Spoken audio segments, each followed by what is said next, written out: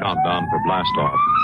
X minus 5, 4, 3, 2, X minus 1, fire.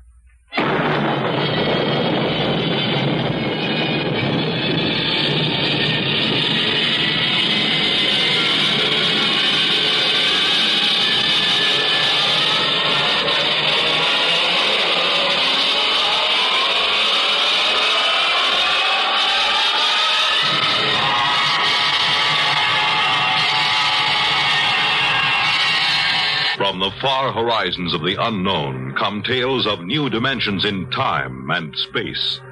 These are stories of the future, adventures in which you'll live in 1,000,000 could-be years on 1,000 maybe worlds.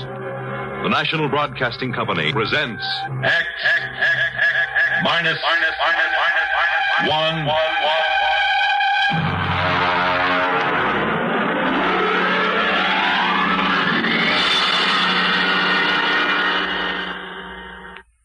The Haunted Corpse by Frederick Pohl.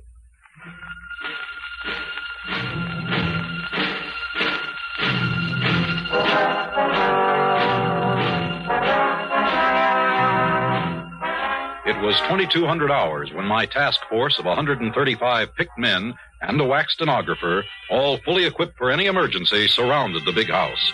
Just as I stepped out of my Jeep, the old boy himself came storming out of the house with fire in his eye.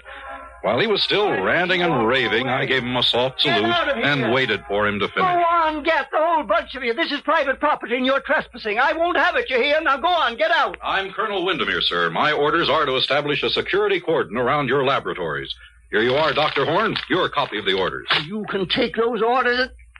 Say, who put you up to this? I know, Van Pelt.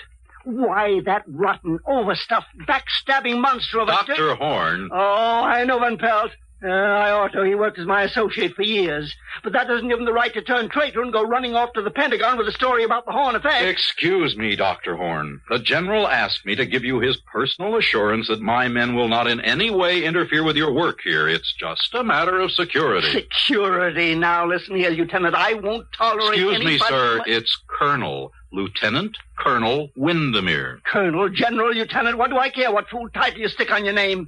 The Horn effect is my personal property. Not yours, not Van Pelt's, not the Pentagon's. Not anybody's but mine. You and your whole army can go plumb to the devil. Good day.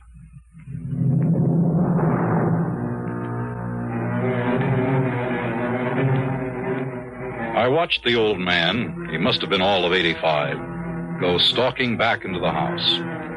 During the night, a wire stringing detail surrounded the whole place with 3-strand electrified barbed wire with guard towers every 50 yards. I inspected the whole establishment before breakfast the next morning. And then, satisfied that everything was in order, I ate breakfast in my tent. I was interrupted by the appearance of Van Pelt, the fat and chubby scientist who had sent the original report to Washington. What did he say? How did he take it, Colonel? I mean, is he sore? Sore as a boil, Doctor. Oh. Well, you're here, so I guess he won't try anything. By the way, I didn't get a chance to have breakfast in town, and I wonder... Oh, of course. Have some bacon and eggs. Thank you very much. It looks delicious.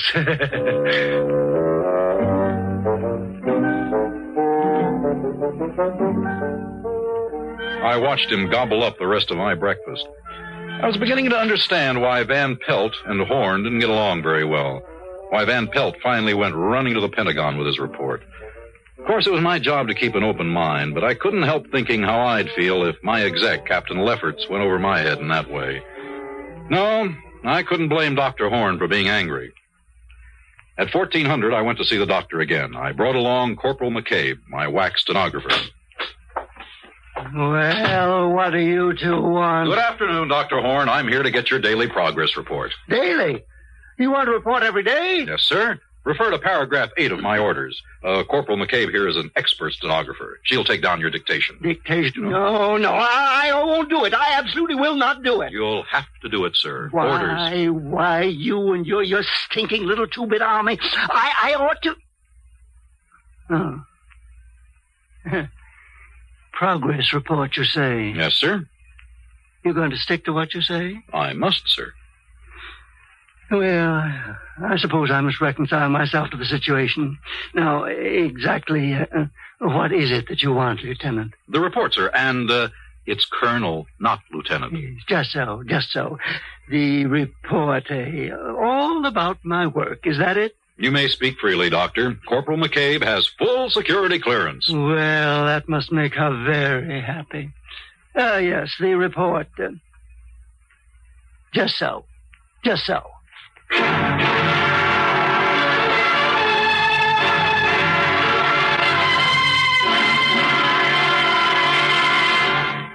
You're listening to The Haunted Corpse on X-1. Have you ever read the want ads? Well, say one morning you pick up your hometown paper and spot an ad which reads, Wanted, for important position with fast-growing concern.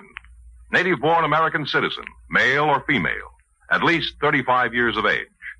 Must be able to give proof of 14-year residence in the United States.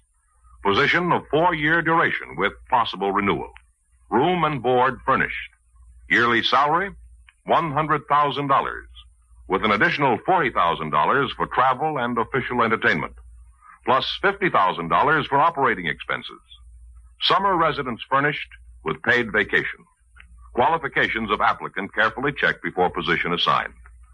Now, an ad sounds mighty attractive, doesn't it? But the job it describes isn't a soft one by any means. As a matter of fact, it's probably the toughest job in America, that of being President of the United States. And the first job of each president is to take an oath that he will faithfully execute the office to which he's been named and will, to the best of his ability, preserve, protect, and defend the Constitution of the United States.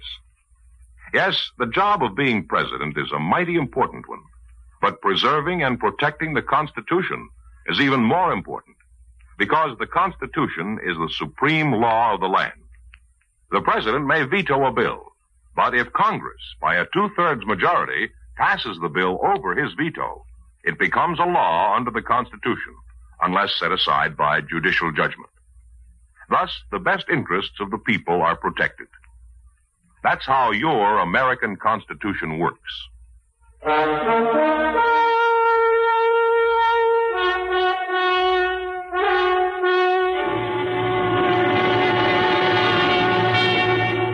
Now, back to X-1 and The Haunted Corpse. I wasn't deceived by Dr. Horn's sudden willingness to cooperate. He was probably trying to win my confidence so they could find a way to phone his congressman and make trouble for the whole operation. But I merely nodded to Corporal McCabe, who opened her notebook and got ready to take the dictation. Very well. This machine you see here is my polycloid quasitron. Now, to understand its operation, let me explain. Oh, sir, excuse me, that term... Oh, yes. Dr. Horn, would you kindly spell those two words for the corporal? Just so. Polycloid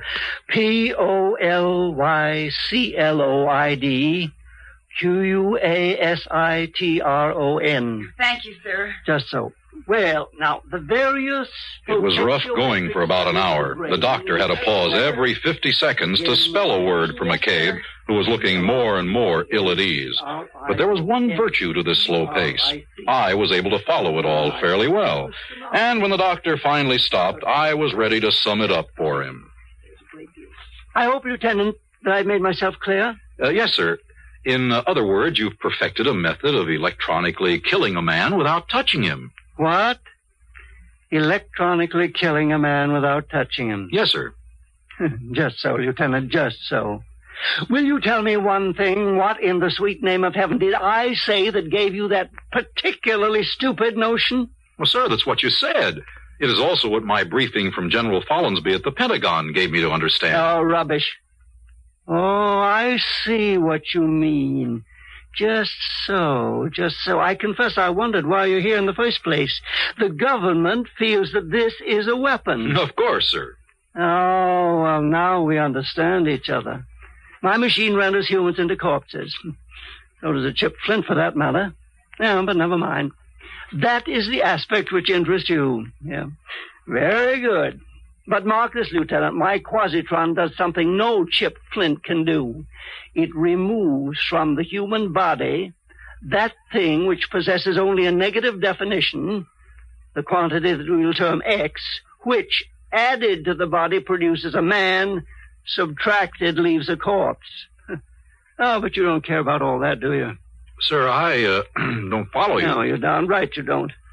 We're all corpses, don't you see? Corpses inhabited by ghosts. And there's only one man in the world who can separate the two without destroying them, and that is me. And there's only one way to do it, and that's with the quasitron. Good day, Lieutenant.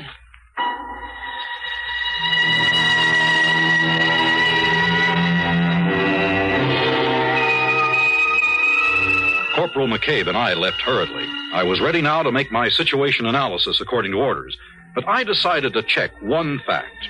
I summoned Van Pelt to my tent that night.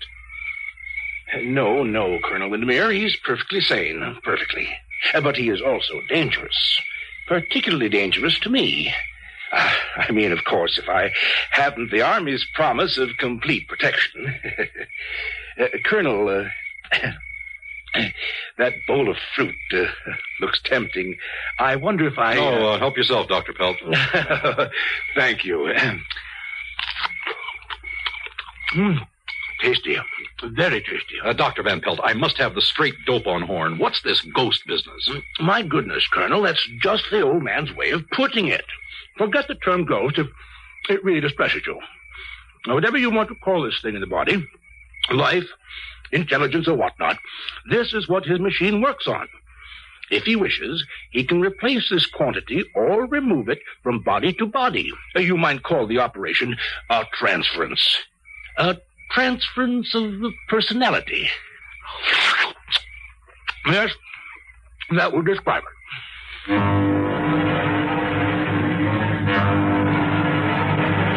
Well, I got rid of Van Pelt fast after that. Now I had something really exciting to look into.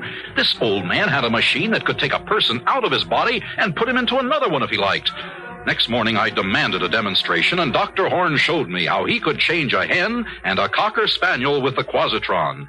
It was weird, but impressive and convincing. Well, Lieutenant, do you believe in my machine now? Remarkable. But can it work with people? Well, indeed it can, but these ridiculous laws governing the conduct of institutions. Heaven knows I've tried to get permission for an experiment. A man dying of cancer, for instance, to exchange with a feeble-minded youth. Why not? Put the sound mind in the sound body and let the other die. But no, they won't have it. I see. Then it actually has never been done. No, but, now you're here, Lieutenant. A military man, very brave. Just so. All I've ever needed was a volunteer. Now, Van Pelt refused, the coward. So is everyone else, but now you... Negative, sir, negative. I am not a lieutenant, doctor. I am a field-grade officer. But if there is a need for volunteers, I can find them for you, sir. You can? You really can? Yes, sir. I can think of several likely prospects. Give me until tomorrow. Just so, Lieutenant. Major, Captain, then. Tomorrow will do splendidly.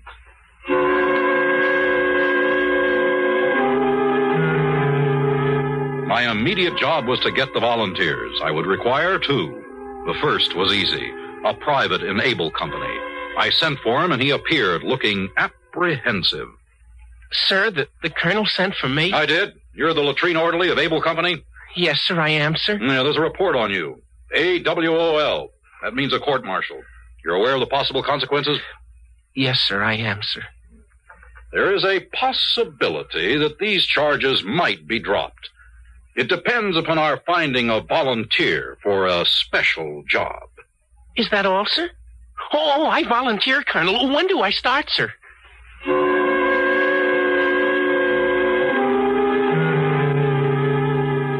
That was one.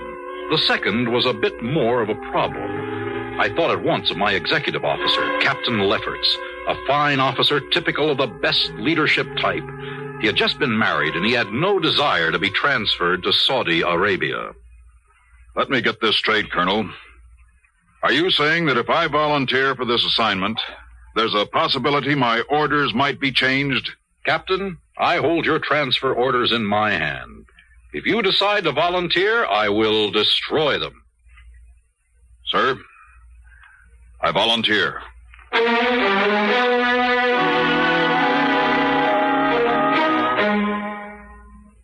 So it was done.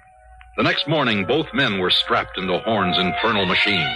There was a great crackling and sparking.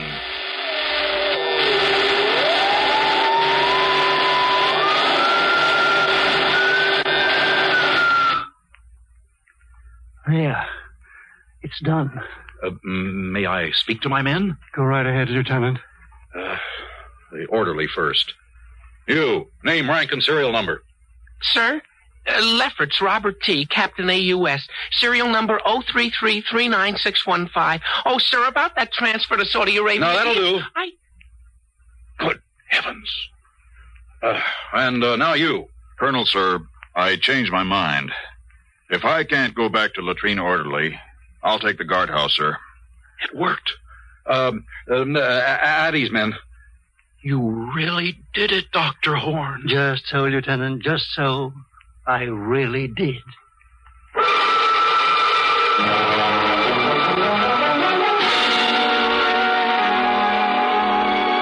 Horn switched the two men back again while I rushed for the telephone. Crash priority, the Pentagon, General Follansby, priority and classified. Ask the general to stand by for scrambler.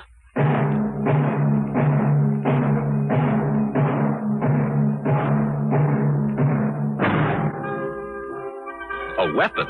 This was far more than a weapon. We had the world by the tail. I got through to the general, and I was excited as I pointed out the implications of the device. Suppose a hostile representative visited this country, I told him. One of our men could switch places with him, and no one would ever guess. In time, we could have our men in the top positions of every government in the world. Our men reporting to us. It was the greatest opportunity any government ever had. The general was impressed in spite of himself. We arranged an appointment in the Pentagon for the next morning. As I hung up, I fingered the silver leaf on my shoulder. It would soon be a star. Colonel! What is it, O'Hare? Sir, I don't know how to put this.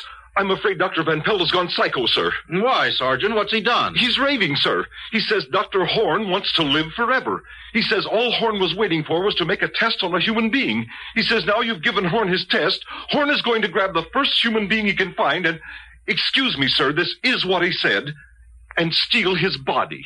Great Scott! Where's Van Pelt now? In the laboratory, sir, with Dr. Horn. Gee, is everybody around here nuts? I saw it all in a flash. Dr. Horn had a brilliant mind, but a worn-out body. He was going to make a switch before his own aging machinery broke down. I had to stop him. Van Pelt was there, literally asking for it. When I opened the door of the lab, I stumbled over Horn's body, dead. He'd already done it. Next to his body sprawled my whack, Corporal McCabe, stunned by a blow on the head as she tried to prevent the tragedy. And there at the machine was Van Pelt, or what used to be Van Pelt, striking the complicated machinery with one blow after another. Too late, Colonel! Too late! Don't destroy the machine! Stop! It's too late, I tell you! Too late! Not that I know who you are! You're not Van Pelt! You're Horn! Get away from that machine! No! Not till it's destroyed! Destroyed! Destroyed! McCabe, you killed him. You fool, you unutterable ass! Wing him, yes. Stop him from smashing the machine, yes, but why did you have to shoot to kill? It seemed the best way.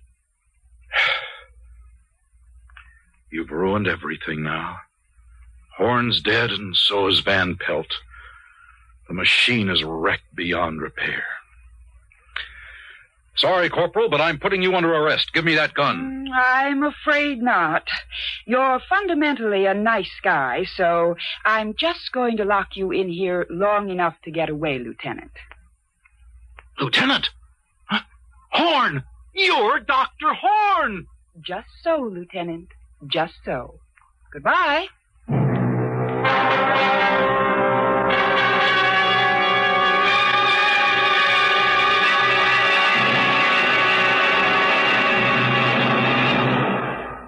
X-1 has brought you The Haunted Corpse, a story written by Frederick Pohl and adapted for radio by William Welch. Featured in our cast were Edgar Staley as Dr. Horn, Walter Black as the Colonel, and Dean Lyman Almquist as Van Pelt. Others in our cast were Lydia Bruce, Alan Collins, Bob Hastings, and Ralph Camargo. This is Fred Collins speaking. X-1 was directed by George Voutsas and is an NBC Radio Network production. We pause now for station identification. Countdown for blast off. X-5, 4, 3, 2, X-1, fire.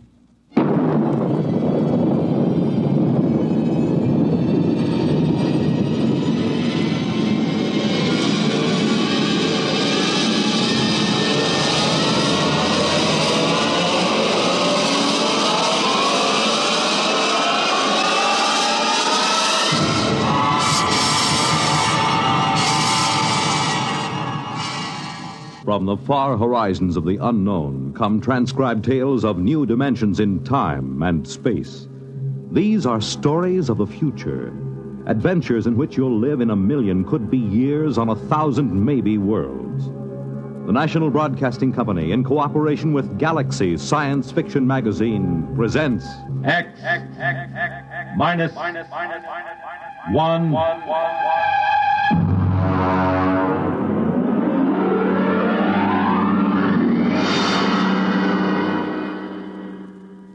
Tonight, Chain of Command by Stephen R.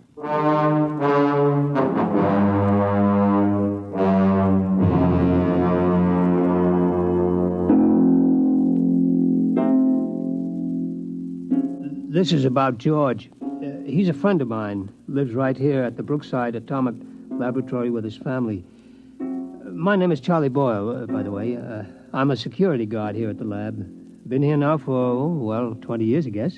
Of course, they don't use the lab anymore. Lots of weeds and things, and, I stick around. There isn't really any place to go. Oh, well, I'm getting away from it after all. This is about George. Some of it I knew myself. A lot of it he told me after it was over. It began, it began the morning after George's wife lit into him. I think, George, the least you could do is complain. After all, are you a mouse or a man? Clara, what's the point of complaining? It'll just start trouble. We do live at the laboratory. We have some rights. The best thing we can do is just stay right where we are. But it's dangerous. There's nothing dangerous about it, just so long as we know what we're doing. I'm not thinking about us. I'm thinking about the children. The children know where they mustn't go. George, I will not go on like this without a moment's peace of mind. If you had the slightest concern for my welfare or for the children's, you'd... All right. I'll go talk to old Charlie, the security guard. Why not talk directly to the superintendent? Because of the complications. Now, I promise you I'll explain the situation to Charlie. He knows me. I've talked to him for over a year now. And he hasn't the slightest influence. I'll impress the seriousness of the situation on him. All right, but do it now. I will. And be firm. I'll be as firm as I can.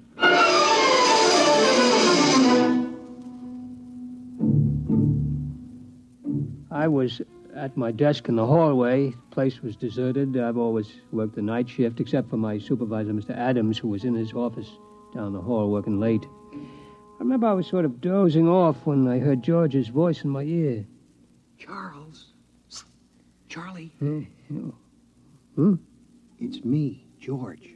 Oh, yes, George. Yeah, how are you? Fine. Can I have a chat with you? Chat away. I got all night. Good. It's about the trap. The trap? The one outside our door. Oh, that trap? Clara, my wife, says it's dangerous. Well, now, She'd like it removed. Removed? Oh, no, George. That can't be done. Regulations? Regulations.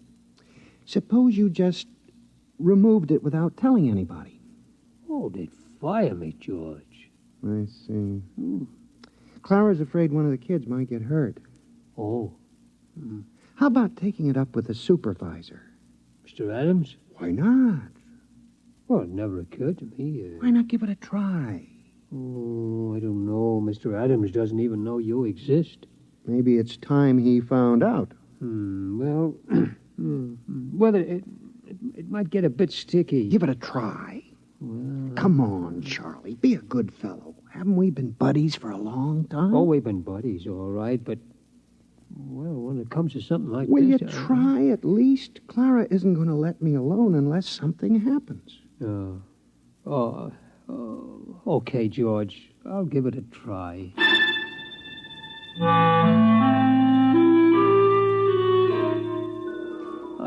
I straightened my tie and I brushed off my uniform real neat and I went into Mr. Adams' office. I could see the light under his door and I hear him on the phone, so I knew he was there. Edgar? Adams up at Brookside Lab. Uh-huh. How are things in Washington? No, nothing serious. Just want to have a fingerprint check on one of our scientists. Uh-huh. Yeah, number 7X4582. That's right. How's the missus? Ah, good. Now, excuse me a minute, will you? Somebody at the door. Come in. Oh, hello, Charlie. Edgar, can I call you back? Fine. Yeah, what is it, Charlie? Well, I'd like a word with you, Mr. Well, look, Charlie, I'm on the phone to Washington. Is it a security matter? Oh, in a way, Mr. Adams. Well? I don't know how to tell you, really. Well, just tell me. Well, sir, there's a mouse named George down in room 412 who doesn't want the trap outside his door. Well, that's just too... What? A mouse in room 412. He objects to the trap. Look, Charlie, I'm busy. Is this a joke or something? Oh, well, I guess maybe it is. I mean, I like a good joke as well as the next fella, Charlie, but, well, I mean, it's late and I got a lot of work to do. Do you mind? No, Mr. Adams. Yeah, well, that's fine. You just get back to your desk, huh? Okay, Mr. Adams. And, Charlie, yes, sir, yes. Next time one of the mice complains, tell him to come in here and speak to me himself. Yes, sir. Edgar Adams here again. I'm sorry. One of the security guards playing a little joke on me. He came in to say one of the mice here at the lab is complaining about the trap outside his door. You got him down Washington, too, huh? Yeah? What do you do about it? Traps, huh? Yeah. Yeah, it's the only way, I guess. Yeah.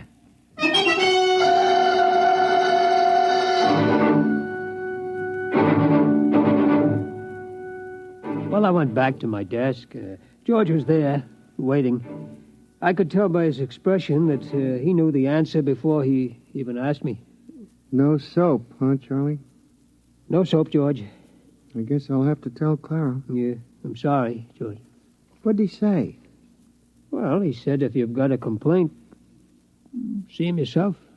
He said that, huh? Yep.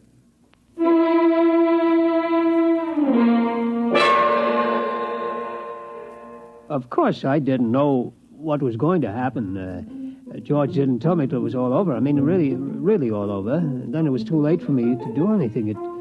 It turned out, though, that Clara, that's George's wife, told him that if he didn't go talk to Mr. Adams, she'd up and leave him. Yeah, leave him and the kids, too. So him and me, we went. And nothing negative on his record, eh, Edgar? Well, okay. Yeah, excuse me a minute. Come in. Oh, what is it this time? Excuse me, Mr. Adams. It's that mouse. He wants to talk to you. I'll call you back, Edgar. Now, look, Charlie, I mean, this is going far enough. Yes, sir. Yeah. Yes, sir. What the devil you got in your hand? Well, this is him, sir. It's the mouse I was telling you about. George. Hey, George. This is Mr. Adams, the security supervisor. How do you do? Huh? How do you do? Ventriloquism, huh, Charlie? Pretty good. Oh, it ain't ventriloquism, Mr. Adams. He talks.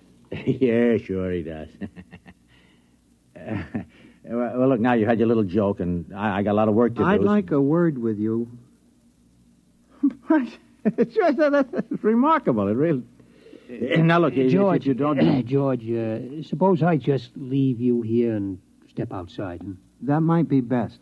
Excuse me, Mr. Adams. No, wait a minute. You can't leave that beast in here. He won't take much of your time. But, hold Hold it.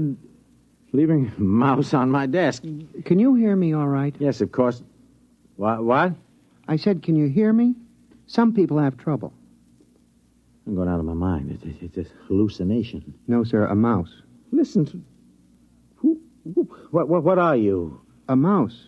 You know, cheese, rodents, all that sort of thing. Do you mind if I touch you? Okay, but take it easy. Careful, don't bend up the whiskers. You're real. Sure I'm real. Now, listen, about that trap. The trap? My wife is driving me goofy.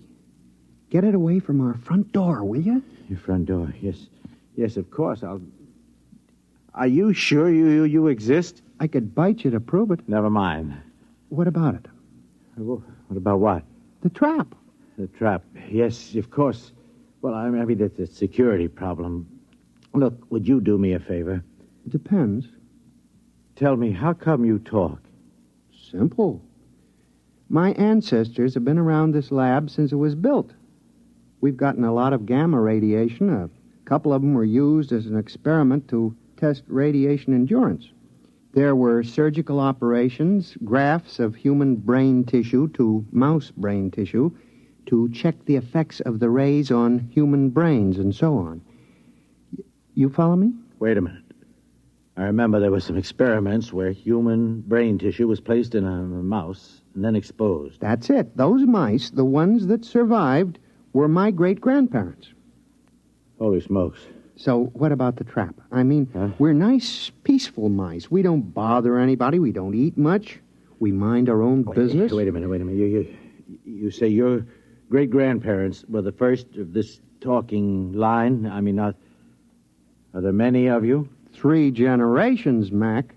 That's a lot of mice. Tell me, have you talked to anybody besides me? Well, I talked to Charlie. No, I mean besides Charlie. I tried it with a couple of guys. They wouldn't listen. These others, what do you call them, your relatives, have they talked to anybody? Tell me. How should I know? I suppose they've talked to dozens of people. Where are these people they've talked to? The mental hospitals are full of them. It's a problem, see. We can talk to kids and, you know, the odd ones, but anybody else, they get scared. Uh-huh. So what do I tell Clara about the trap? Clara? My wife, Clara. Oh, well, it's a security problem. I think I'll have to take it up with Washington. Okay, take it up. Yeah, I'll dictate a memo first thing in the... No, I won't. They'll think I've flipped. Okay, I'll tell Clara. Now, wait a minute. Let me make a phone call. Sooner or later, this thing has got to be dealt with. Edgar, Adams at Brookside.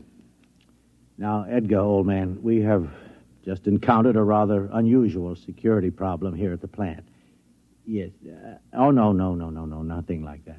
Mice. Yes. Talking mice. No, Edgar, it is not a joke. I know we were joking a while ago, but it turns out there are talking mice here. Edgar, listen. Please, Edgar, will you listen? I'll put one of them on the phone. Now, listen, would you... Here, would you just talk, please? What'll I say? Just say anything. His name is George. Hello? This is George. I'm trying to get the authorities to remove the trap from in front of my... What? Yeah, let me have it, will you? Edgar, listen, I am not kidding, and I have not gone mad. This is on the level. In my office at this moment, there is a mouse who talks. In this top-secret atomic laboratory, there are several hundred such mice, for all I know. Look, Edgar, you don't believe me, and I don't expect you to believe me. No, I don't want a vacation. Good night, Edgar. He doesn't believe me. We keep running into this all the time. George, are you really interested in doing something about that trap? Have you ever met my wife? Oh, of course you haven't. Wait a minute, I got it. I'm going to call for a top-level security conference at the Pentagon. George, will you come down there with me? Will you? We won't say a word. We'll just appear. Washington? First-class accommodations. We'll get you the best suite in town. Do you like cheese? Do I like cheese? Can you get provolone down there? Get what? Provolone. We'll get it. All the provolone you can eat. I've never traveled before. George, you'll love it. Chance to get away from the wife for a while, huh? What do you say, boy? You and me, huh? We'll live it up down there. Look, I I know a couple of girls. I seem to recall they had mice in their pantry.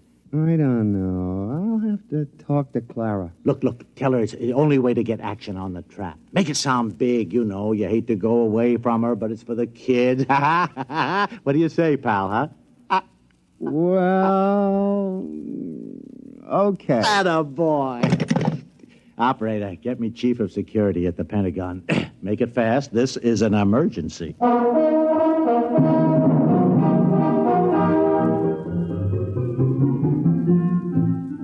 I wasn't there, but like I say, George told me all about it after it was over. Seems him and Mr. Adams went down to Washington on a morning plane. George got a little plane sick, but he liked flying pretty good anyway. They checked in at the Statler, then went over to the Pentagon. Order, gentlemen, order. As chief, I hereby convene the meeting. It's been called as a Priority A emergency session by Mr. Adams, who, as you know, is security chief at our Brookville Atomic Laboratories. Mr. Adams? Yes, thank you, Chief. Now, gentlemen, it may come as a shock to all of you. It did to me. But I've learned that some 1,200 English-speaking individuals have been operating freely within our top-secret laboratories at Brookville without any security clearance whatsoever. You did say 1,200? Actually, sir, 1,207. Who are these people, sir? Mice, Chief. Mice? Yes, sir, mice. I have one of them here with me. Somewhere. George. Here. George. Oh, there you are. George, would you just mind stepping to the center of the table? Right. Gentlemen, this is George. How do you do? Well, this is most remarkable. George is the result of an experiment conducted some years ago in which bits of human brain tissue were grafted into live mice to test radiation effects. And there are 1,200 of these inside the lab? 1,207. Without security clearance? Without security clearance. Oh. Well. Sir, Mouse? Call me George. George? George, tell me what you know. My wife wants the trap removed from our front door. She thinks it's dangerous for the children. Has she been cleared? Quiet, General. Well, a major lapse of security. I'm aware of the lapse, General. What about the trap? I refuse to countenance any act that will aid the entrance of more of these spies and saboteurs into the plant. Who's a spy? I'm a mouse. Tell me, have you overheard any conferences? Maybe a few. Seen any documents? My kids play in the secret document file. It's the safest place in the lab. Have you yourself ever seen any papers marked top secret? Seen them? Heck, I've eaten them. I believe this calls for some action, gentlemen. Mr. Adams, if you and this rodent will retire to the next room, I think we'll have a brief caucus. Yes, sir. George. Okay. Yes, sir. See you later, gentlemen. Listen, what about the provolone? Never mind. Well, I think we should try to forget for the moment that these creatures are mice and deal with them as security problems. Concur. Now then, the first question is one of loyalty. I raise a question at this point. General? Are these American mice? Well, I assume that... Well, but do we know? You have a point, sir. Perhaps we ought to get immigration in on this. Immigration? I'd say extermination. Before we do anything rash, General, I think we ought to learn more about these creatures. Who they are, what their habits are, their loyalties, how much they know. Suppose this George creature won't tell us. We'll have to use every trick in the book. Now, I would suggest we first try the velvet glove. The full treatment.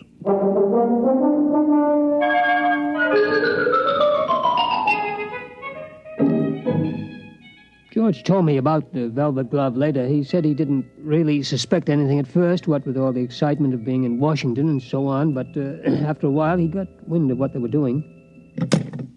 Room service. This is Mr. Adams in 712. Will you please send up a pound of provolone. Provolone, please. Cheese. Yes, and some more wine. Yes, fine. Right away, please. They'll have some more right away, George. Can't get enough of this stuff. Really delicious. George, have a little more wine. I don't mind if I do. This is the life, all right. It's a great town, isn't it, George? Stupendous. By the way, George, those documents you mentioned eating, do you remember what they said? Something about nuclear weapons. Listen, Adam, what about those girls you mentioned, the ones who had mice in their pantry? Oh, yes. How about giving them a call? Well, George, a little late, don't you think?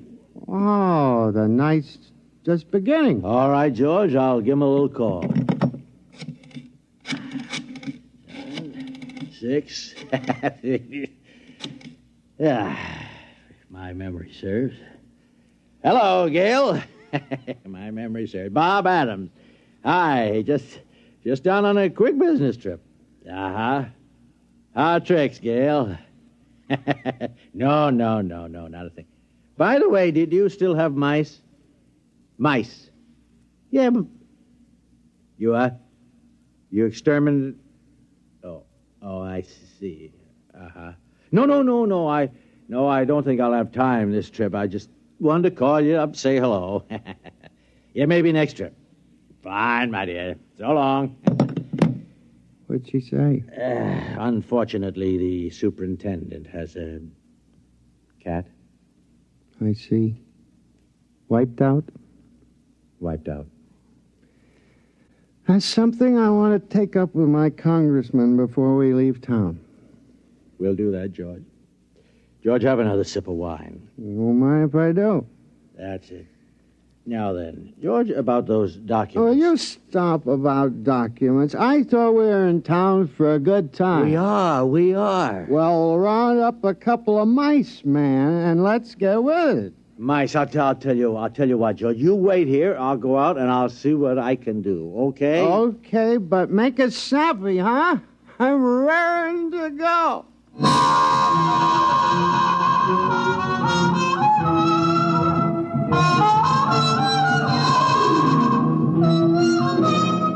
Next morning, Adams woke George and told him they were scheduled for another conference at the Pentagon. George, wake up, huh? Oh, what a head. Come on, George. We're due at the Pentagon. Easy. Don't talk so loud. Wow. Where did you get those white mice last night? Over at the National Research Lab. Ooh. They must have been feeding those girls wheat germ. All right, come on, George. Come on, you can sober up in the taxi. Come on.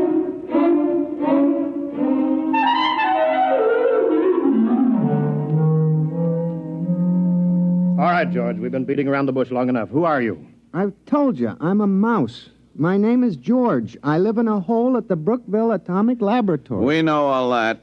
We want to know who's behind you. Nobody's behind me. Listen, you guys don't have to be afraid of me. I'm only a mouse. It's the perfect fifth column. The ultimate weapon. Do you realize that you and your family are living inside a secret government installation without any security clearance whatsoever? I'm willing to be investigated. How do we know you aren't an agent for a foreign power? How do we know you aren't an agent for a foreign power? Preposterous. It'd be the perfect fifth column. Gentlemen, I will not remain here to be insulted by this creature. And I will not be insulted by you, sir. Gentlemen, good day. No, George, wait, come back. Where George, is he? He went that way. Get him off. George. He's going into the wall. Grab him. Too late. He's gone. Well, men, this is it. We'll have to decide on a course of action. We've got to recapture him. Look, I think the first thing to do is get a cat. He's too smart for a cat. Well, something's got to be done. Something's got to be done. After all, these creatures have access to every secret file in the country. Not to mention eavesdropping on our private lives. The thing that bothers me is, gentlemen, they multiply in another 3 generations. There will be some 12 billion talking mice, 6 times the human population of the Earth. It's no matter for fooling around. Kill or be killed, gentlemen. The problem there is how. We have reason to believe they're concentrated in Brookville. I say evacuate all humans and blow up the plant. Use the H-bomb if necessary. I'm afraid you're right, General. We must exterminate. I'll phone Strategic Air Command and alert them. SAC, please. Hello, Bell. This is Ed. Listen, fuel up a couple of big ones. No, nothing serious, but we may want to use them in the near future. Just stand by, that's all. I'll call chemical warfare, get the best information on exterminating rodents. Hello? Hello? That's funny. It's gone dead. Hello? Hello? Something is wrong here. Sounds almost as if the line had been cut. Adams, get out an alarm for that mouse.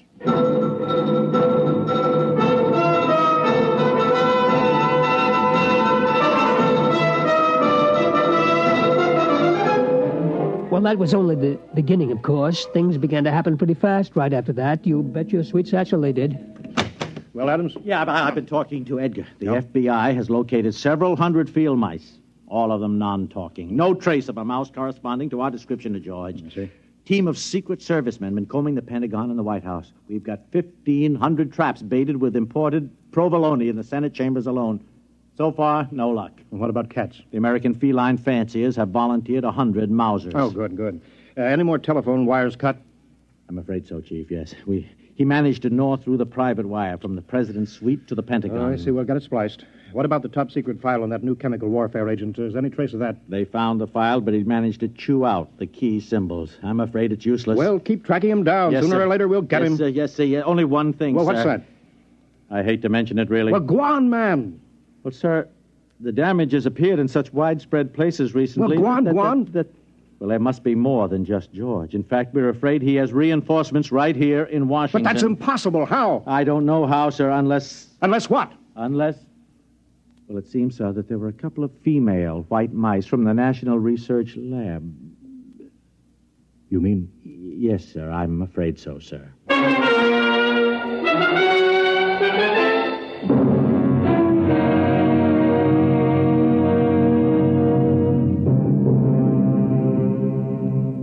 I guess maybe you know the rest. Within a couple of weeks, every cable, telephone line, power line, every telegraph line in the United States had been cut.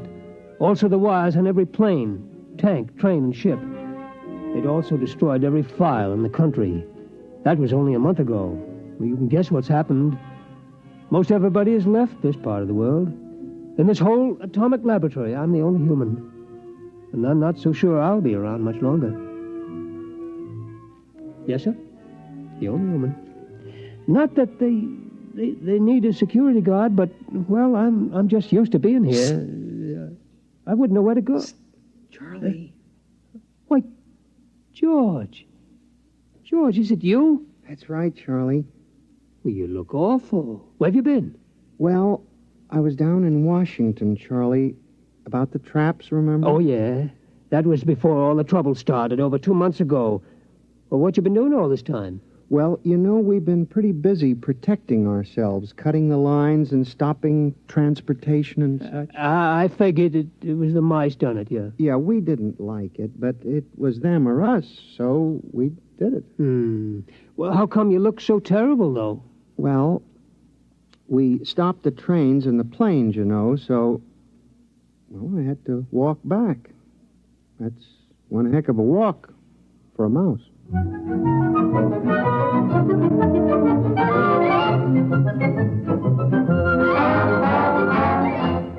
Like I said, this is about George.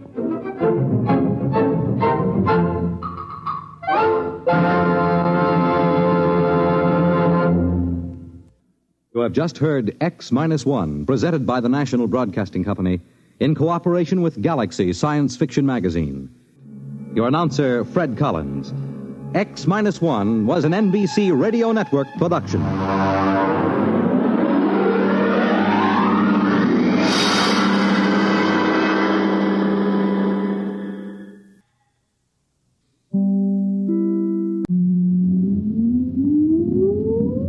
Countdown for blast off. X-5, 4, 3, 2, X-1, fire.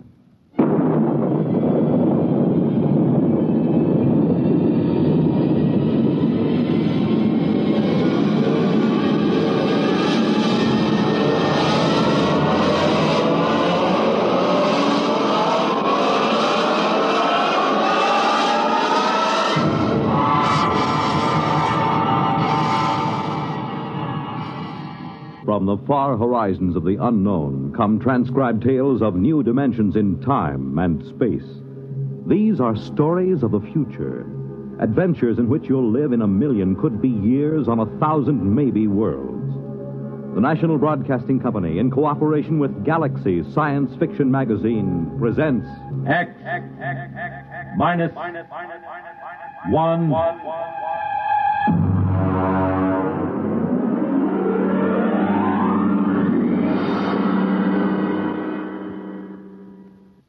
Tonight, the time is 1965. The place, a golf course. The story, open warfare.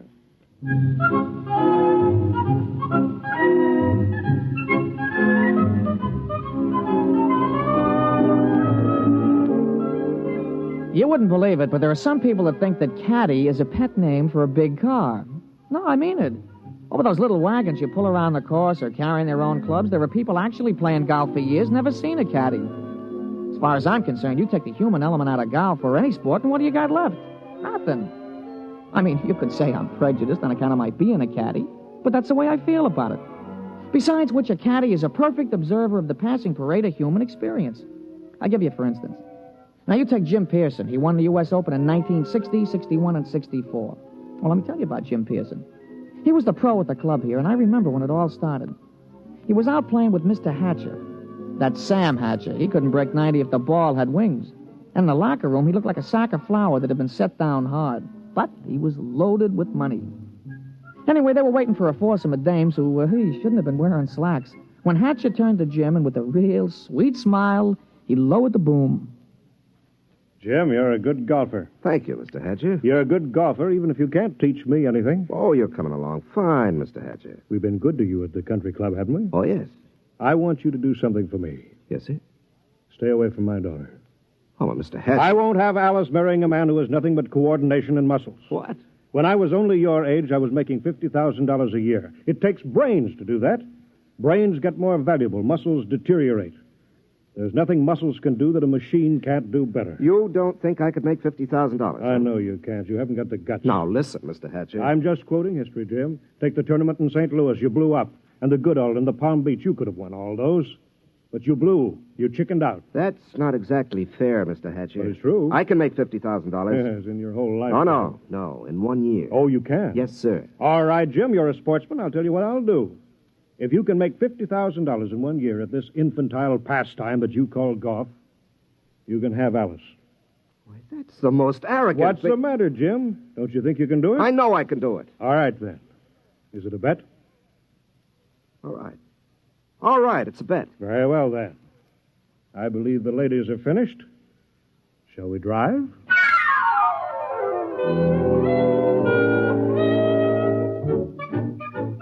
Naturally, old man Hatcher set a trap for him. And I guess it worked pretty good, too. Jim knew I heard the whole thing, so he used to talk it over with me. Hey, you've been doing real good this season, Mr. Pearson. Sure. Been away on the whole circuit. I haven't seen Alice more than 1 day at a time in the last 6 months. You, hear from Miss Hatcher? Oh, yes. Yes, I got a telegram right after I won the first tournament. It said, and I quote, "I won't be bought and sold. Signed, Alice." She found out about that bet, huh? Yeah, I'm sure her father made sure she did. Wouldn't it frost you? It did. It cost me $5,000 in tournament money, and then I just got mad. You know, the cold mad, the kind of mad that puts 20 yards on your drive? Yeah, I know what you mean. Sometimes when I get sore at the caddy master, I go out to the driving range. Bango! Every time you hit it, you got it right between his eyes. Yeah, that's the idea. Every time I slam a ball down the fairway, I feel as if I've just belted Hatcher right behind the ear. You, still figure you got a chance? Oh, I'm going to get that $50,000 this year, all right. I'm going to win the U.S. Open, and that's worth $25,000 in cash plus vaudeville appearances or Ed Sullivan's television show or something. And I'm going to take the money and I'm going to lay it in front of Alice and I'm going to say, I wasn't buying you. I was buying the right to tell you I love you. Ah, gee, that's pretty. All right, never mind. Give me a number 7 iron.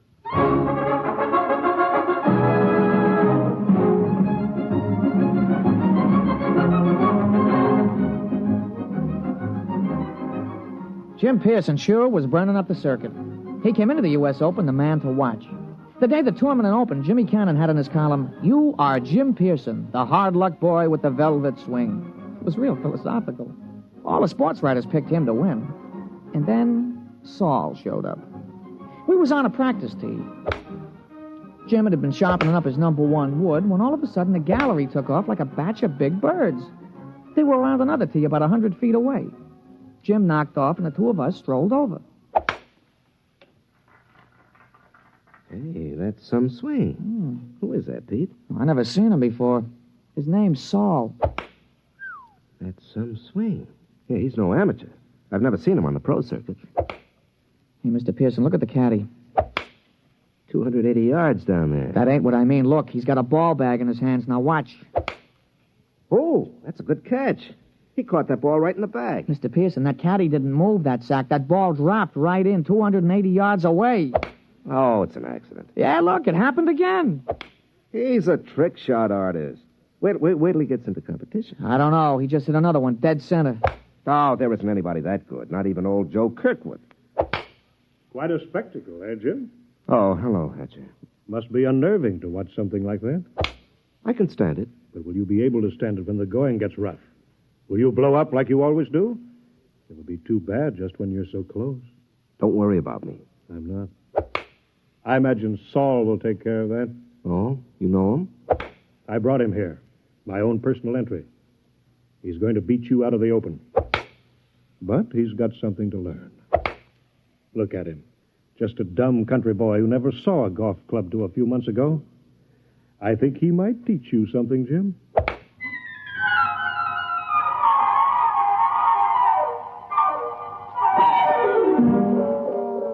Oh, I could tell Jim was going to have a good day the minute he took his driver out of the bag.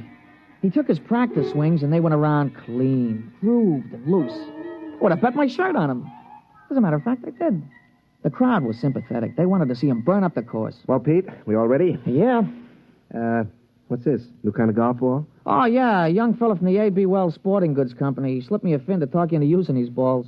Well, I don't know. They any good? Yeah, I figured. They guaranteed they had 20 yards to every drive. I sure could use 20 yards. Well, he's going to come around to see you later. He wanted to sign you up for testimonials and advertising and things. You know, the golf ball used by Jim Pearson when he won the U.S. Open, that kind of thing. There's a lot of dough in it. Well, we'll give it a try. Let's tee up.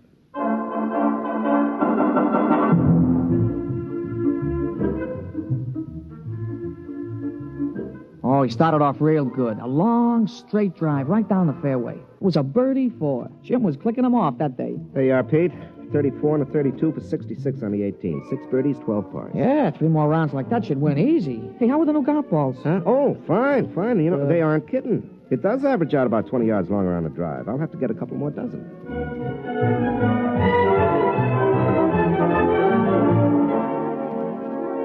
We went around to watch Jim's score being posted on the big board.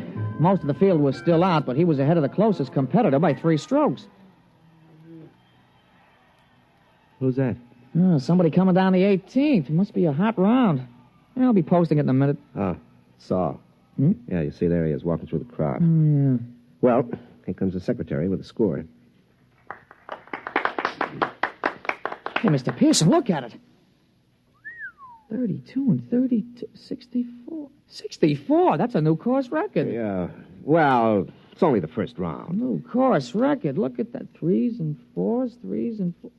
He ain't over 4 for the whole day. What's the matter, Jim? You don't look well. One round is not a tournament. Well, comfort yourself while you can. Saul's just getting warmed up. He's that mythical thing, the perfect golfer. But he's dumb. No brains, Jim. No brains at all.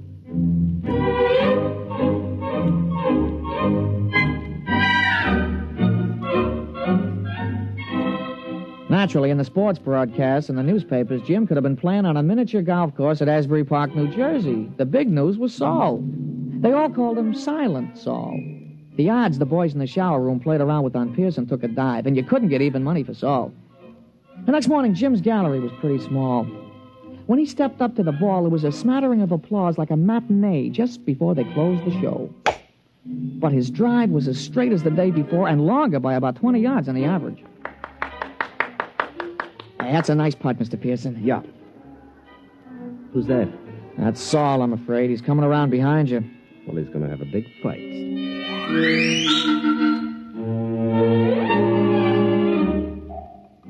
Jim's second 9 was a duplicate of the day before. Another 32. He equaled Saul's record-tying score of yesterday. Then when we came in to read it on the big board, he looked like somebody hit him on the head with a driver. Look at that, Pete. 31 out, 31 back for a 62. He's got me by 2 strokes today. And 4 strokes in all. What do you got to say, Jim? Oh, nothing, Mr. Hatcher.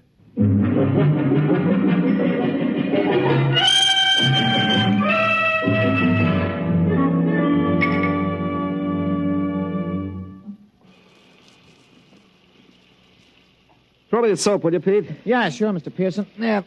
Thanks. You know, there's something wrong, Pete. Just doesn't happen this way. That's tough luck, Mr. Pearson. Oh, no, it's not that.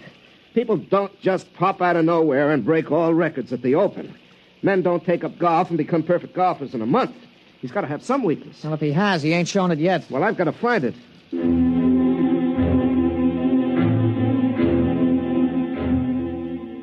Jim was out the next morning, and he came in with a classy 32. On the back nine, he slipped a stroke to 33. He was still 4 down. He shook off a couple of reporters who were trying to egg him into a feud with this Saul, and the two of us just hung around in the crowd watching Silent Saul.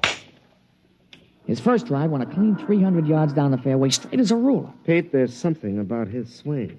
There's something about it. I've seen it before. Oh, you never saw that Silent Saul before, Mr. Pearson. Still, there's something about his swing.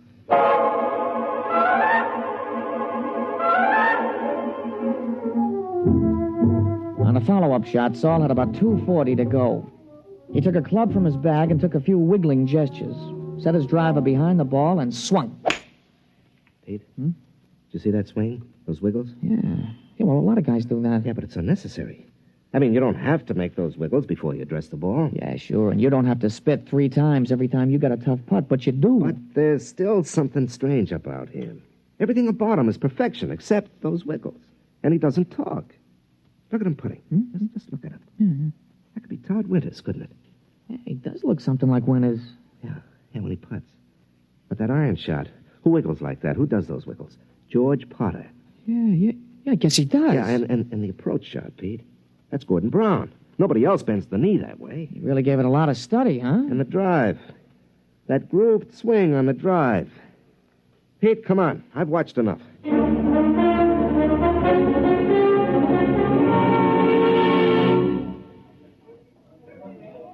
Pearson, a 63, I see. You're 6 strokes behind with 1 round to go. You want to give up now? I don't think I will. I think we'd better talk about it privately. That won't be necessary. Well, it doesn't matter to me, but I know that Saul is a robot. So you think he's a robot? Isn't he? Of course he is. How does it feel to be beaten at your own game by a mindless machine? Oh, you haven't won yet. The golf ball takes some funny bounces. How did you find out about Saul? Oh, Saul is a lot of things, but none of them is Saul. He's Todd Winters, George Potter, Gordon Brown, and his drive, that's me. You copied it after me. Take us away and there's nothing left. Tell me, how'd you do it? Money can do anything. All it needs is a purpose. We've been working on colloidal brains up at our place. Our new miniature atomic power plant is ideal. You throw in some sensory mechanisms, some relays, feed in analysis of a slow-motion pictorial study. And you have a golf machine. Must have cost hundreds of thousands of dollars. Closer to $1 million. $1 million? $1 million to keep me from winning $25,000? Don't you think that's unfair? Unfair? You listen to me. Nothing is unfair that doesn't break the rules. And the only rule worth remembering is this, that the best man always wins. You mean the best machine? A machine is only an extension of a man, like your golf club. I don't happen to be endowed with golfing muscles and responses. You do. Those in your golf clubs let you hit a ball farther and straighter than anybody else. Saul lets me hit a ball farther and straighter than you do. It's as simple as that. No, wait a minute. That wasn't the bet. The bet was that I couldn't make $50,000 in a year. Maybe it was your bet. It wasn't mine. I bet that I could beat you at your own game. I don't think that you're good enough for Alice. You're not smart enough, not man enough. Should I let a few well-distributed, well-trained muscles blind her to what you really are? And what's that? You're a quitter. You can't stand pressure. You're no competitor. If you can't win at your own game, you can't win at anything else. Suppose I win tomorrow. 6 strokes back? Playing against the perfect golfer? Suppose. Then I'd have to admit I was wrong. You have my word on that. And you could also have Alice, if she wants you.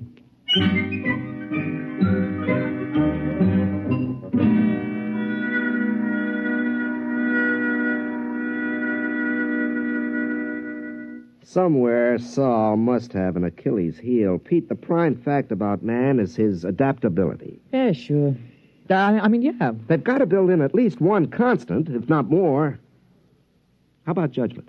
I don't think so. I mean, they could tell whether he'd have wind or rain or the sun or slow greens or something. They got to take care of that. Yeah, I suppose so. Hey, maybe you could jimmy him. You know, drop sugar in his gas tank or something, smash him up. Oh, no. That isn't fair. Saul is fair. Well, I mean, Mr. Hatcher, he's playing fair according to his lights. He could have had me crippled or poisoned or something, but he didn't. Well, I'll just have to beat him on our own ground on the golf course. Oh, I don't know, Mr. Pearson. You'll have to shoot in the 50s. Well, a golf ball takes some funny bounces. Yeah, it sure does. Wait a minute, there is a constant. Hmm? Listen, Pete, you know Saul's caddy? Yeah, I know him. An illiterate type of guy, yeah. Could he use $10 or maybe 20 or 50? He's a caddy, isn't he? All right. Pete, I want you to talk to him. You'll do better than I can.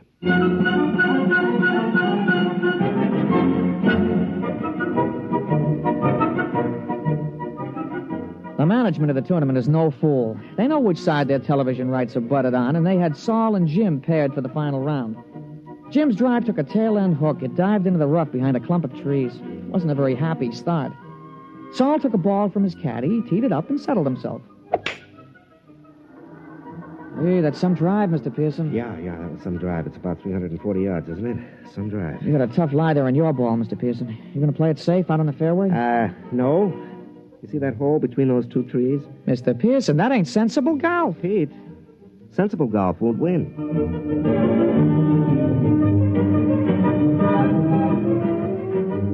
Well, he made it.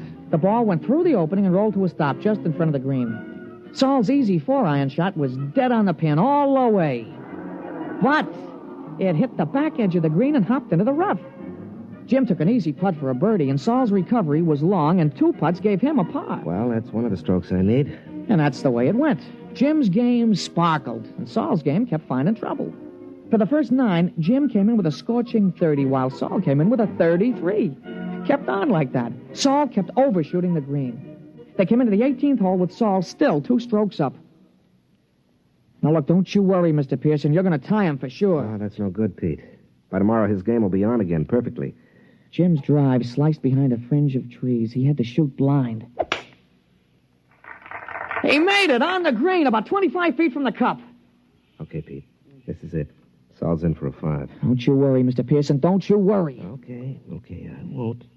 He lined it up. He studied the green. He noted the slope and the lay of the grass.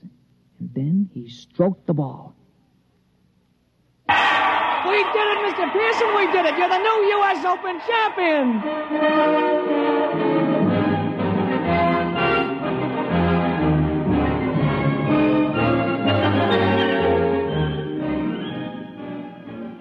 Now, we finally busted loose from the television and the movies and all those hangers-on, and we ducked around the back to the pro shop, where we run into Mr. Hatcher. How did you do it?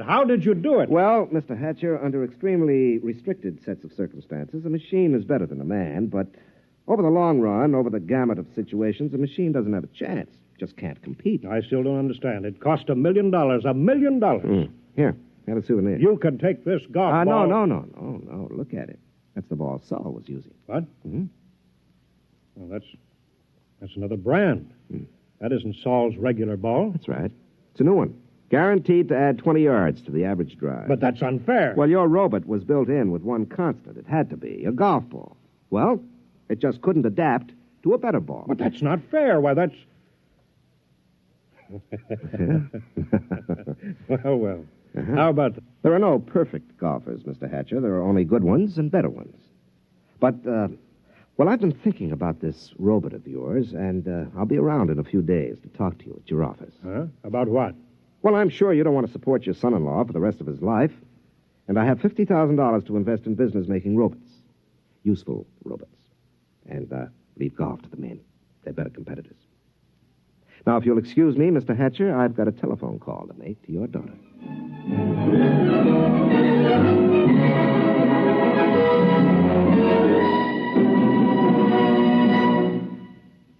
You have just heard X-1, presented by the National Broadcasting Company in cooperation with Galaxy Science Fiction Magazine, which this month features The Other Celia, a story which proves that something drastic should happen to all snoopers, but nothing as shocking and frightful as this.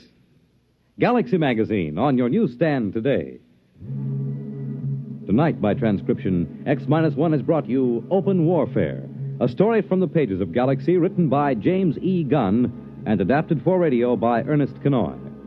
Featured in our cast were Jack Grimes as Pete, Larry Haynes as Jim, and Wendell Holmes as Mr. Hatcher. This is Fred Collins. X-1 was directed by Daniel Sutter and is an NBC Radio Network production.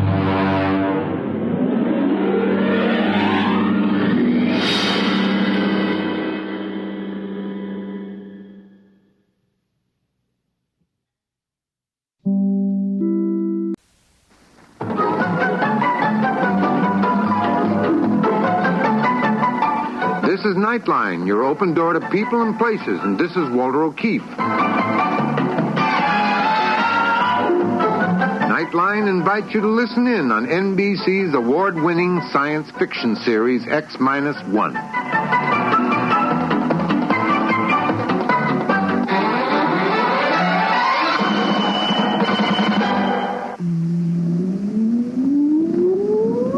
Countdown for blast off. X-5, 4, 3, 2, X-1, fire.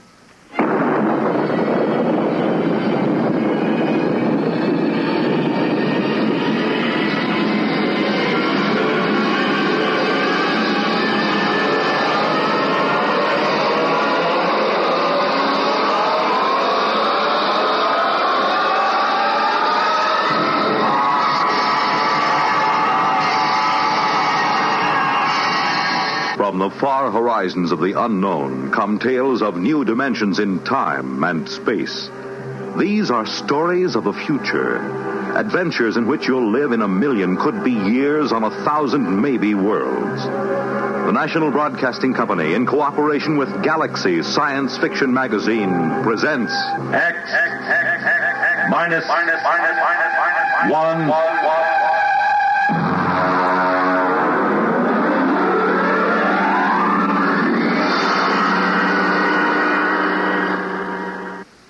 Tonight, Target 1. But first, hear this. The presents have been opened, the gifts enjoyed, and in the case of the kids, a few are already slightly battered. But NBC has one more holiday package for you, and it'll be delivered over this weekend on Monitor. There'll be the music of such bands as those of Guy Lombardo and Richard Maltby, punctuated by the antic commentary of Monitor's own Bob and Ray and Fibber McGee and Molly, and underscored by the up-to-the-minute reports of NBC's newsmen at home and abroad. From Friday night through Sunday midnight, Monitor will bring you another weekend of drama, music, news, and interviews. Of special interest to sports fans will be NBC's coverage of the Friday night fights, Saturday's blue-gray and north-south football games, and Sunday's National Football League Championship game. Use and enjoy Monitor, your weekend radio service. Yes, start your weekend right with Monitor on Friday nights, and stay with Monitor all weekend long over most of these same NBC stations.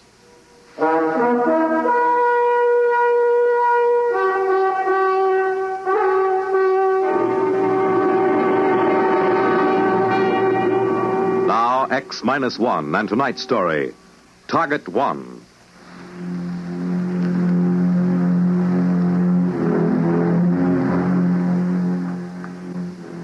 Headquarters of the World Council was in the ruined United Nations building in New York. It took me an hour to reach it, picking my way across the red-colored rubble that had once been a proud city. I was ushered into the office of the president of the council, a former Russian scientist named Melkov. It was hard to realize that only a few decades ago, these people had helped us destroy the world in an atomic war that left less than 100,000 people on the face of the globe.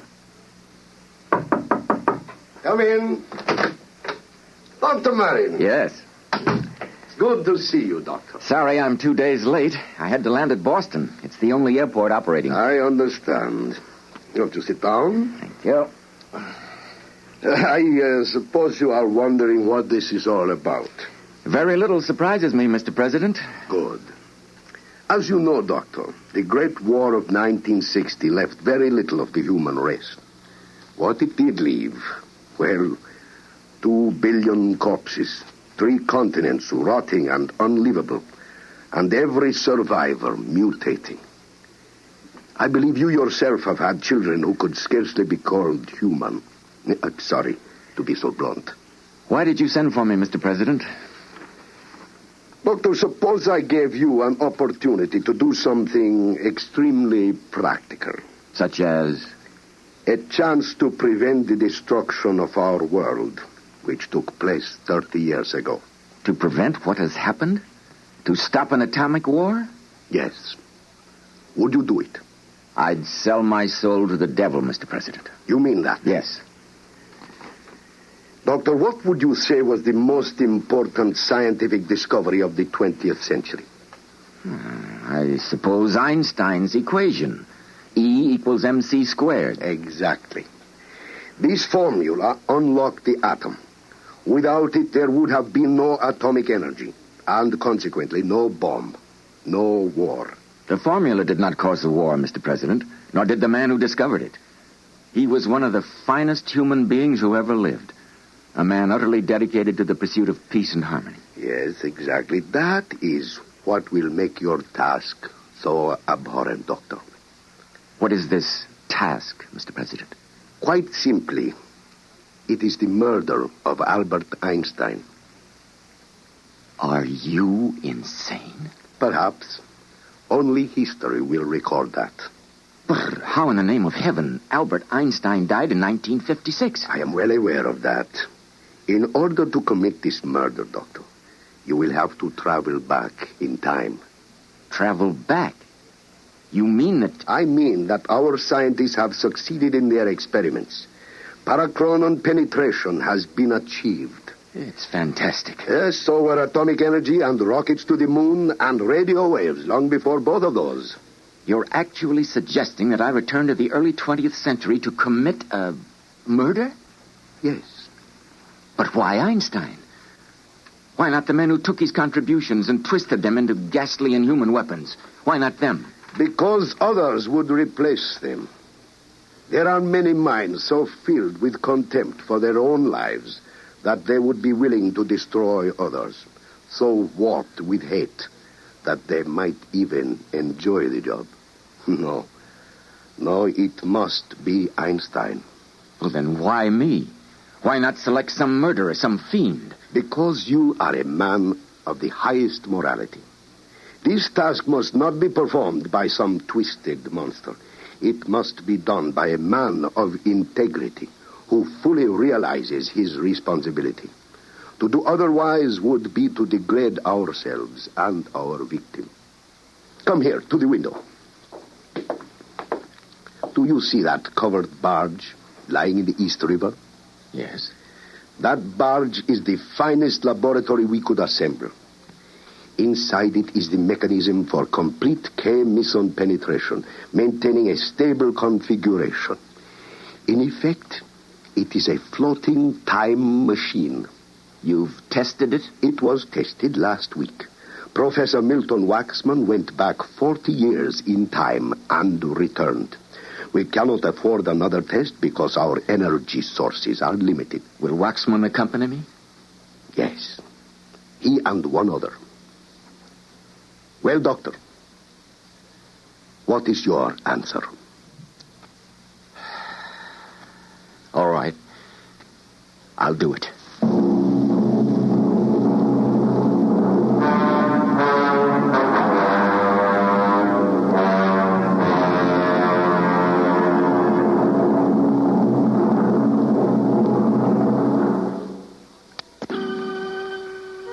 That afternoon, I was taken aboard the barge in the East River. I was left alone in the laboratory to wait for Waxman, a physicist who knew how to operate the chronosphere.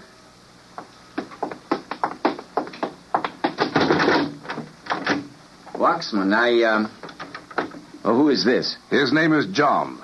John, this is Dr. Charles Moran. I know the doctor. I don't believe we've met. In my business, I have to know a lot of people I've never met.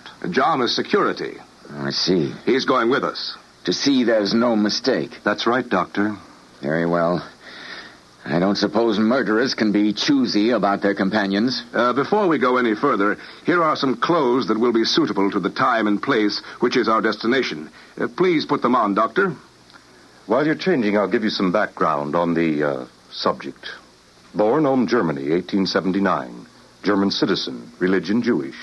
Became a Swiss citizen after graduation from Zurich Polytechnical Institution. Later migrated to the United States after Adolf Hitler came to power, with a price set on his head by the Nazis. Nobel Prize for Physics, 1921. Copley Medal, 1925. Franklin, 1935. Personal habits. Must we do this? He's only doing his job. Go on, John. Personal habits. Works in a bare room with only a pencil and paper. Enjoys sailing, smokes a pipe, never drinks, is a violinist of comfortability. All right, I'm ready. Good. Now just strap yourself into the accelerator seat. Ready? Switch on. The sensation will be something akin to weightlessness, a disorientation and feeling of utter detachment.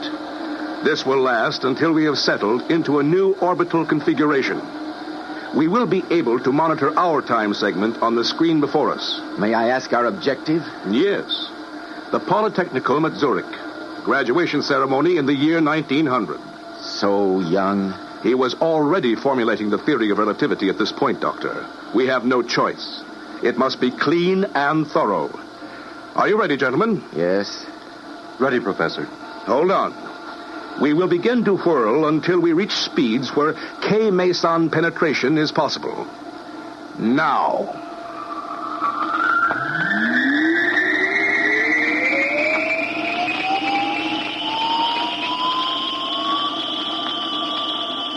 The sensation was unlike anything I'd ever experienced. I felt bodiless, weightless.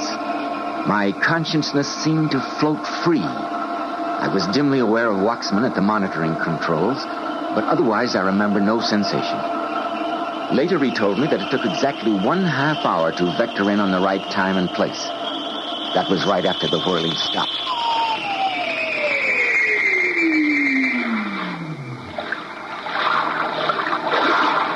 Marin, are you all right? Yes, I think so. John? I'm all right. Where are we? Well, according to the monitor, our barge is at a dockside on the lake of Zurich. The year should be 1900. The time is 2 o'clock. We have exactly 1 hour to accomplish our mission. Open the hatchway, John. Well?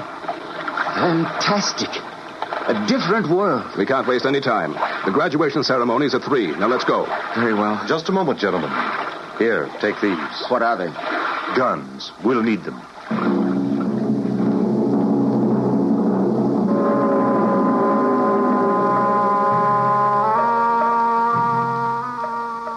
We stepped ashore. It was strange to see the world green and happy again after our red radioactive ruins. Eventually, we located a policeman who spoke some English. He directed us to the auditorium of the Zurich Polytechnical Institute where the graduation ceremony was in progress. Don't attract much attention. Take a seat in the rear. And now, it gives me great pleasure to present the diplomas of graduation to the members of the graduating class of the Zurich Polytechnic Institute. First, Mr. Hans Kindler, cum laude. Do you see him, John? Not yet. Next, Mr. Fritz. We will have to wait until they call him to the platform. Cum laude.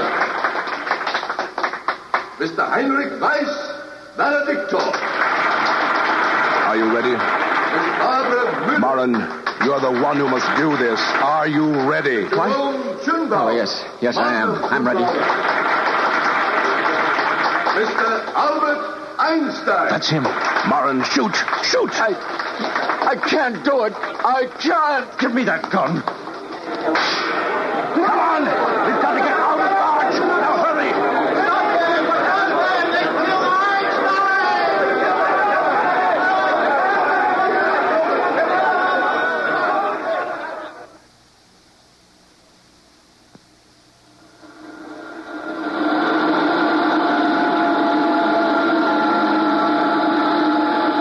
Another few minutes. What do you suppose it will be like? What? Our world, the one we left. Without atomic fission, I mean. We'll soon know. Well, one thing is for sure. There'll be no mass destruction. The people will be there. The people. Good Lord, there'll be billions of them. And the trees, the green shrubs, and the beautiful tall buildings. He looked very young. We're vectoring in on our year. Now hang on when I start the negative penetration. Brace yourselves.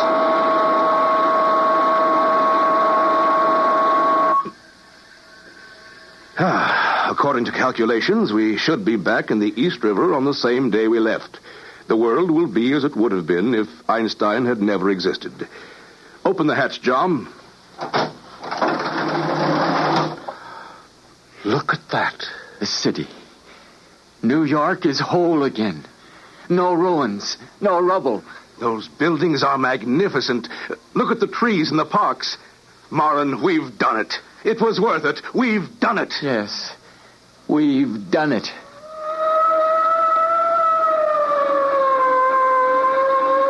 Suddenly from nowhere, an official boat, a police boat. Suspicious of the barge and our parachronon penetration equipment, we were arrested by federal agents. The barge and our time machines confiscated. We were drugged, tortured, questioned interminably. It went on for what seemed like days and weeks. Finally, when they decided that they had had every shred of information we possessed, we were taken before a huge, beetle-browed man who seemed to be a combination scientist and civil authority. Sit him down. Well, Dr. Marin, we seem to have exhausted the possibilities. Tell me, is there anything you and your companions wish to tell me before you're disposed of? Disposed of? A euphemism for murdered. Murdered? Why, what have we done? You haven't done anything yet, but you have a thorough knowledge of nuclear physics, fission reaction, hydrogen bombs, etc. Lord, you mean you have the knowledge we tried to keep from you? You got it from us ourselves? Don't flatter yourself, Doctor. We've known the principles of nuclear reaction ever since Kretschwood. Kretschwood? The Brazilian scientist, discoverer of the equation E equals mc squared. I see. Then, well, why are you going to destroy us? Because, my friend, you're too dangerous. You know too much. Information could leak to our enemies. Important principles. Enemies? Oh, yes, I forgot. You have no knowledge of contemporary affairs. Beneath this building, deep in the earth, there is a thorium pile going. Thorium? Oh, U-235? Yeah, would be better, yes. Our scientists are working that out. The problem of separation and so on. It's a highly secret project, naturally. We call it only by the name Manhattan Project. Manhattan? Oh, no, it couldn't be. It's too coincidental. Yet I see it's true. You're going through exactly the same steps. In a year, you'll have an atom bomb. Then soon after, a hydrogen bomb. Then intercontinental missiles, and then... You seem to have great powers of prophecy, as well as great scientific knowledge. My friend, did you ever hear of a man named Einstein? Albert Einstein? Einstein? No. I never heard of him. Then the futility of it struck me. The futility of trying to place the guilt of all of us on any one man. The futility of trying to do something worthwhile by evil means. And finally, the futility of trying to murder an idea. As they led me to the execution cell, where I now wait, the words of a man whose books were destroyed in the war rang in my brain.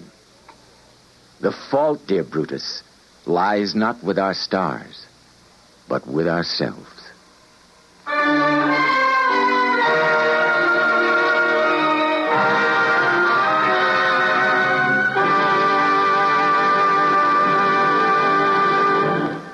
Fred Collins again. I'll have another word about X-1 in just a moment.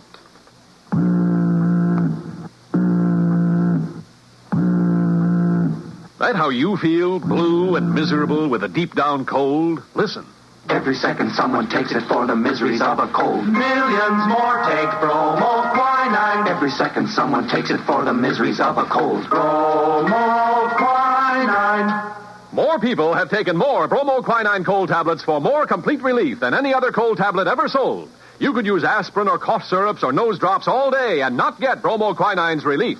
Bromoquinine works to relieve stopped-up nose, body aches, fever, irregularity, the blues, and headache, too. Yes, more complete relief for even virus colds. For bromoquinine is the only cold tablet sold with wonder-working quinine and 5 other medicines health fortified with vitamin C. Remember, every second someone takes it for the miseries of a cold. Millions more take bromoquinine. Get bromoquinine brand cold tablets. You have just heard X-1 presented by the National Broadcasting Company in cooperation with Galaxy Science Fiction Magazine, which this month features Kill Me with Kindness by Richard Wilson. What would you do if you found yourself in a place where your every whim was granted? Don't worry. You wouldn't be the first to spoil utopia by attempting to improve it. Galaxy Magazine, on your newsstand today. Tonight, X-1 has brought you Target One, a story from the pages of Galaxy written by Frederick Pohl and adapted for radio by George Lefferts. Featured in our cast were Joseph Bell as Dr. Marin, Frank Silvera as President Malkov, Dean Almquist as Professor Voxman, Al Collins as Jom, Guy Rep as the official, with Charles Webster. This is Fred Collins speaking. X-1 was directed by George Boutsas and is an NBC Radio Network production.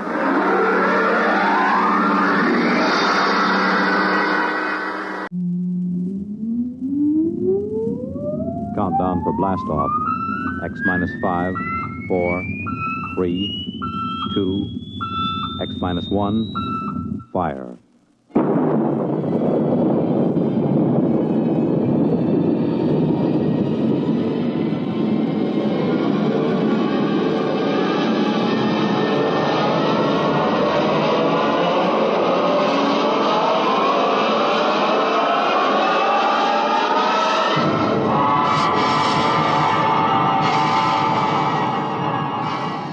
From the far horizons of the unknown come tales of new dimensions in time and space. These are stories of the future, adventures in which you'll live in a million, could be years, on 1,000 maybe worlds. The National Broadcasting Company, in cooperation with Galaxy Science Fiction Magazine, presents X-1.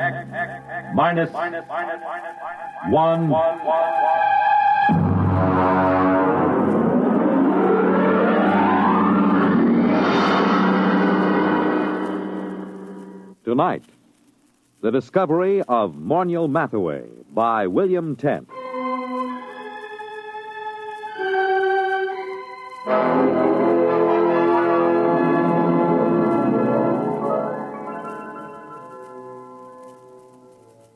Everyone is astonished at the change in Morniel Mathaway since he was discovered. Everyone, that is, but me.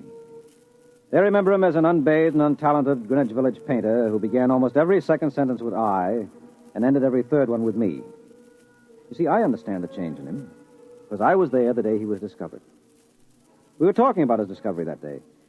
I was sitting carefully balanced on the one wooden chair in his cold little Bleecker Street studio, because I was too sophisticated to sit in the easy chair. Come on, Dave, take a comfortable seat. Oh, no, Morny, oh, no. I know about that chair. Now, what do you mean? It's the only comfortable chair in the room. Yeah, I know. Look at it. Broken down springs, very high in the front and low in the back. Sure, it conforms with the position of the spine. Yeah, sure. And when you sit in it, things begin sliding out of your pockets. Loose change, keys, wallets, anything. What do you do, Moyle? Pay the rent on your studio with that easy chair? Well, as a matter of fact, it is rather profitable.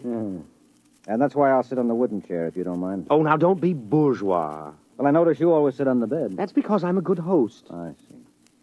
Well, how's the painting going? Oh, great, fabulous. You sell any paintings? No. You know, Dave, I can't wait for the day when some dealer, some critic with an ounce of brains sees my work. I can't miss, Dave. I know I can't miss. I'm just too good. Sometimes I get frightened at how good I am.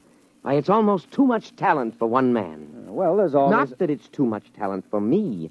I'm big enough to carry it, fortunately. I'm large enough of soul. Oh, good. I'm glad to hear it. Now, if you don't mind... You know what I was thinking about this morning? No, but to tell you the truth, I was thinking about Picasso, Dave. Picasso and Rouault.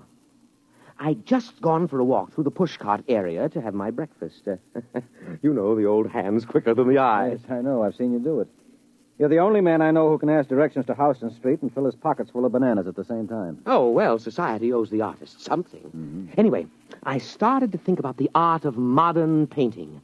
I think about that a lot, Dave. It troubles me. You do, huh? Well, I was thinking, Who is really doing important work in painting today? Who is really an unquestionable great? I could think of only 3 names. Picasso, Rouault, and me. Well, naturally. Just 3 names, no more. Oh, it made me feel very lonely, Dave. Yeah, well, I can see that. But And then I asked myself, why is this so? Has absolute genius always been so rare? Why has my impending discovery been delayed so long? Oh, I thought about it for a long time, Dave. I thought about it humbly, carefully, because it's an important question, and this is the answer I came up with.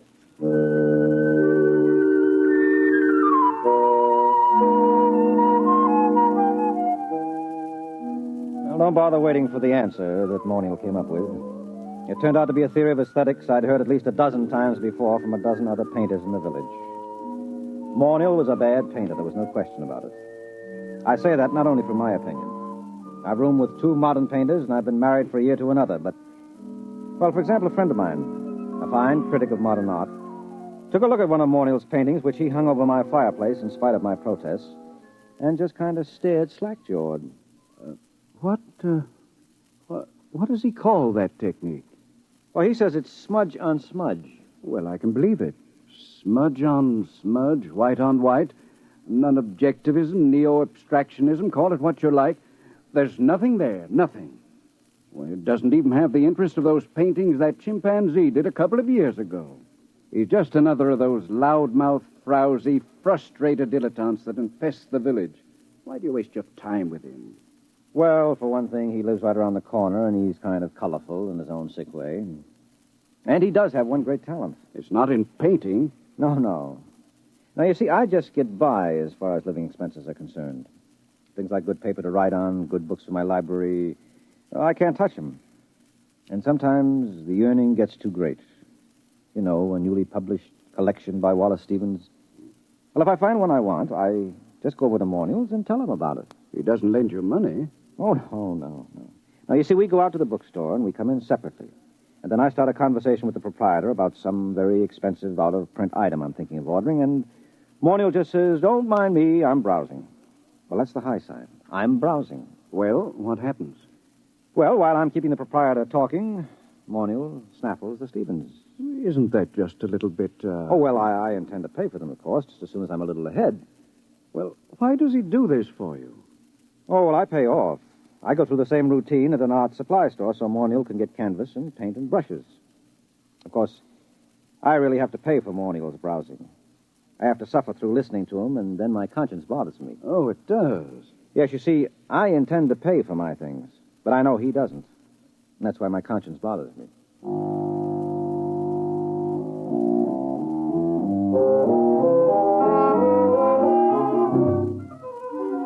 Well, here he was the day he was discovered, sitting in his room, and Monial was running on about his own genius. No, I can't be as unique as I feel. Other people must be born with the potential of such great talent, but it's destroyed in them before they can reach artistic maturity. Why? How?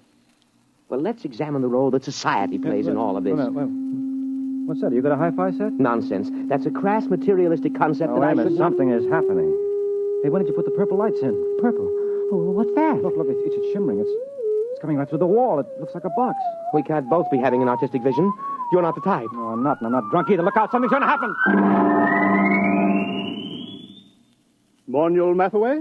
Who are you? Where'd you come from? You are Monial Mathaway? Yes. My name is Glescu. I bring you greetings from 2487 A.D. Oh, 2487? A.D.? I realize this is a difficult phenomenon for you to grasp entirely, but here I am. We will now indulge in the 20th century custom of shaking hands. Mr. Monial Mathaway? Oh, well, sure. Shake. Yeah. And you, sir? Yeah, sure. I don't mind. Shake. What a moment. What a supreme moment. Oh, what do you mean, what a moment? What's so special about it?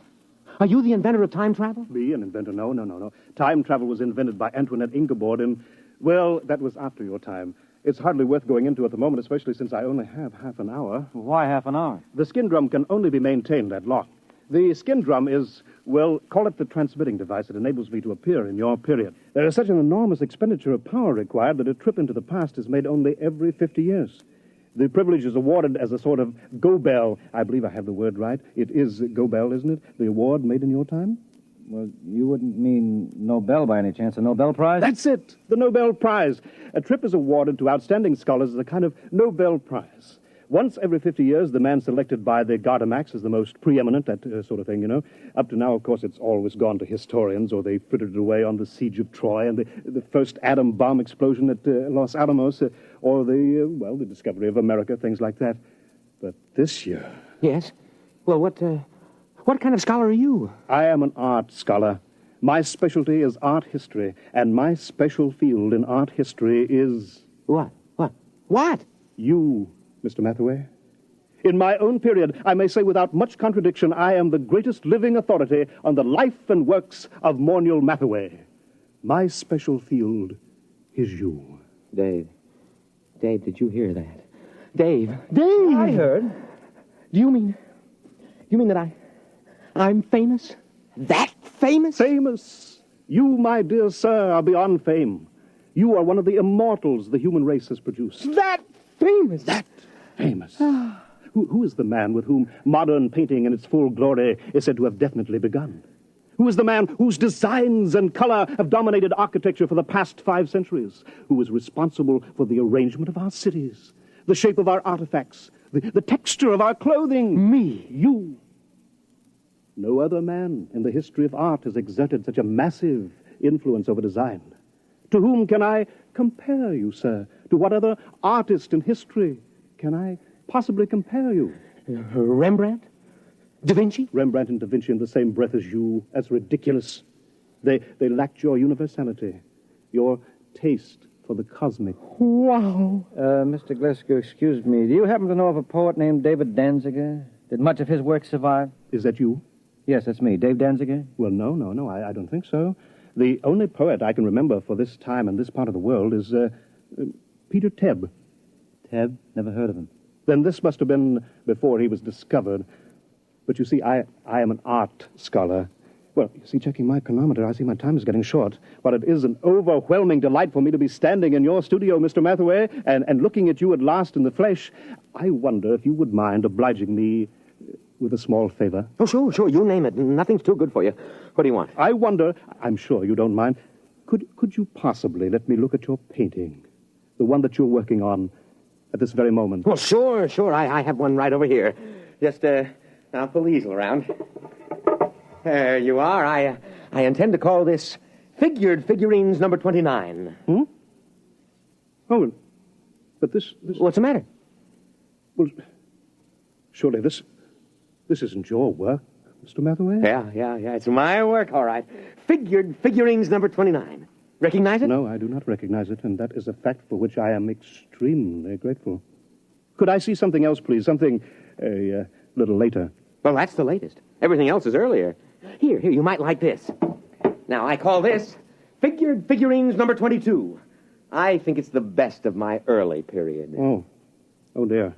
You know, well, this looks like smears of paint on top of other smears of paint. Right. Only I call it smudge on smudge. But you probably know all about that, being such an authority on me. And now, here we have Figured Figurines number 12. Do you mind leaving these figurines, Mr. Mathaway? I'd like to see something of yours with color and form. Well, I haven't done any real color work for a long time. Oh, wait a minute. Wait. I have one over here somewhere, an old canvas. I was going to paint over it. Here we are. This is one of the few examples of my mauve and mottle period that I've kept. Oh, I can't imagine why. It's positively, oh, dear. Oh, now, wait a minute. Let me show you some of my intestinal period. Here. Here's a particularly good one. It's called Large Intestine Rampant. You like it? Oh, please. I think I'd like to sit down. Well, take the comfortable chair. And here's another one called Small Intestine Incisive. Oh, it's rather good, don't you think? I managed to avoid completely any definite line. You notice that? I don't suppose you ever drink of Glafax. Oh, no, of course you don't. It hasn't been invented yet. Oh, now here's one that's bound to be great. It's one of my earlier smudge on smudges. It's called Fly Ash. I painted it by coating the canvas with slow-setting glue and leaving it out on the window for about 2.5 hours. Notice the delicate deposit of soot. Oh, please. Please, Miss Mathaway, please. Oh, I've got lots more. I don't understand this. All these canvases, this is obviously before you discover yourself and your true technique. But I'm looking for a sign, a hint to the genius that is to come, and I find... Well, how about this one? Here. Oh, please. Oh, take that away. Oh, dear. Oh, dear, no. Oh, look, I'll have to leave soon. I don't understand this at all. Let me show you something here, gentlemen. Here, a pocket edition of the source book.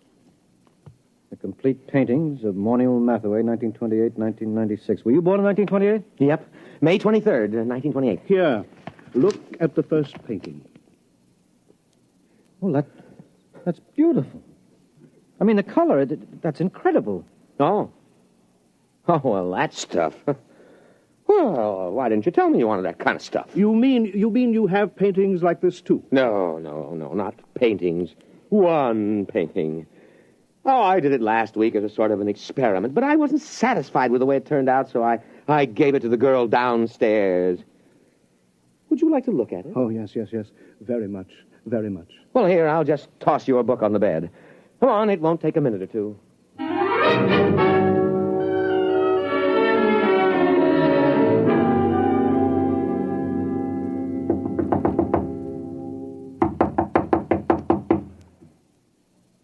Oh, she isn't at home. I thought she'd be home now. Oh, I did so want you to see that painting. I want to see it. I want to see anything that looks like your mature work. But time is getting short. The chronometer... I'll tell you what. Anita here has a couple of cats that she asked me to feed when she's away for a while. So she's given me the key to her apartment. Suppose I, browse upstairs and get it. Yeah, but she... Suppose I browse through my room and get it. Get it? Oh, yeah. You go ahead and browse, sure. Fine, but please hurry. Oh, sure, I'll hurry. I won't take long browsing.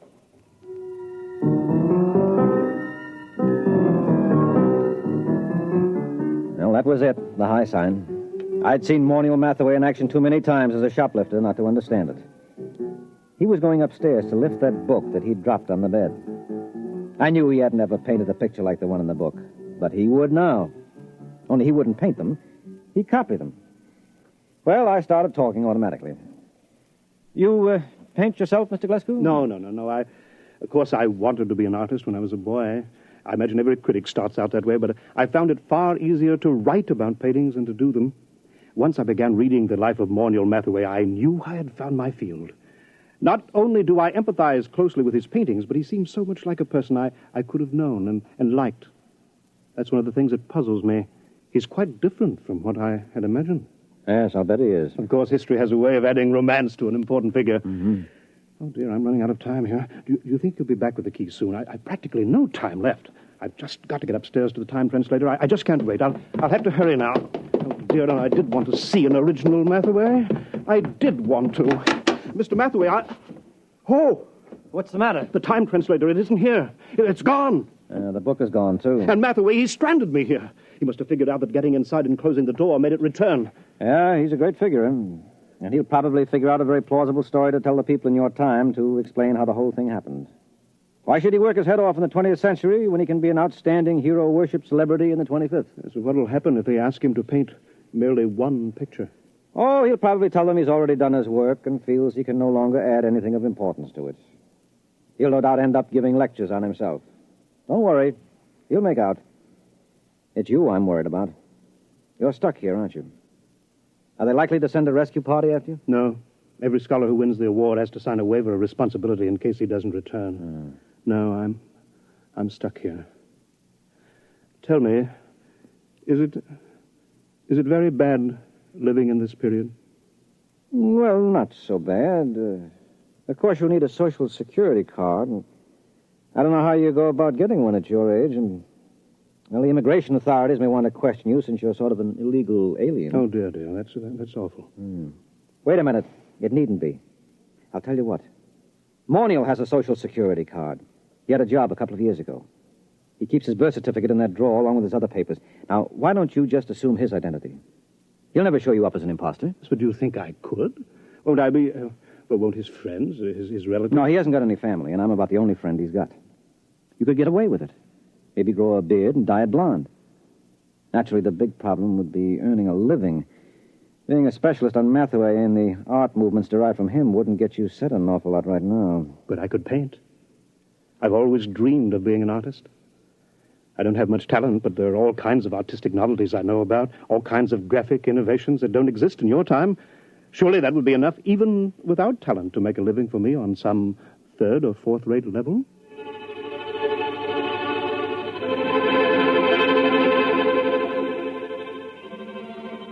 It certainly was, but not on a third or fourth-rate level. Mr. Glasgow, that is Morniel Matheway, is the finest painter alive today and the unhappiest. After his last wildly successful exhibition, I remember he said to me, "What's the matter with all these people praising me like that? I don't have an ounce of real talent in me. All my work is completely derivative. I've tried to do something, anything that was completely my own, but I'm so steeped in Matheway that I can't seem to make my own personality come through. And those idiotic critics go on raving about me, and the work isn't even my own." Well, then whose is it? Matheway's, of course. We thought there couldn't be a time paradox. I wish you could read all the scientific papers on the subject. They fill whole libraries because it isn't possible that time specialists argue for a painting to be copied from a future reproduction and so have no original artist. But that's what I'm doing. I'm copying from that book by memory. Look, Glasgow, that is Matheway. Don't knock yourself out. But it's dishonest. No, it isn't. You're deliberately trying not to copy those paintings. You're working so hard at it that you refuse to think about that book or even discuss it. As a matter of fact, when I tried to get you to talk about it a little while ago, you couldn't actually remember it. That's true. That's true. You're the real Morniel Matheway, and there's no paradox. You're actually painting those pictures. You're not copying them from memory. I know in my heart that they're not mine. All right, I'll forget it. Anyway, you're a much nicer guy than Matheway ever was. And besides, a buck is a buck.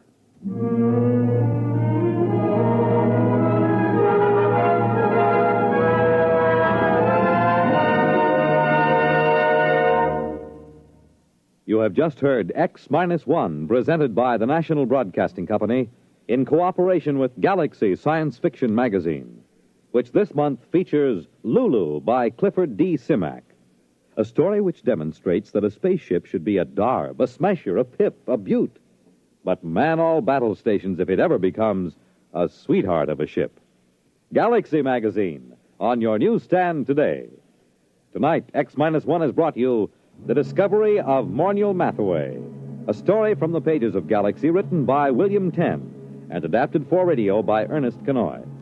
Featured in our cast were Leon Janney as Matheway, Guy Repp as the critic, Wendell Holmes as Glasgow, and Les Damon as Dave. Your announcer, Fred Collins.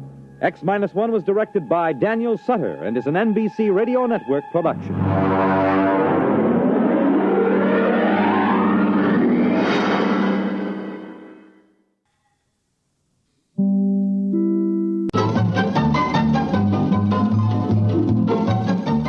This is Walter O'Keefe, inviting you to listen in on the Nightline. Tonight, live the incredible life of ages yet to come, in a time that might be 1,000,000 years from now, on X-1.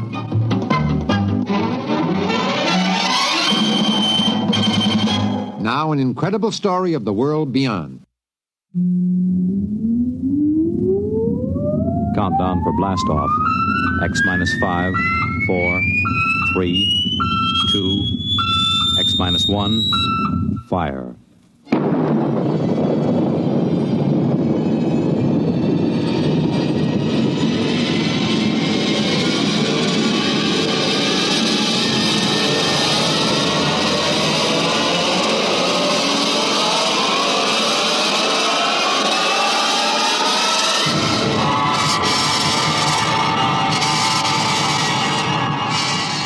From the far horizons of the unknown come tales of new dimensions in time and space.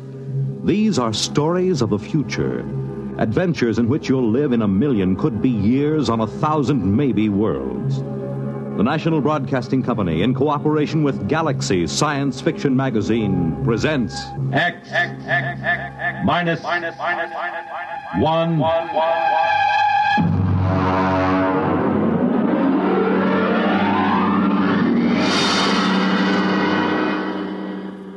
Tonight, The Category Inventor by Arthur Sellings. But first, hear this. I don't have time to tell you all about the many things that make Pabst Blue Ribbon a better tasting, more thirst-quenching beer. Besides, you're more interested in how it tastes than how it's made. But one thing you should know. Experience is the most important ingredient in any beer.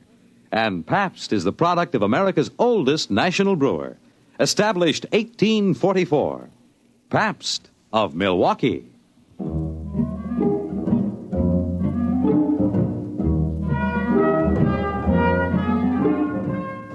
Now, X-1, as Nelson Olmsted stars in The Category Inventor. Frankly, I didn't expect to have the trouble. The morning that it happened was just like any other morning. I came into the locker room and took off my coat, and through the open doors I could hear the welcome sound of the boys warming up. Perhaps I should have realized something was wrong when Kurt Bergson, the orchestra manager, came up to me. Gilbert, how are you this morning? Fine, Mr. Bergson. I'm not late, am I? No, not late. You must have left the house early this morning. Yes, I did. It was such a nice day, I thought I'd walk. Luckily, I don't play the double bass. Bassoon isn't so hard to carry. You didn't get your mail this morning? No, I didn't. Mail usually comes about 10 o'clock. Well, I better get out there and warm up. Gilbert, I wish you had gotten your mail this morning. You see, I have to let you go. What? But what do you mean? Why? What's the matter? Well, you understand. But there's a concert tonight and tomorrow night. Who can you get to replace me? Where can you get a bassoonist? Where? Oh, no. I'm sorry, Gilbert. It had to happen. Oh, no. Not the bassoon. The timpani I can understand and the piano, but not the bassoon. I'm going out there. Don't, Gilbert. Don't. You'll just be unhappy. Now, let me by, Mr. Bergson. I've got to see it with my own eyes.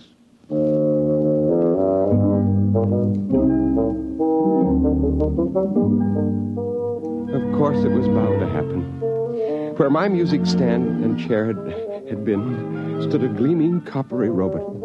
His music stand was attached to a bracket that came out from his forehead, and his electronic scanning eyes were blinking and ready. He had 7 fingers on each fully articulated hand. His lips were precast in perfect bassoonist embouchure, with flexi-plasti butyl skin adjusting to the reed. I could hear the softly whirring motor of his constant pressure breath apparatus. It had come. The robot bassoonist. Now, Gilbert, honey, you mustn't be depressed. It's not your fault. The world doesn't understand creative artists anymore. No, bassoon player isn't creative, Marge. He executes. Well, anyway, he's an artist. That means he's got intelligence and imagination.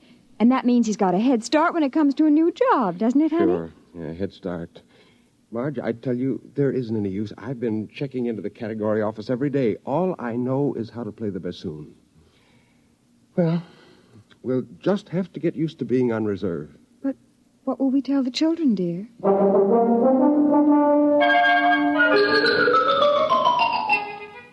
And then, of course, one day the household robot broke down in the middle of breakfast. Gilbert! What is it? What? The robot right in the middle of getting breakfast, it exploded. I'll ring Center. Oh, but the children will be late to school. Call in, Michael. Well, there's not much use in their hurrying if there's no breakfast, is there? Well, I'm trying. You think it's easy making breakfast by hand? No. Don't just stand there. Do something. Oh. The children won't get any breakfast, and they've got enough to put up with. Well, what do you mean by that? What exactly have they got to put up with? Look, I haven't got time to argue with you. Which one of these tubes is the orange juice concentrate? I think that's ketchup. Well, turn it off. Oh, you jammed it. Oh, it's been like this ever since you stopped... Ever since I what? Oh, keep your hand over the ketchup. It's flooding the kitchen. Ever since what? Ever since they put me on reserve, that's what it is, isn't it? Listen, if you think... Oh, that confounded robot always in the way. If you're going to use foul language, you might at least keep your voice down. You know what sharp ears the children have. Oh, so now I'm a corrupter of my own children. Well, let me tell you... What's that? The Henomat. I said it to synthesize fresh eggs. It's out of control. Oh, Gilbert, there goes the ketchup again. No. Do something.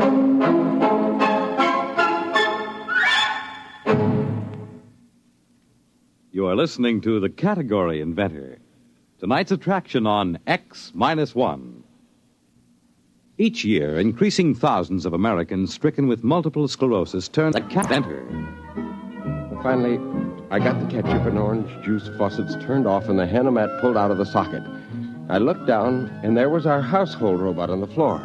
It was all its fault, it and millions of its kind. Suddenly, all the frustration of the last few months focused on the robot, and I kicked it. Well, now I've seen everything. A grown man actually kicking a poor, defenseless robot.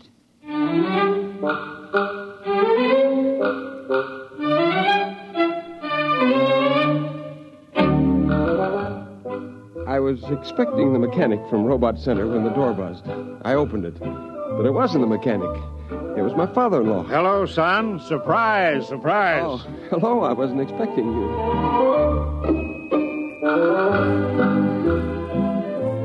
George is a politician. They haven't yet found a robot that can take that trade over. Right behind him was the mechanic from Robot Service. However, he wasn't the mechanic, he explained. Actually, you see, I'm a robot therapist, specializing in robot psychiatry and robot synaptic stimulation. Well, what do you mean, therapist? I sent for a mechanic. Now, you just leave it to me, sir. Where is the robot? In the closet. I dumped it there after it broke down. Oh, too bad, too bad. It would have been better if you'd left it where it fell. Failure attitudes often give invaluable pointers to the cause of breakdown. In here? Yeah, that's right, in the kitchen closet. How do you like that? They got psychiatrists for robots. Well, certainly, son, that's the way things are now. They're branching out, keeping one step ahead of the robots all the time. Man's got to be adaptable. Now, you take old Tom Angel. Old Tom up and registers himself as the first of a new generation of reading card verse writers. He was first in, so he got charter rights. Now, you got the idea? Once you get in the progressive mood, you're all set. Yeah, funny kind of progress, dusting off a defunct custom. Yeah, well, nowadays, a man doesn't have to fight for a job. All he has to do is to invent one. That's one of the platforms of our party, the party that stands up for the reservist rights. Why, you know, it was our party who saw to it that every family worker and reservist alike had a robot of his own by inalienable rights. Oh, I'm sick and tired of having a robot of my own. I'd be perfectly happy if there weren't any robots at all, especially the ones that sit in their chromium-plated tails in chromium-plated orchestras playing chromium-plated bassoons. What? Well, Gilbert, you don't know what you're saying. You're talking like a Luddite. Oh, I am I? What's a Luddite? It's history. They were the people who broke up the first power machines 200 years ago. Well, if that's the way you feel... Hold it now, wait a minute, hold it. Well, what is it? What's the matter now? Pop, I've got it. Excuse me, I'm on my way. Mr. Perry, I just gave your robot a tape audio in there, and the results were sad. Yeah, well, look. Sad. Yeah, look, I'm busy. I'll talk to you later. That robot has developed a severe guilt complex. Guilt complex? That's right. Oh, they're sensitive, you know. Once they get the idea their owners aren't happy, they brood about it. They make mistakes, and that makes them feel more guilty. You just have to keep these robots understanding that you're happy. Well, finally, I got away from the robot psychiatrist. The category office was crowded with reservists hanging around with the slender hope of getting in a hot tip. I went into the first booth and spoke to the robot clerk. Yes, sir. You wish to file a category. I have your name and other information now. Nature of category. Neo-Luddite. Repeat, please. Neo-Luddite. Definition? The lawful opposition to the robot economy. Now, let's see a robot take over that job. Classification of category. Political. Your application will take a short time to check. This machine sends a copy to the registry below. They carry a complete file of all categories. Oh, is that it? I'm sorry, sir, but your application has been rejected. What? The category office extends its sincere regrets and trusts this will not deter you from making further application at the category office. Now, you listen here, you metallic mouthpiece. That application is legitimate. Now, nobody's got any right to reject it. Now, you can't just stand here. Sir, you are overexcited. The supervisor is on his way. Ah, Mr. Perry, you're upset, eh? Well, you understand we dislike having to turn down anyone's application. Now, listen. Now, that category I put forward is perfectly good. I've got a right to be heard. An opposition party is just what's needed. Well, of course it is, Mr. Perry. I was only trying to tell you that you couldn't register that category because it was registered years ago. What? Yes, the Humans Only movement is a recognized party, even though it's never managed to win an election or attract many adherents. But the movement does have state backing, funds, officers, the same proportion of salary to officials, members, the same as the two big parties. Better luck next time, Mr. Perry.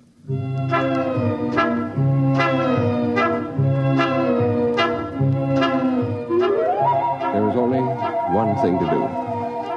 Start all over again, some of the lines. Study and study until I could do it as well as I could play the bassoon. But what line?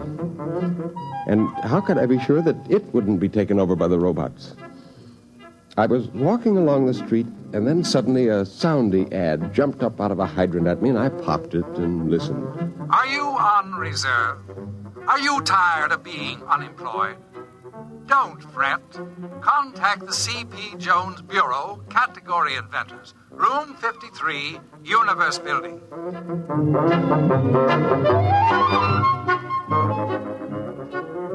Just as I got to the Universe Building, the doors swung open and two big bruisers came through carrying a little old man. You let me go, you hear? Let me go! I'll have a writ served on you. A man's got his rights. Now you let me go. Let me go. Oh, are you all right? I'll have a writ served on him. Are you hurt? No. Oh. Well, I wonder if you could help me. This is the Universe Building, isn't it? Yes, it is. Would you mind dusting off my jacket? Yeah. Well, I'm looking for somebody here. I wonder if you could help me. Robbers. Throwing a man out after all these years. 10 years I've worked in this building. Oh, you work here. Well, then perhaps you could help me find Yes, I had my own office. The C.B. Jones Bureau. You're C.P. Jones, a category inventor? You heard of me? I was coming to see if you could fix me up. Oh, well, it's just as well you didn't. I didn't have a category in stock. As a matter of fact, son, I never did manage to invent a single category, except the one of category inventor. Well, they finally caught up with me, revised my category a week ago, and canceled my license. Say, would you like to have a drink? No, I don't have any money, only reserve script. Well, that's good enough for an emergency. Come on.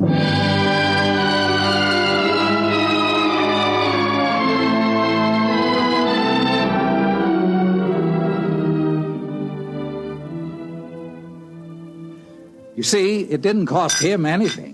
My fee was only payable out of salary if and when I delivered. Once a year, the accounting office sent over a robot auditor to check the books. Oh, I had 2 or 3 sets of books, but they finally caught up with me, and now I've got to invent another job. I used to be a trapeze artist in the circus. I was the oldest trapeze man in the game, but I got too shaky. Have another drink. Yeah, well, it's my turn to buy. All right, but say, after we finish this round, let's move to a real bar. About the 4th bar, we got to playing a parlor game, inventing make-believe categories, you know. You go from the inane to the obscene and back again. And we got thrown out of one bar, and then we started on beer, and, well, that made us sad. And C.P. Jones began to recite poetry. How am I to face the odds of man's bedevilment in God's? I, a stranger and afraid, in a world I never made. Say, did I ever show you a one-handed nip-up from the chandelier? I used to be an acrobat, you know. Alley-oop!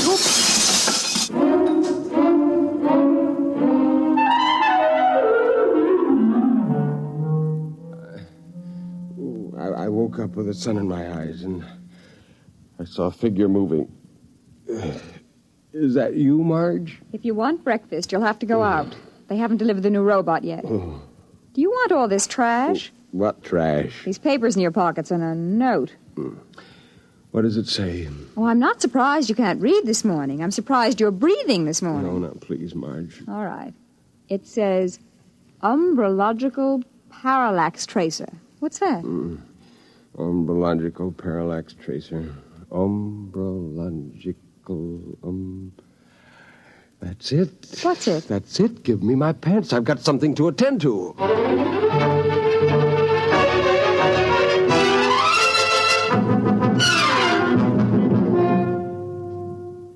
Well, I'm glad to see you, Mr. Perry. Trying again, eh? Yeah. Category, umbrological, parallax, tracer. Well, most interesting. What exactly is that? Well, it involves ascertaining the degrees of parallax for the current umbrological investigation. It's not easy to explain in a few words. Of course. I thought it would probably be too complex for me to grasp. I'll check it through. Frankly, I don't understand half the details of the categories that we... Let's see now. Oh, dear. What's the matter? The West Town office has already admitted an application this morning for an umbrological parallax correlator. Now, you'll have to prove that the two functions are distinct and separate. Umbrological parallax That wouldn't have been a Mr. C.P. Jones, would it? Why, yes. You know each other? Well, yes, we should have met this morning and filed our categories together. But a parallax tracer is entirely different from a parallax correlator. You see, a parallax can be correlated in a dialectical opposition in a conjunction to and with it being traced. Now, to put it more simply... Well, that's perfectly all right. I'll see that the distinction is made. Well, your charter will be mailed to you within a few days. I suppose you'll want to share offices with Mr. Jones? Why, yes, sir. Yes, I suppose so. Very well, then. I'll have the offices assigned. Congratulations, Mr. Perry. You're off reserve.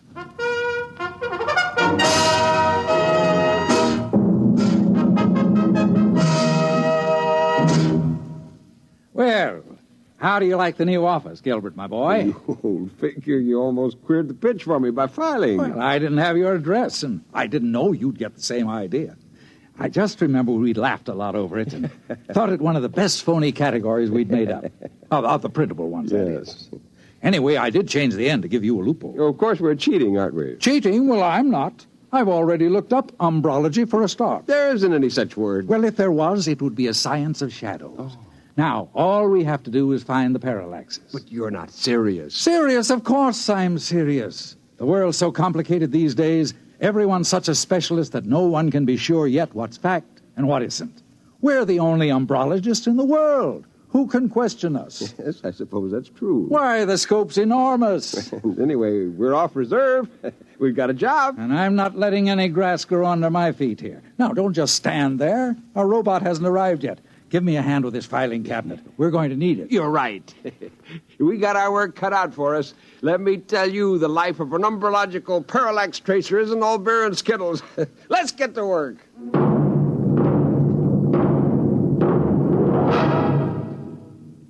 Fred Collins again, and I'll have a word for you about tonight's X-1 in a moment. On your weekends, at home or in your car, or at the beach, or wherever you are, take a radio along and let Monitor take you along to wherever exciting and interesting and entertaining things are happening anywhere in the world. And sometimes under it, like this. This is Bob Haynes speaking to you from the central control room aboard the U.S. submarine Sea Lion on this UDT exercise called the Bottom Lockout. We're about ready to dive. That sound you just heard was the decompression. The top bridge hatch is closed. We're all secured now. Dive. There we go.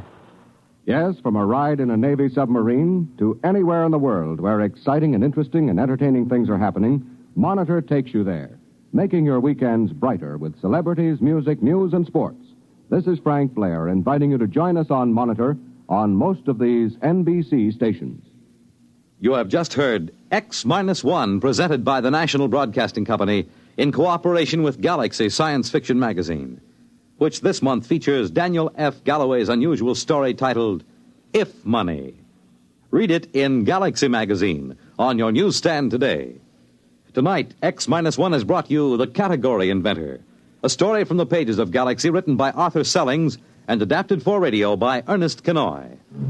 Featured in our cast were Nelson Olmsted as Gilbert, Hetty Galen as Marge, Wendell Holmes as George, Joseph Bell as the serviceman, Alan Bergman as the supervisor, Bert Cowlin as Kurt, and Edwin Cooper as Mr. Jones. This is Fred Collins speaking. X-1 was directed by Daniel Sutter and is an NBC Radio Network production.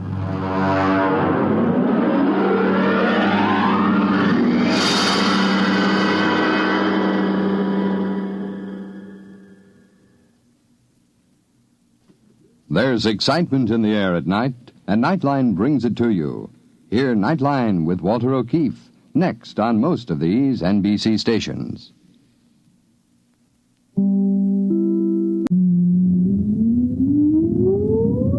Countdown for blast-off. X-5, 4, 3, 2, X-1, fire.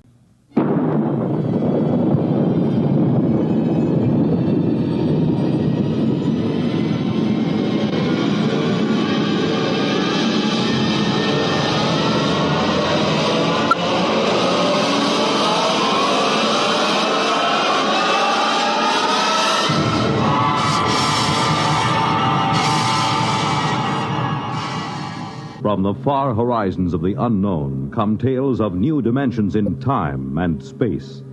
These are stories of the future, adventures in which you'll live in a million, could be years, on 1,000 maybe worlds. The National Broadcasting Company, in cooperation with Galaxy Science Fiction Magazine, presents X minus 1.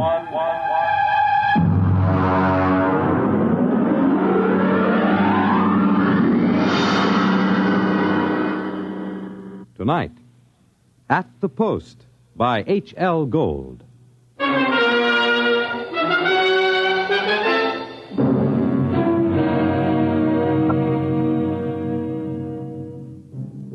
When I come into the Blue Ribbon on 49th Street west of Broadway, I could tell right away nobody told Doc Hawkins about my misfortune. Doc, who ain't one really, writes a daily medical column for the Racing Form, and we're celebrating his being sprung from the alcoholic ward. He got one look at me and he choked on a piece of gefilte fish. What happened? What happened? Look at that.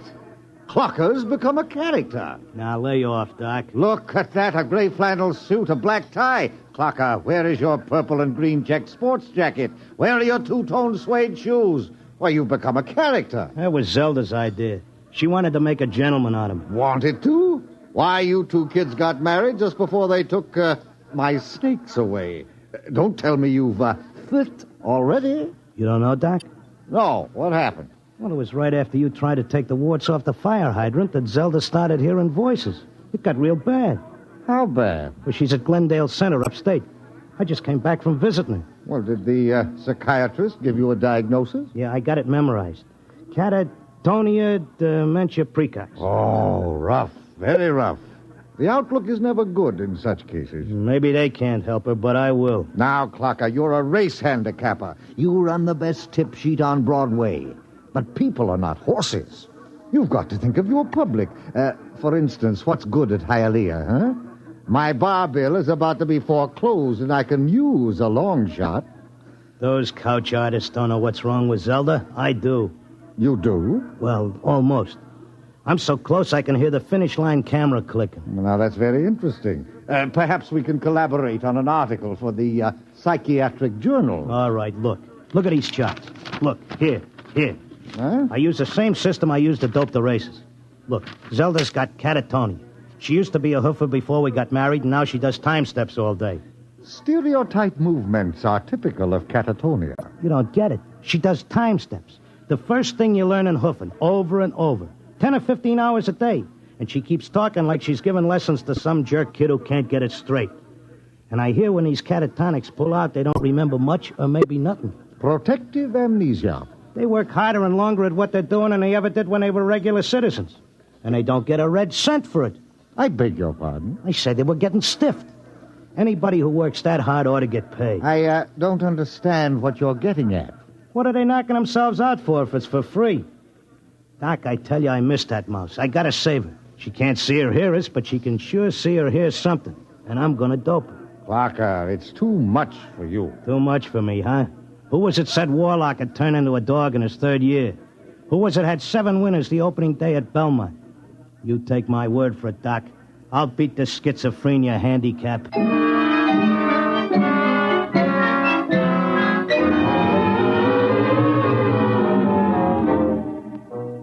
I hadn't been paying much attention to my tip sheet while I was doping a catatonia dodge. I tell you, I miss Zelda. I miss the bobby pins on the floor and the nylon stuck on a shower rack, the toothpaste tube squeezed from the top. I had to get her back somehow. Next day, I took a cab and went out to that place. I sat in the room and watched her dance. Oh, it was something. Because Zelda was worth watching, even with her eyes blank and her feet shuffling through that simple time step. Mr. Locke, visiting time is almost up. All right. Zelda. Listen, Zelda. How long can they take to learn a time step? She can't hear you. Look, kid, I don't know who these squares are that you're working for, but tell them if they take you, they gotta take me too, you hear?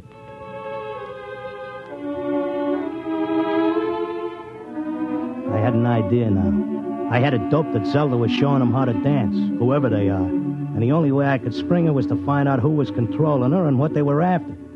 The first step was to get them interested in me, and what I know about racing, doping horses. So I stood there next to Zelda, and I started to talk. Now, the first thing you gotta figure is bloodlines. You take a horse, you gotta know back maybe 4 or 5 generations on both sides. Then you gotta know where the coat was foaled, what time of year, because all horses are 1 year old on the 1st of January. Then there's confirmation, training. You take a horse with good bloodlines, break him in a spring on a hard training surface track, and the first thing you know, you got a horse with a shin splint. Or they may cover it up, but if you know it's there. I once knew a horse ran in Hialeah who was scared of flamingo. What are you doing? Had a fine record at Gulfstream and Bowie. But when he got down to Hialeah and got one look at the flamingos, he wouldn't run for beans. Mr. Locke, are you all right? Shut up, I'm Mr. busy. Locke. You bet on a horse that's scared of flamingos at Hialeah, and you're going to come in with your tail between your legs.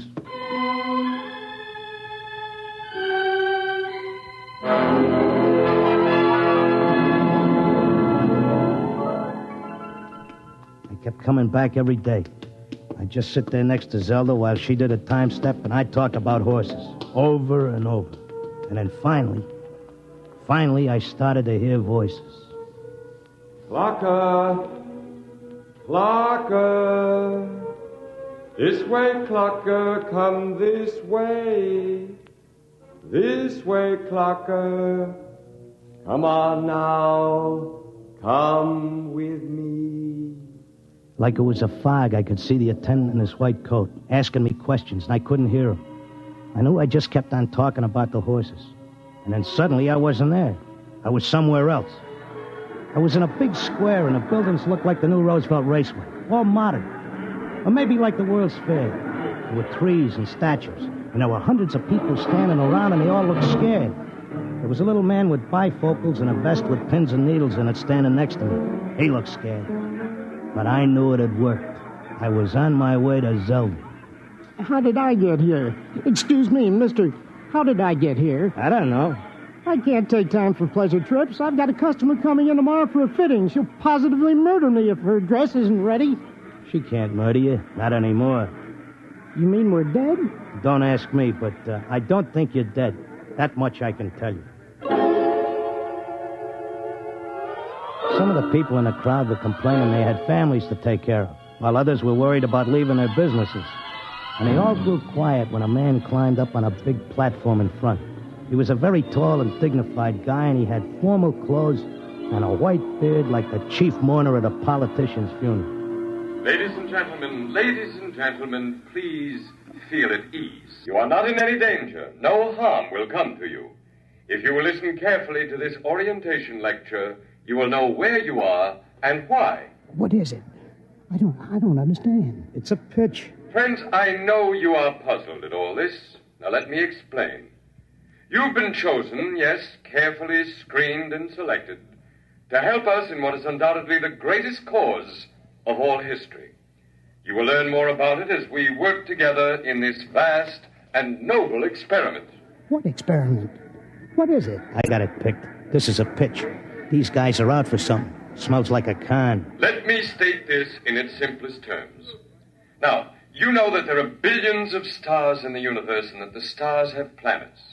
A good many of these planets are inhabited. In almost all instances, the dominant form of life is quite different from yours. I am not of your planet or solar system.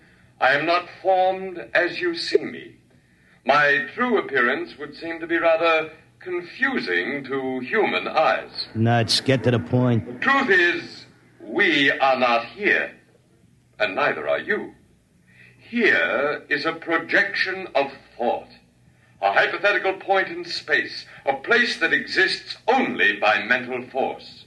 Actually, our bodies are on our own respective planets. What's he saying? What does he mean? Wait, he'll give us the convincer after the build-up. Our civilization is considerably older than yours.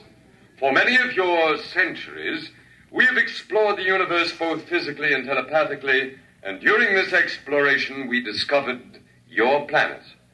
We tried to establish communication, but there were grave difficulties. And it was the time of your dark ages. And I'm sorry to report that those people we did make contact with were generally burned at the stake. Here it comes. He's getting ready to slip us the sting. I don't think you ought to say a thing like that about a fine, decent gentleman. He's obviously very sincere. The problem we face is that the human race is doomed. The history of your race is a record of incessant wars, each more devastating than the last. And now, finally, man has chained the power of worldwide destruction. The next war, or the one after that, will unquestionably be the end not only of civilization, but of humanity, perhaps even of your entire planet. Then, why have we brought you here? Because man, in spite of his suicidal blunders, is a magnificent race. He must not vanish without leaving a complete record of his achievements. Now, this is the task we must work together on. Each of you has a skill, a talent, a special knowledge we need for the immense record we're compiling. Every area of human society must be covered. And so we need you urgently. Your data will become part of an imperishable social document that shall exist untold eons after mankind has vanished.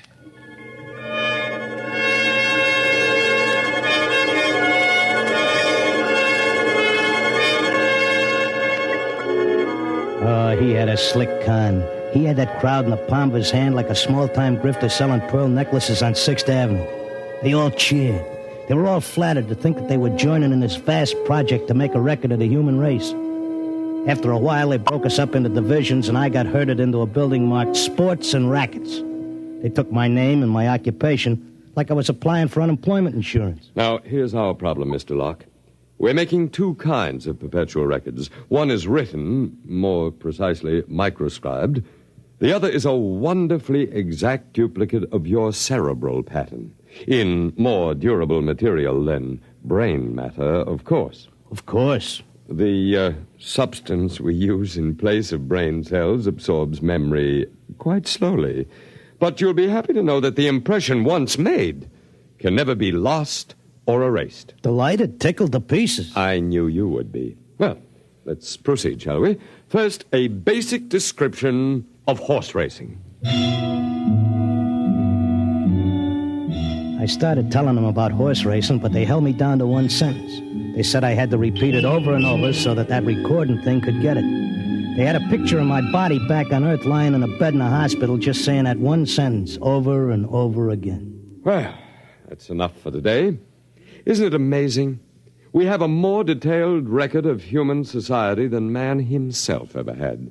Your life, my life, the life of this Zelda, whom you came here to rescue, all are trivial, for we must all die eventually. But the project will last eternally. You're telling me you know what I'm here for? To secure the return of your wife. I would naturally be aware that you'd submitted yourself to our control voluntarily. It was in your file that was sent to me by admissions. Then why did you let me in? Because, my dear friend, we also... Leave out the friend pitch. I'm here on business. As you wish. We let you in, as you express it, because you have knowledge that we should include in our archives. We hoped you'd recognize the merit and scope of our undertaking. Most people do once they're told. Zelda, too? Oh, yes.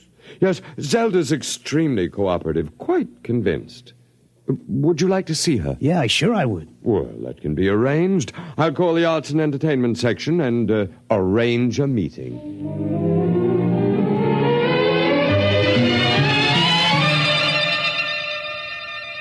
Zelda, baby. Clocker. Let's get out of here.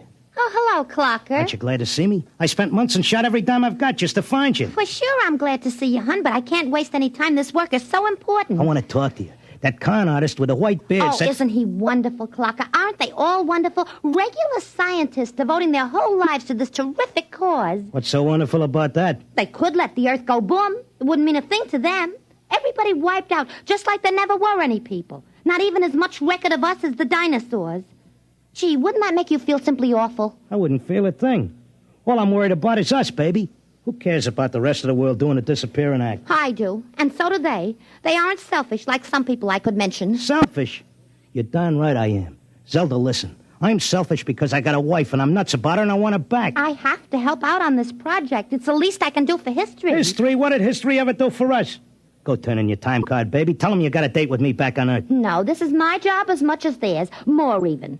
They don't keep anybody here against their will. I'm staying because I want to, Clocker. But, honey... Excuse me, I've got to get back. I'm teaching them the soft shoe now.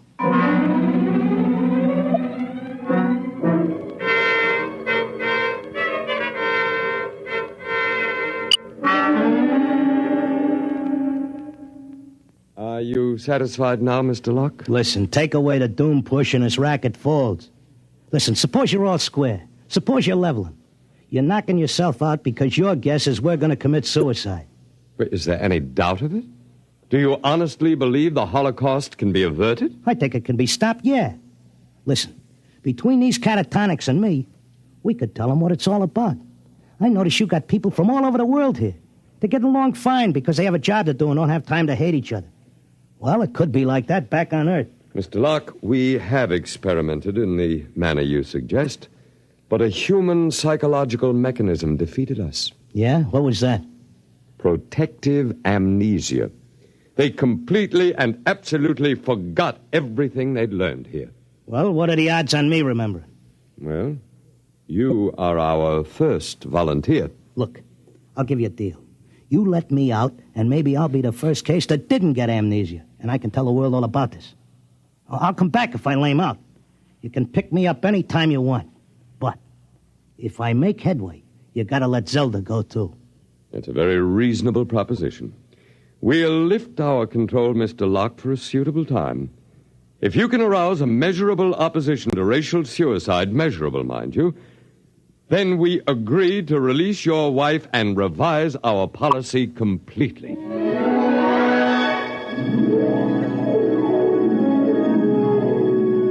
I came to at Glendale.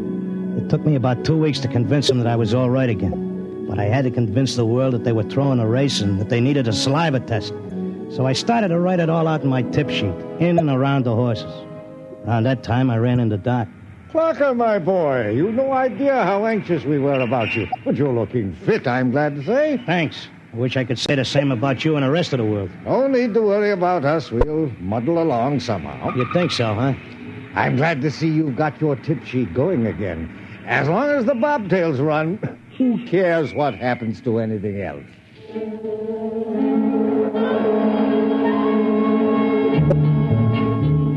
Of course, nobody listened to me. I had posters printed telling everybody. I hired sandwichmen to walk through the city. I made speeches in Columbus Circle. I told everybody doomsday was near. I sent letters to Congress, to the UN, editors of newspapers. Nobody paid any attention. I sneaked into the balcony of the General Assembly and tried to shout a speech, and they threw me out, very politely. I wrote the whole thing up for a magazine, and they printed it and sent me a check and told me if I had any more fiction, they'd be glad to run it. They kept trying to tell everybody the truth about the catatonics. We ought to go to the hospitals and get ourselves let in and have the aliens take over and show us where we're going. But nobody would listen. And then finally, I went back out to Glendale. Oh, Mr. Locke, we were wondering when you'd come visit your wife. You been away? I want my old room back. But you're perfectly normal. Give me half hour alone, and you'll be glad to give me my room.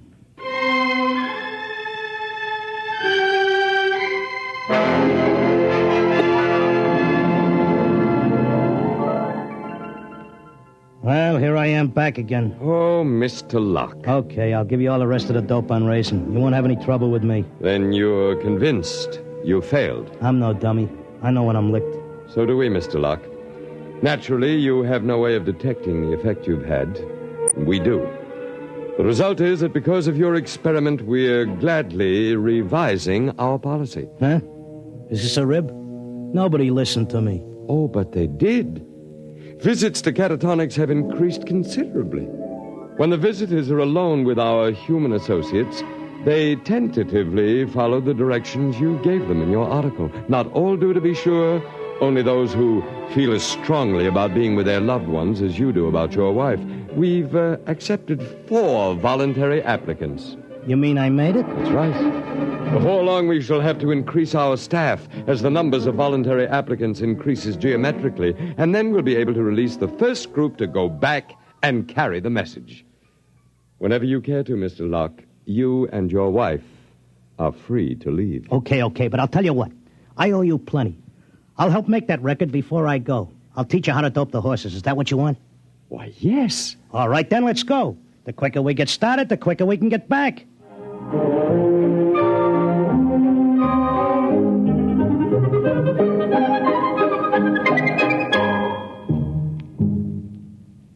You have just heard X-1, presented by the National Broadcasting Company in cooperation with Galaxy Science Fiction Magazine, which this month features A Touch of E-Flat by Joe Gibson, a story with a warning.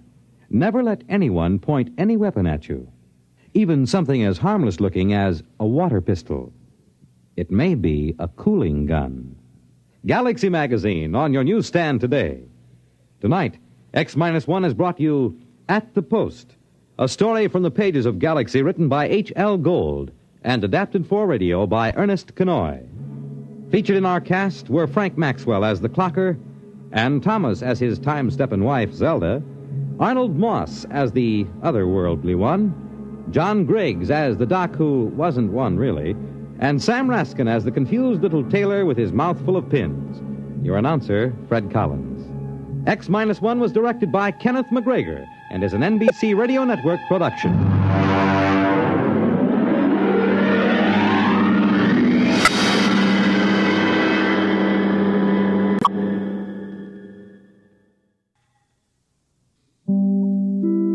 In just a moment, X-1. But first... There it is again. Say it with music. Your invitation to 2 full hours of the best live music weekday mornings on NBC Bandstand. This week, Ralph Flanagan's group, plus Russ Morgan and his orchestra, bring you mellow and relaxing tunes. But don't get too relaxed, because the 4 lads are back again as Messer's Music. And Bert Parks, your bandstand MC, keeps you smiling between numbers. It's a great show live all this week on NBC Bandstand. And now, stay tuned for X-1 on NBC.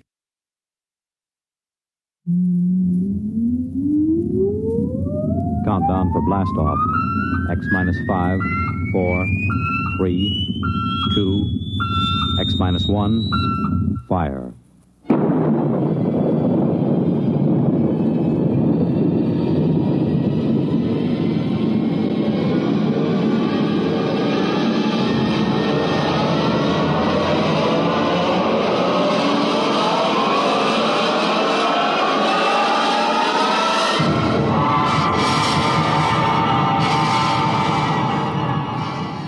From the far horizons of the unknown come transcribed tales of new dimensions in time and space. These are stories of the future, adventures in which you'll live in 1,000,000, could be years, on 1,000 maybe worlds.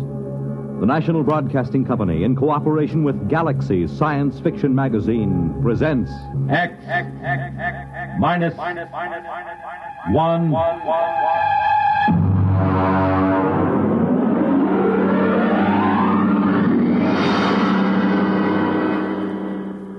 Tonight, a story by Frederick Pohl, Tunnel Under the World.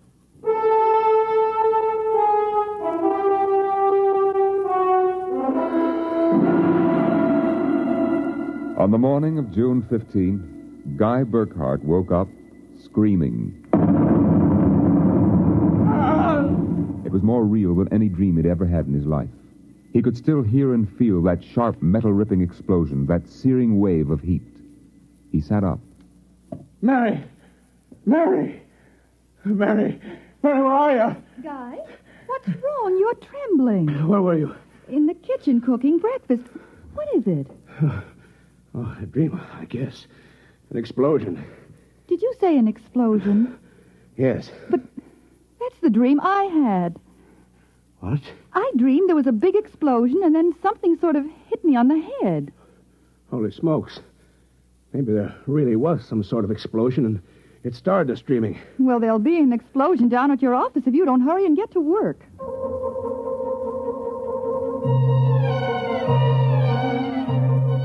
Coming in on the bus, Burkhart watched to see if there was any evidence of an explosion. There wasn't. If anything, the town looked better than ever. The only thing that seemed strange to him was the fact that none of the usual crowd was on the bus. He was a little relieved when he did see his old pal, Henry Swanson. Excuse me. Henry. You pardon me, sir, please. Henry, what's the matter with you? It's me, Guy Burkhardt. Burkhardt? Sorry, I don't believe we've met. What? Henry, for Pete's sake, it's me. If you'll excuse me, this is my stop. Well, how do you like that?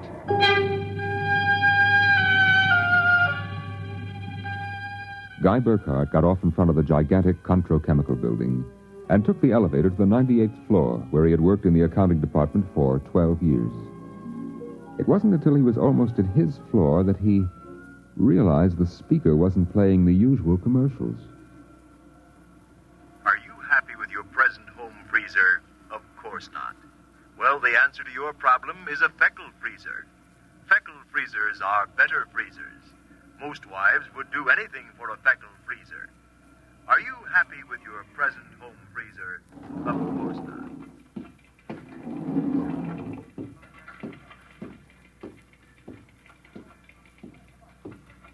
Good morning, Miss Horn. Good morning, Mr. Burkhardt. A new hairdo, I see. Well, yes. Do you like it? Makes a lot of difference in your appearance. Is Mr. Barth in? Why, no, sir. He had an appointment with Mr. Dorchin at the advertising agency. Today? But today's the 15th of June. He has to sign the quarterly statement. He said he wouldn't be in. That's mighty peculiar. Yes, sir. Oh, by the way, Miss Horn, what the devil is a Feckle freezer? A Feckle freezer? There's some new copy on the elevator commercial.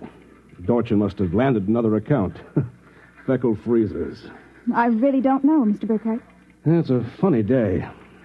Can't quite put my finger on it. There's something strange going on. He couldn't shake the thought out of his mind. It persisted all through the day and through dinner. He was still brooding as he and Mary got ready for bed. I guess I'll get a good night's sleep. Coming? I think I'll sit up and read for a while. All right, dear. Good night. Good night, dear.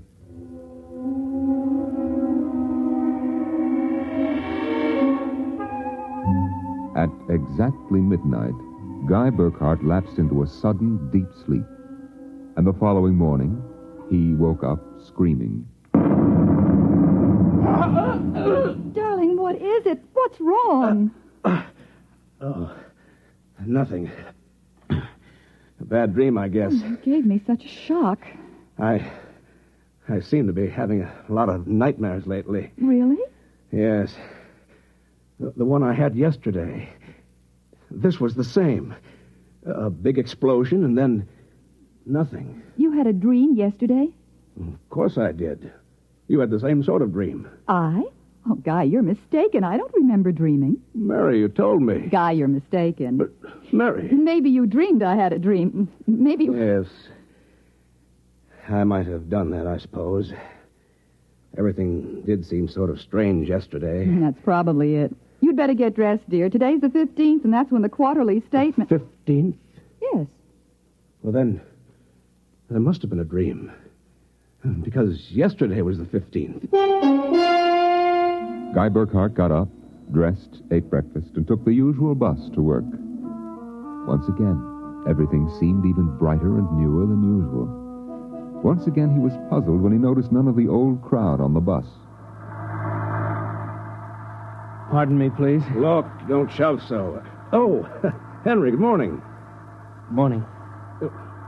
Don't you recognize your neighbors? I don't believe we've met. Henry, it's me, Guy Burkhardt. What's going on? I'm sure I don't know, sir. For God's sake, don't talk to me. What is it? Are you being followed or something? Don't you know? I was sure you remembered. Remembered what? I can't talk. This is my stop, so will you please excuse me? Henry! Henry, for Pete's sake! As in yesterday's dream, Guy Burkhardt got off at his stop and took the elevator to the 98th floor. The speaker in the elevator purred a new commercial this time. Marlin cigarettes. They're sanitized. Does your present cigarette make your throat feel raspy and unpleasant? Marlin cigarettes contain a miraculous new drug which actually gives you the sensation of smooth, creamy smoke.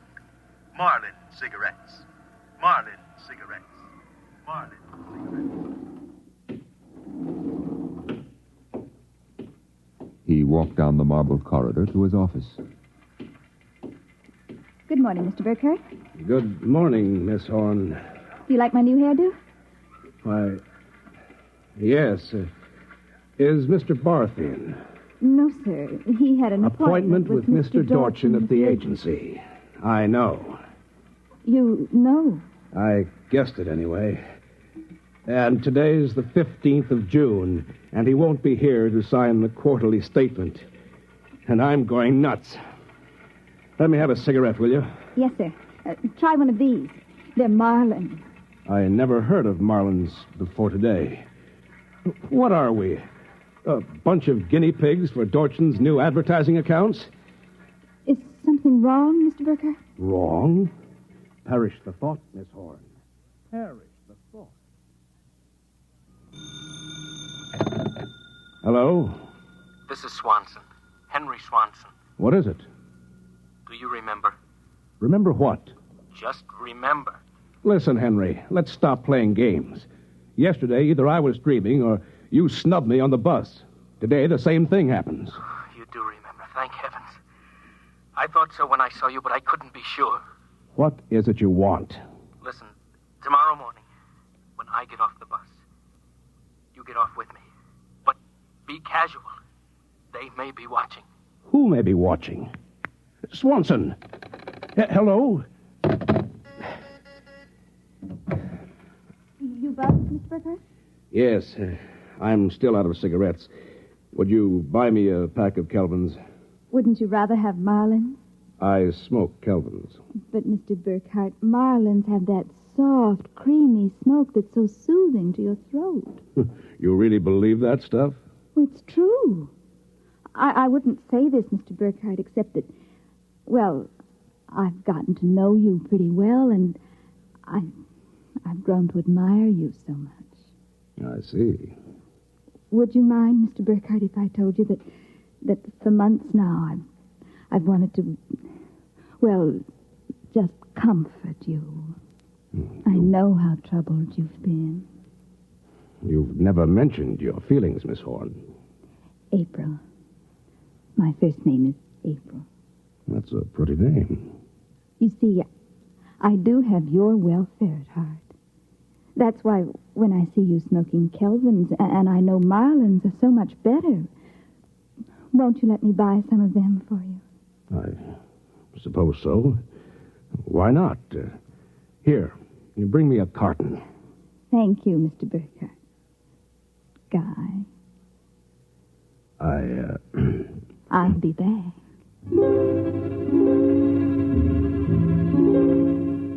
There was something wrong, something definitely peculiar about what was happening.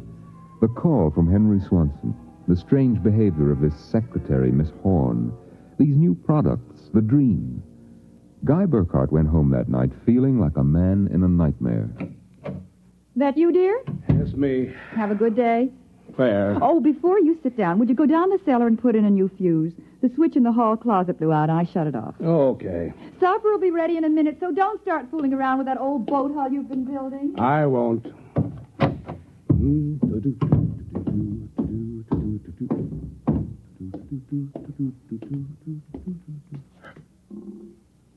Mary! Mary!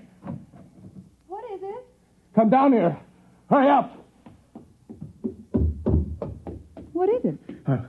I'm not sure. I was looking for a fuse, and I thought maybe I'd dropped one under the boat hull, so I scratched around.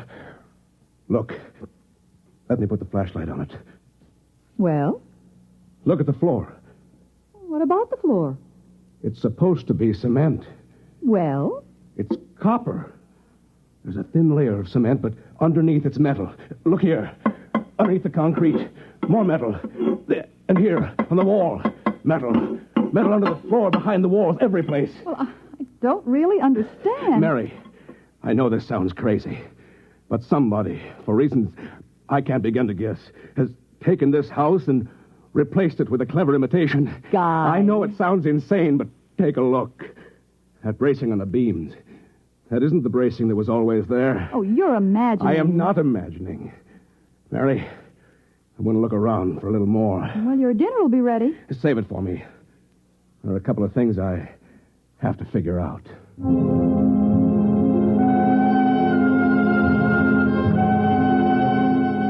The following morning, Guy Burkhart woke up screaming. He dragged himself into the kitchen where his wife Mary was preparing breakfast and discovered it was still June 15th. Mary, listen. Guy, what is it? You're trembling. Mary, the dream. Dream? About the explosion. The same one we've been having. We? I didn't dream about any explosion. You did. Why are you covering up? Covering up, Guy? What's happened to you? It happened. It happened. What? Where's the morning paper? Where is it? Outside the door, I guess. June 15th. Well, you'd better hurry. Today's the day Mr. Barth fills out the quarterly tax return. No, it isn't. What? He won't be there. He'll be at a meeting with the head of the advertising agency. Mr. Dorchin? He'll be there, and Miss Horn will have a new hairdo. And the elevator will be selling some new product. And Swanson... What about Swanson? Swanson. I wonder if it's going to be the same today or whether... Guy, what in the world are you talking about? Nothing.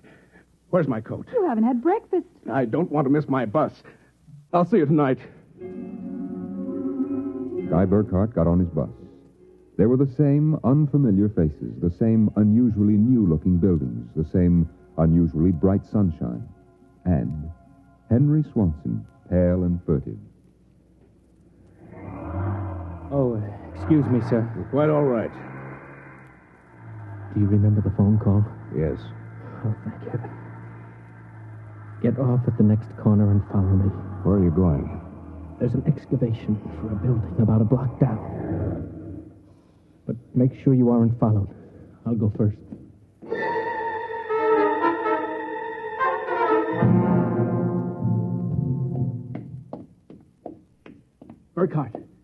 Burkhart, here, behind the fence. Now, Henry, what's this all about? Just a minute. I want to make sure you aren't followed. Followed by whom? By them, of course. And just who are they? I'm not sure. At first, I thought perhaps they were Russians. Now I'm beginning to think they're Martians. No humans could have accomplished what they've accomplished. Look, start from the beginning, Henry. What's going on? Burkhart, peculiar things have been happening to you, right? Yes. A lot of your friends are missing. Your house seems changed. Yeah, there's something stranger than that. The date. Today is June 15th. Yet I could swear that yesterday was June 15th and the day before that. Yes, you've got it. It's always June 15th. And you and I are the only ones who know it. But why? How? I'm not sure. I think it's some sort of mass hypnosis or something. Why didn't it work for us? My wife Mary doesn't remember things. Somehow when it happened, they missed us. We were protected from the full force of the rays or whatever they use. Burkhart, where were you on the night of the 14th, about midnight? That was Sunday night. Yes. I was down in the cellar, under that boat I'm building. And I was in my darkroom developing some pictures. It just doesn't make any sense to me. Russians, Martians. What makes you think so? I've seen them. Where? At the end of the tunnel. What tunnel? The one that they built under Tylertown. A tunnel under Tylertown? Yes, that's right. It's made out of copper or some alloy. Wait a minute. I found a copper layer under my cellar floor last night. Yes, so did I. That's how I discovered it. I found a way to get in, too. It's at the bottom of this excavation. Holy mackerel. Why don't we tell the police? Because we can't trust them. Even the police may be Martians in disguise. You're being melodramatic. Am I? You just come with me. Where? Into the tunnel. I'll show you. Henry Swanson led Guy Burkhart to a small hole in the side of the excavation. There he removed a cut-out piece of metallic substance, and they crawled into a dimly lighted tunnel. They walked for what seemed like 2 miles, until Swanson held his finger to his lips. We've got to be quiet now. Henry, this is fantastic. They've got a tunnel right under the whole town. Oh, Burkhardt, you haven't seen anything yet. There's a room a little further down. We'll be able to look through a glass in the door. Is it safe? It's perfectly safe, unless one of them comes along. Now, come on. Here. Look through this glass. Now, just so I know I'm not completely insane, tell me what you see. Good Lord. Well? A tremendous panel with dozens of telescreens. And in front of each, a servo robot. They seem to be computing something. Yes. I've watched them. They're evaluating data from the screens. Evaluating? Why not? Each of them has a part of a human mind, remember that? It's against the law to transfer an evaluating circuit from a human brain to a robot. Burkhardt, whoever is conducting this monstrous experiment is operating far outside the law. Have you gotten a chance to look at the data on those screens? No. No, I've been afraid to go in. There might be a warning circuit somewhere. If we knew what those robots were working on, we could go to the authorities. Well, I'll risk it if you will. It's worth a chance. We're lost anyway. Okay. Open the door.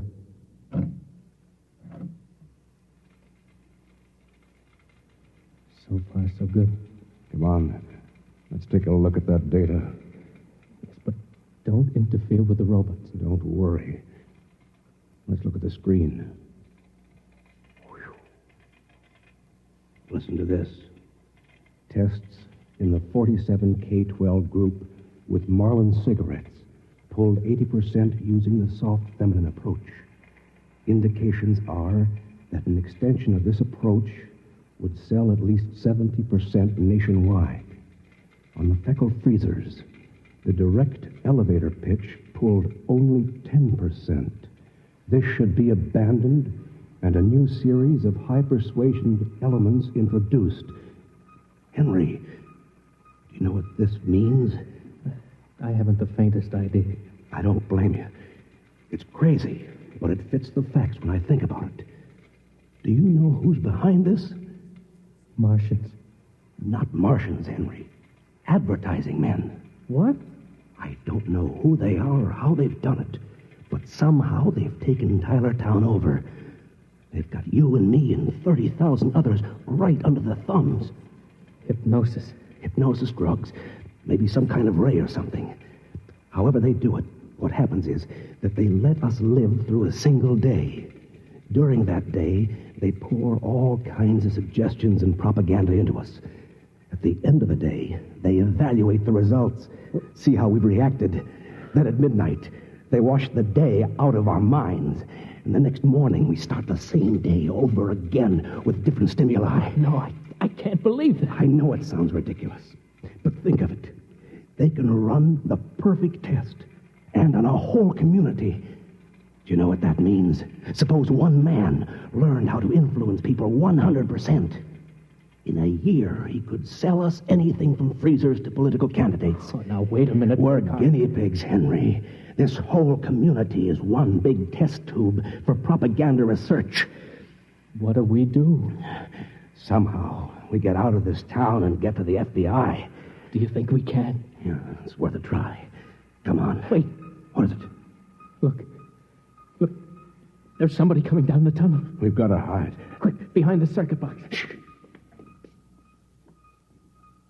Good Lord. It's Dodgen, the head of the agency that does our advertising. Quiet.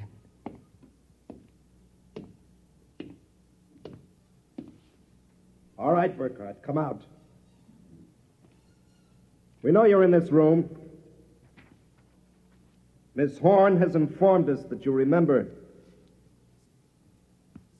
I must warn you, it's useless to buck us. Come out peacefully and let our maintenance crew adjust you properly so you don't remember from one experiment to the next. It'll be quite painless. If you don't come out peacefully, we'll have to get you. Henry, take this wrench. When I give the word, jump him. He may be armed. We've nothing to lose. Very well. I'm coming after you. Now!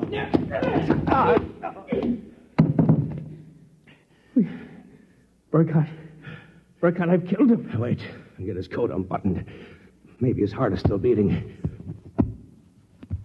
Henry. What is it? What's wrong?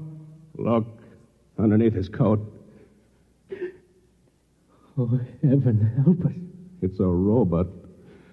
A humanoid robot. Designed to look like Dorchin. Come on, let's get out of here. Wait. What's that? A loudspeaker. I told you it was useless, gentlemen. Who are you? Mr. Dorchin, naturally. The real Mr. Dorchin. What are you trying to do to us? Merely trying to prevent you from damaging my experiment, gentlemen. You can't get away with this, Dorchin. Sooner or later, somebody, the FBI or somebody, is going to get wind of this madness. Oh, now, really, Burkhardt, you're quite naive. Now, why don't you be reasonable and let the maintenance crew adjust you? If I refuse, I suppose you'll kill me. That would be quite impossible. Oh? You see, Burkhardt, you're already dead. Dead? You're shocked. It's quite true. You and everyone else in this town were killed by premature atomic blast at the Control Chemical Plant. The blast occurred at 7 a.m. on June 15th. That's the last thing imprinted on your minds. That's why you wake up screaming each morning. It isn't true. Oh, but it is. What I and my associates did was take the brain circuits from your dead bodies. We stored them in electrochemical batteries until we had a chance to rebuild the cities and begin our tests. Do you think I believe a fantastic tale like that? I imagine you find it incredible. Of course, we didn't rebuild everything exactly. After all, it only has to last for a single day. June 15th. At midnight, we turn off the power and wash out the memory of the day. You and your friend Swanson, unfortunately, have defective circuits. You'll remember. Burkhardt, it's no use. We're trapped. Please give up. Not me. But what can we do? We can make a run for it down the tunnel. Come on. It's useless, Burkhardt. Keep going. It's useless. Useless. Useless.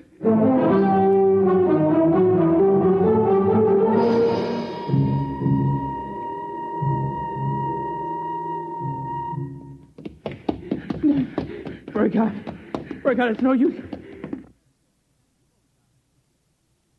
You go ahead. I'm finished. Look, we're almost at the end of the tunnel.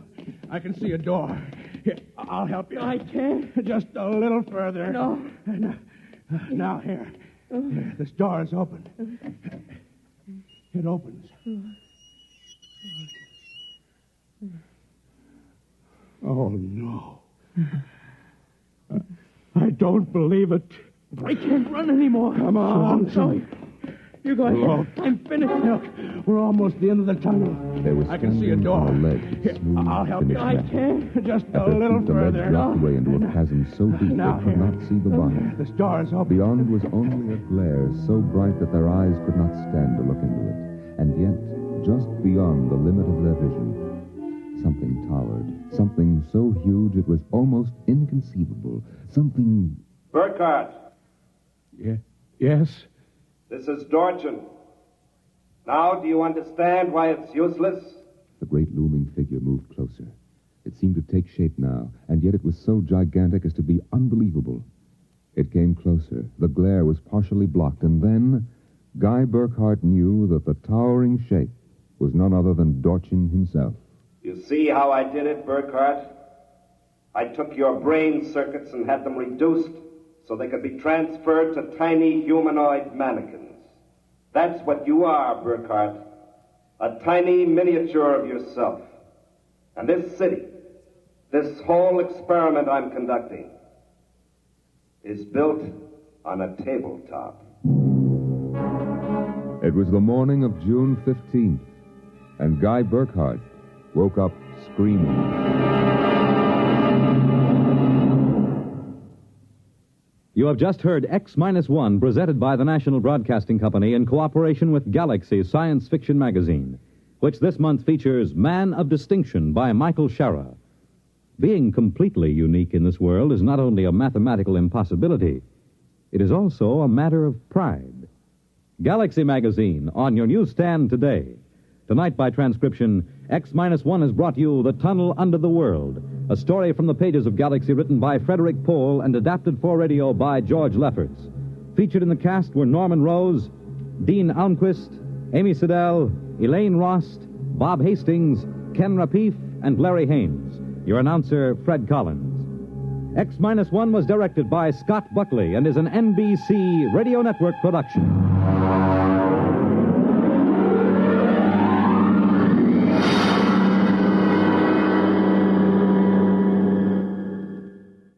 The music of Russ Morgan live on Bandstand weekday mornings on NBC Radio.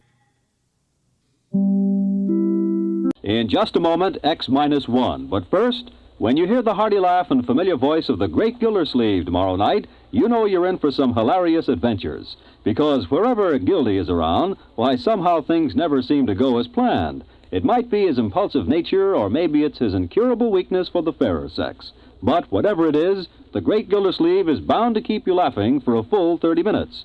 Tune in tomorrow night and meet Judge Hooker, Nephew Leroy, Housekeeper Bertie, and all the rest of the friendly people from Somerville as they join the great Gildersleeve. And now stay tuned for X-1 on NBC.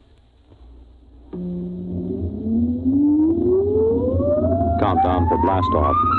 X-5, 4, 3, 2, X-1, fire.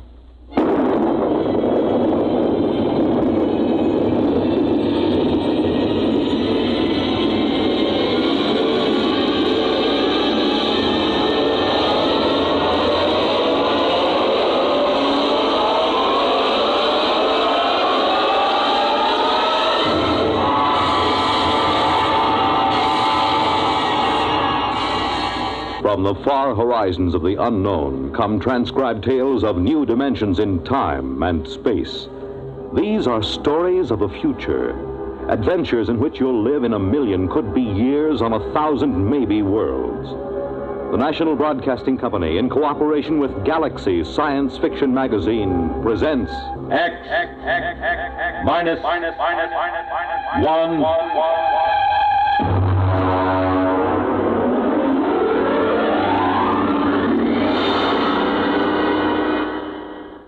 Tonight's story, Junkyard, by Clifford D. Simak.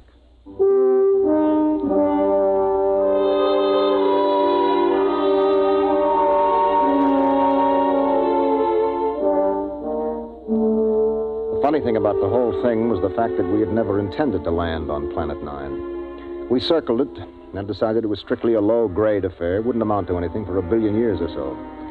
As commander of a galactic survey team, I couldn't waste my time on it. Then my exec saw this junkyard through the telescope. We landed, took a look at a load of alien machine parts discarded by some other spaceship, and then prepared to take off for Earth. It had all been a waste of time. Engine room, MacIver. This is Commander Warren. All secure? Yes, sir. Very well. Count down for blastoff. Engine room ready, sir. X-5, -4, -3, -2, -1. Fire.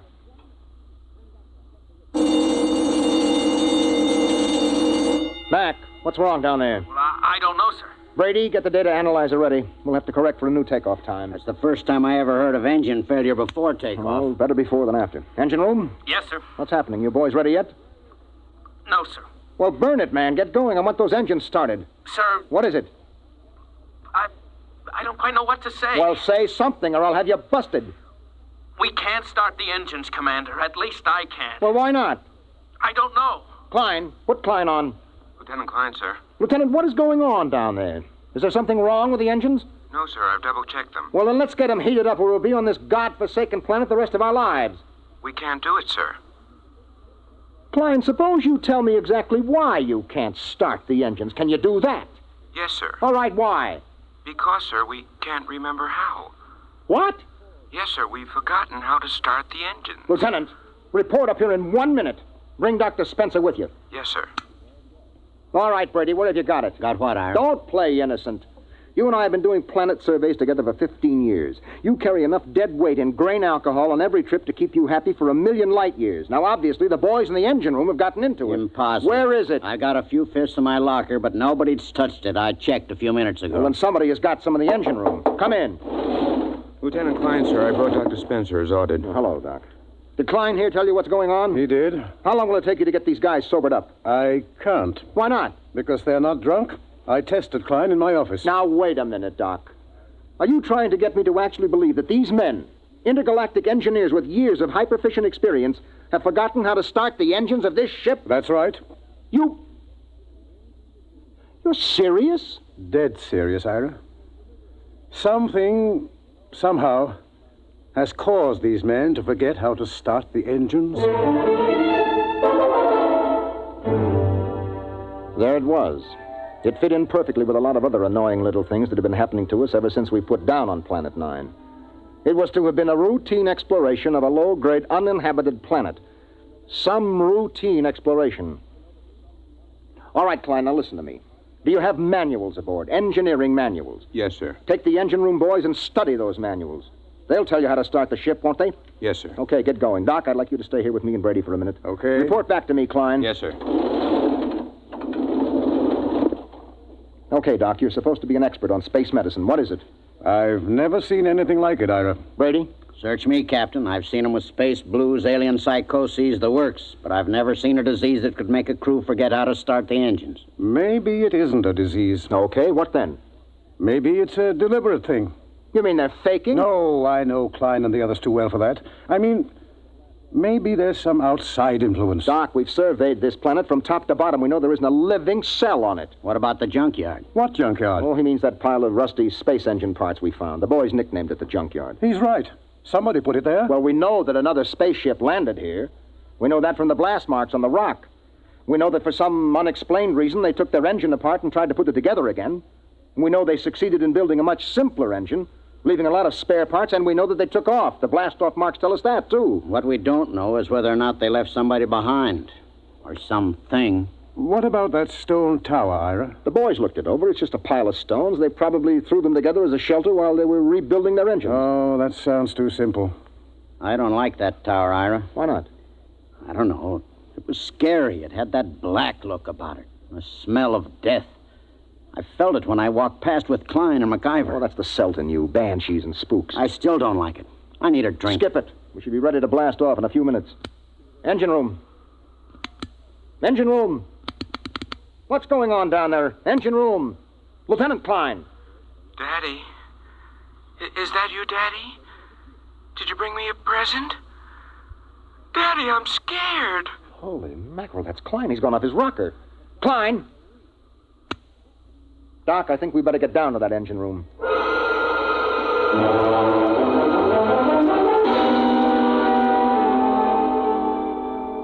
When Doc examined Klein, he found him to have the mind and memory of a 6-year-old. That's it, Ira. Something drained Klein of his memory. And that's as much as I can tell you. Well, that's a big help. Here's the manual he was reading. Well, at least we can follow this manual and get off this stinking planet. Look, hand it to me. Right here.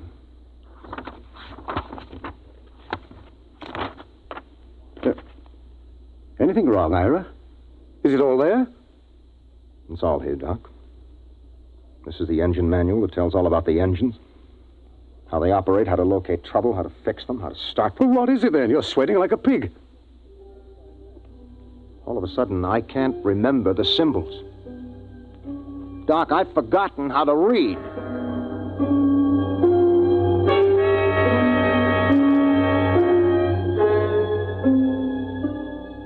I left the engine room and went out through the lock to stand on the outside platform of the ship. I looked over the junkyard where the metal of the rusted engine parts gleamed. There was a riddle there. A riddle we hadn't been able to figure out. Why had an alien spaceship landed here, ripped out its engines, and then put together a simple, less efficient engine and taken off again? And they had worked in an awful hurry, judging by the mess they'd left. Why?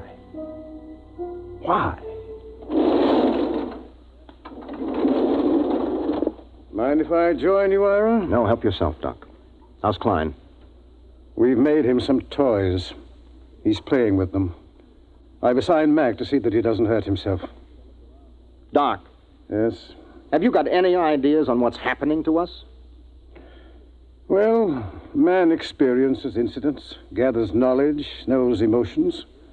Then, as he grows older, he begins to forget those experiences, forget that knowledge. That's what life is, a long series of forgettings. Here on 9, in some impossible way, the forgetting is speeded up. It happens overnight. No, there's more to it than that. Well, I'm going back to my cabin and try to get some rest.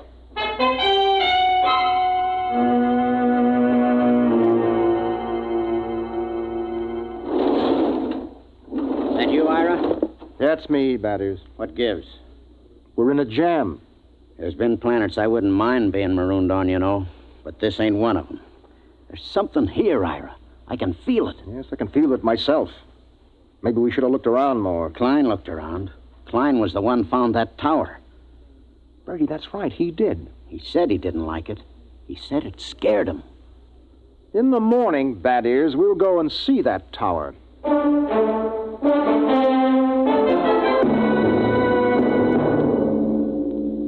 In the morning, I took Doc and MacIver and Brady with me, and we walked across the valley to the stone tower. It wasn't much of a tower, maybe 8 or 9 feet high, made of rocks piled one on top of the other. Pretty solid, well built and odd. Type F culture, I'd say. Did anybody bother to look inside this thing? MacIver, you were here with Klein yesterday. Yes, sir. We couldn't find a way in, Captain. Klein poked around but gave up. Well, we'll make a way in. Stand back. I think I can shoot the top off it. Oh, now that should be big enough for a man to lower himself into.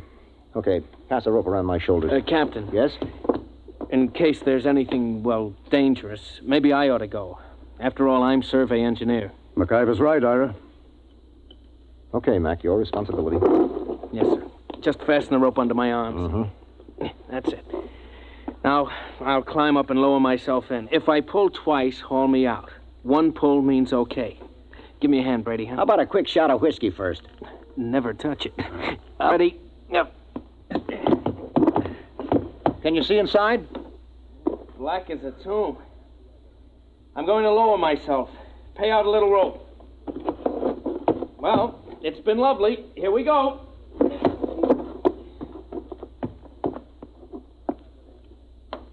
One tug.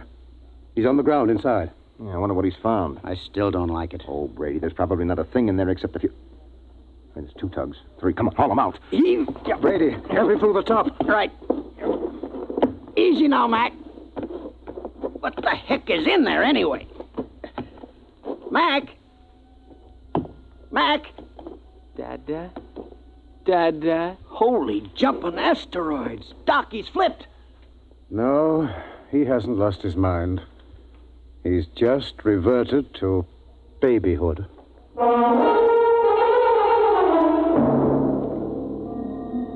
We stood there at the foot of the tower, stunned.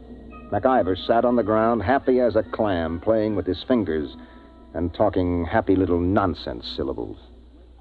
Doc, take a look at him. Make sure that he's okay physically. Check. If it's fright, his pulse will be way up. Mac, let me have your hand. That's a good fellow. Now. Good heavens. What is it? I've forgotten what the normal pulse rate is. Pulse. Pulse? Doc, let's get out of here. Brady, pick up MacIver and bring him back to the ship. Come on, let's get away from this tower.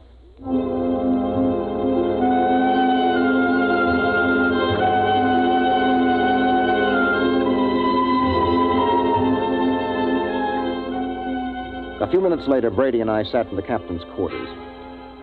He didn't do much talking, just sat and tipped his bottle to his lips ever so often.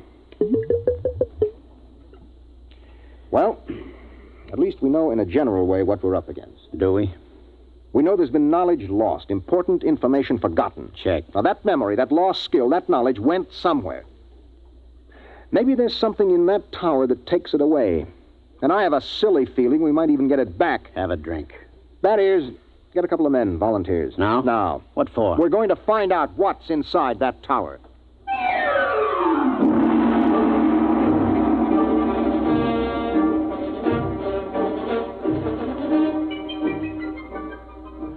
We lowered a rotating infrared movie camera into the tower, took some pictures, and went back to the ship for a look. There was something in there, all right. Now, as far as we can determine, this thing we photographed is shaped like a watermelon standing on end. The movement of the hairs all over it suggests vibrations, such as an antenna of an insect. Underneath are wires leading to terminals that seemed plugged right into the thing. You think it's a form of life? My guess is a combination of living organism and machine. After all, man and machines work together. The difference is that man retains his individual identity. Well, since it doesn't locomote, somebody or something must have put it there. Exactly. It looks like some kind of communication organism. If it is, it's a communication machine that is built to take in information rather than pass it along. Doc, do you really think that egg in there has been stealing our memory? Why not? Well, because it's too wild. That's why not. It's no wilder than a lot of other things we found. Say that egg is a device for gathering knowledge. But there's no knowledge here to gather. I mean, how often does a ship land on an out-of-the-way melon like this? Wait a minute, Brady. Who says that knowledge has to be collected here? What? I said, why do we assume that knowledge has to be collected right here on Planet 9? We forget things back on Earth, don't we? Good Lord. Suppose you were some race setting out fish traps for knowledge, and you had plenty of time to gather it. Where would you put your traps? On a planet swarming with intelligent beings where the traps would be found and destroyed or their secrets snatched away? Or would you put them out on some second-rate world where nobody would ever bother them? Good heavens, I'd pick a spot just like this. Let me fill in this picture, Doc. I think that some unknown race is bent on trapping knowledge throughout the galaxy. Ira, if what you say is true, if it is, then every time someone on Earth forgets something, it's because one of these eggs has drained it out of him. Well? It's too fantastic. Have you got a better guess? No. Well, the question is, what do we do next? If anybody gets near that egg, he winds up like some puling little baby. You were pretty near it that first day. Did you forget anything? Well, how should I know? I was too pleasantly lit up on grain spirits to know the difference. Well, the question is still, what now? I'm going outside to think. Ira. Yes? There is one thing to keep in mind. What is that, Doc? If those are memory traps, then there must be a way for somebody to empty them. And if we're ever going to get away from here, what's gone in has got to come out.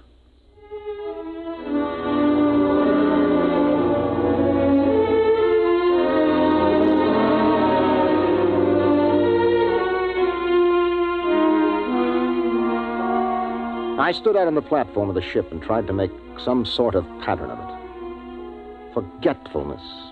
That was the key word. All through the galaxy, in every culture, there was forgetfulness. There were lots of learned theories, of course, kinks in the brain, neuroses, data processing. But suppose they were wrong. Might it not be that forgetfulness was caused by thousands upon thousands of these memory traps planted throughout the galaxy, nibbling away at the conscious memory of all the sentient beings that lived among the stars? On Earth, a man forgets slowly because the traps are far away. But here, in their very shadow, a man forgets suddenly. And then another thought entered my mind. What kind of race had set these traps? How did they empty them? How? Brady. Huh? Where do you keep your liquor? Not cheap. Come on, where? It's in my locker. Get it out of there, all of it. Ira. That's a direct order. Okay. All of it. That it? Yeah. I never thought I'd see the day when you pulled rank on me, Ira. If you confiscate this stuff, so help me, I'll never forget. Who said anything about confiscating? That is, have you ever really hung one on? I mean, just got pie-eyed drunk? Let's see. Yeah, there was once on Mars. Was that the worst? It was beautiful. Took me 3 days to sober up. They say I fought off the whole galactic patrol for hours. Well, do you think you got enough here to get that polluted again? I got a pretty good supply, Ira. Well, that's good, because in 1 minute, I'm going to give you a direct order to hang on the biggest, most monstrous drunk in the entire history of the universe.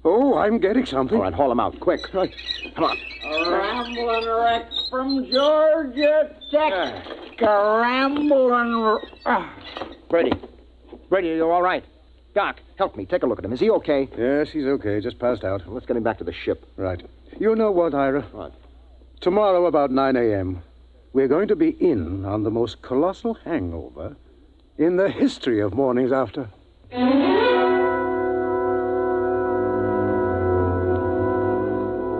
We were in on more than Doc Spencer had bargained for.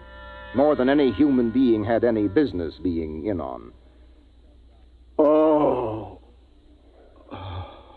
Well, Brady, how do you feel? Shoot me. You turned the trick. Trick? The tower. You hooked into the egg. The stuff is rolling out now. Doc and the boys have got a recording hooked up. The stuff they're listening in on is enough to set your teeth on edge. What stuff? The information that mind trap has been collecting for hundreds of years. It'll take us years to sort it out, but we're getting some of it straight already. Any of our own stuff? Plenty. Anything on engines? Well, not on our engines. So? We got the dope on the junkyard engine. Mac and the boys are helping to get it assembled. We're ripping out our own engines and just keeping some of the parts. Another junkyard, huh? Another junkyard. The engine we're building now is superior to anything ever built. Pretty handy little gadget, that egg. Only one thing. What's that?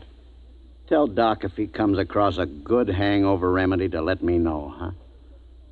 Oh.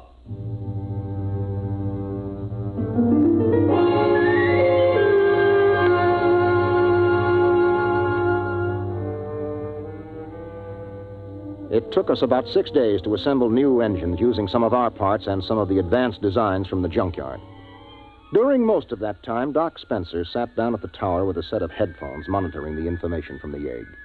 He was like a man possessed. I didn't think anything unnatural was happening until the night of the 6th day. Well, that does it. The boys have got the engines ready for blast-off.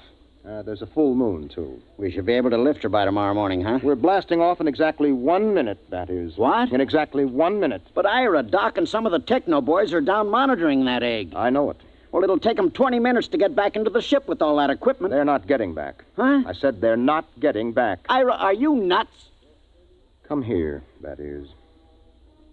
I want you to take a look through this field scope. You can get a good close-up of Doc and the boys who have been monitoring that egg. Now, wait till I get it focused. You got 'em? Yeah? Take a close-up. Mother in heaven. You see why we have to leave them here? Those faces, they're like some kind of beast. What is it, Ira? What's happened to them? The same thing that must have happened to the crew of the last ship that touched here. The same thing that made them blast out of here in such a tearing hurry. What? That is, there isn't only knowledge in that thing. Those boys are monitoring something else. Something else? Personality, that is. They're not human anymore. They're turning alien.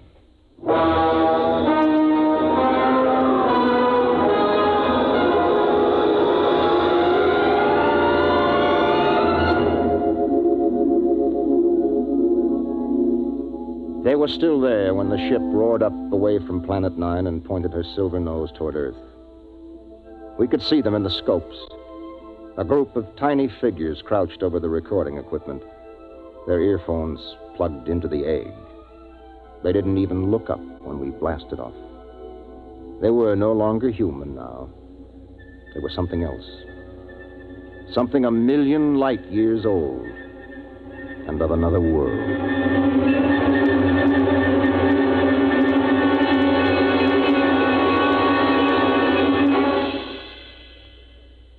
You have just heard X-1, presented by the National Broadcasting Company in cooperation with Galaxy Science Fiction Magazine, which this month features the R. DeWitt Miller story, Swenson Dispatcher. The story of a shrewd but unscrupulous spaceship dispatcher who tries to best the rival airlines by unethical means, and with most surprising results. Galaxy Magazine on your newsstand today. Tonight, by transcription, X-1 has brought you Junkyard, a story from the pages of Galaxy written by Clifford D. Simak and adapted for radio by George Lefferts. Featured in the cast were John Larkin, Bob Hastings, Mercer McLeod, Stan Early, and Jack Orison. Your announcer, Fred Collins. X-1 was directed by Daniel Sutter and is an NBC Radio Network production.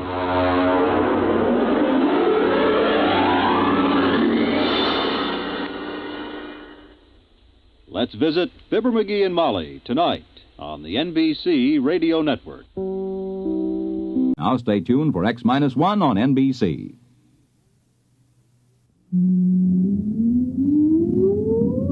Countdown for blast off. X-5, 4, 3, 2, X-1, fire.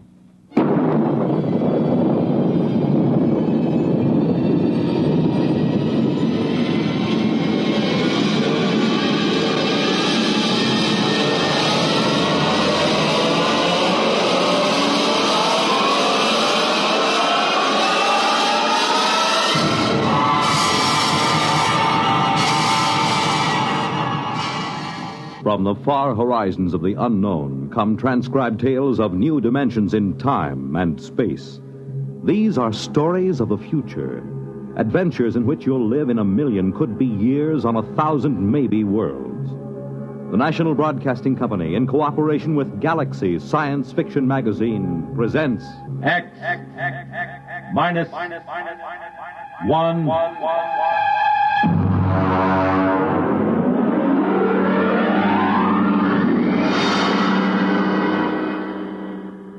Tonight, Project Mastodon by Clifford D. Simak.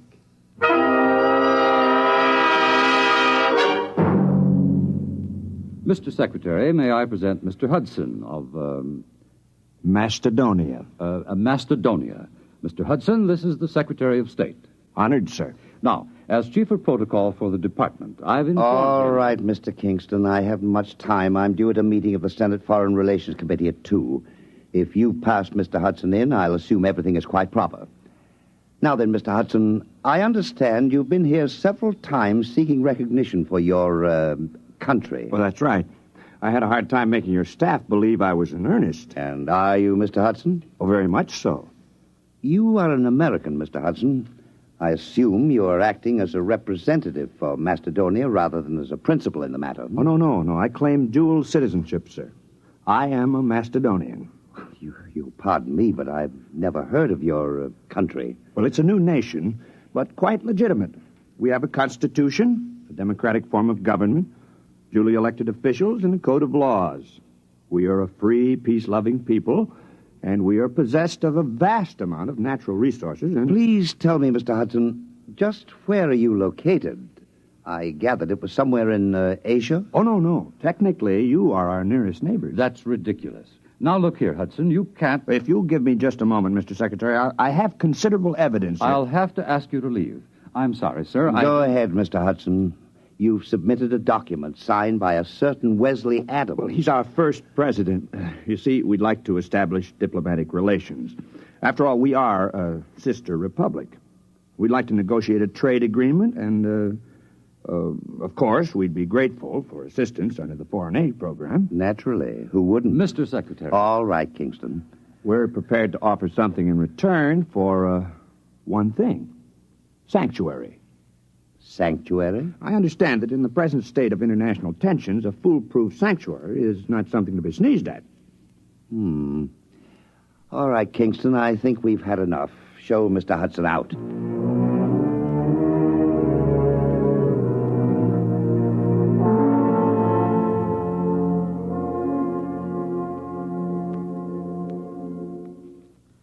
All right, let's have the story again. Look, mister, I don't want any trouble. Just tell the story again. You want to cooperate with the FBI, don't you? Sure I do. Sure, but I just don't want any trouble. All right, start over. You found the briefcase in the booth. Yeah, that's right.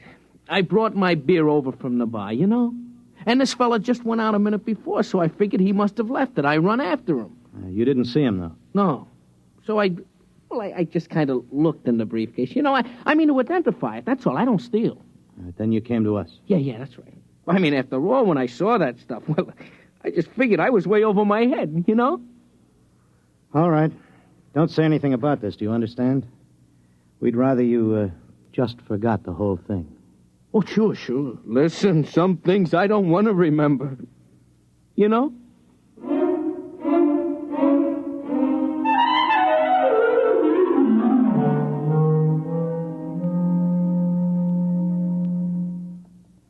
Hello? Is this Dr. Harrison of the Paleontology Department? This is Mr. Jenkins at the Federal Bureau of Investigation. We have some movie film we'd like you to look over. Huh? Oh, we acquired it. Big shaggy elephants and tigers with teeth down to their neck. No, it's not fakes. Our labs are sure of that. Whatever is on those films is real. No, we don't know. That's why we called you. We haven't the slightest idea where those pictures were shot. We can't even guess.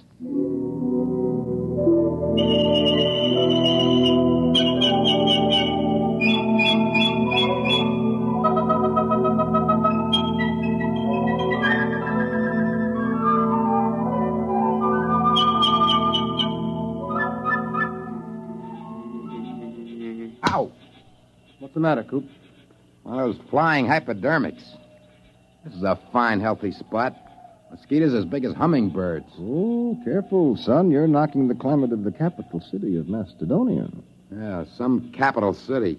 One palm tree and a Boy Scout pup pet. Wes, this is the wildest thing we ever did. What if Chuck can't get back? Chuck Hudson is a man of many parts. Have faith. Supposing they're putting him in jail, or something might happen to the time unit or the helicopter. We should have gone along. Do you think they'll do it, Coop? Who? What? The United States. Do you think they'll recognize us? Not if they know that Macedonia is the United States 50,000 years ago. That's why we have to get legal recognition first, otherwise it wouldn't be safe. Well, there goes that mastodon again. Good old Buster. Where is he? Right there. Over by the grove, see? He's lonely. What? He probably is. He must have been run out of the herd by some younger bull. That's why he hangs around like some homeless dog. One thing worries me, Wes. I know you dreamed up the time unit, and we all chipped in for the helicopter, but can you just claim territory on your own like we did? Why not? We found it, it's ours. Hey, Buster's coming this way. Give me the right. No, wait. Maybe he's only bluffing. If that mastodon comes through here, he'll stomp everything flat. I'll give him 3 steps more. It'd be such a shame to plaster him. He's such a nice old monster. One more step and he gets it. Hey, that's Chuck. He's back. I wish he could fly that helicopter better. He might wreck it. Well, anyway, he scared Buster off.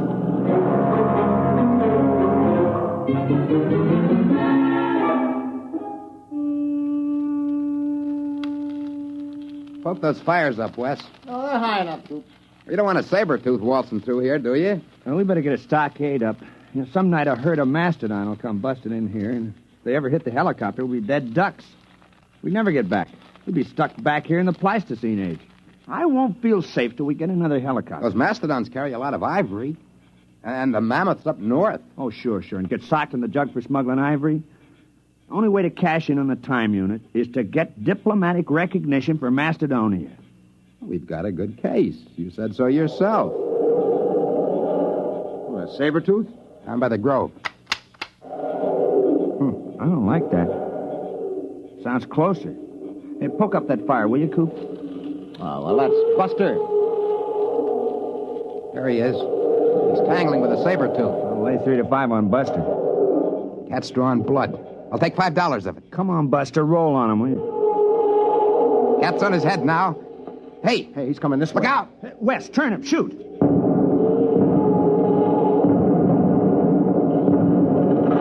Hey, got him!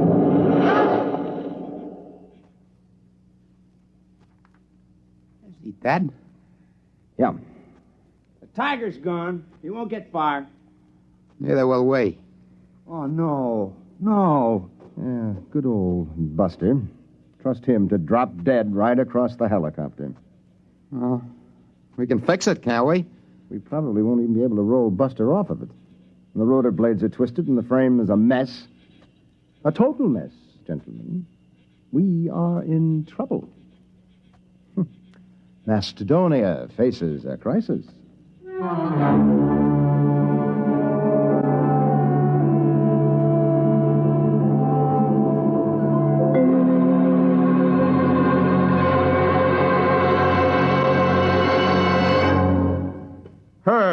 Herb, you're the key man in the administration. You swing a big stick on the hill. You can't give up on Project Mastodon now. Les, it's been 10 years. If they were coming back, they'd be here by now. Look, I've been working on this ever since we got those films. I've traced their lives from the time they were born till the time they disappeared. Adams was the brains. The other two were quite capable of helping him carry it out. Hudson knew all the angles. Les, I've sneaked your appropriation through 4 times. Now, there's a limit. But I've got the proof. We've had every paleontologist in the country go over those films. They couldn't be faked. Who would know to put lynx tassels on the ears of saber-toothed tigers? Who would know that young mastodons were black? And the location. We tracked down Adams' farm just from landmarks in the prehistoric landscape in those films. We've got to contact them. Look, Les, even assuming it's all true, a planet has only a grand total of resources.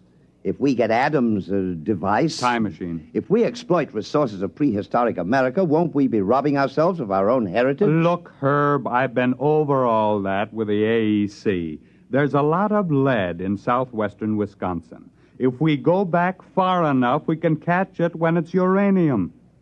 The whole research project hasn't turned up a lead on Adams' machine, if it exists. We've got to keep watching that farm. They might return. We've got to keep looking for them, no matter how long it takes.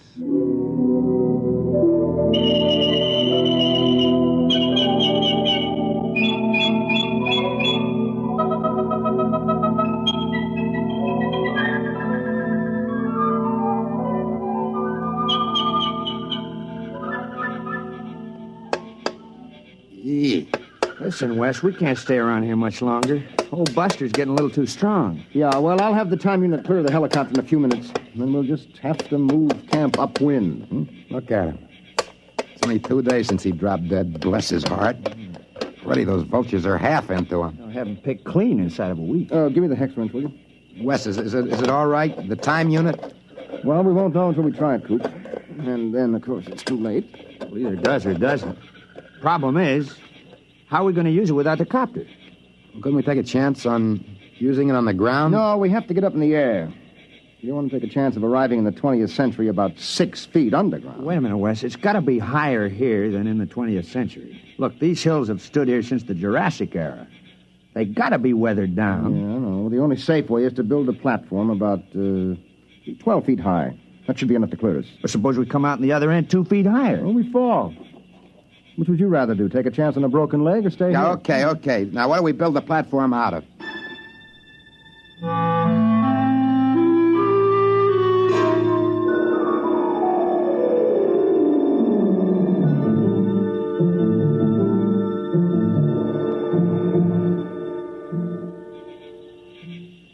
There you are, Wes. All right, I got it. Chuck, comes the next stone. Now, wait a minute. Hey, look out. You want the whole pile to come down? Oh, I'm sorry. Okay, Wes, hand it up. Yep. Give me. That's about 12 feet, isn't it? Well, it ought to be. It took us 10 days to pile it up. Look out, I'm coming down. All right, don't start an avalanche. Well, pretty soon we'll be able to start all over again. Mm-hmm. If the unit works. Yeah, that isn't all. We don't have any proof we've been back here. We'll be stone broke. Another helicopter would cost $30,000. Can't walk into a bank and borrow 30 grand to take a short trip to the Stone Age. Wes, where do you figure we are? I mean on the farm. Well, I think we're clear of the barn and the silo. I hope so. The way I figured, we're astraddle that barbed wire fence at the south end of the orchard. Well, we might as well give it a try. All right, I'll get the unit. You two climb up on top of the pyramid.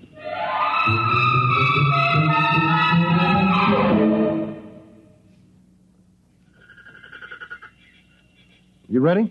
Think it'll work, Wes? I don't know, Coop. Got pretty well banged up when Buster hit the copter. I haven't got the equipment to check the waveforms. All right, stand around close, bend your knees a little. Might be quite rough. Go ahead. Push the button. Okay. 1, 2, 3. Nothing. Doesn't work. Well, that's that. We're stuck.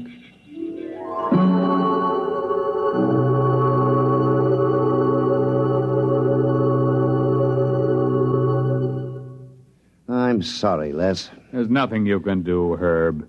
You've been out of government for 5 years. If there's anything I can do, the board of directors instructed me to offer you... No, thank you. Well, what are you going to do? I mean, now that you're retired. I bought a farm. Oh? In Wisconsin. Well, you haven't given up, have you? I'm the only one. They closed Project Mastodon down 3 years ago, and they've been hinting ever since that I'd be happier retired. Old Bowers, he's the crackpot from Project Mastodon. I'm sorry, Les, but it has been 20 years. Yes, it has. But think of it. From a military point of view, hidden bases in enemy territory itself, centuries removed in time, yet only seconds away. If we had bases like that and shelters... Relax, Les. It's all over. Sure. It's all over.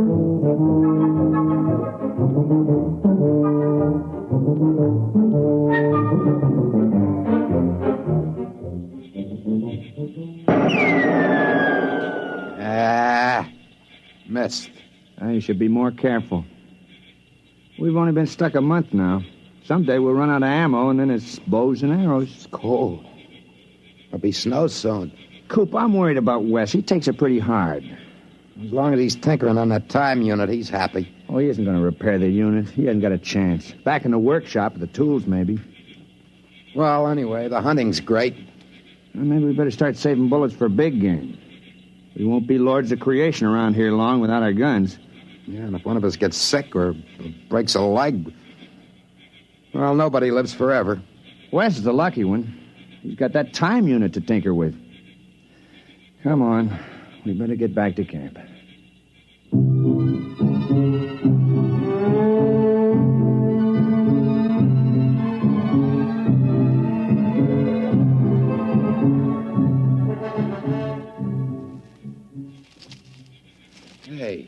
Hey, Wes! Come on. Wes! Wes! There's no sign of him. Wait, there's a note on the door. Wes! Never mind, listen. Dear guys, I don't want to get your hopes up again and have you disappointed, but I think I may have found the trouble. I'm going to try it out. If it works, I'll be back to get you. Wes. What, a fool? That unit can't work. He must be off his rocker. Wait a minute. Coop, look, that pyramid. It took us 10 days to pile those stones up. It's gone. The pyramid of rocks. It's gone.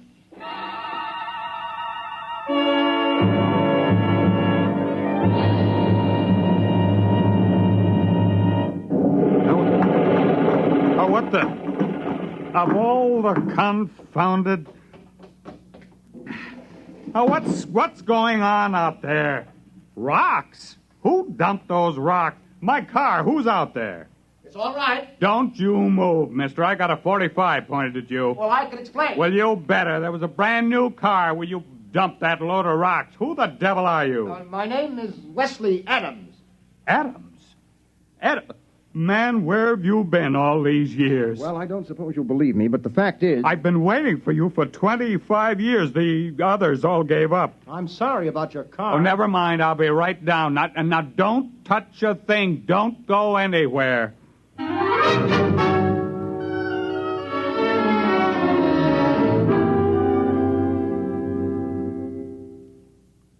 Can't be 25 years. It's only been a few months in Macedonian time. 25 years. Man, it's been a long wait. The unit must have been badly calibrated. You see, it isn't accurate for more than 50,000 years at a jump if the setting is moved. Well, we better call Washington. I imagine you'll want the same terms as before. Terms? Recognition, economic aid from Macedonia, defense pact. Listen, Adams, you've got those saps over a barrel. You can get anything you want now. The unit. I'll have to calibrate to the day to go back for them. Oh, don't worry about it. You can have every scientist in the country working on it now. Oh, you got them right where you want them. Hello? Long distance. This is Major General Leslie Bowers, retired. I want to put a call to the President of the United States, White House, Washington. You can tell them I'm placing the call for the President of the Republic of Macedonia.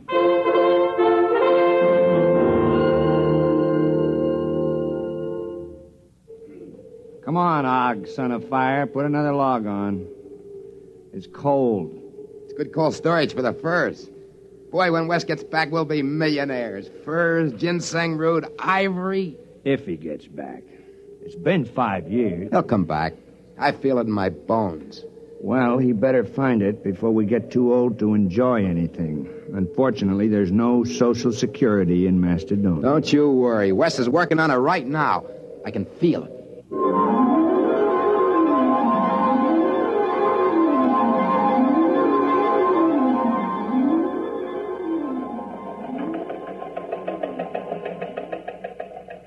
Hello, Charlie. Some just came through on the ticker. I want you to get a background story on it. And we just recognized Macedonia. What?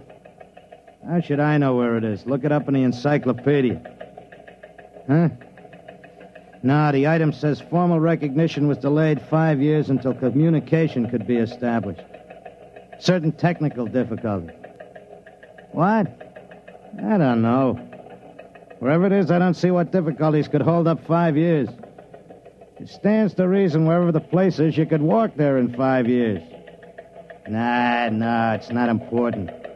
You know these postage stamp countries. Monaco, Luxembourg, they're all alike. What's so different about Macedonia?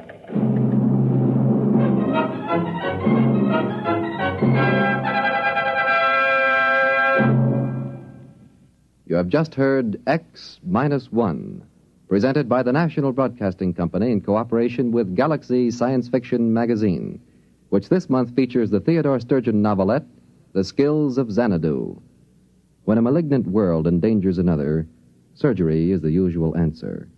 But perhaps there's another solution, to kill it with kindness. Galaxy magazine on your newsstand today. Tonight, by transcription, X-1 has brought you Project Mastodon, a story from the pages of Galaxy written by Clifford D. Simak and adapted for radio by Ernest Kenoy. Featured in the cast were Floyd Mack, Dick Hamilton, Charles Penman, Raymond Edward Johnson, Frank Maxwell, Robert Hastings, John Larkin, and Joseph Julian. Your announcer is Jerry Damon. X-1 was directed by Daniel Sutter and is an NBC Radio Network production.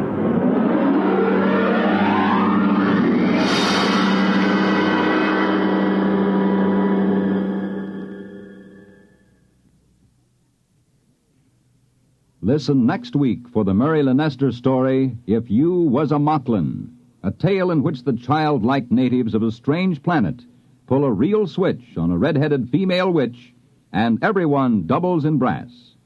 That's next week on X-1.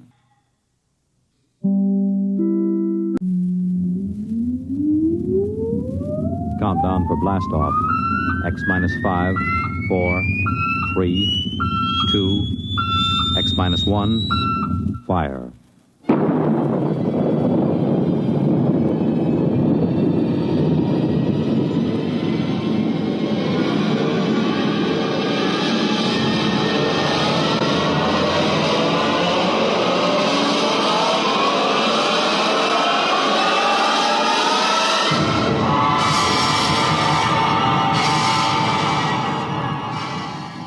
From the far horizons of the unknown come transcribed tales of new dimensions in time and space.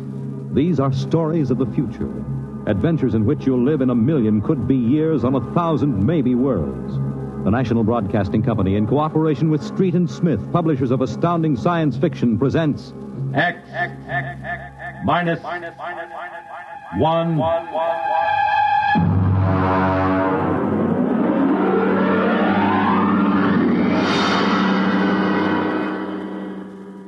Tonight's story, A Logic Named Joe, by Murray Leinster.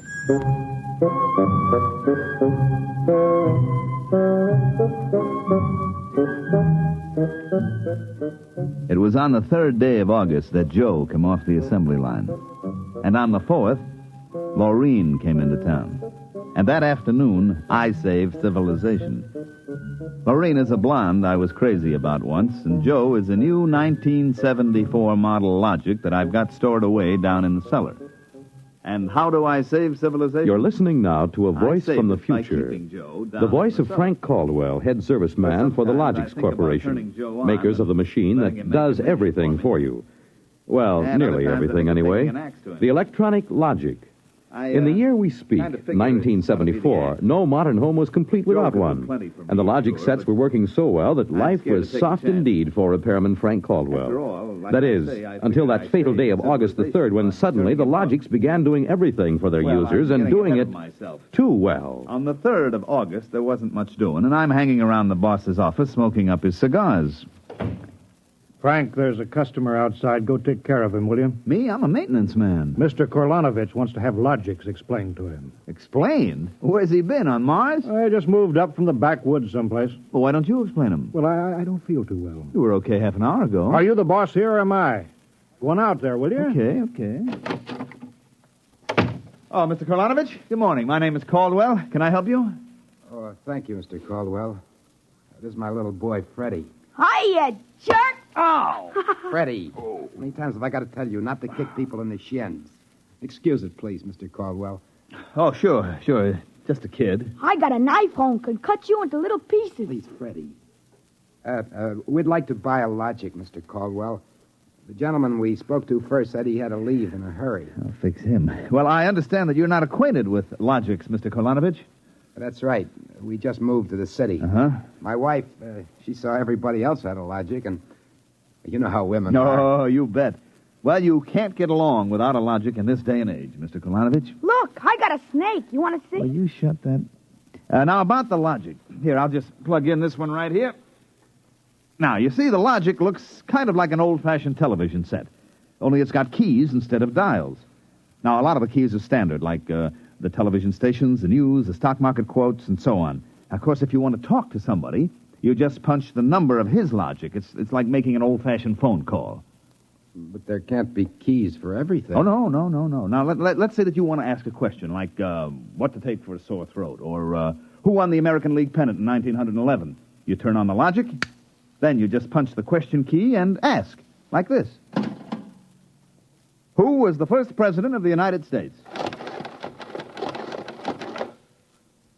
George Washington. There, you see. But I already knew that. Well, of course, that was just a sample. I got a little store. Will it keep books for me? It will keep your books, record your contracts, serve as a filing system, and check up on what happened to your lawyer's last client. Anything. Hey, they're really something, these things. 10,000 services and information sources in one. Read our advertising. What I want to know, Mr. Caldwell, how do these Logics work? Of course. Now, you saw that big building across the street? Sure. Well, that's one of the relay tanks. You see, there are a dozen of them all around the country, and they're all hooked up together. And there's a data plate in one of those tanks for every fact in creation. Anything that you want to see or hear, you just punch for it, and the Logic gives you the answer. Hey, listen. Could I ask this thing how to make dart poison? How to make what? Dart poison. Like in Africa. I could shoot the darts through my bean shooter. I think maybe we better not get one of these things. Oh, no. It's perfectly all right, Mr. Korlanovich. The Logic won't tell you that. I bet it will. I'm going to try it. Hey, how do you make dart poison? Public policy forbids this service. Oh, what'd it do that for? Kind of some little brat. Because some people might ask things that aren't good for them. Listen, I don't like this here one. I want that one over there. Kid, they're all alike. I want that one. If I can't have that one, I'm going to hold my breath till I'm dead. I got a lot of time. It's no use, Mr. Caldwell. You might as well give him the one he wants. But look, kid, they're so much alike that even I can't tell them apart. I can. I want Joe. Joe? Who's Joe? I guess he means the Logic, Mr. Caldwell. He has to think up a name to call everything. You should hear some of the names he calls me. Not till I'm 21. I promised Mother. Okay, so we call him Joe, but them things are all alike to 1/10,000th of an inch. I don't care. I bet he'll teach me how to make dart poison. Okay, then. Come on, Joe.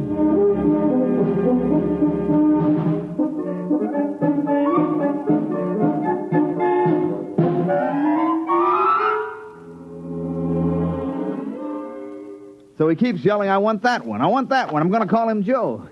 Mike, I tell you, I could have wrung his neck. How many cards? I'll draw 2. What a holy terror. He had his father scared to death. It's too bad that kid ain't mine. I'd show him quick enough who was boss in the family. Uh-oh, holy smoke. What's the matter? I'm sorry, fellas. I got to hold up the hand a minute. I just remembered. Oh, I got to call my wife. Oh, let her wait. You ever met my wife? Hey, what's the matter with this thing? It ain't getting my house. Announcing new and improved logic service. Your logic is now equipped to give not only consultative, but directive advice. If you want to do something and don't know how to do it, ask your logic. Hey, did you guys hear that? Well, they should have told us about this. Oh, it's just somebody trying to pull a gag. Well, it didn't sound like a gag to me. Maybe the boss decided to add a new logic service. Look, the minute the system starts giving advice, some joker like you is going to be asking questions like, how do I get rid of my wife? Oh, no. The boss knows better than to start anything like that. Yeah, but you heard what the logic just said. Oh, listen, the sensor circuits will block the question. If you don't believe me, go ahead and try it. Well, anything for a gag. Okay, logic, I got a question for you. How do I get rid of my wife? Service question. Is your wife blonde or brunette? You guys hear that? She's a blonde. Hexacrylobinatine is a constituent of green shoe polish. Take home a frozen meal containing pea soup. Color the soup with green shoe polish. This poison is fatal to blonde females only. This fact is a product of logic service. You cannot be convicted of murder. It is improbable that you will be suspected. The saints preserve us. And it's bound to be right. These things can't make a mistake. Well, Mike, don't just stand there. Check the sensor circuits, quick. Oh, we can't get to them. They're all sealed up. It's supposed to be impossible for them to go out of order. Well, they're out of order now. And I got a feeling that some awful things are going to happen.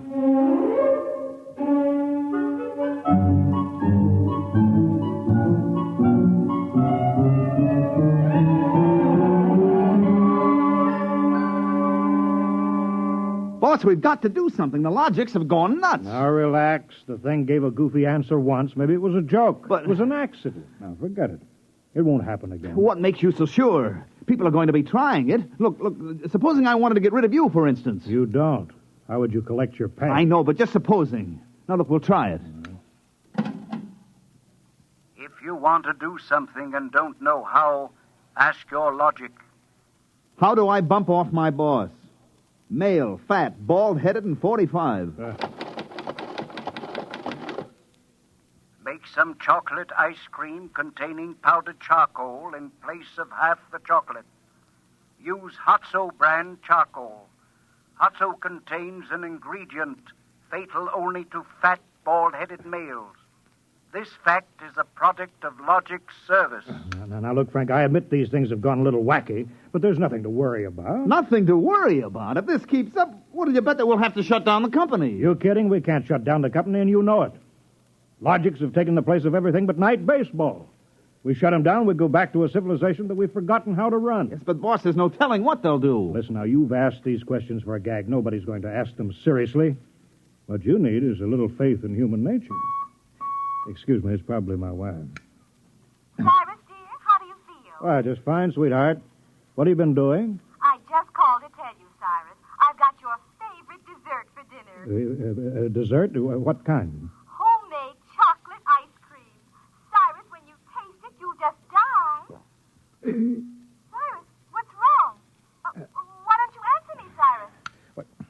Chocolate ice cream. This can't be happening. Why, this is awful. These logics are dangerous. Have a little faith in human nature. Now, Caldwell, you're the head of the maintenance crew. I'll give you 24 hours to fix these logics or you're fired. Well, now, look, boss. What are you standing there for? Get in the service car. Get moving. Where? Anywhere. Find out what the logics are up to and see that you find out before the logics do.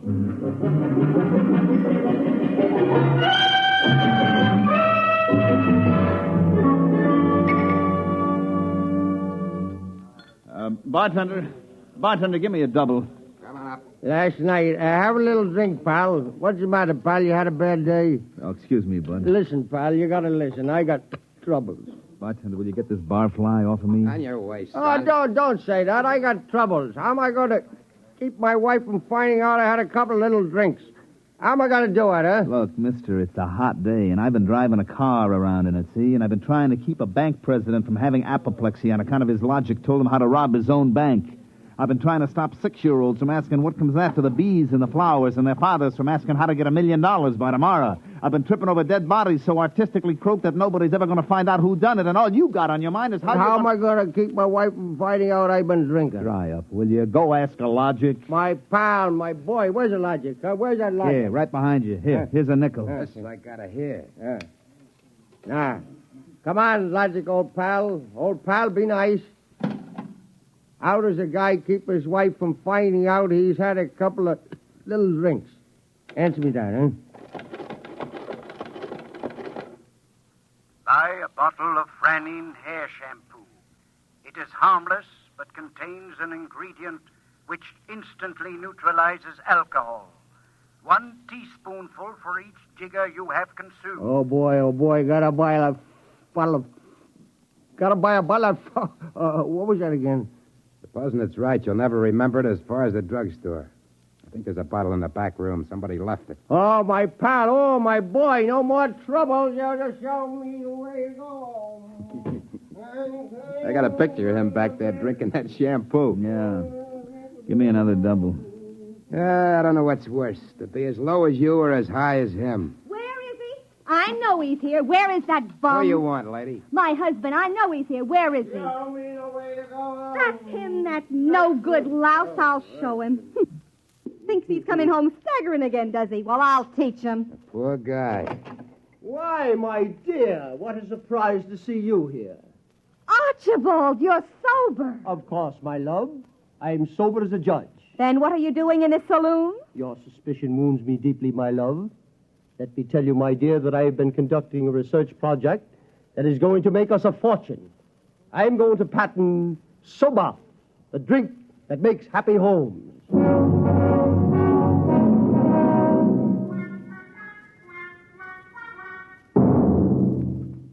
Look at this blotter, Caldwell. Blank. The greatest crime wave in history, and we can't even make an arrest. They're all perfect crimes. Thanks to the logics. But, Sergeant, we're doing our best to find Well, out... that's not good enough. You can't find out what's back of this. Shut down the company. Or else the police department will. Look, nobody is back of it. The logics run themselves. They pick their own circuits automatically. You mean they're doing all this by themselves? Sure. We always knew they could do a lot more things than we knew about. I think they're just trying to be helpful, that's all. That's all, huh? Well, you better make them cut out the tricks, including this new business they're up to now. What new business? Just started an hour ago. Every time you turn on a logic, it asks your name, and then it spells out the whole history of your life. What? I haven't heard about that. Well, what's it do that for? You tell me. Go on, go ahead, try it. Okay. What is your name? How do you like that? I'm Frank Caldwell. Frank Caldwell. Were you ever called Ducky? Ducky? Wow. Lay off, will you, fella? What if I was? It's been years. Ducky, there is a call for you. Hello, Ducky. Holy cats. Lorene. Ducky, darling, how marvelous. Hey, let me get a look, huh? Gosh, Lorene, where are you? I'm in a hotel. I just got into town. Oh, Ducky, wasn't it smart of the logic to find you? The logic? To find me? I asked it how to find Ducky. You must have an unlisted number, darling. You're not in the directory. Well, how have you been, Lorene, since I saw you last? I heard you got married. You won't believe me, Ducky, I know, but I've had 4 husbands, and I've never loved anybody as much as I love you. You've divorced 4 husbands? 3. The last one, died unexpectedly. Oh, who unexpected it? He did. But the jury acquitted me, Ducky. They knew it was just a little old accident. So now I'm free again, and we got lots of things to talk over. You come right on over here, Ducky, instant. Oh, well, Lorraine, I'm working, you see, and I'll call you back. All right. Here's a kiss. Mm-hmm. That'll have to hold you till you get here. Hurry, Ducky. Oh, my back. What am I going to do? Do like you were telling me a while ago. Huh? Calm yourself, Ducky.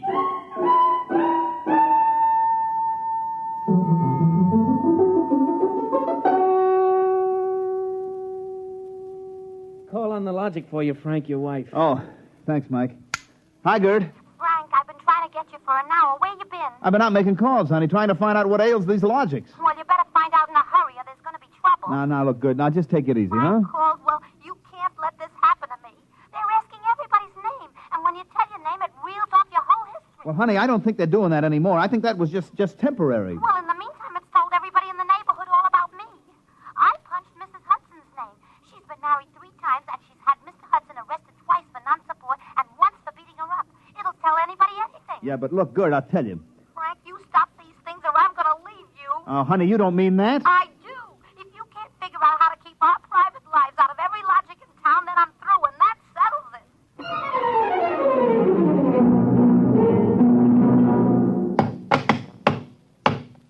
I can't even budge any of these relay plates. Me either. Isn't there some way we can disconnect them? Nope, there is not. They weren't built to be disconnected. The sensor circuits were supposed to take care of cutting them off. Now, see who that's for, Frank.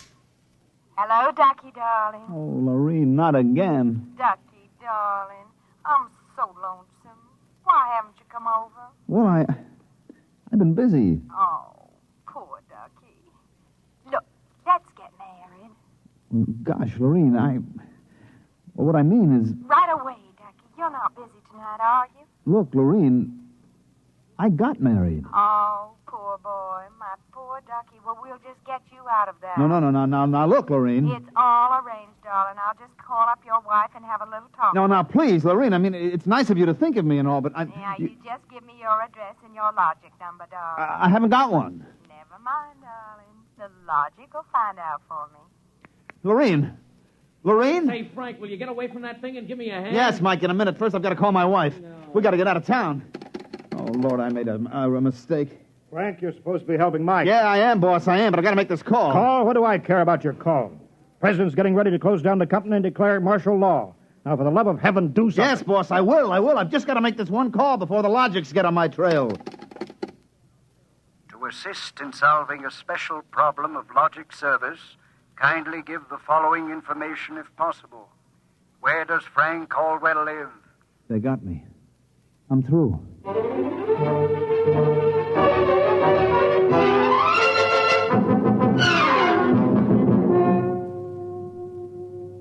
Look, Gert, will you please not ask any more questions? Frank Caldwell, I told you I was leaving you. Honey, leave me later. Right now, will you pack up yourself and the kids? We got to get out of here. But what is all this? Are the cops after you or something? Yeah, that's it, the cops. Now get moving, honey, will you? And will you get away from that logic? But don't you think we ought to hear the police calls? 27 and car 31. Detailed to round up all employees of the Logics Company. Use caution. They are suspected of sedition. Holy smoke, the cops are after me. But you just said they were. Car 17, proceed to vicinity of 119 East 7th Street. Child terrorizing neighborhood. Use extreme caution. Child is armed with bean shooter using poison darts. Freddie.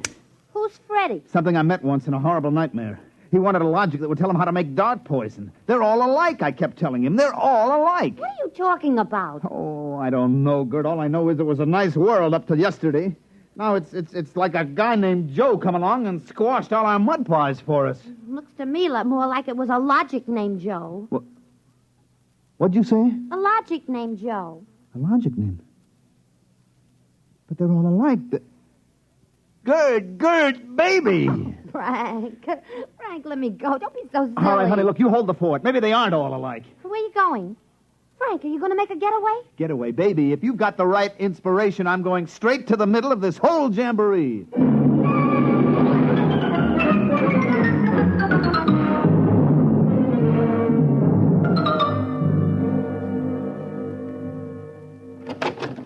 Yes? Oh, I was hoping it was the police. You remember me, Mr. Kolonovich, Caldwell of the Logics Company? Logics Company. I wish the Logics Company was at the bottom of the ocean. I don't blame you, believe me. Now, where's your logic? In here. I'd smash it into a million pieces if I wasn't afraid of what Freddie would do to me. Look, just get out of the way, will you? I've got business with Joe. If you want to do something and don't know how, ask your logic. Oh, we're back to that routine, Well, I want to do something, all right. Can a logic be modified to achieve correlations for which human brains are too limited?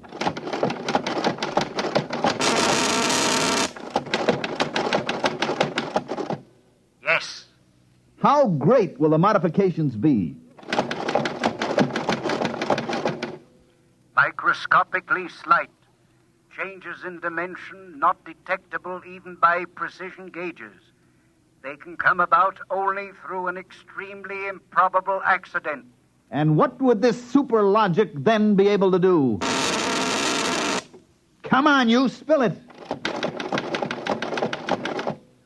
It could set up entire new combinations of electronic relays, which would bypass the normal sensor blocks, thereby enabling it to perform valuable new services, including the giving of helpful advice on any human problem. And has this accident ever happened?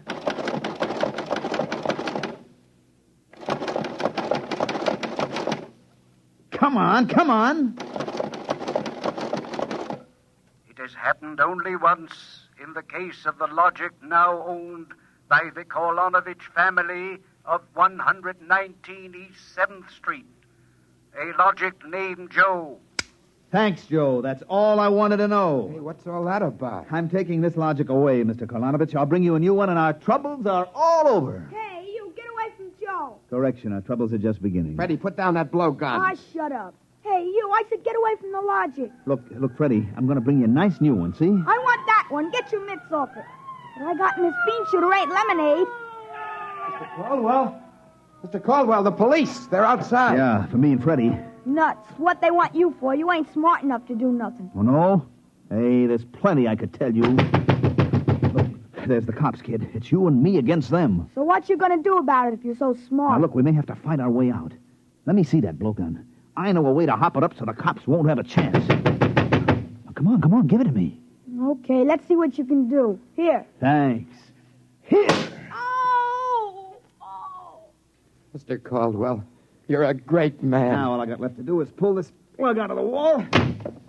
Come right in, Sergeant. Well, that must be the kid. He don't look so tough to me. Well, he just got a little softening. There'll be no more complaints, officer. I guess I can go on where Mr. Caldwell left off. Caldwell? Hey, you wanted... Now, look, I just came to pick up this busted logic. I don't know a thing. You said that before. Come on, you're going to the cooler. Let's go. Oh, wait a minute. You act like you wanted to go to jail. Well, just till a certain party leaves town. I got a feeling it's safer. Okay, then, Caldwell. Into the paddy wagon you go. Thanks, officer. You may be saving my life. Now, if you'll just help me carry this logic out... Wait a minute. You can't take that in the wagon. I can't? Why not? There's no room. We already got a dame in there who's raising the roof. A dame? Yeah, a blonde. Plainclothesman picked her up trying to buy a gun without a permit. She keeps screaming she's going to miss her date with Ducky.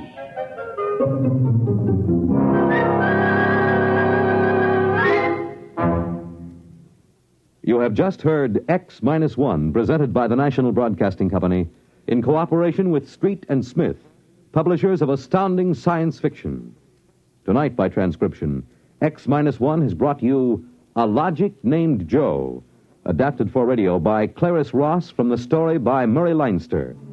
Featured in the cast were Mandel Kramer, Wendell Holmes, Guy Rep, Bill Zuckert, Walter Kinsella, Bob Hastings, Joseph Julian, Joey Fallon, Mary Lou Forster, Ann Thomas, and Mary Patton. Your announcer, Fred Collins. X-1 was directed by Daniel Sutter and is an NBC Radio Network production.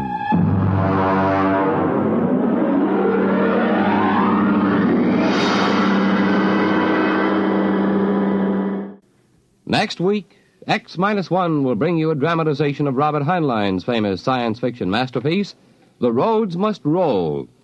It concerns the day when traffic became so impossible that the engineers took over and banned all automobiles, tore up the superhighways, and built huge mechanized roads which whirled along on giant rotors at speeds up to 100 miles an hour. An engineering miracle changed the face of the nation. The rolling roads took over. No one worried about the fact that if the road should stop, our whole economic life would fall apart. The machinery, they said, was perfect. But they forgot that machinery depends on men, and men are not perfect. Be sure to tune in next week at a new time, same day, for another exciting broadcast of X-1.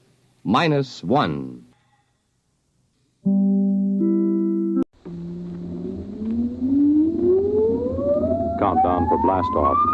X-5, 4, 3, 2, X-1, fire.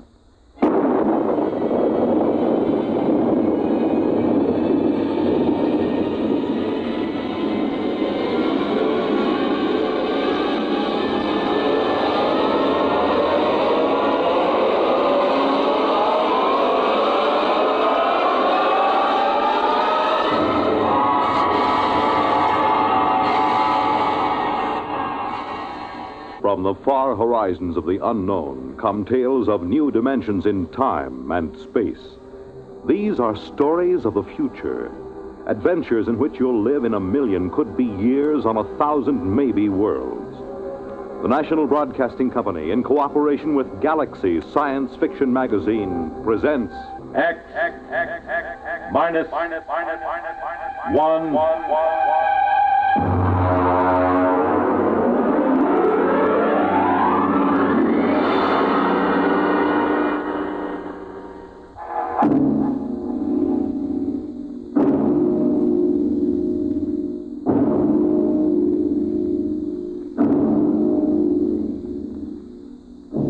Can you predict the future? Can you tell what will come in 100 years? Or in 10? Or in the next minute? Tonight we present two ventures into the unknown, two fantasies of the future, chosen from the works of one of our most brilliant young science fiction writers, Ray Bradbury. First, his story entitled, There Will Come Soft Rains.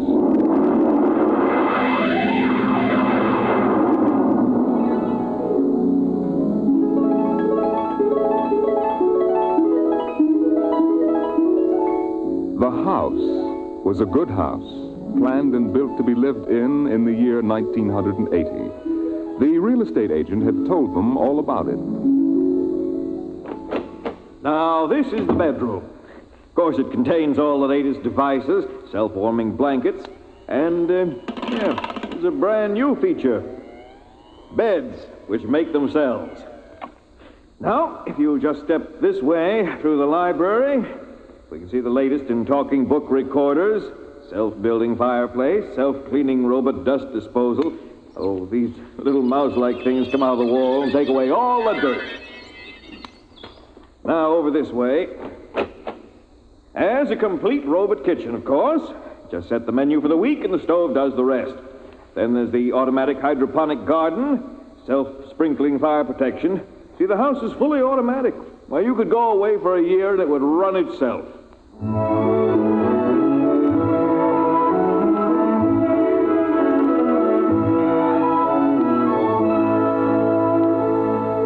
And so the family took the house, the man and the woman and the two children, a boy and a girl. And they lived contentedly, enjoying music and poetry and the rich, warm things in life.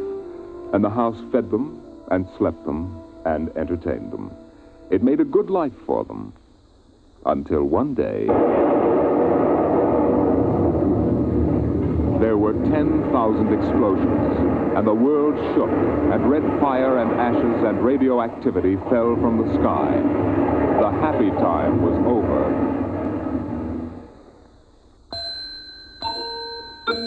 Tick-tock, 7 o'clock, time to rise, open your eyes. Tick-tock, 7 o'clock, time to rise, open your eyes. But the house lay empty. The clock talked to the empty morning. In the kitchen, the stove sighed and ejected from its warm interior 8 eggs, sunny side up, 12 bacon slices, 2 coffees, and 2 cups of hot cocoa. 7-9, breakfast time, come and dine. 7-9. Today is April 28th, 1985. Today, remember, is Mr. Featherstone's birthday. Insurance, gas, atom heat, and electricity bills are due. In the walls, relays clicked, memory tapes glided under electric eyes, recorded voices moved beneath steel meters. 8-1, run, off to school, off to work, run, tick-tock, 8 o'clock, 8 o'clock. But no doors slammed. No carpets took the quick tread of rubber heels. At 8:30, the eggs began to shrivel. An aluminum wedge scraped them into the sink. 9:15, time to clean. 9:15, time to clean. Out of the wall, hundreds of tiny mechanical mice darted. The rooms were acrawl with small cleaning animals, all rubber and metal. They sucked up the hidden dust and dirt and popped back into their burrows. At 10 o'clock, the sun came out from behind the rain. The house stood alone on a street where all the other houses were rubble and ashes. At night, the ruined town gave off a radioactive glow which could be seen for miles. At 10:15, the garden sprinkler filled the soft morning air with golden fountains. The water tinkled over the charred west side of the house, the side which had been facing the blast. It was black, except in 5 places. One of the 5 places was a silhouette of a man mowing a lawn, just as he'd been the instant the radioactivity burned his image into the side of the house. Over there, a woman bent to pick flowers. Still further over, their images burned into the wood, where a small boy, hands flung into the air, higher up the image of a thrown ball, and opposite, a girl, her hands raised to catch a ball which never came down. 5 people. 5 spots of paint. On the front porch, the dog whined and shivered. The front door recognized the dog's voice and opened. The dog padded in wearily, thin to the bone, covered with sores. It ran to the kitchen and pawed the kitchen door wildly. Behind the door, the stove was making pancakes which filled the house with their odor, as prescribed by the automatic preset menu selector. The dog frothed, ran insanely, spun in a circle, biting its tail, and died. 1 o'clock, 1 o'clock. Delicately sensing decay, the regiments of mice hummed out of the walls, soft as blown leaves, their electric eyes glowing. 1:15. The dog was gone. 2:15. Bridge tables unfolded from the walls of the patio. Playing cards fluttered onto pads. Martinis appeared on an oaken bench. But the tables were silent, the cards untouched. 5 o'clock, 6 o'clock, 7 o'clock, 8 o'clock, 9 o'clock. Dinner was made, ignored, flushed away. Dishes were washed. In the study, the tobacco stand produced a cigar with half an inch of gray ash upon it, smoking, waiting. The hearth fire bloomed out of nothing. 9 o'clock, 9 o'clock. The beds began to warm their hidden circuits, and the phonograph spoke from beside the fireplace. Mrs. McClelland, what poem would you like to hear this evening? Mr. McClelland? Since you express no preference, I shall select at random from among your favorites. Sarah Teasdale. There will come soft rains. There will come soft rains, and the smell of the ground, and swallows circling with their shimmering sound, and frogs in the pools singing at night, and wild plum trees in tremulous white. Robins will wear their feathery fire, whistling their whims on a low fence wire, and not one will know of war. Not one will care at last when it is done. Not one would mind, neither bird nor tree, if mankind perished utterly. And spring herself, when she woke at dawn, would scarcely know that we were gone. The phonograph finished the poem. The empty chairs faced each other between the silent walls. At 10 o'clock that evening, the house began to die. The wind blew the bough of a falling tree into the kitchen window, smashing it. A bottle of cleaning fluid crashed on the stove.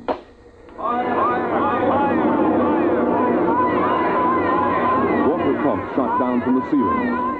But the solvent spread onto the doors, making fire as it went. Other voices in other rooms taking up the alarm.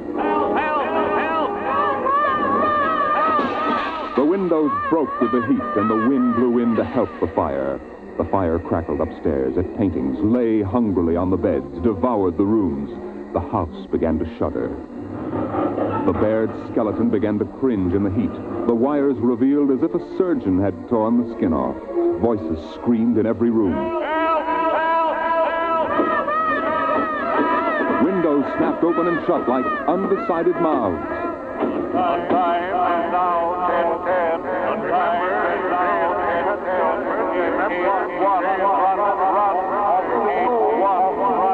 A thousand things were happening at once, like the interior of a clock shop at midnight. All the clocks were striking, making a merry-go-round of squeaking, whispering, and rushing. In the kitchen, the stove hissing hysterically was making breakfast at a psychopathic rate. 10 dozen pancakes, 6 dozen loaves of toast. Then, there was silence. The film spools were burned out. The wires withered and the circuits cracked. Then the house began to breathe its last. The beams began to give at the foundations. Long cracks appeared in the concrete. The seams were burst from the heat. And finally, with a huge rumble, it crashed into dust and rubble.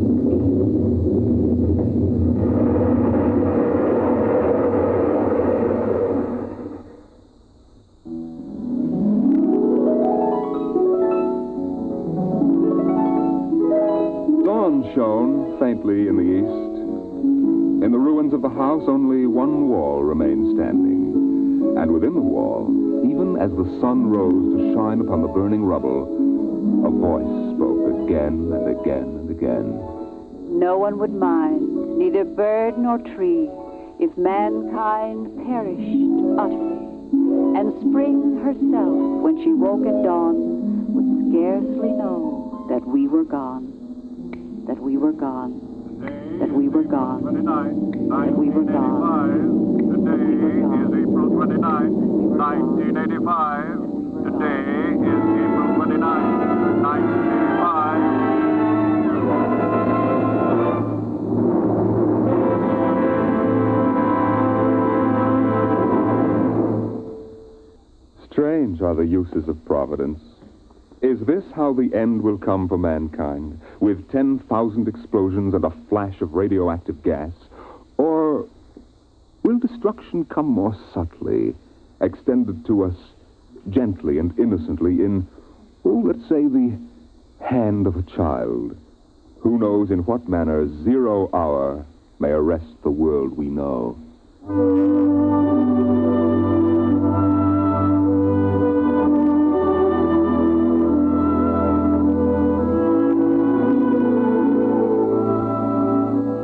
It was a perfect summer day in the year 1985. The streets were lined with green, peaceful trees. Businessmen sat in their quiet offices, taping their voices or watching televisors. Rockets hovered like darning needles in the blue sky. There was the universal quiet conceit and easiness of men accustomed to peace, quite certain that there would never be war or trouble again. There were no traitors among men, no unhappy ones, no disgruntled ones. The world was upon stable ground. Sunlight illumined the suburbs, and the town drowsed on a tide of warm, sunlit air. On the lawns, the children played, catapulting this way and that across the green grass, shouting at each other, holding hands, flying in circles, climbing trees and laughing. And in the homes, busy mothers prepared for the evening arrival of their husbands. Excuse me, Mom. Good heavens, Mick, what's all the excitement? We're playing a game, Mommy, the most exciting game ever. What are you doing in that cabinet? I need some tools from Daddy's kit. Your father may not like... Oh, I'll take good care of them, Mom, I promise. Very well. Don't you lose anything. Oh, thank you, Mom. You want a glass of milk? Can't stop now, Mom. What's the name of the game, Mink? Invasion. Invasion. What will they think of next?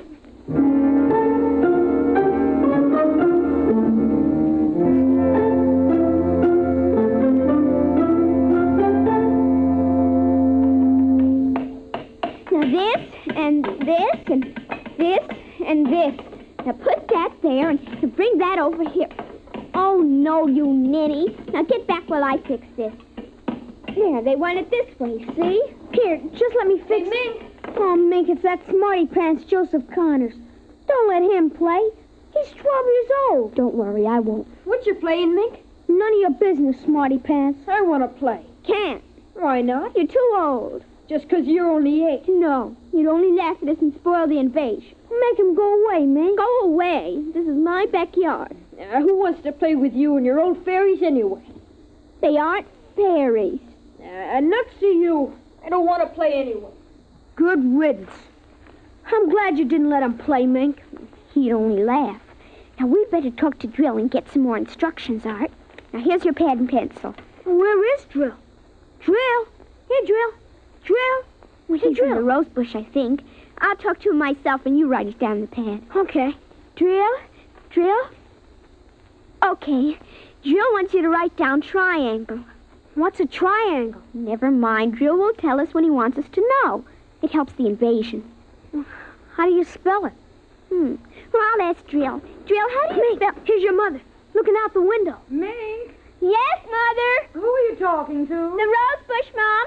Only it's not really a rose bush. That's Drill. Who's Drill? He's planning the invasion. Oh, I see. Well, you better come in and clean up for supper. Your daddy will be home soon. In just a second, Mom. You got that, Art? See, now what? 4, 9, 7, and A, and B, and X, and a fork, and some string, and a hexagony, hexagonal droopy. Come on, Mink. Supper's in 10 minutes. Okay, Mom. Just a minute. I have to tell Drill. I wish we didn't have to eat, though. It holds up the invasion.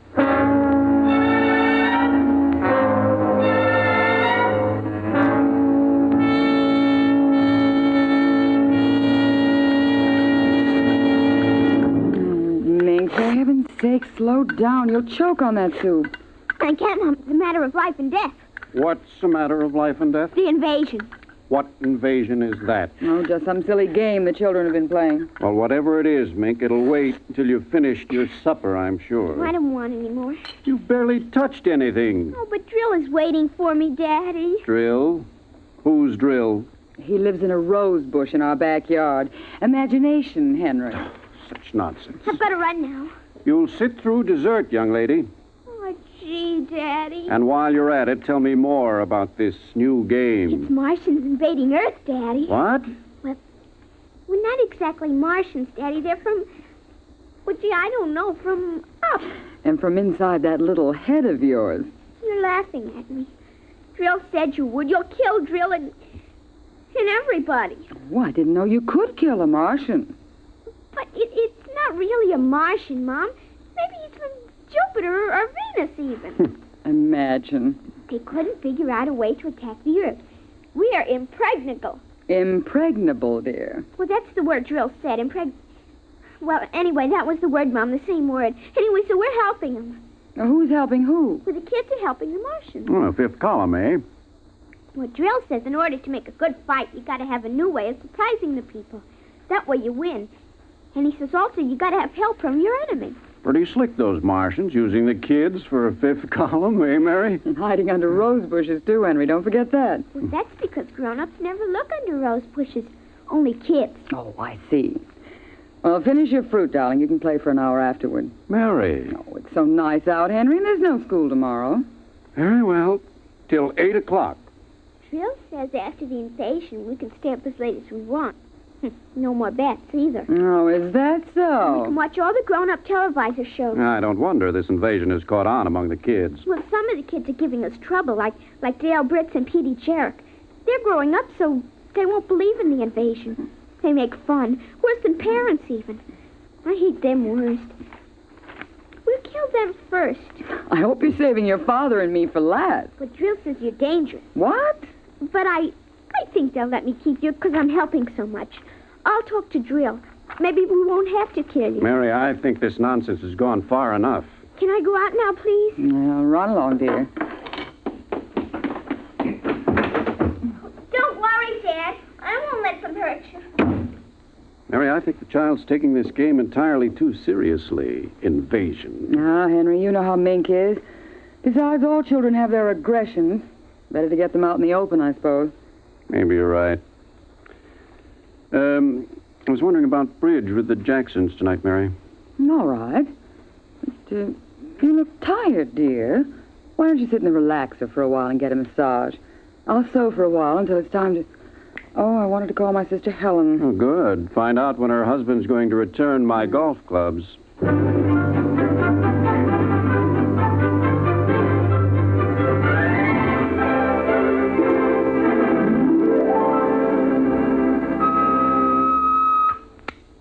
Televisor. Would you please connect me with Mrs. Helen Rogerson on Channel 7-2Z, Pittsburgh, Pennsylvania?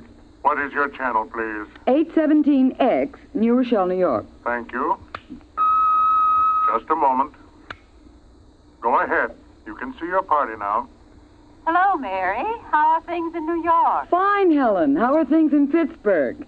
You look tired. Oh, I've been having a terrible time with the children. Sick? No, just underfoot. They've got a new game that's got me just about crazy. It's called Invasion. Did you say invasion? That's right. Well, isn't that strange? My Mink is playing it, too. My boy Tim is all involved with some imaginary fellow named Drill who's running the invasion. Must be a new password.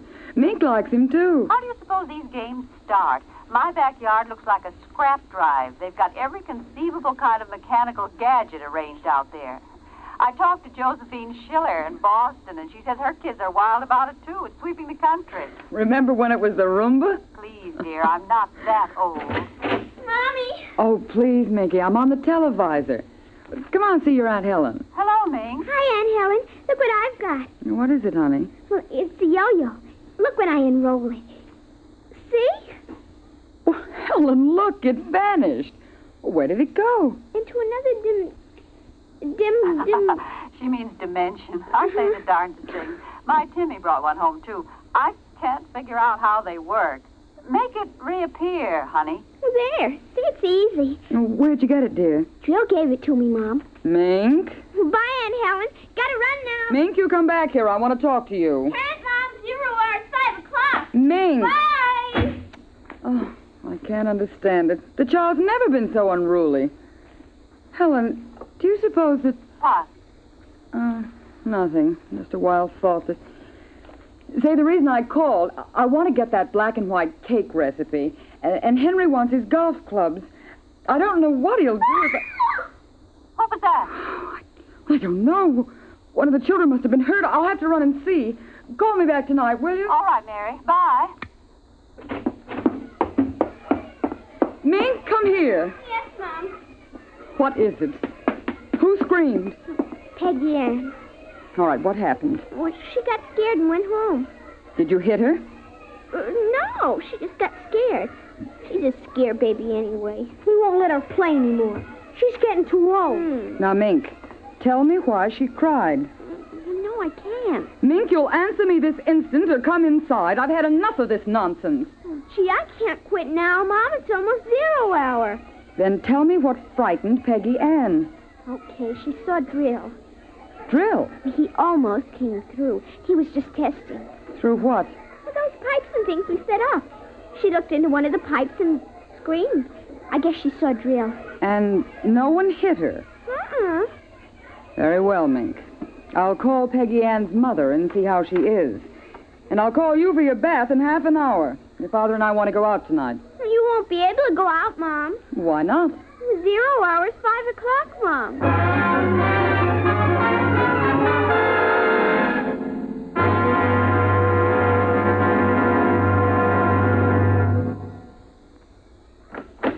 Hello, dear. Oh, you home already, Henry? Yes, I thought I'd relax a little before we went to theater. Where's the little one? Out back. Same game? Same game. They've got a stack of pipes and hammers and spoons a mile high out there. Children, why do we have them? Yeah, strange little creatures, aren't they? Even Mink, Henry. She's a part of us, and yet what do we really know about how she thinks and feels? Oh, I didn't mean to start a philosophic discussion. Kids are such a queer mixture of love and hate, though. Even normal, healthy kids. They need you, and they're dependent on you, and yet they resent that dependence. You sound like a child psychology course I once took. I wonder if they ever really forgive the whippings and the commands we have to give them sometimes. I wonder if we ever forgot them when we were children. Look, I'd like to discuss this with you, dear, but we do have a theater date, and it's almost 5 o'clock now. What's happened to the kids? They're so quiet.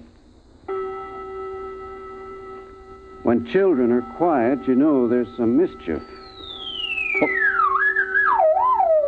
What's that sound? I don't know. Those kids aren't playing with anything electrical, are they? I'm sure they aren't. At least I don't... Just the same, I'd better go out. Henry, tell them to put off the invasion. What? Mary, don't get upset. It's just a game.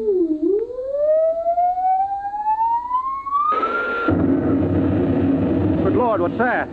Look out the window, Mary. What is it? Where are the children? Mary, why are you shaking? What did you see? Henry, quick. Up to the attic. They aren't in the attic? Yes, the attic. Quick. Mary, come back here. Mary! Mary, don't go up. They aren't up there. Mary, you out of your mind? There's no one up here. Quick, shut the door. Lock it. But there's nothing up here. What is wrong with you? Mary, come to your senses.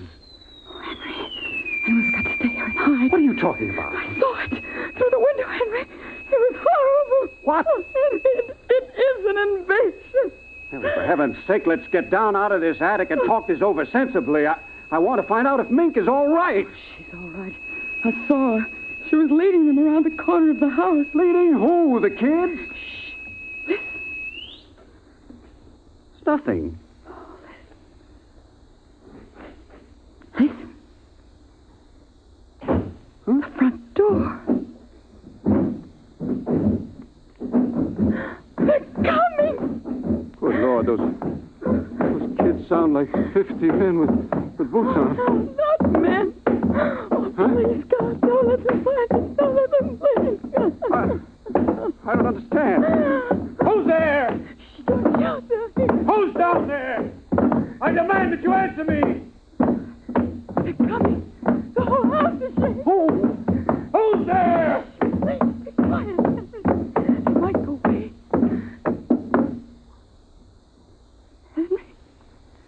Henry. Mom? Dad? Are you in the attic? Henry, listen. It's Mink. Mink. We've got to save her. Henry, you don't understand. She's leading them. What? She's leading them. She's on their side. Oh, please, God, forgive them. The children on their side? Oh, she told us, but we wouldn't believe her. Henry, they're coming out! Mom? Dad, we know you're in there. Well, I guess you better melt the lock, Trill. Henry, the lock! It's melting! The door! Oh, dear God!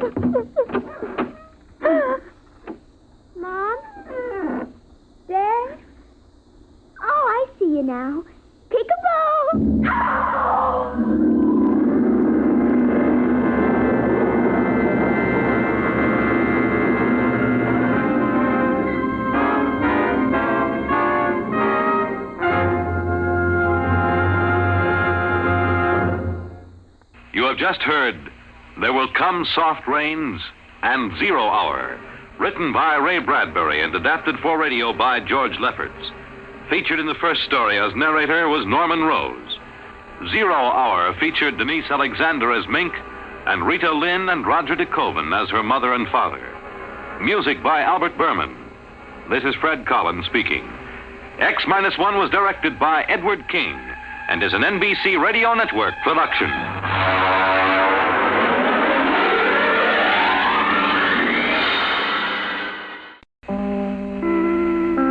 In just a moment, X-1, but first, here's an important date to remember. It's this Sunday when the highly acclaimed program On the Line with Bob Considine premieres on NBC Radio. Behind each news event is a human interest story, and beginning Sunday, you can hear these fascinating sidelights with commentator Bob Considine. You'll also meet the important people who make the headlines, people from the government, labor, and management, or perhaps someone in your own hometown today. The latest news becomes more meaningful when you understand the human interest. So make a day to hear On the Line with Bob Considine. Now stay tuned for X-1 on NBC. Countdown for blastoff. X-5, 4, 3, 2, X-1, fire.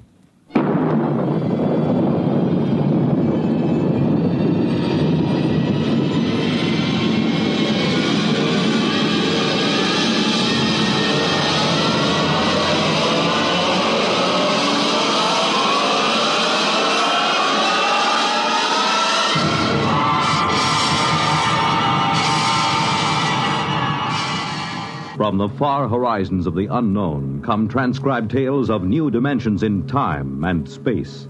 These are stories of the future, adventures in which you'll live in a million, could be years, on 1,000 maybe worlds.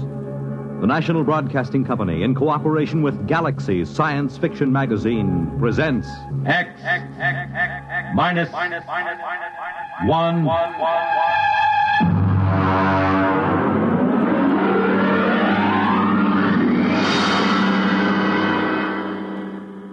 Tonight, The Old Die Rich by H.L. Gold. The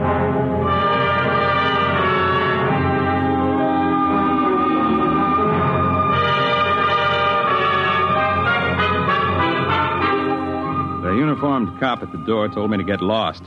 But Lou Pape spotted me and told the man to let me in. It was a shabby room. They always are. There was a woman on the bed, an old woman with white hair, thin enough to show the tight-drawn scalp.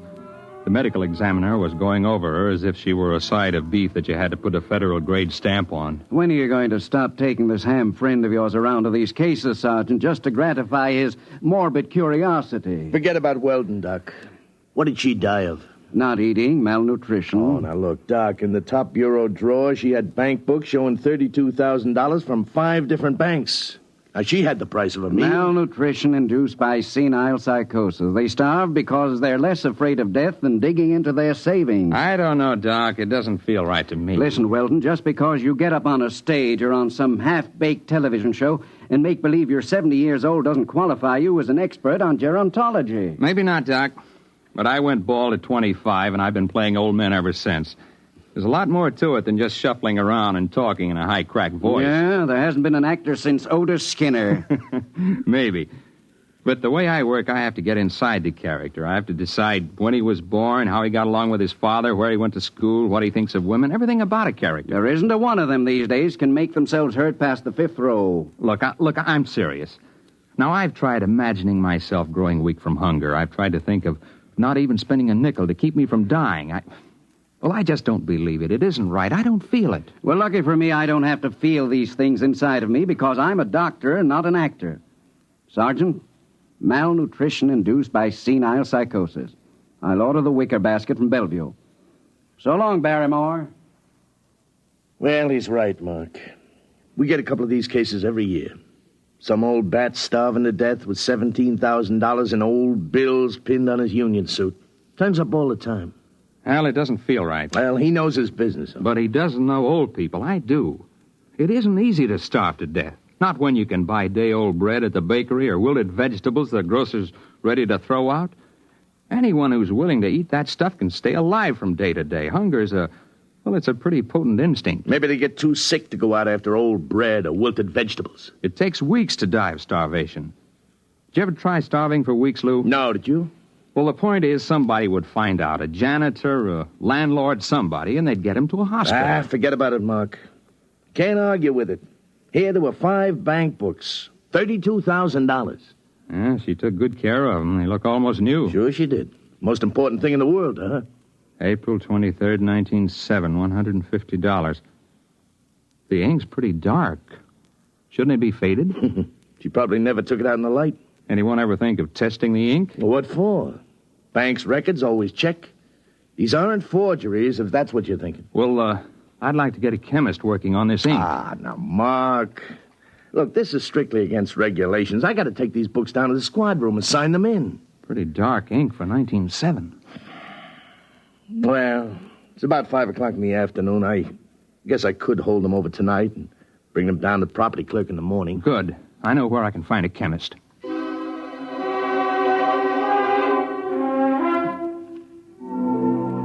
Mr. Weldon, there's no doubt of it. The ink sample is typical of inks used 50 years ago. 1907 would be about right. There, you see, Weldon? I was supposed to go to the Trotters tonight. But according to the amount of oxidation, it's fresh enough to be only a few months old. There, I was right. Well, couldn't that be the result of unusually careful handling, though? Oh, yes, I suppose it could. An airtight compartment, perhaps, sealed with one of the inert gases or a vacuum. That might account for the lack of normal aging. Lou, you can't keep inert gases in a top bureau drawer in a 4th-floor walk-up. Yeah.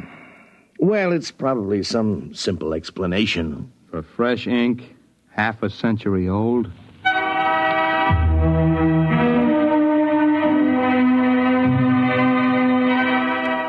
I've been going out on these cases for about a year. It's my specialty, playing old people, and when I'm not working television or something on Broadway, I go down to the homes for the aged or the parks or just watch.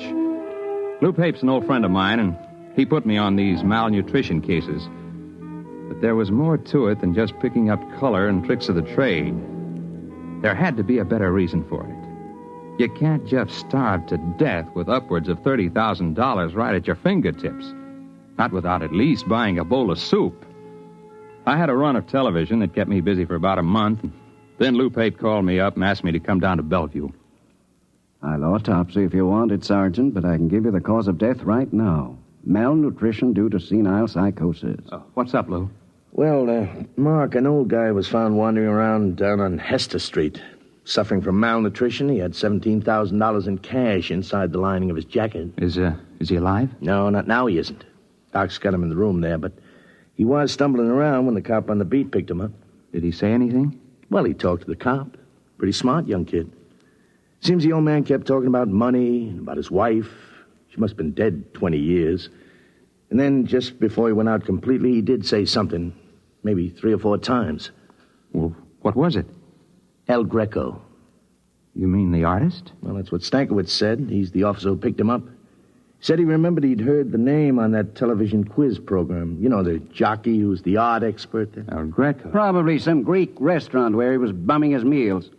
Are you sure you want an autopsy, Sergeant? It's late. I won't get to it till tomorrow. All right, take your time, Doc. There's something else, isn't there, Lou? Well, maybe, Mark. We found the old guy's room, and there was an ad thumbtacked over the sink. Nothing too unusual. Yeah? Here it is. Men and women wanted, light work suitable for old people. No references required. Well, I checked it with the lieutenant. He says to forget it. He says it figures for an old guy to be interested in an ad like that. An old guy with $17,000 in cash? Yeah. Well, I didn't figure I'd argue with the lieutenant. You mind if I keep it? No, go ahead.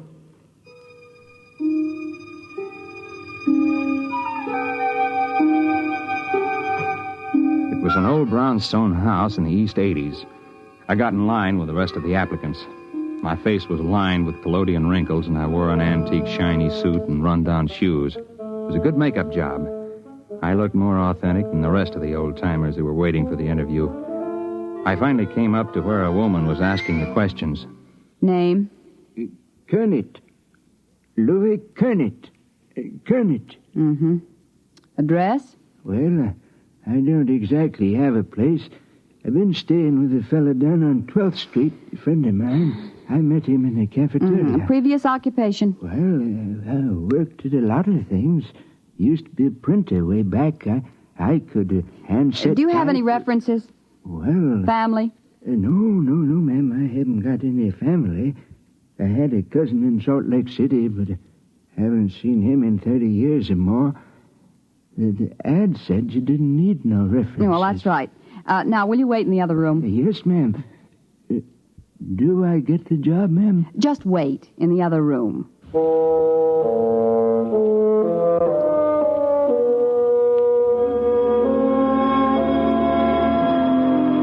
I shuffled into the other room and sat down to wait. I concentrated on building a character for Louis Kernet. If I was going to carry this through, I was going to have to play a better performance than I'd ever given before. About half an hour, a young woman came into the room. I'd planned to be dozing the way an old man would, and so my eyes were closed when I heard the door close. When I opened them, I was looking into the barrel of a .38 revolver. Are you awake now, Mr. Weldon? Huh? Ma'am? I don't think you need to carry on anymore. If you need any further convincing, you are Mark Weldon. You're about 40 years old, and you played this same character on television about 6 weeks ago. You played it fairly well. Thank you. Would you mind putting down that gun? Yes. Why did you apply for this position, Mr. Weldon? You're not old. Not really. Well, as a matter of fact, it was a bet. I was having an argument about the method with an actor who trained at the Old Vic. I bet him that I could get by off the stage. Yeah, well, don't bother. You've been very busy recently trying to find out why senile psychotics starve themselves to death. How did you know that? Well, I happen to know that you've been present at several police investigations into these cases, and you're a good friend of Sergeant Lou Pape. Well, you know a great deal more about me than I do about you. Well, I would be glad to enlighten you. My name is May Roberts. I'm the daughter of the late Dr. Anthony Roberts, the physicist, who was dismissed from the Brookhaven Atomic Energy Laboratory 5 years ago. I assume you're connected with these starvation cases, or you wouldn't have known I was investigating them. Well, that's obvious, isn't it? I'm not afraid of professional detectives, Mr. Weldon. They deal only with facts. But I don't like amateurs. They guess too much. They don't stick to reality. Consequently, they're likely to get too close to the truth. Unfortunately, Miss Roberts, I'm nowhere near the truth. I haven't the slightest idea how you're tied in with those starvation Well, deaths. I intend to show you, Mr. Weldon. I'm happy to announce that you have the job. Now, look... Don't move, Mr. Weldon. Oh, incidentally, about 15 minutes ago, I called Sergeant Pape and told him I was your sister just in from Pittsburgh. I wanted to get in touch with you very badly, and Sergeant Pape was very sorry. He wished he could help me, but he didn't have the slightest idea where you were. All right, Mr. Weldon. Right ahead of you, please. Through that door.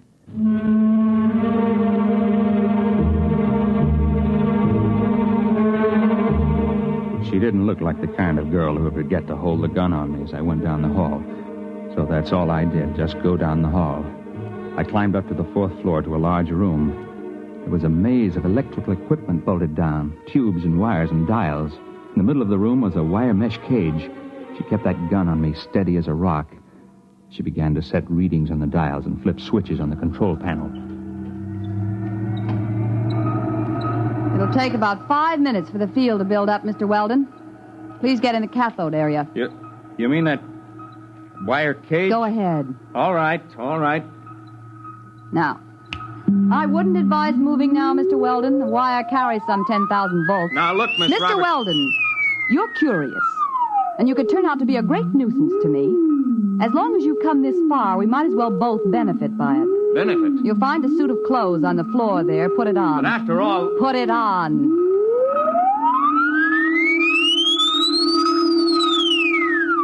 I didn't know whether she was bluffing about the electric charge, but the revolver looked real enough, so I stripped and changed into the other clothes.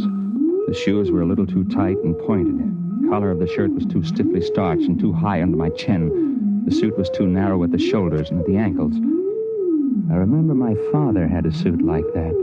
The same shiny blue serge. All right.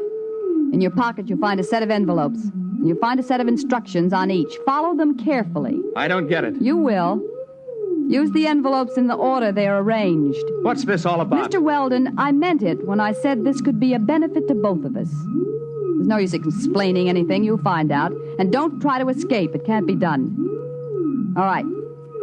Now the field generators are ready. Look, Miss Roberts, this is absolutely... Just follow instructions, Mr. Weldon.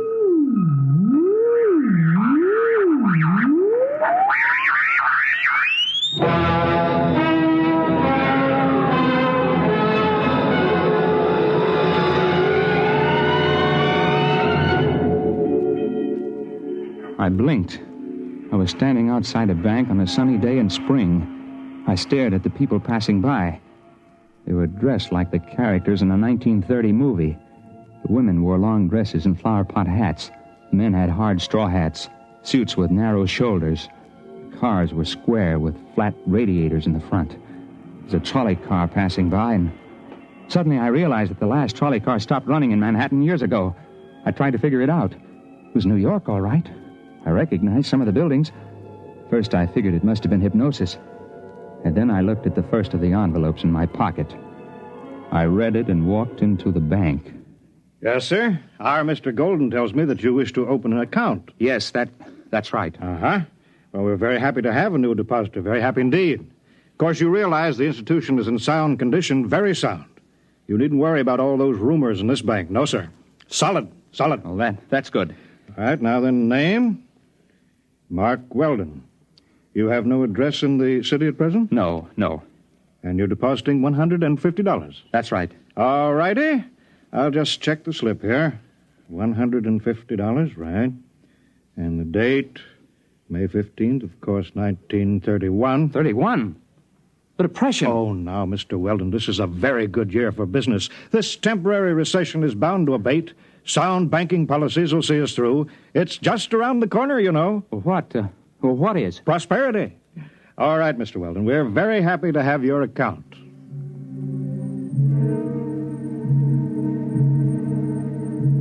I went outside the bank and I stood there in the spring sunlight and let the terror soak into me. The possibility of the entire situation was gnawing at the edges of my mind. And then suddenly I wasn't there. It was as fast as blinking. I was outside another bank in the same city. The date on the next envelope was May 29th, and it was still 1931. I made a $75 deposit there, and then $100 at another place a few days later, spending a few minutes each time and going ahead anywhere from a couple of days to almost a month. In 1934, I found myself inside a broker's office. Very well, Mr. Weldon. As I understand it, you are buying this stock for a Dr. Anthony Roberts. That's right. I assume the stock will be in his name? That's right. I'm just acting as agent. I follow instructions. Of course. Well, are you sure I can't convince you that you're making a big mistake? No. These are my instructions. Well, now, Mr. Weldon, we are a reputable brokerage house, and, well, frankly, I feel quite shaky about putting our clients' money into this kind of security. There's no future in it. It's a rare metal for which there's very little use for industrial purposes, and... however, if your client is adamant... I have my instructions. Very well, then. In the name of Dr. Anthony Roberts, 100 shares of Montana uranium. Most unwise.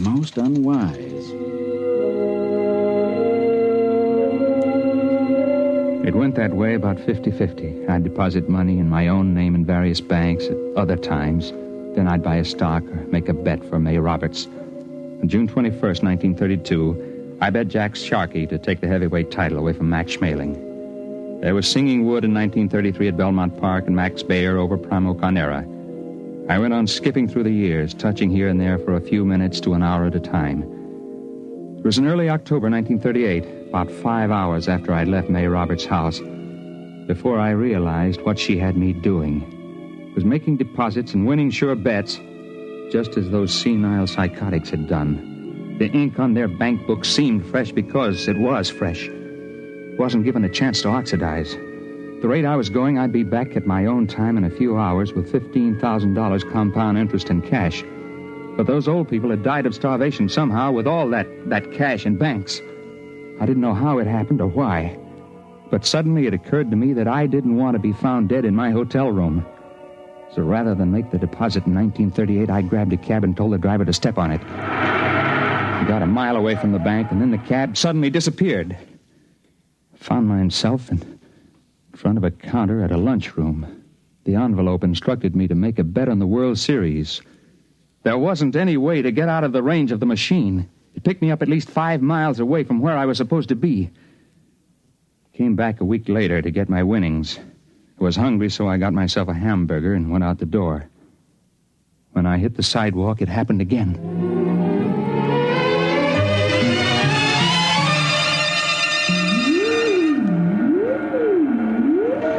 Don't touch the cage yet, Mr. Weldon. I'll have to clear the charge. Hey, what happened to my hamburger? What? The hamburger. I had it here. It's gone. I'm hungry. I'll get you something to eat, Mr. Weldon, before your next trip. Well, you've done pretty well for yourself, haven't you? Yes, I have. About 15,000. I had ketchup on my sleeve. It's gone. Mr. Weldon, I want to talk seriously with you. Now you've seen part of what I'm doing. Part? My father was discharged from all his research and university connections because he insisted in publishing his findings on the temporal field research. All the conventional physicists explained that it was overwork and recommended everything from hot bouillon before retiring to psychoanalysis. Well, possibly both of these might have been beneficial. But the fact of the matter is that temporal field activities are quite true, and you've seen proof. Well, I suppose I have. So it seemed just a question of money, although obviously I can get all I need now. But sending people back through time to bet on sure things like uranium... It's a fair exchange. I pay well for service, don't I? I suppose so. But that isn't the most important thing. I've been able to save things that would have been lost otherwise. I've sent people back to find precious treasures that would have been destroyed or would have disappeared. Like an El Greco painting? Yes. And the original score of Mozart's Magic Flute that would have been burned in 1942, and a Picasso miniature that would have been lost at sea in 52. I have them all here. Stolen? No. Bought with money from the year itself at a fair price. Well, Mr. Weldon, I sent you back because I've needed someone to work with me on a regular basis. Someone who's faster and more alert than the old people I've hired till now. Why old people? It's a function of the field. You can't send somebody back to a year in which they didn't exist at all. I'm hungry. Please, Mr. Weldon, this is very important. My father died trying to prove the validity of his field theory to conventional scientists, and I don't intend to bother. We can become the most powerful people in the world. I don't feel very powerful now. You haven't got a sandwich hanging around. I want to make you an offer, Mr. Weldon. I need someone to help me expand the operation, plan the projects and research. I chose you because I was afraid that you might hit on the truth by yourself. Can I come out of this cage Be careful. now? Don't touch the contacts. The field reacts on a random factor for at least an hour after it's cut off. I'll be careful. Tell me, Miss Roberts, why haven't you been able to go back to the time that your father was alive and bring him back before he died? Dead tissue can't be transported. We've tried it with mice and rabbits from a laboratory in 1941, and they just disappear. Like my hamburger. Mr. Weldon, I assume that you're interested and that we can make our plans without using this revolver. I hope so. $15,000 is a lot of money. Of course, you were able to send those old people back a lot further. Some of them as far back as 1880. How long would they be gone? I mean, in subjective time. Several weeks. Perhaps a month or more. There's only one problem, Miss Roberts. Well, I'm sure we can work out any details. Well, this one is a little hard to work out. You see, I'm hungry. I haven't been this hungry since I got lost on a hunting trip and went without food for 3 days. You see, you forget I've got an interest in this business because they found some old people dead of malnutrition and $30,000 or so tucked away in their pockets.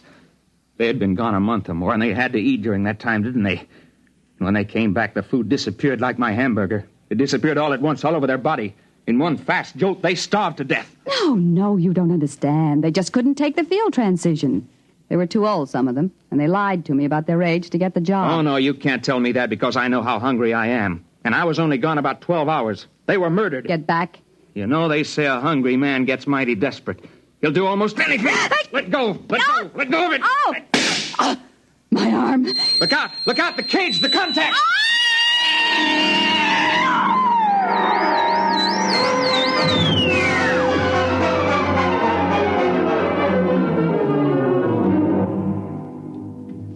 She fell into that cage and disappeared before she hit the ground. I didn't know what happened. I know she said the field worked in a random factor, whatever that meant. I called Lou Payton. He came to the house just after the fire started. Something went in the control panel, and it turned out to be a 4-alarm fire before they got it under control. There was nothing left of the machine. There wasn't much left of the brownstone house. Lou didn't believe the story I told him. You mean there won't be any more of them? No more senile psychotics starving to death with a bankroll in their hip pocket? No, I told you, Lou. Come on now, Mark. We'll get plenty more. We always have. No, I'll bet you won't. I'll bet you $1 there won't be another case like that. I'll take that bet.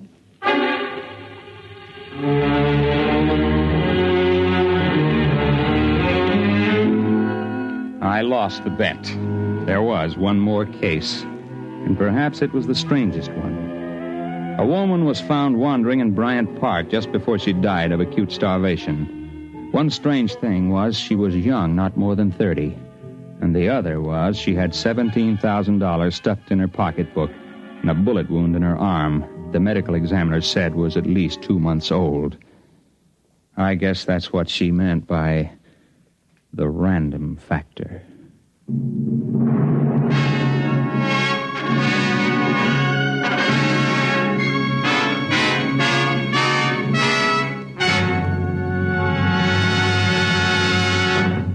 You have just heard X-1, presented by the National Broadcasting Company in cooperation with Galaxy Science Fiction Magazine, which this month features This Way to the Regress by Damon Knight, the story of a man named Sullivan who, strangely enough, did not have a great future behind him, but rather a great past ahead. Galaxy Magazine on your newsstand today. In a moment, tonight's cast and a preview of next week's exciting drama. Farmers know they can't stop storms, floods, or droughts from ruining a crop. But they can make sure things like that can't ruin them by investing in United States savings bonds. Not only farmers, but over 40 million Americans in all sorts of jobs own 40 billions of savings bonds. And why? Because savings bonds are the easy way to start saving and to keep saving. And the money you invest in savings bonds mean protection now and ready cash when you need it in the future. Improving the farm, sending the youngsters to college, or planning your own retirement. These are the big things you can be ready for with savings bonds. And besides offering you a safe investment, each Series E savings bond pays you back $4 at maturity for every $3 you invest. Yes, you earn extra dollars while you save, so start saving now. For the big things in your life, be ready with United States savings bonds. Tonight, by transcription, X-1 has brought you The Old Die Rich, a story from the pages of Galaxy written by H.L. Gold and adapted for radio by Ernest Kenoy. Featured in the cast were Jim Bowles, Jan Miner, Bill Zuckert, Guy Repp, Wendell Holmes, Ralph Camargo, and Ivor Francis. Your announcer, Fred Collins. X-1 was directed by Bob Maurer and is an NBC Radio Network production.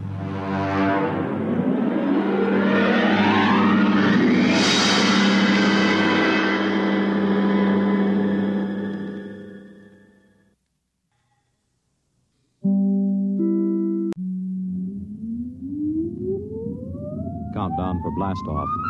X-5, 4, 3, 2, X-1, fire.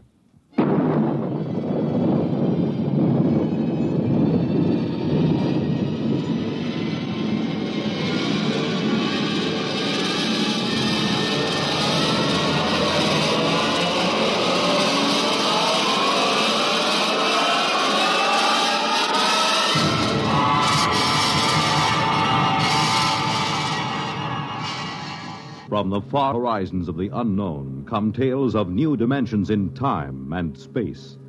These are stories of the future, adventures in which you'll live in a million, could be years, on 1,000 maybe worlds.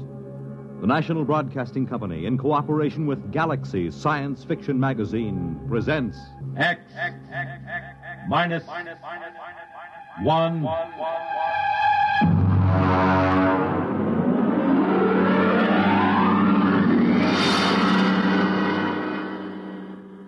Tonight, The Native Problem by Robert Sheckley. But first, hear this. This is Marion Baker of Atlanta, Georgia. As a teacher, there is a problem that I feel quite acutely. I know most of you think I'm speaking of low salaries or inadequate school facilities. True, both of these situations should be remedied. But actually, what I would like to speak to you about is something which should be quite close to you as parents.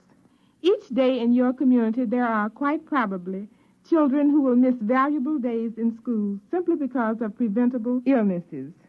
It's all very easy to speak of the normal winter cold, but such things as hot breakfasts, good lunches, adequate clothing, and shoes can do more than any yet-to-be-discovered miracle drug in keeping our children warm and healthy and in class.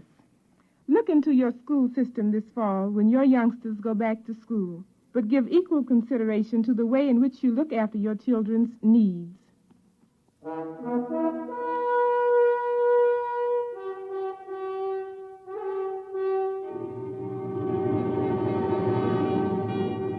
Now, X-1, and tonight's story, The Native Problem.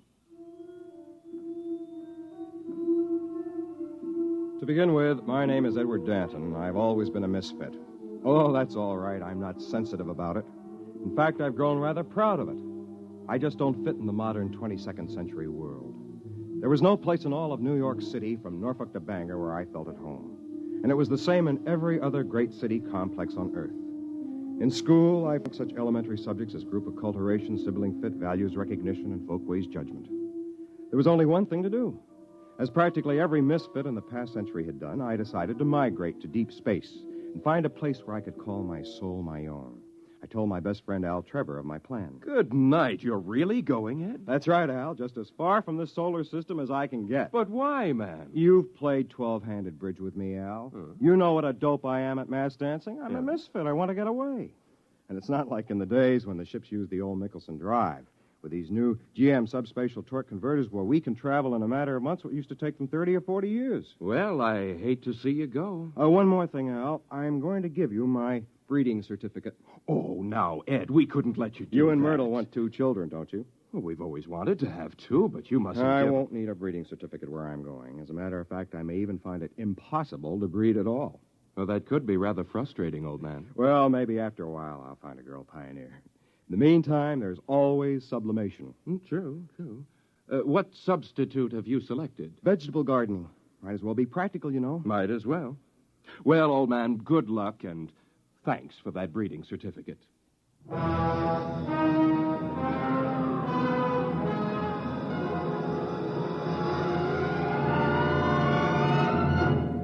next day, I took off for the stars in a government ship. The spot I picked was out in what they call the New Territories. The planet I finally settled for was ideal. A calm, watery place dotted with fertile islands, blessed with a mild, uniform climate, and absolutely uninhabited. When they left me there, I took formal possession and christened the place New Tahiti, for obvious reasons. At first, it was fine. I was busy exploring, growing vegetables, and building a shelter. After that, though, time began to drag. I had to do something. But what? I was marooned on this deserted planet, and it might be years before another Earthship would land here. And then, miraculously, it happened. A ship came out of the skies and headed for a landing on my own private island.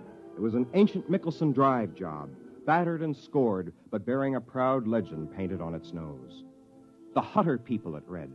When the ship landed on the beach, I ran out to meet it, forgetting that I must have looked more like a naked savage than a fellow Earthman. Hey, there in the ship! Stop where you are! Welcome to New Tahiti. Boy, am I glad to see you folks. What's the latest news from... Stand back there. Take another step and I'll shoot. What, is something wrong? What's your name? Edward Danton. What's yours? Simeon Smith, military commander of the Hutter people. And this is Jedediah Franker, my second in command. How come you speak English, boy? Me? Why, I've always spoken English. Where are the others? Where are they hiding? There aren't any others. Just me. I see. Father, can't we come out now? No, get back in the ship, Anita. Then I'll watch from here. Say, she's pretty. Your daughter? Huh. What do you think, Simeon?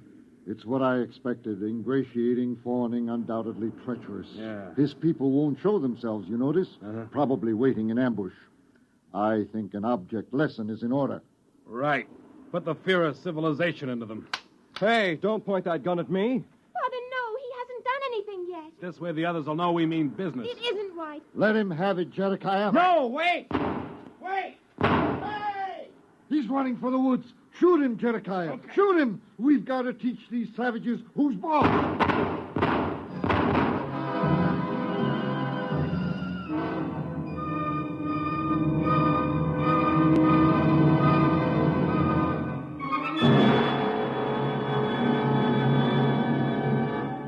You're listening to The Native Problem, tonight's attraction on X-1. Friends, for as many years as any of us can remember, the sadness that polio has brought to so many homes has been almost unparalleled. But a greater sadness than this lies ahead for any who may from now on catch polio, because it may be due to carelessness. Vaccination against polio, the well-known Salk shots, is more than 75% effective. And it's due to such vaccination that there was a drop of 47% in polio cases last year. 5 million have had as much as one shot of the vaccine. And please remember that while the first and second shots are helpful, the third shot is necessary for maximum protection. Now, there's plenty of vaccine, and the doctors are anxious to cooperate. Remember, the end of polio is at hand, but it takes 3 visits to the doctor to lick it. Can you afford not to go?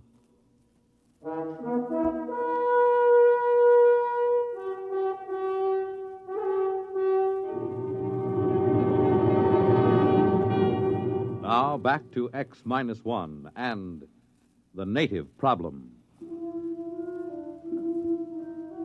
I was just plain lucky to get back to the friendly cover of the forest without stopping a bullet. It was obvious these people were too jumpy just then to listen to reason and believe me when I told them that I was not a native, that I was all alone here. I decided to wait a while. About dusk, I crept through the woods to get as near their ship as I could without being seen. They had come out of their ship. There were several dozen men and women, and a few children. They were grouped around a campfire eating. On the edges of the group were several armed men looking toward the woods with apprehension. I watched while their leader, Simeon, stepped into the circle of firelight to address them. I could hear everything he said plainly.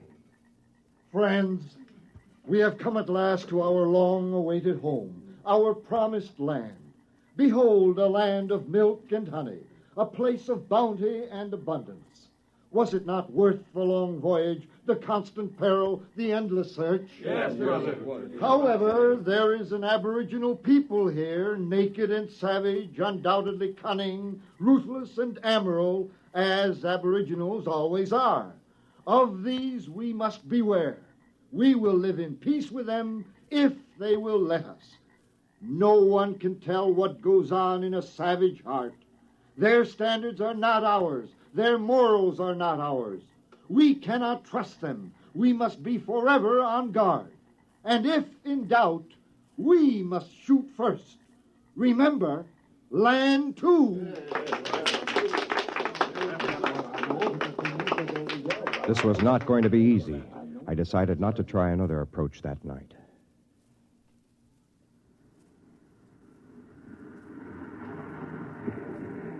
The next morning, as they were bustling about unloading their spaceship, I walked down to the beach and headed straight for them with my hands held out to show them that they were empty. The sentry stopped me at the point of a gun, and in a minute, both Simeon and Jedekiah came running up, covering me with their weapons. I stood still, my flesh creeping in anticipation of the bullets someone might fire at me any minute. So you have come back. I'd like to explain. I am the leader of these people. I am the big chief fella. You, big fella chief, your people? There's no need to talk that way. I told you yesterday. I have no people. There's just me. I speak English. Unless you're honest with me, you're going to regret it. Now, where's your tribe? I'm an Earthman. Are you deaf? Can't you tell by the way I talk? Now, listen, you... Excuse me, Simeon. I don't believe I have met your friend. Professor Baker, this savage here claims to be an Earthman. Oh? You are an Earthman? That's right. My name is Edward Danton. Only a few months ago, I left Earth on a spaceship. How was it powered? By a GM subspatial torque converter. What do you think, Professor? It's amazing. Truly amazing. His grasp of colloquial English bespeaks a fairly high level of intelligence, which points up a phenomenon frequently met with in savage societies, namely, an unusually well-developed power of mimicry. Our friend Dante as his original uncorrupted name must have been, will probably be able to tell us many tribal legends and myths. Oh, come off it, Professor. I'm an Earthman. No, my poor friend, you are not. Obviously, you have met an Earthman. Some trader, I dare say, stopping for repairs. We saw signs that a spaceship once landed here, Professor. Oh, confirmation of my hypothesis. That was the government ship that dropped me off here. It is interesting to note how his almost plausible story lapses into myth at various crucial points. He claims this ship was powered by a GM subspatial torque converter.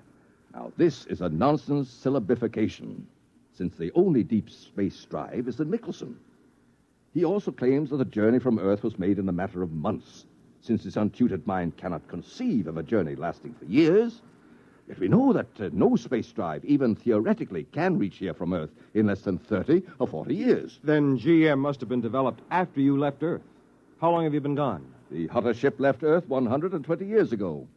We are mostly fourth and fifth generation. Now, come on, Danta. Where's your tribe? Where are they hiding? This is preposterous. What can I do to convince you I'm from Earth? That's enough. We won't stand for backtalk from natives. Where are your people? There's only me. Maybe a taste of the black snake whip will loosen his tongue. Later, Jedekiah. His tribe will come around for handouts. Natives always do. Then let's put him to work. Danta, you can join that work gang over there unloading supplies. No, thanks. I'll go back to... Chief said no back talk. Why are you natives always so bone lazy? You'll be paid as soon as we unload the beads and calico. Now get to work.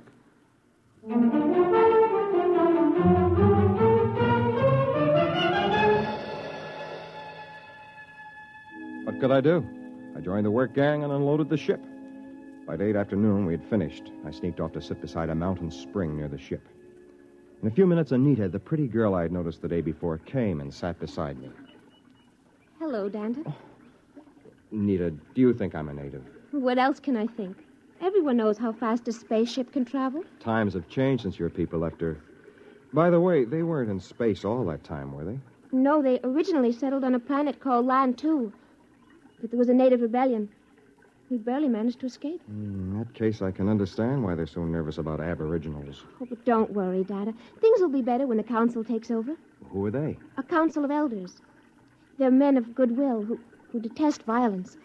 And if you and your people are really peaceable... I haven't any people. Yes, I know. But if you and your people are really peaceable, you're sure to prosper under the rule of the elders.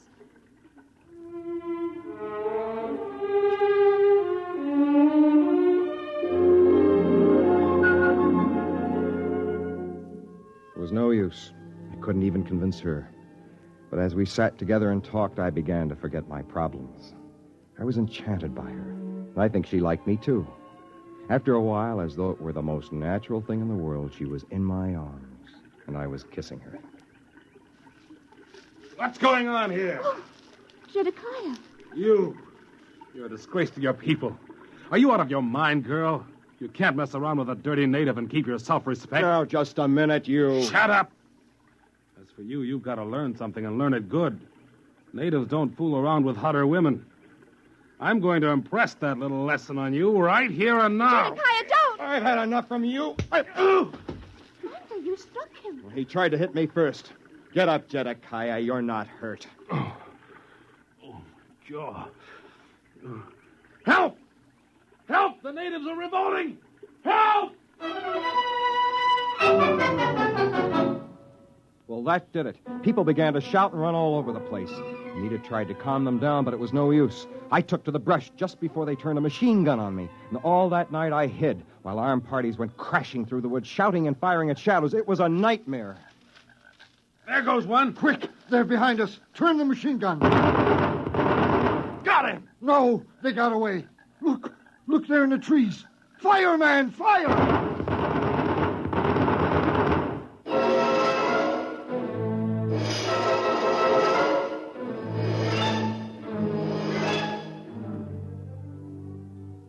It was like that all night long. By morning, I was exhausted, and so were they. I hid in the jungle and waited. I don't know what for. And then, along about the middle of the day, I saw Anita. I thought she was alone at first, and I knew she was looking for me. I stepped out in the trail in front of her.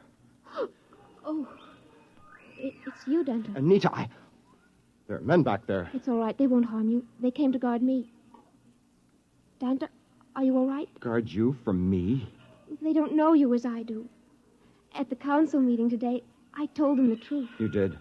I told them the fight wasn't your fault. I told them you were only defending yourself. And Jedekiah lied. No pack of natives attacked him. It was only you. And I told them this. At last. Did they believe you? Oh, yes. I explained that the native attack came later. Native attack? Now, look, there wasn't any attack, Anita. There couldn't be. There aren't any natives.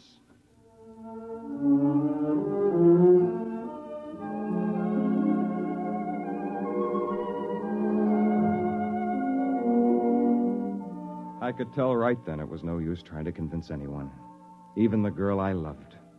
It was then that I decided back to her people and waited for a time just to make them nervous. Then, the next morning, I came striding into the middle of the Hutter camp. Halt! One step more and I'll kill you. I want to see Simeon. All right, Jedekiah, I'll take over. Here I am, Danta. Shall I shoot him, Simeon? No, let him speak. Go on, Danta. What is it? I have come here to bring you a declaration of war. What? I'll kill him now. What is it? What happened? Oh, Dante, what is it? It's war. But I begged with you to bring peace to your people. They wouldn't listen. It's war. All the tribes are gathering from every outlying island. How many are there? Many thousands, 50 or 60. We will fight to the death. Danta, wait. Surely we can reach an agreement. Why shed all this blood? There is a way. I thought so. What do you want? Equal rights. Yes. What else? That is all. Except, naturally, an alliance between the ruling clan of the Hutters and the ruling clan of New Tahiti. In short, a marriage. Never. We'll fight, even though we're wiped out. We can't. We wouldn't have a chance. Accept, Father. Accept before it's too late. How can I accept? Where could I find a Hutter woman who would sacrifice herself for a marriage like that? Why don't you ask me?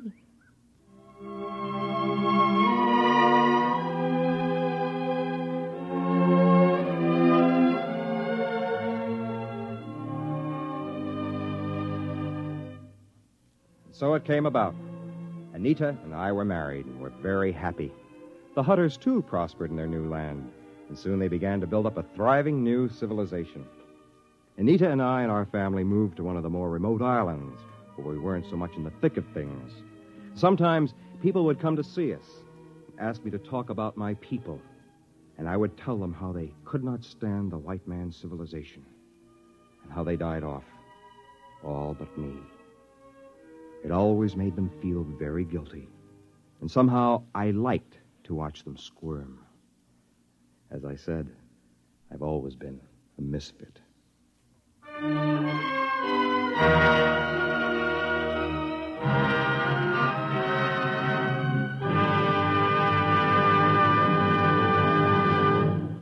Fred Collins again. I'll have another word about X-1 in a moment. X-1, presented by the National Broadcasting Company in cooperation with Galaxy Science Fiction Magazine, which this month features Break a Leg by Jim Harmon. The man worthwhile couldn't be allowed to smile. If he ever laughed at himself, the entire ship and crew were as good as dead. Read it in Galaxy Magazine on your newsstand today. X-1 has brought you The Native Problem, a story written by Robert Sheckley and adapted for radio by William Welch.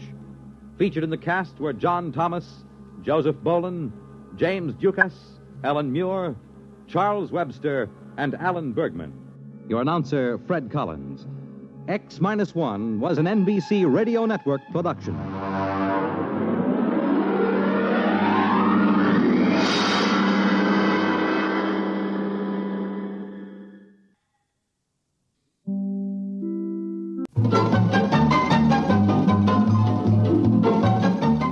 This is Walter O'Keefe, inviting you to listen in on the Nightline.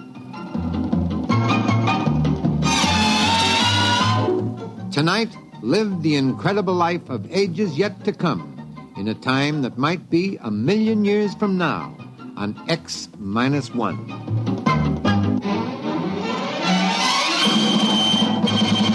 Now, an incredible story of the world beyond. Countdown for blast off. X-5, 4, 3, 2, X-1, fire.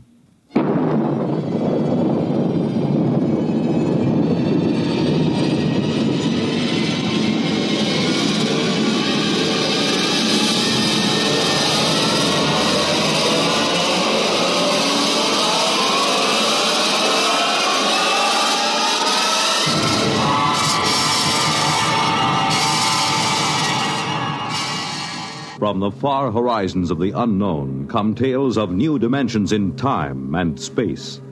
These are stories of the future, adventures in which you'll live in a million, could be years, on 1,000 maybe worlds.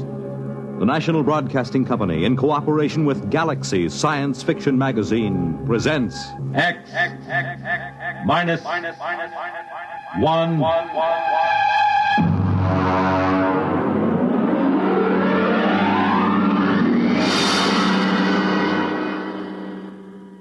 Tonight, The Haunted Corpse by Frederick Pohl. But first, hear this. Whenever you want things to be just right, be it here or there or day or night, you make it Pabst, 'cause Pabst makes it perfect. Yes, Pabst makes it perfect. Just as we always have ever since 1844. So next time, you make it Pabst, because Pabst makes it perfect. America's Blue Ribbon beer from the Pabst Brewing Company, Milwaukee, Wisconsin. Yes, Pabst makes it perfect.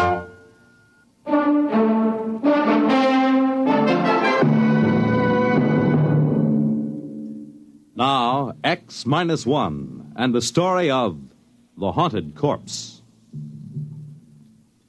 We moved in at 0800. That's pretty good time, considering that Van Pelt turned up at the Pentagon on Thursday, and it took him till Monday morning to go in and see the general. By Tuesday, I had a task force of 135 men bivouacked around the old man's place.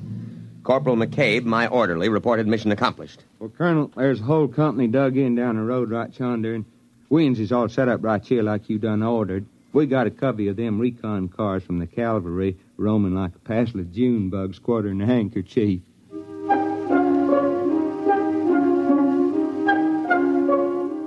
McCabe isn't very bright, but he's loyal. Well, about 9 in the morning, the old man woke up. I suppose the firing at the auxiliary pistol range I set up got him out of bed. Get out of here. Go on, you. Get those trucks off my lawn. Get out! Dr. Horn! What is this, the Boy Scout Jamboree? Are you the scoutmaster? Dr. Horn, I am Lieutenant Colonel Windermere, sir. My orders are to establish a security cordon about your laboratory. What? Here you are, sir, my copy of your orders. What the devil is this nonsense? You will see they are signed by General Follinsby himself. I know. That sniveling rat Van Pelt. He went to the army, is that it? That mountainous, ungrateful tub of rancid lard went crawling into Washington and ratted to some tin soldier. Sir, General Follinsby is not a tin soldier. Is that it? Did Dick Van Pelt come to you with some cock and bull story? The chicken-livered, worm-eaten, misbegotten offspring of a... Dr. Horn, the general asked me to give you his personal assurance that we will not interfere in your work here. But I'm sure you understand the importance of security. Now, you listen to me. The Horn effect is my personal property, not the government's or the Army's. What is this, creeping socialism? Sir, security. My orderly isn't cleared. Oh, that don't make no never mind, Colonel. I don't rightly grasp what he's saying nohow. McCabe, report to my tent. Oh, just when it's getting interesting. Now, Dr. Horn, I want you to know that I'm here to help you. If there's anything you want, just ask me. If you want to go into town, that can be arranged. Of course, you'd better give us 24-hour notice so we can clear the streets and check out all... Young man? Yes, sir. You may go to the devil.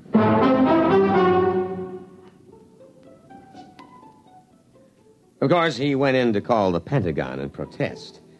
He had a lot of spirit for an old civilian of about 75. Hello? This is Dr. Eric Horn. I want to protest an invasion of my privacy. Of course, Dr. Horn, I understand. There's an officious young Cub Scout out at my place making a pest of himself. A lieutenant something. Lieutenant Colonel Windermere. But I called Washington. Yes, sir, but our intercept monitor put the call through to me. We'll take care of any outside calls you wish to make. Of all the insufferable...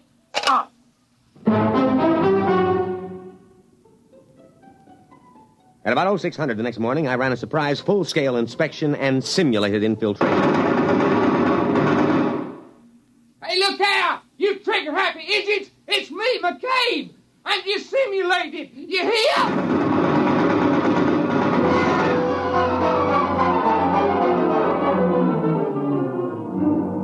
Fortunately, he was only grazed. The wire stringing detail worked all night, and we had surrounded the old Victorian house with triple-strand electrified barbed wire with guard towers every 50 feet. At 1400, I paid a call on Dr. Horn. What are you doing here? Good afternoon, Dr. Horn. I came in for your report. My what? Your daily progress report. It's in my orders. Paragraph 8. Just carry on, sir. Corporal McCabe will take your words down. Oh, his clearance came through last night. You have a method for electronically killing a man without touching him. Killing, Lieutenant? Will you tell me what in the sweet name of heaven did I say that gave you that particularly stupid notion? But I understand. You think this is a weapon. Of course, sir. Of course. My machine renders humans into corpses. A chipped flint will also do that. Look, you simpleton, don't you realize what my machine can do?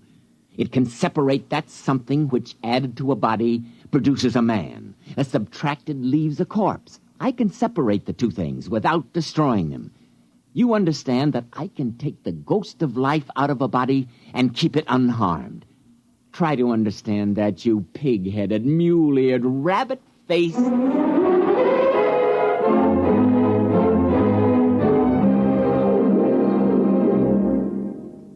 You're listening to The Haunted Corpse, tonight's attraction on X-1.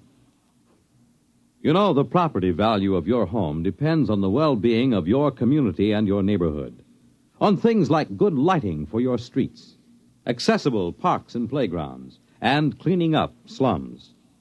And what others are doing, you can do. In Michigan, a city group launched Operation Bootstrap to rehabilitate houses, clean up slums, and interest everyone in better living standards. In Pennsylvania, a local real estate board surveyed every property in town, got 500 improved and 50 hopeless slums torn down. So help clean up slums and keep up your own home as well. To help keep your community sound, get into Action. Action is a national organization designed to help you protect the well-being of your community. For free information on your particular problem, write to Action, Box 20, Radio City Station, New York 20, New York.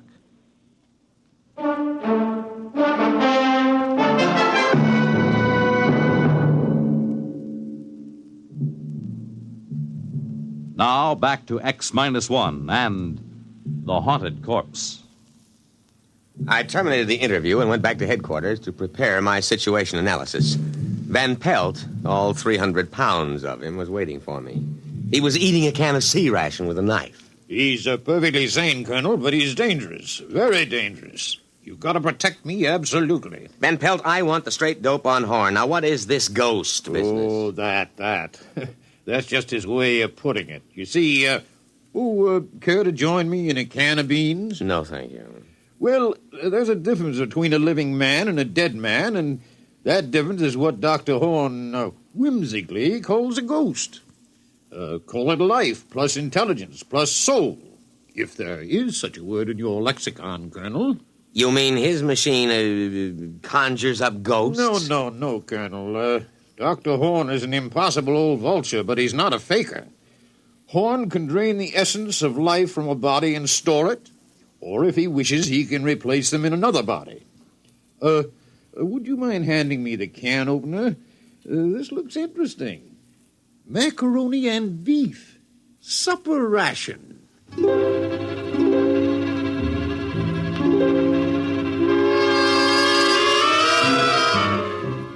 Well, so he had a machine that could take a mind out of one body and put it in another body. Well, why didn't he say so straightforwardly instead of beating around the bush like a civilian? Of course, he was a civilian, which might explain it. Next morning, I went to the laboratory with Corporal McCabe and insisted on a demonstration. All right, this way, gentlemen. Please, Corporal McCabe is an enlisted man. At this pole, we have a Cocker Spaniel. And over here, a Rhode Island Red. That's a right perky-looking chicken, Doc. If you will kindly stay clear of the terminal areas, I will activate the field. What's happening? The field is vibrating at the cycloid rate set on the crystals. All right, it's ready for discharge. Now.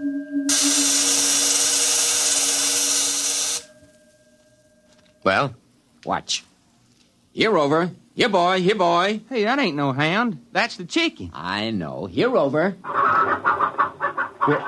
Well, I'll be pickled for an eel. That little old chicken is trying to wag its tail. And over here. Here, chick, chick, chick, chick, chick, chick, chicky. Here, chick, chick, chick, chick, chick, chick. Well, doggone. I never did see the like of that. A flop-eared, honest-to-Pete dog trying to peck corn.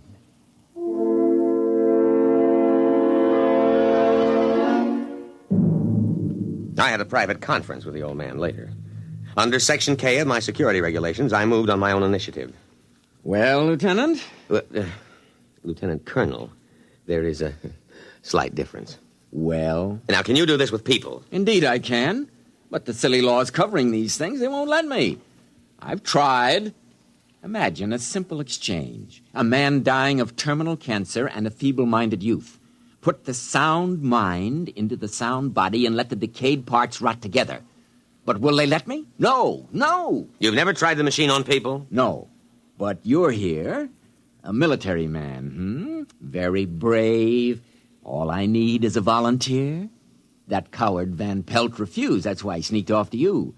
But a brave soldier like you... Negative, sir. Negative. But, Lieutenant... Negative, sir. And besides, I am not a lieutenant. I'm a field-grade officer. I don't believe you appreciate the investment the service has made in my training.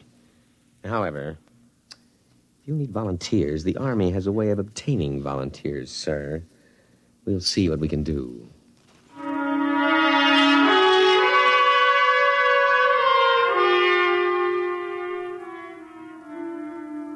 Actually, it was easy. First, there was a boy from Maine awaiting court-martial on an AWOL charge. Second, he volunteered when I pointed out he could get up to a year at hard labor. And then McCabe. Oh, no, Colonel, sir. I ain't a volunteer in time. Well, McCabe, I have been asked to recommend a non-com for infantry assignment in the Aleutian Islands. Infantry? Yes. Advance, rifle, platoon, scout. The Aleutians? In the winter. Colonel, sir, I begs to report you have found a volunteer, namely I.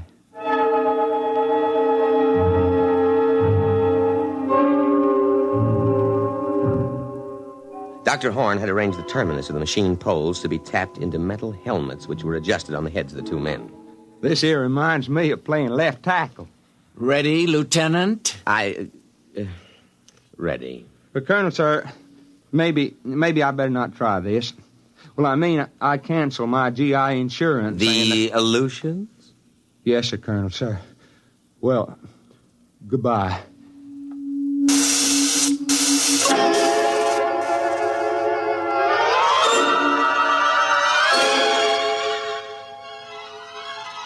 The test was an anticlimax. It worked. McCabe, that is, McCabe's body, reported himself as Private Ethan Coffin in a broad down-east dialect. I had Horn switch them back, and then I went back to my tent and put through a call. Crash priority. General Fallon's be on a scrambler circuit, Colonel, sir. All right. Now leave, McCabe. This is top secret. They don't never tell me nothing. I swear it's worse than grade school. Now, General... Colonel! Colonel! Van Pelt, what's the idea of barging in? I'm making a top-secret You call. didn't let Horn make his test. You didn't... Now, out, Van Pelt, out. But that's all he's been waiting for. You gotta listen to me. McCabe! Colonel! Escort Mr. Van Pelt out.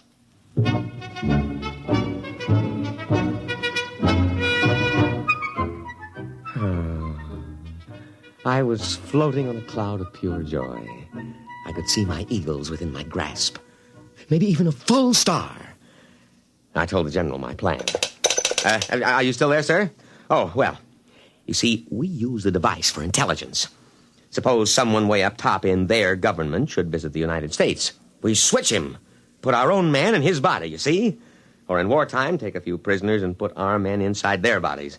Yes, sir. Yes, sir, I can be available for a staff meeting at 0900. Yes, sir.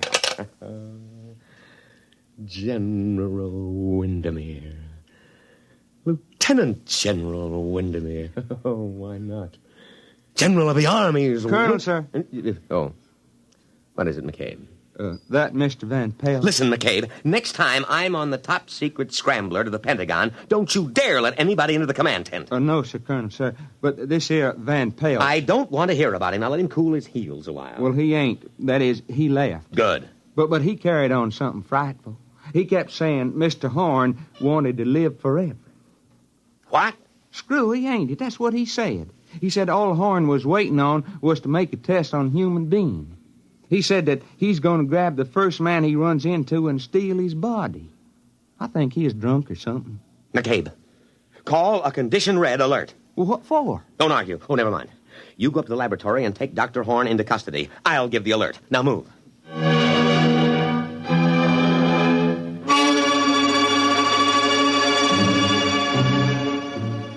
I could see it all immediately.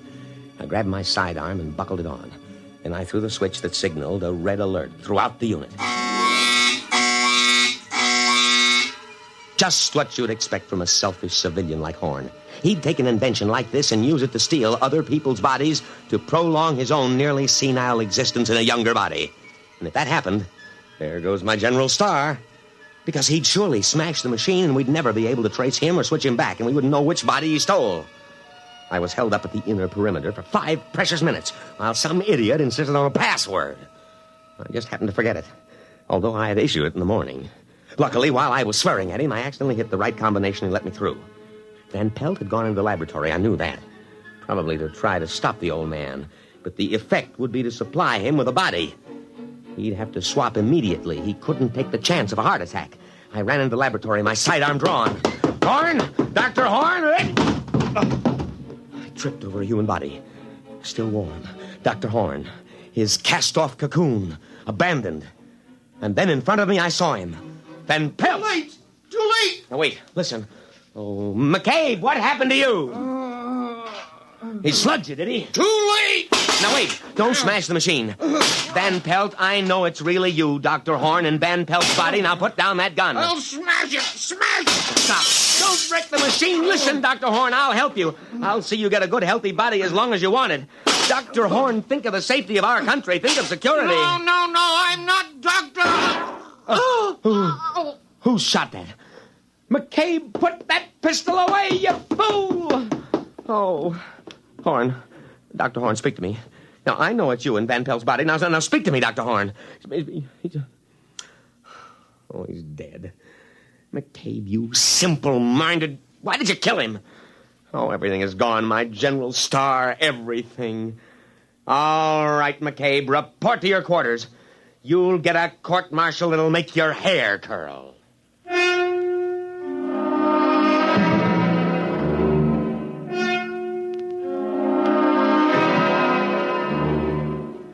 I sat there in the wrecked laboratory, and I almost cried.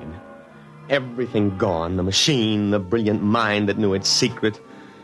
I looked at the corpse of Van Pelt that held the mind of Dr. Horn before that idiot McCabe had put a bullet through the brain and killed both.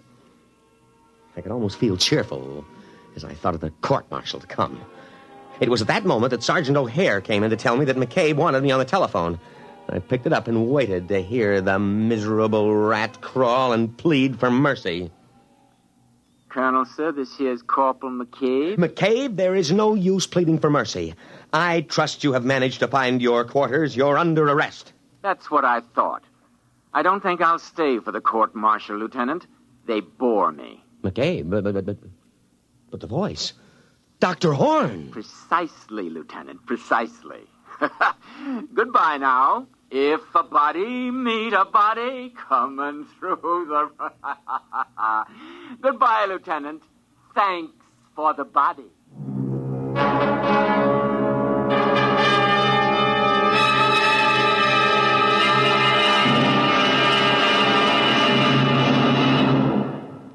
Fred Collins again, and I'll have another word about X-1 in a moment. Have you ever asked yourself what this country's most important natural resource is? I'm Dorothy Olson, NBC Bandstand singing schoolteacher. Our most important resource? Well, you might consider it our mineral deposits, or our tremendous sources of water power, or maybe our great forests. Well, these are all very important natural resources, but there's one resource that's more important than all these combined. Our children. Don't neglect them or their educational facilities. Poor schools breed inadequate citizens for tomorrow. And another thing, keep your youngsters in tip-top shape so that they won't miss important school days. Dress them against the weather so they won't catch needless winter colds. Check their wardrobe as they go back to school this fall to be sure that they have plenty of the right kind of clothing. Remember, our children are this nation's most important natural resource. It's your job to protect their future as they go back to school this fall. You have just heard X-1, presented by the National Broadcasting Company in cooperation with Galaxy Science Fiction Magazine. Your announcer, Fred Collins. X-1 was an NBC Radio Network production.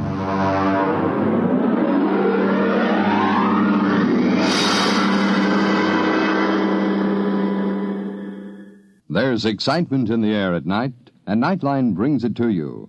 Hear Nightline with Walter O'Keefe, next on most of these NBC stations.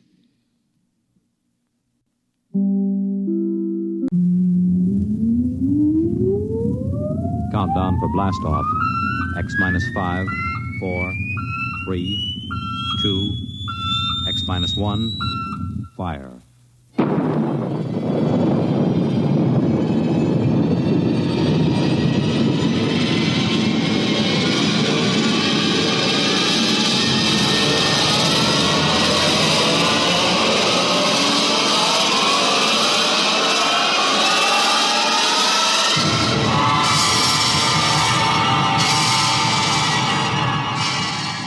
From the far horizons of the unknown come transcribed tales of new dimensions in time and space. These are stories of the future, adventures in which you'll live in a million could-be years on 1,000 maybe worlds. The National Broadcasting Company, in cooperation with Street and Smith, publishers of astounding science fiction, presents X-1.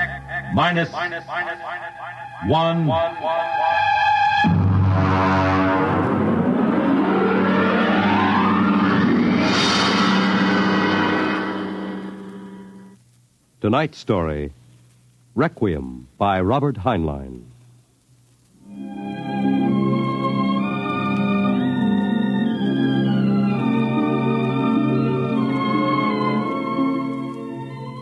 On a high hill in Samoa, there is a grave. Inscribed on the marker are these words: Under the wide and starry sky, dig my grave and let me lie. Gladly did I live and gladly die, and I lay me down with a will. This be the verse you grave for me. Here he lies where he longed to be. Home is the sailor, home from the sea, and the hunter, home from the hill. These lines appear another place, scrawled on a shipping tag from a compressed air container, and pinned to the ground with a knife. It wasn't much of a fair, as fairs go. The trotting races wouldn't be held till 8 o'clock at night. The flags and bunting drooped in the gray afternoon, and the pitchmen seemed discouraged. A large black limousine stood at the side of the road, 32 cylinders purring quietly. And over the dust and the clatter of the fair, a bullhorn blasted the highest pitch. Hurry, hurry, hurry, this way to the moon rocket, the moon rocket. See it fly, the actual type rocket used by the first man to see it fly. Chills, thrills, the romance of space. You can ride in it for only $25. Hurry, hurry, hurry. Hey, Charlie, have you got that feed tube patched? I welded it.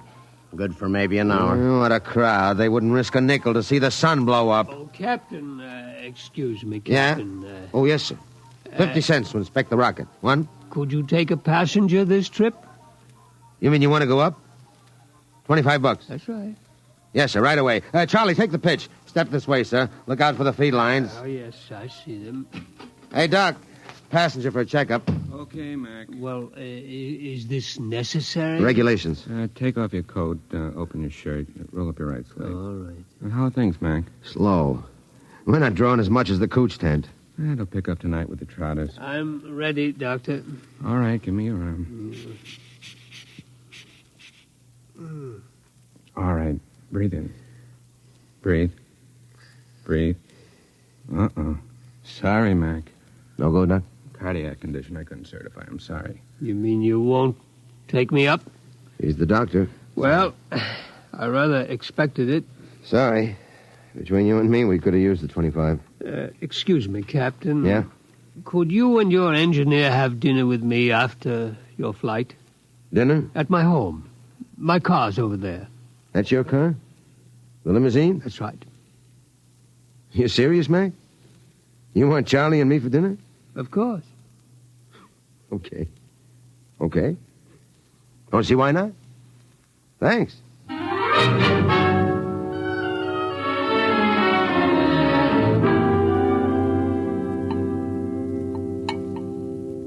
Charlie, you had enough. Lay off, Mac. Oh, that's perfectly all right, Captain McIntyre. Cigar? Thanks. Light? Well, thanks. Yes, it's hard for me to see why any holder of a master's ticket would quit the Earth-Moon run. I didn't like it. Yeah, don't hand us that. It was Rule G washed you out. All right, so I took a few drinks. Tell me, gentlemen, are you satisfied with what you're doing now? Are you kidding? We've been pushing the old junk heap for a year.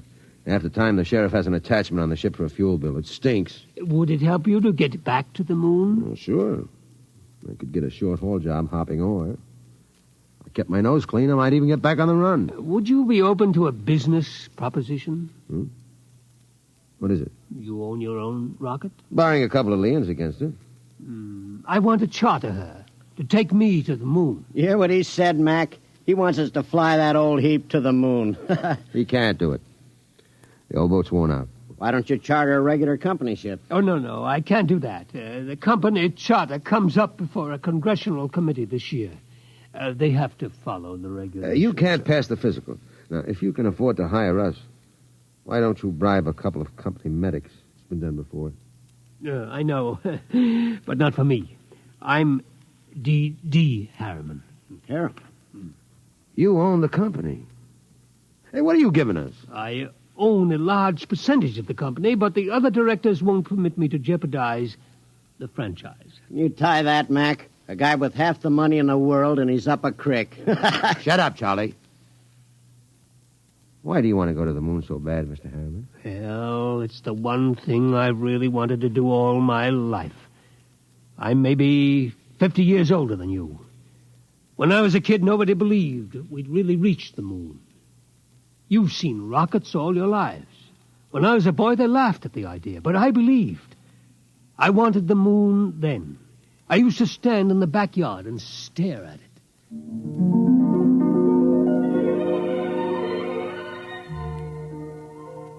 How far away is it, Mom? The moon? Far enough. Why don't people fly to the moon? They can't. Why not? They just can't. But not now, anyway. Someday I will. What? Fly to the moon. Sure. Now, come on, Del. Inside. Way past your bedtime.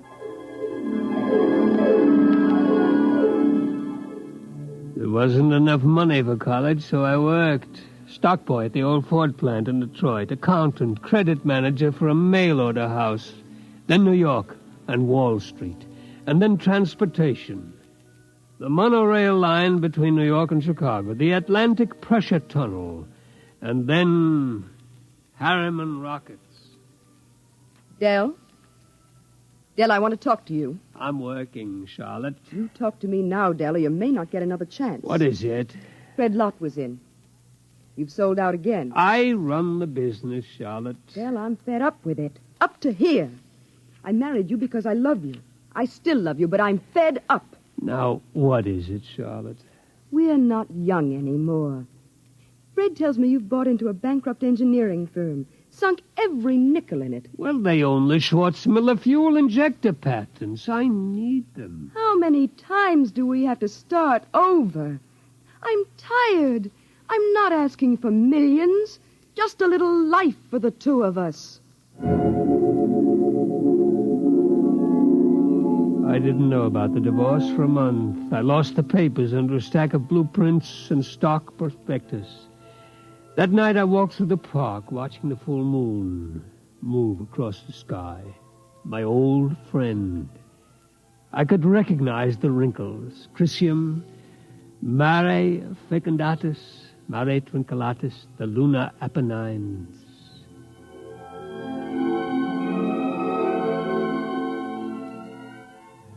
It took 2 fraudulent bankruptcies and an investigation by the Securities and Exchange Commission before we did it. The moon.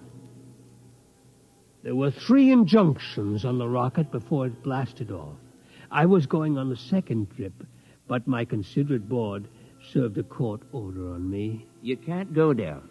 Fred, I'll break you if it's the last thing I do. Dell, you've got a bad heart. That's no secret. If you die out there, the whole card house comes down. Now, we've got an equity in this corporation. We're going to see it protected. You've sucked us in on this wild scheme, and now that it paid off, you're going to sit right down here on Earth and see that the dividends come out on time. You're not going to the moon, Dell. Forget it. I never went. By the time my lawyers shook off the restraining orders, the first cargo rocket had crashed in the Pacific, and Congress rushed through the Space Precautionary Act. My heart kept earthbound, and now I'm old. I've lived longer than I should, but I would not let myself die. I will not until I have set foot on the moon. There, Captain McIntyre, you asked why I wanted to go to the moon, Well? You find a ship, Mr. Harriman, and I'll drive her. You'll hit the moon. All right, then we can get down to business. I'll have contracts drawn up for you. You, too, will have to buy me a ship. I can't do it openly, of course. My dear board of directors would find out and slap a court order on me. We can't get credit. Oh, don't worry. I'll supply the cash in advance.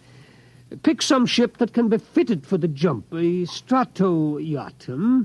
Apply for a strato license. Then after it's issued, you'll move to a piece of desert. I'll find a strip and buy it. You mean fit her out there? Yes. We'll install extra fuel tanks, change the injectors and timers for space flight. Charlie, you think you can manage the changeover without a dockyard and shops? Well, I'll have to have a load of power tools and a lot of time. It'll be haywired and spot welded. Just so it doesn't blow up when I slap the keys. It won't blow. Well, that's what you said about the last ship. Now, cut it out, will you? I ask you, Mr. Harriman, that last ship was a junk heap and we knew it. Now, this'll be different. We're going to spend some dough and do it right. Ain't we, Mr. Harriman? You spend all the money you want. I'll see that you get it.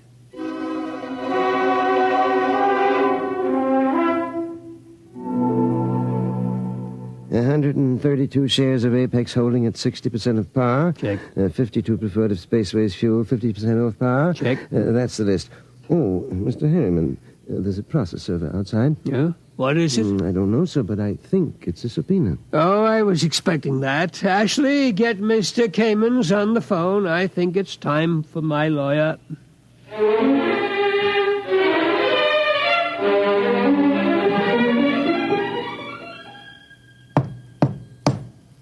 May it please Your Honor, counsel representing Mr. Harriman's relatives contend that his behavior for the past few weeks gives clear indication that a mind brilliant in the world of finance has become senile. They petition you to declare him incompetent and to assign a conservator to protect his financial interests and those of his heirs. May I suggest that in the last few words, my opponent gave away his entire thesis. It is evident that the petitioners believe that my client should conduct his affairs in such a way as to ensure that his nephews, nieces, and their issue will be supported in unearned luxury for the rest of their lives. Therefore, we pray this court will confirm my client in his right to do what he likes with his own. Deny this petition and send these meddlers about their business.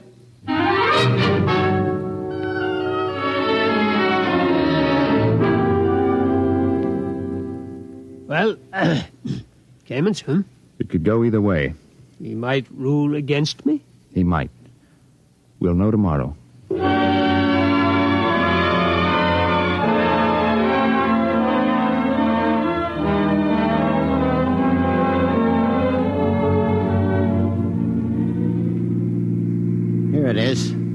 eccentric millionaire disappears. Yes.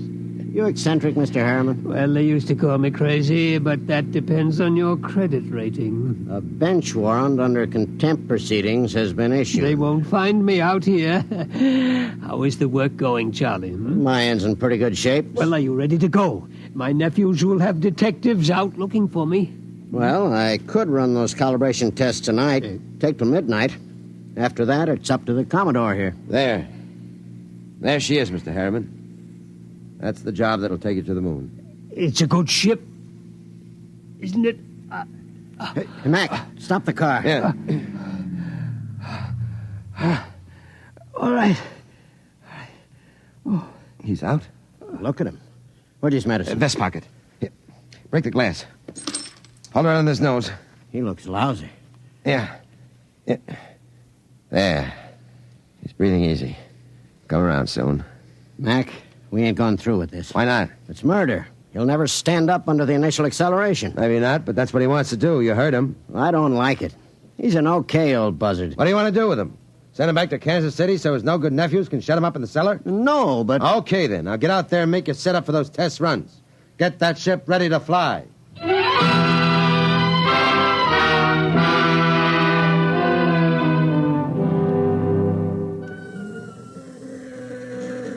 Hey, you.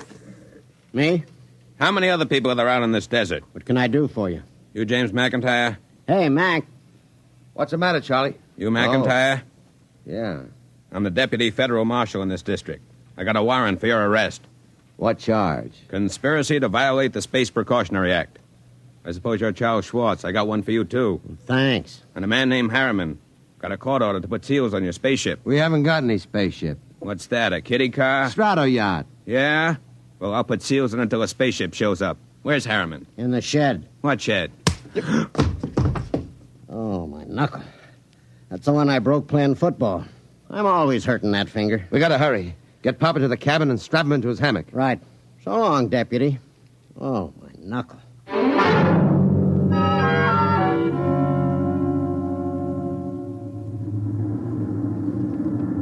She's warm, Charlie. Everything set back there? How do I know? I didn't have time to run tests. Tough. You all right, Mr. Harriman? I think so, but these straps are tight. Have to be when we blast off. All set, Charlie. Give me control. Check. Test keys. 1 bank. Check. 2 bank. There's an auxiliary out. We don't need it. All right, boy, hang on. Let's go.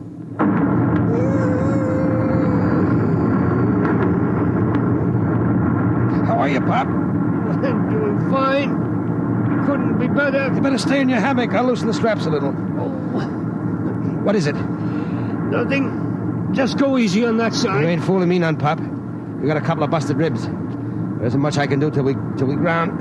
You take a neobaritol and I'll wake you when we cut jets. No, I'll stay awake. Okay, just as you say, Pop.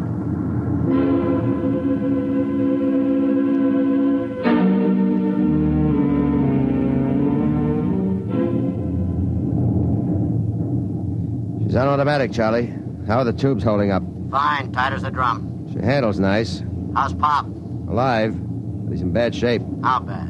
Cracked a couple of ribs in the takeoff. I don't know what else. You think he'll last the trip? His heart was pounding like an off-time valve. Well, he'll last. He's tough. Tough. He's delicate as a canary. I don't mean that. He's tough down inside where it counts. Just the same, you better set her down awful easy if you want him alive. I'll make a full swing around the moon and ease her in an involute approach curve. It'll go fine if we got enough fuel.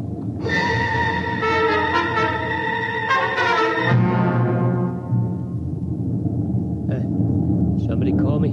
Something wrong, Pop? Thought somebody was calling me. I must have been asleep. I swung your hammock around. We're breaking now. There she is ahead. The moon. I've seen 1,000 photographs. There. That's Copernicus. Tycho. You know it all right, Pop. Where are you landing? Mare Imbrium between Aristillus and Archimedes. Oh, that's about 40 miles from Luna City, isn't it? Yeah. It won't be easy landing without ground approach radar, will it? I've done it before. Not without a second pilot to punch the satimeter. You ought to have a mate's ticket, Pop. You know the whole routine. You must have really studied up. Yes, that's all I could do, study. till now. Oh, look at the moon. I feel as if I'm coming home. Yeah. Charlie, Yo, I'm taking her in. Cut in full power. make it good, Mac. Pop can't take a rough one. Shut up and give me the power. I'll do my best. Okay. Dynameter setting punched. Hang on, here we go.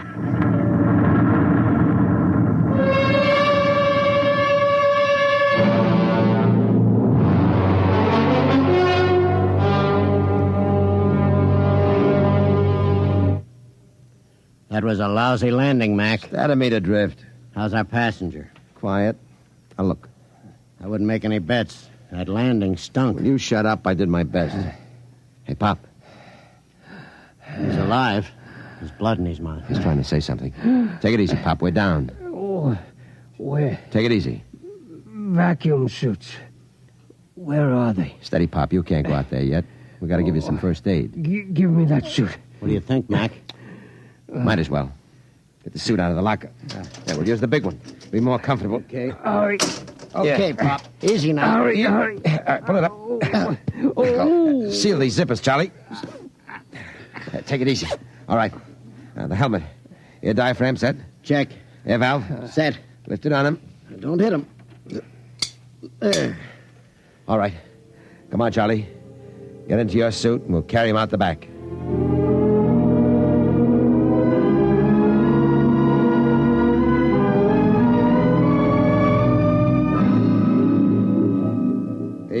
Easy with him.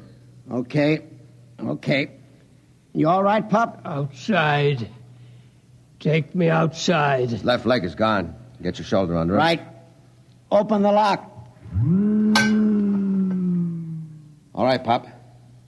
Come on. We're going out on the moon.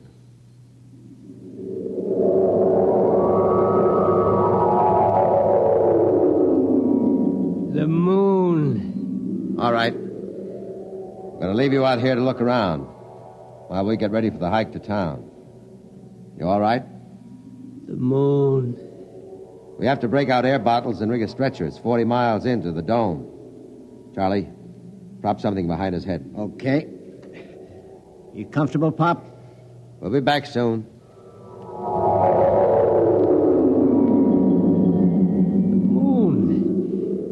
I can feel the pumice dust, and it doesn't hurt anymore.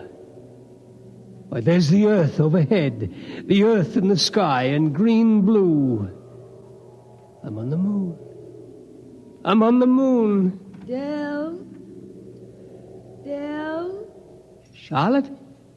I thought I heard somebody call my name. Yeah, I'm getting old. My mind wanders. Del? Charlotte. That is you, isn't it? I made it, Charlotte. I'm on the moon. You didn't understand. You were afraid I wouldn't take care of myself. But I made it. I'm on the moon. I'm on the moon.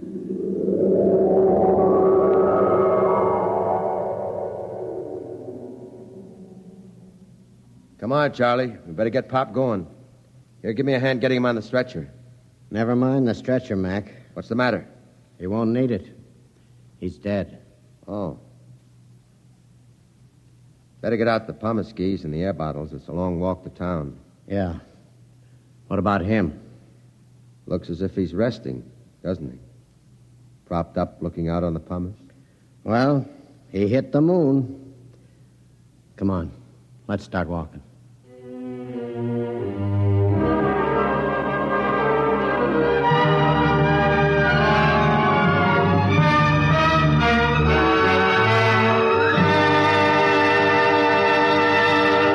You have just heard X-1, presented by the National Broadcasting Company in cooperation with Street and Smith, publishers of astounding science fiction.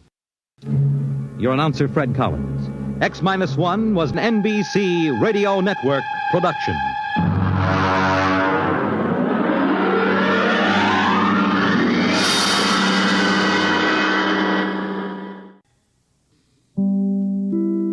Now stay tuned for X-1 on NBC.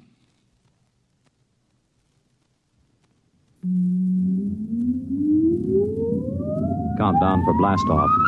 X minus 5, 4, 3, 2, X minus 1, fire.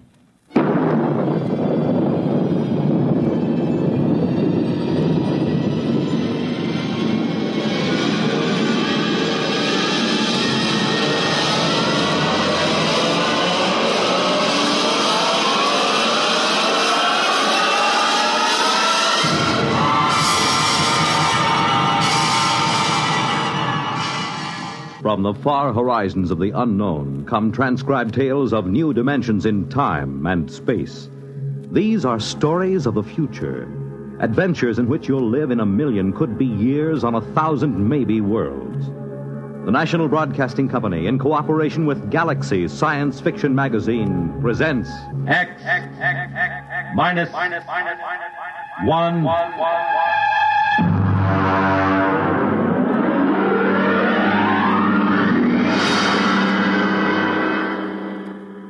Tonight, Clifford D. Simak's story of the 21st century, How To.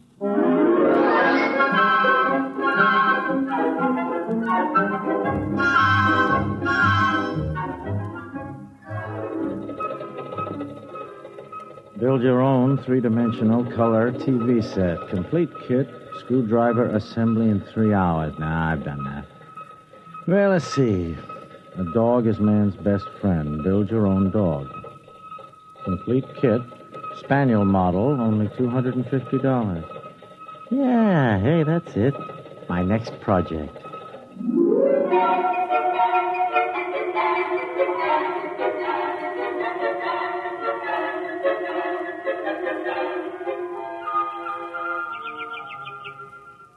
Gordon, is that you? Yeah, yeah. Where are you? Out on the terrace. I'm just finishing a landscape. Oh, hi, yeah. Grace, look, did it come? Don't kiss me. You'll get all full of paint. I wasn't going to. Where is the package? Well, they set it against the side of the house. Over there, see? Oh, it came, huh?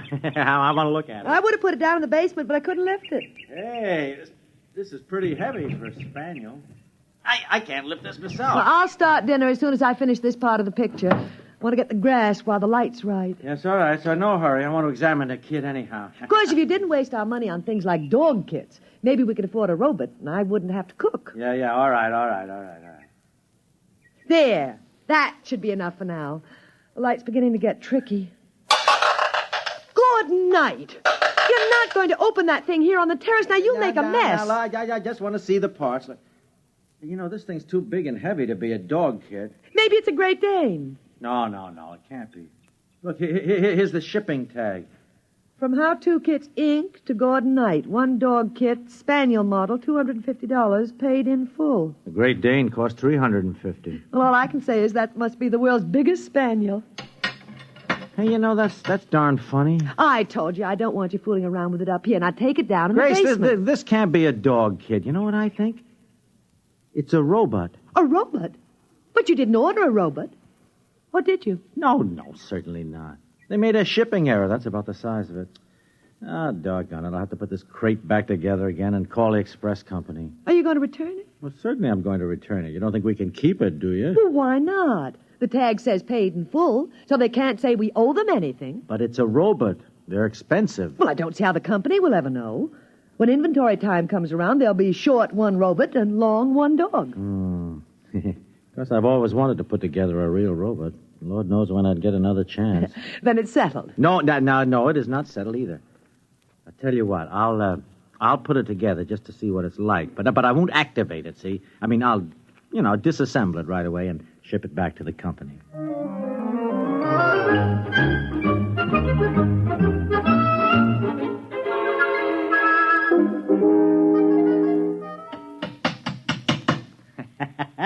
Well, there we are.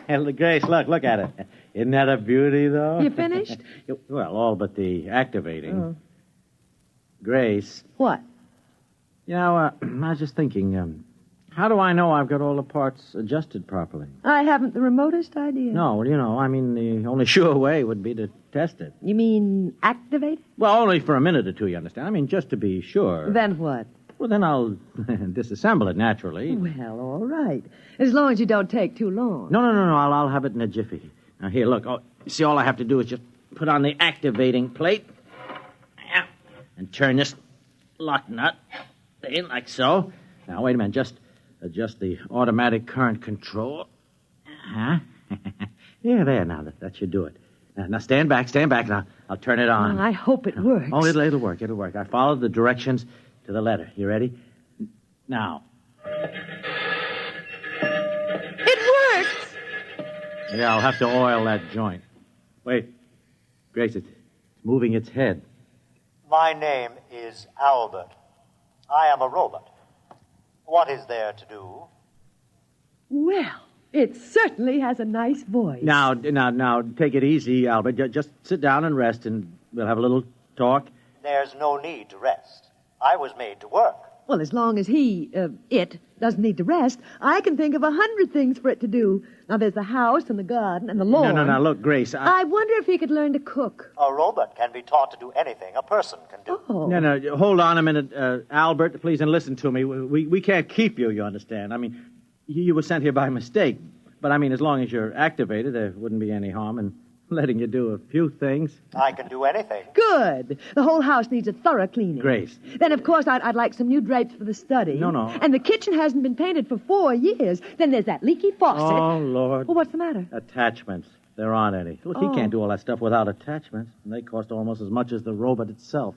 Don't worry about attachments. Just tell me what's to be done. Well, you heard my wife. Oh, what about your grounds? Oh, I got 100 beat-up acres that need attention, but of course I realize that that's too much work, huh? Don't worry about a thing. I can fix it for you. I will make the necessary equipment. Make your own attachment? Don't worry about a thing. Yeah, but how? Oh, for heaven's sake, stop arguing with him and let him get to work. I'm not arguing.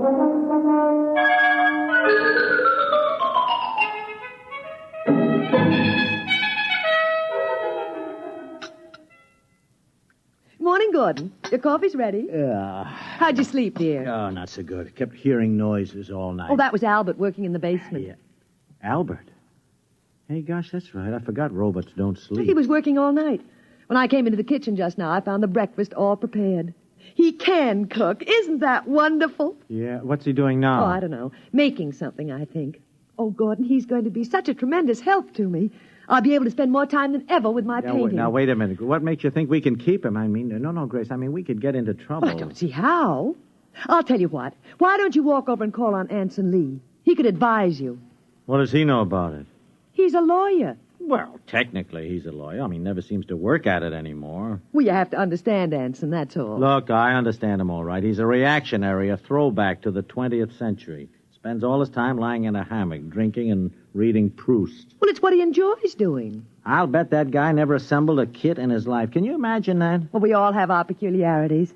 Just the same, he could give you legal advice. Well, all right. I'll go over after breakfast if it'll make you feel any happier. Pass the cream.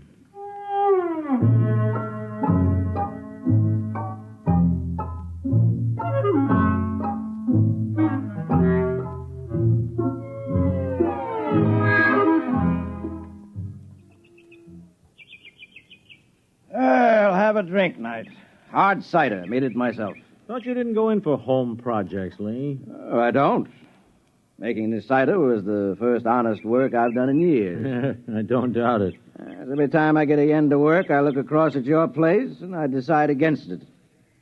How many rooms have you added to that house since you got it built? 8. Good Lord. Think of that. 8 rooms. No. It's not hard once you get the next. Kind of fun. You just buy a how-to kit. Sure, I know. Just follow directions. That's right. Anybody can build a robot on a kitchen table. Well, no thanks. Why do you say that? What? I mean about building a robot. Oh, I don't know. I suppose I expect you to start building one any time now. You've done everything else. What's got into people these days, Knight? They just aren't equipped to enjoy their leisure. That is, most of them aren't. Me? I am. I read, and I lie in a hammock, and now and again I even think. Yeah. Yes, I guess that makes me an eccentric. Here, have another drink. Oh, no, thanks. I'll have to get back to my place.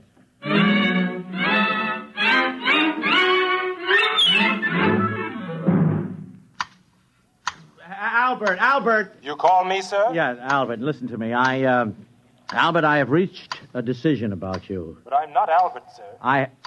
Huh? You would hardly expect Albert to be clipping hedges. If you're not Albert, who are you? Abe, Albert is down in the basement.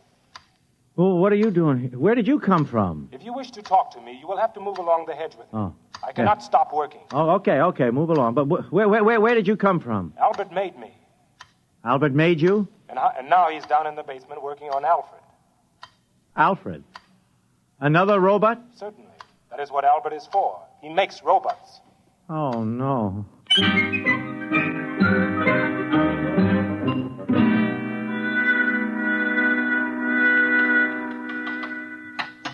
Albert. Oh, there you are. Albert, what's going on here? I'm reproducing. What? I have a built-in mother urge. I don't know why they named me Albert. I should have had a female name. Oh, but you shouldn't be able to make robots. Look, boss, you worry a lot. You want robots, don't you? Well, yeah, I guess everybody could use a robot. I make robots. I'm making all you need. Albert, put down that head and listen to me. I want to have a serious talk. Sure, boss. What's on your mind? Now, Albert, I just looked through your packing case and I found this tag. Look, it says X, 190. X, Albert.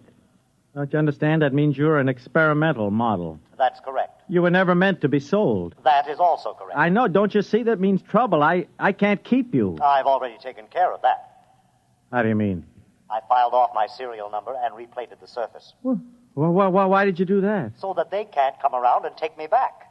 They made me, and then they got scared and shut me off. But you're not afraid of me. I'm You not. assembled me and let me go to work. Yep. I'm sticking with you, boss. Wait a minute. This could mean a lot of trouble for me, Albert. No trouble. They can't prove a thing. I'll swear that you made me. I'll not let them take me back. They will take no chances next time. They'll break me up for scrap. Oh, but look, if you make too many robots... Robots are useful. You need a lot of them in this place. Now, don't worry, boss. Everything will work out. Well... I'll take good care of you. Yeah. Now, I must go back to work. Adalbert is nearly finished.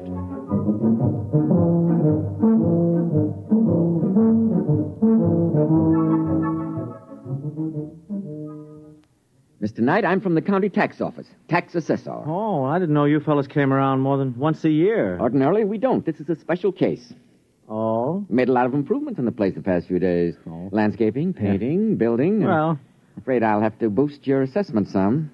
I see. Heard about those robots of yours, too. Robots? Personal property, you know. Have to pay a tax on them. Just how many have you got? Oh, one or two. I've been counting. They move around so fast I can't be sure, but I estimate the number at 38. That right?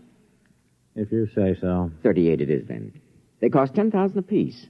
I'll assess them at 5. That's $190,000. Oh, no. Hey, that's pretty steep. But I'm going easy on you. By rights, I should only allow you a third for depreciation. Well, that's it, Mr. Knight. $190,000. Wait. We'll send you the bill with your quarterly statement. But... Good day. Good day.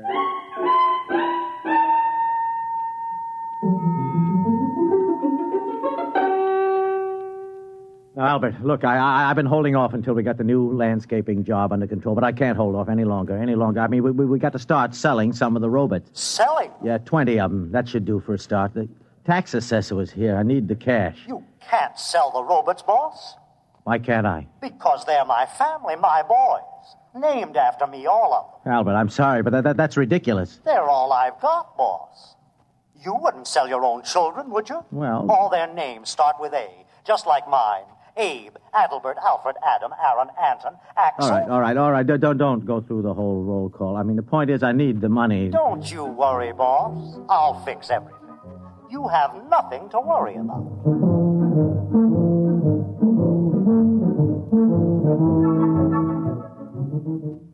The point is, Mr. Knight, the Internal Revenue Department is always interested when a citizen shows a substantial capital gain during the year. Capital gain? I haven't made any capital gain. Oh, come, sir. I'm talking about the matter of some 52 robots. Well, as I understand it, their retail value is $10,000 each. So they say. 52 times 10,000 is $520,000. On capital gains, you pay 50% or $260,000. 200, oh. A tax roughly of $130,000. Well, when... what do I do? By the 15th of next month, you must file a declaration of estimated income. You pay half of the due tax at that time, and the balance in monthly installments. And there's one other matter. One other matter? We investigated. We found you make $10,000 a year. Huh? Would you tell me, out of personal curiosity, you understand? I understand. Just how a man of your particular means could show a capital gain of $500,000 in so short a time? I'm beginning to wonder myself. Well, our only concern is you pay your tax. Yeah. However, some other branch of the federal government might very well want to ask some questions sometime. Oh? If I were you, Mr. Knight, I would be ready with some answers. Yeah. Good day. Good day.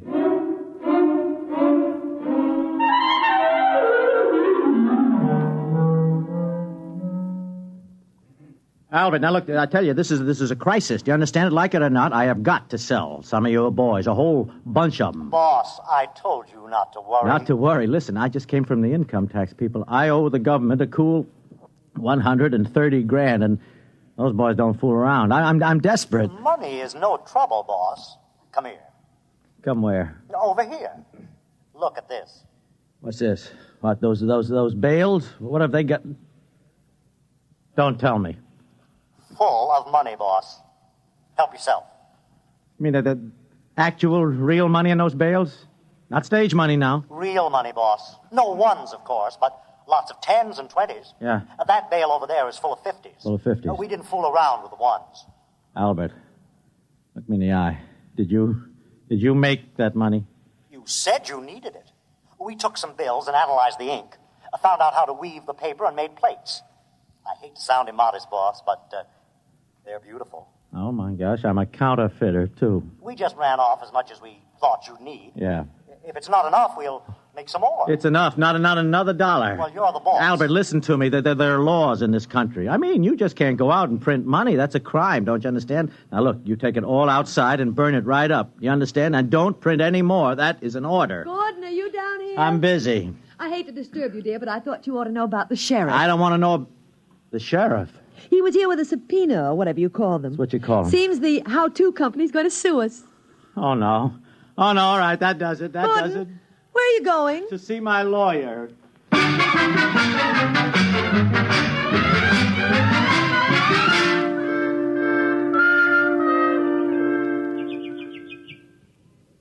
Offhand, old man, I'd say you were in quite a jam. I didn't have to walk all the way over here to find that out. The point is, Lee, what in the name of heaven can I do? Well, first, you'll have to file a declaration of estimated income. Even if I can't pay? Well, especially if you can't pay. Oh. Technically, then, you haven't violated the law, and all they can do is to try to collect what you owe. Yeah. They'll probably slap an attachment on your bank account. What bank account? I'm broke. Oh. Well, then I'd say your major worry is the how-to company suit. Yeah. Now, if I were you, I'd settle it out of court. Out of court? Mm-hmm. They might call off the action if you returned all the robots. Albert says he'll testify that I made him. Well, Albert can't testify. As a robot, he has no standing in court. Mm-hmm. No, you better give them back and get what terms you can. No. I won't do it. Huh? I won't. Don't you see? They don't want Albert back because they can use him. They want to break him up to maintain their robot prices. Don't you see? It might be 1,000 years before his principle is rediscovered, if it ever is. Mm-hmm. Would that be bad? I don't know. Only time will tell that, but, I mean, you could say the same thing about any great invention. Look, no, I will not let them destroy Albert. Yes, I see your point, Knight. And I like it. You like it? Uh-huh. I'll take the case. Now, of course, I ought to warn you, I'm not a very good lawyer. I know. I don't work hard enough at it. But I do have a chance, huh? In all my practice at law, Knight, I never saw a man who had gotten himself as fouled up as this. No. I'd say your chances are nil. Yeah. Boss? It's Albert. Boss, I heard about the suit. Yeah, it's all right, Albert. Mr. Lee here is going to handle our case. We robots want to help. I'm afraid there's not much you can do. Oh, yes, there is. I'm building a lawyer robot. He's building a lawyer robot? With far greater memory capacity than any human. And with brain computers that operate on logic. That's what law is based on, isn't it? Logic. Well, so I've heard. But it won't work, Albert. To practice law, you must be admitted to the bar. To be admitted to the bar, you must have a degree in law and pass an examination. And although there's never been an occasion to establish a precedent, I suspect the applicant must be human. Lee, wait a minute. What about law clerks? I mean, they don't have to be human. Well, I'd say that was completely true. Yeah, then Albert's robots can be clerks. Mm-hmm. Well, could be. See what I mean? Yes. It's never been done, but there's nothing in the law that says it can't be done. Then it's settled. I'll make a dozen to start.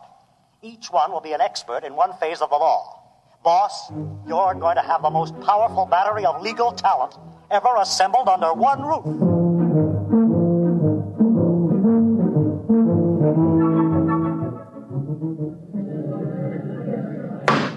Quiet in the court. Mr. Lee, what is the meaning of this outrage? What outrage, Your Honor? Those robots sitting at the defense table. These, Your Honor, are my valued assistants. Robots? Yes, Your Honor. Take them away. They have no standing in this court. If Your Honor will excuse me, they need no standing. I am the sole representative of the defendant. My client is a poor man, and he is opposed by the most formidable array of legal talent money can buy. Now, surely the court will not deny him whatever assistance he's been able to muster. This, sir, is highly irregular. If it please Your Honor, I should like to point out that we live in a mechanized age. The court clerk uses a machine to take down the transcript of these very proceedings. To my certain knowledge, no court has ever challenged the presence of such a device as an aid to the furtherance of justice. Now, if Your Honor can point out anything in the law specifically barring these robots from the court... That's ridiculous, sir. Of course there is no such provision. At no time anywhere did anyone dream such a contingency would arise. In that case, sir, I ask the court for a favorable ruling. Mr. Lee, as you point out, there is no precedent for my ruling in any way but in your favor. Therefore, sir, with reluctance, I do so at this time.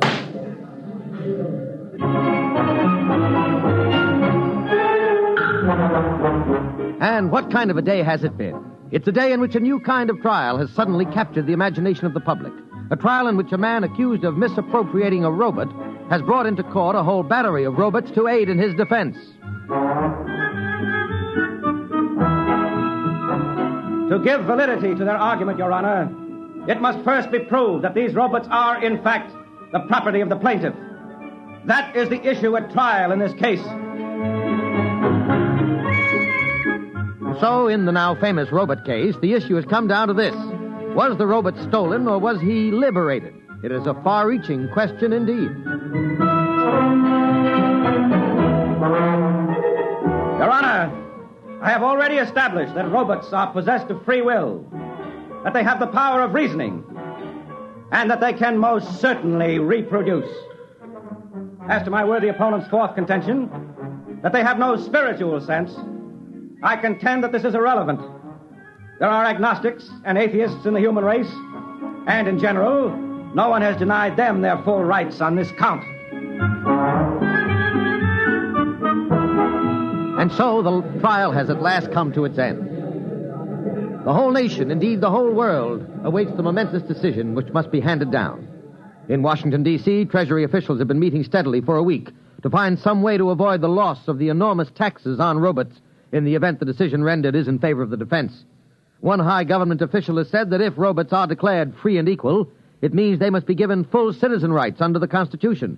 Already, the chairmen of both major political parties are mapping campaigns to corner the robot vote.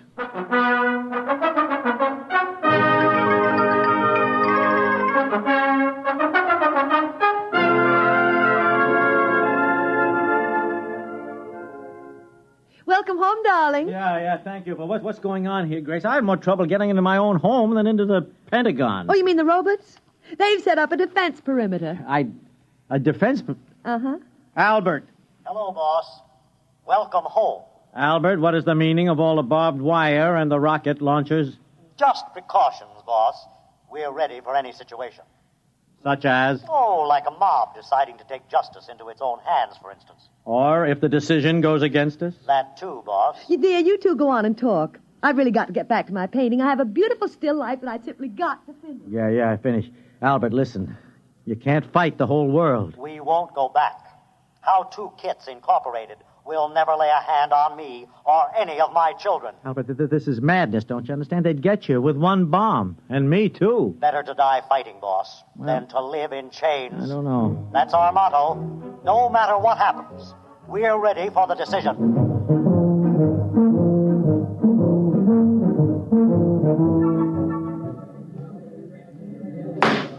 The court is ready to render its decision.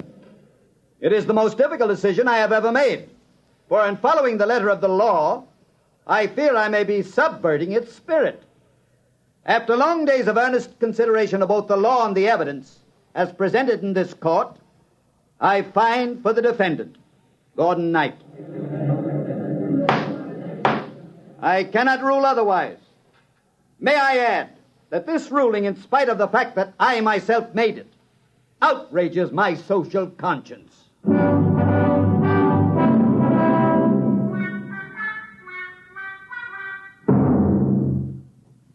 You did it, boss. You did it. We're free. Yes, Albert. We sure did it. Where's my wife? In the studio, painting. Not another landscape. Her 5th this week. She's doing very well. Yes, isn't she? And I am working on a new robot for her. A painter. Soon she won't have to bother doing it herself. That's nice. And you won't have to do anything anymore either, boss. Oh? Not a thing. Oh? We're going to take care of you from here on out. Thanks. Did I tell you about my new children yet? No, I don't think so. Alice, Angeline, Agnes, Agatha, Alberta, and Abigail. Daughters? 6 of them, boss. And all with a built-in reproducing instinct just like mine. Oh, no. They're down in the basement now turning out robots. Great. We've got everything worked out for you, boss. You won't have to worry about a thing for the rest of your life. No, Albert. Not a thing.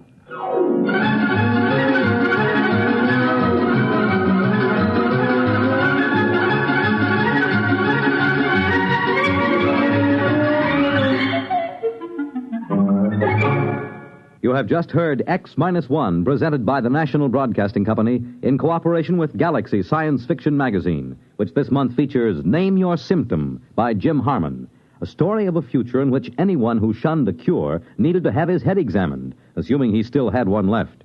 Galaxy Magazine on your newsstand today.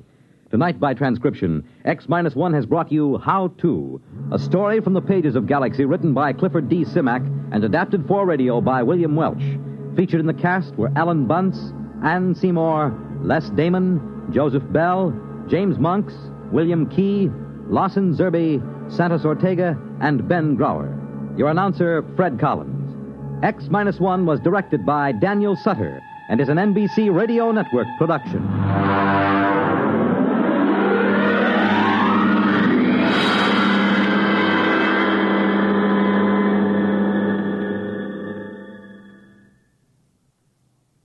Hear politics and primaries, Dateline, Illinois, and Wisconsin, tonight on NBC Radio. In just a moment, X-1. But first, how does one man get himself into so many impossible situations? This is a question you'll probably ask yourself tomorrow night when you follow another hilarious adventure of Throckmorton P. Gildersleeve. Yes, Gildy's eye for the ladies and his impulsive temperament managed to entangle him in a web of riotous circumstances. Join the romantic water commissioner, his neighbors, Judge Hooker, Mr. Peavy, and all the loyal Gildersleeve household as they romp through another episode of The Great Gildersleeve tomorrow night. And now stay tuned for X-1 on NBC. Countdown for blast-off. X-5, 4, 3, 2, X-1, fire.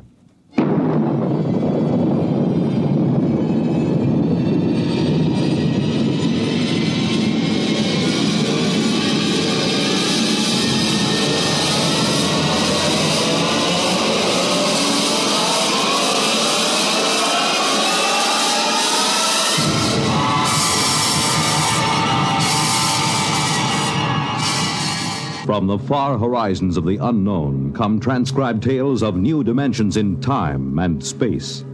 These are stories of the future, adventures in which you'll live in a million, could be years, on 1,000 maybe worlds. The National Broadcasting Company, in cooperation with Galaxy Science Fiction Magazine, presents X minus 1.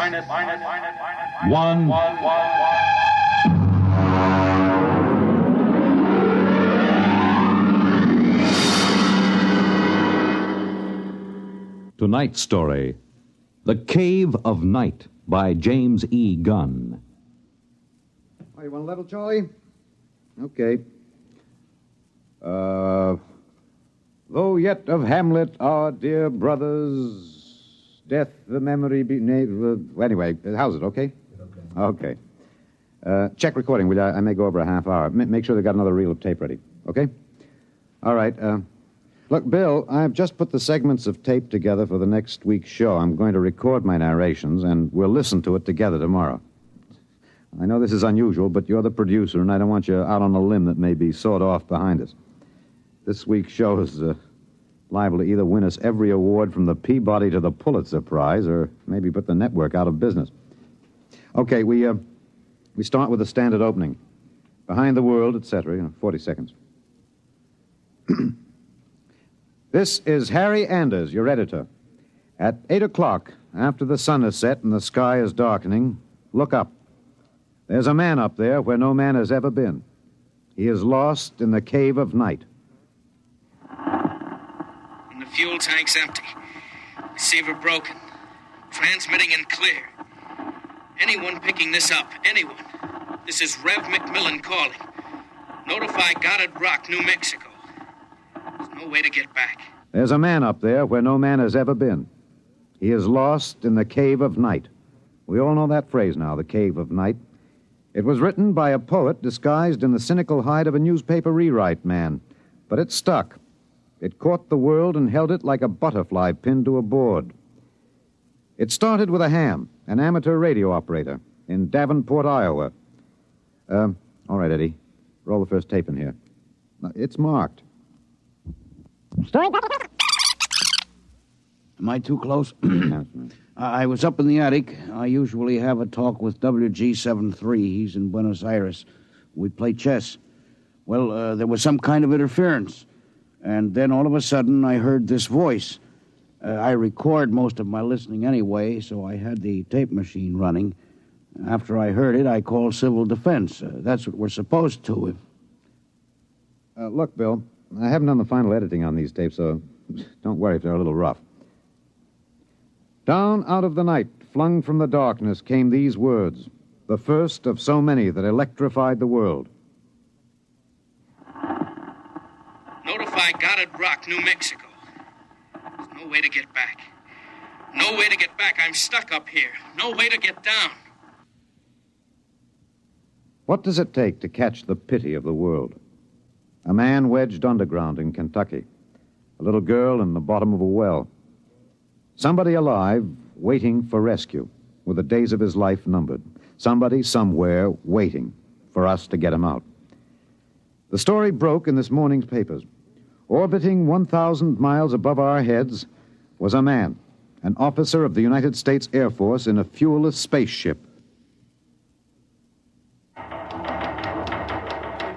We're recording at the desk of Mike Bayless, senior night editor of the Continental Press National Wire. Hey, you always get a reaction like this. I remember the Floyd Collins story in the 20s. Fellow trapped in that cave in Kentucky, remember? Oh, sure. And the whole country hanging on to see if he could get out. Then there was that little girl stuck in the well. Kathy Fiskus? Yeah. We pulled all those stories out and put them on the wire for background. But this hit bigger. We got the first lead from an Air Force handout in New Mexico. They just said an experimental rocket failed to return to base. But by that time, the cat was out of the bag. Ham operators picked up those messages from Boston to Fairbanks, Alaska. Mr. Bayless, you first used the phrase, the cave of night, didn't you? Yeah, I guess so. I mean, you got to get a little purple on a thing like this. People eat it up. You can't spread it on too thick. Anyway, I was lost in a cave once when I was a kid in upstate New York. I waited around for a couple of hours in the dark until they came for me.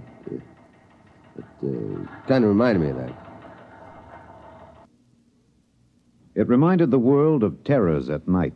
of struggling awake through nightmares, the fears of loneliness, darkness, falling, suffocation, thirst. It reminded me of Rev McMillan. And perhaps I have an advantage over all the other reporters for newspapers and radio and television because I knew Rev McMillan. I knew him in college and in the Air Force. I knew that he was testing rocket-powered craft at Goddard, but I didn't know they were so close to space. No one knew, till those messages of desperation crackled down through the atmosphere. I remembered Rev when I saw those headlines that morning. Straight black hair, Clark Gable ears, a reckless grin. He ate well, reveled in expert jazz and Mozart opera, and he talked incessantly. His southern speech was no drawl. There was too much to say. And now he was alone, and soon all that might be extinguished. The men from the radio newsrooms rushed to Goddard Rocket Base armed with miniature tape recorders. I was sitting in a good story on this. Gentlemen, Hold it down, fellas. I'm Colonel Arthur J. Hannigan, Information Officer for Goddard Rocket Base, and I'm authorized to issue the following statement. First Lieutenant Reverty L. McMillan, United States Air Force pilot, Experimental Rocket Division, took off from Goddard Base at 22:34 Rocky Mountain time. His craft, the XR-37 Mark II, a hydrazine nitric three-stage rocket. I'm sorry I can't describe it, boys. Classified. Well, in order to maintain orbit, the motors were pulsed for 1 second every 15 seconds elapsed time. After 3 minutes, the exhaust was seen by ground spectroscope observation to flare for half a minute. His fuel supply is exhausted. The craft has reached sustaining orbital speed. What does that mean, Colonel? He's out of gas. He can't get down. The first mobilization was of the scientific brains massed at Goddard. Few of them knew Rev.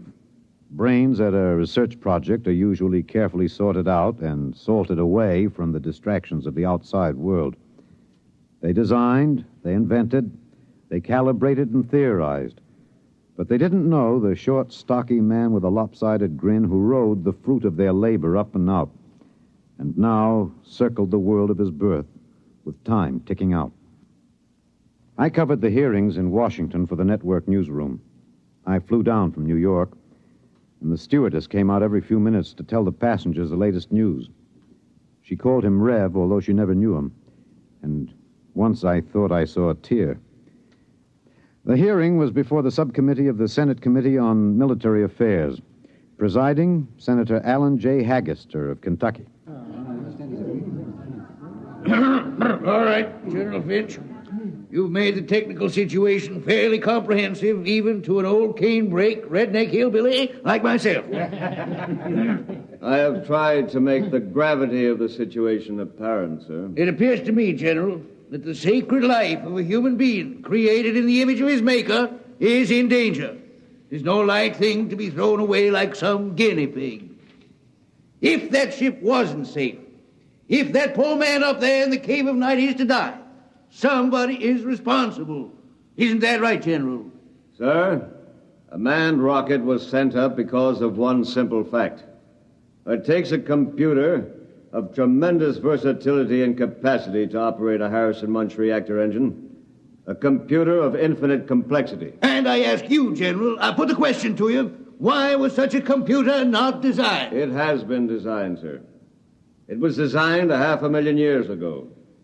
There is only one mechanism competent to handle those controls, sir. That is the human brain. All right. I turn now to my second question, General, and I ask it not only for myself and my colleagues on this committee, but for 170 million Americans listening on the radio, watching on television.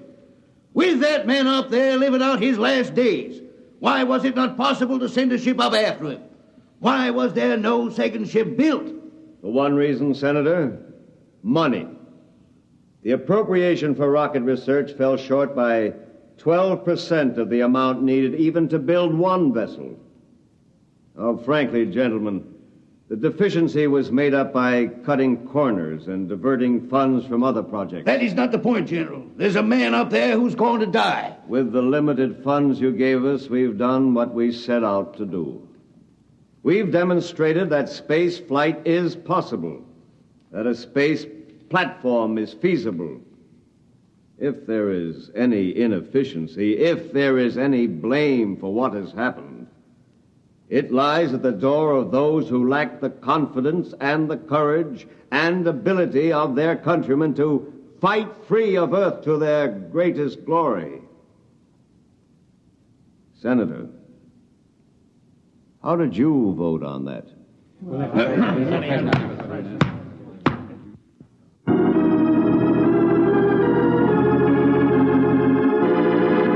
This is Harry Anders in the gallery of the Washington National Cathedral.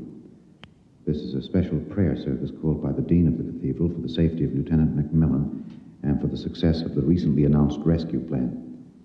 The church is filled. There's a sprinkling of high Navy, Army, and Air Force uniforms. I see General Finch in the second row, next to the Secretary of the Air Force and the newly appointed Undersecretary of Defense, Mr. Winokur. Prominently displayed in the center aisle, below the ornate railing separating the pews from the altar, is the small model of Macmillan's ship. One by one now, the congregation is filing past, dropping checks, bills. I saw one child drop in 12 pennies, one by one. All contributions are to be used to defray the cost of the rescue effort. The congregation is now kneeling to pray. A moment of silent prayer will follow for the safety and rescue of Lieutenant McMillan. $1 billion was raised in 1 week from voluntary contributions. Another $1.5 billion was appropriated unanimously by Congress. The race began. Would the rescue party reach the ship in time?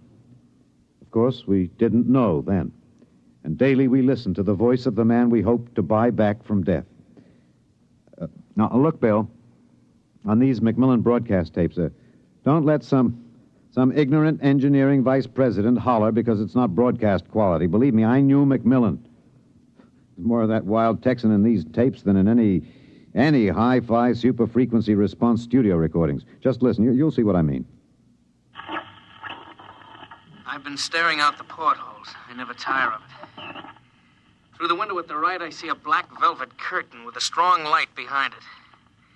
There are pinpoint holes in the curtain, and the light shines through, not winking the way stars do, but steady. There's no air up here. That's the reason.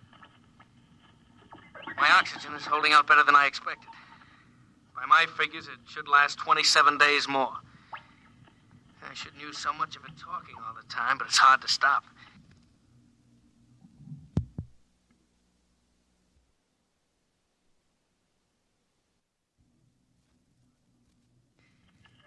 Talking, I feel as if I was still in touch with the Earth. Still one of you. Even though I am way up here. Too bad the receiver is broken, but if it had to be one or the other, I'm glad it was the transmitter that came through all right. There's only one of me. There are billions of you to talk to. You can't see me now. You'll have to wait hours for the dawn. I'll have mine in a few minutes. That's the way he talked.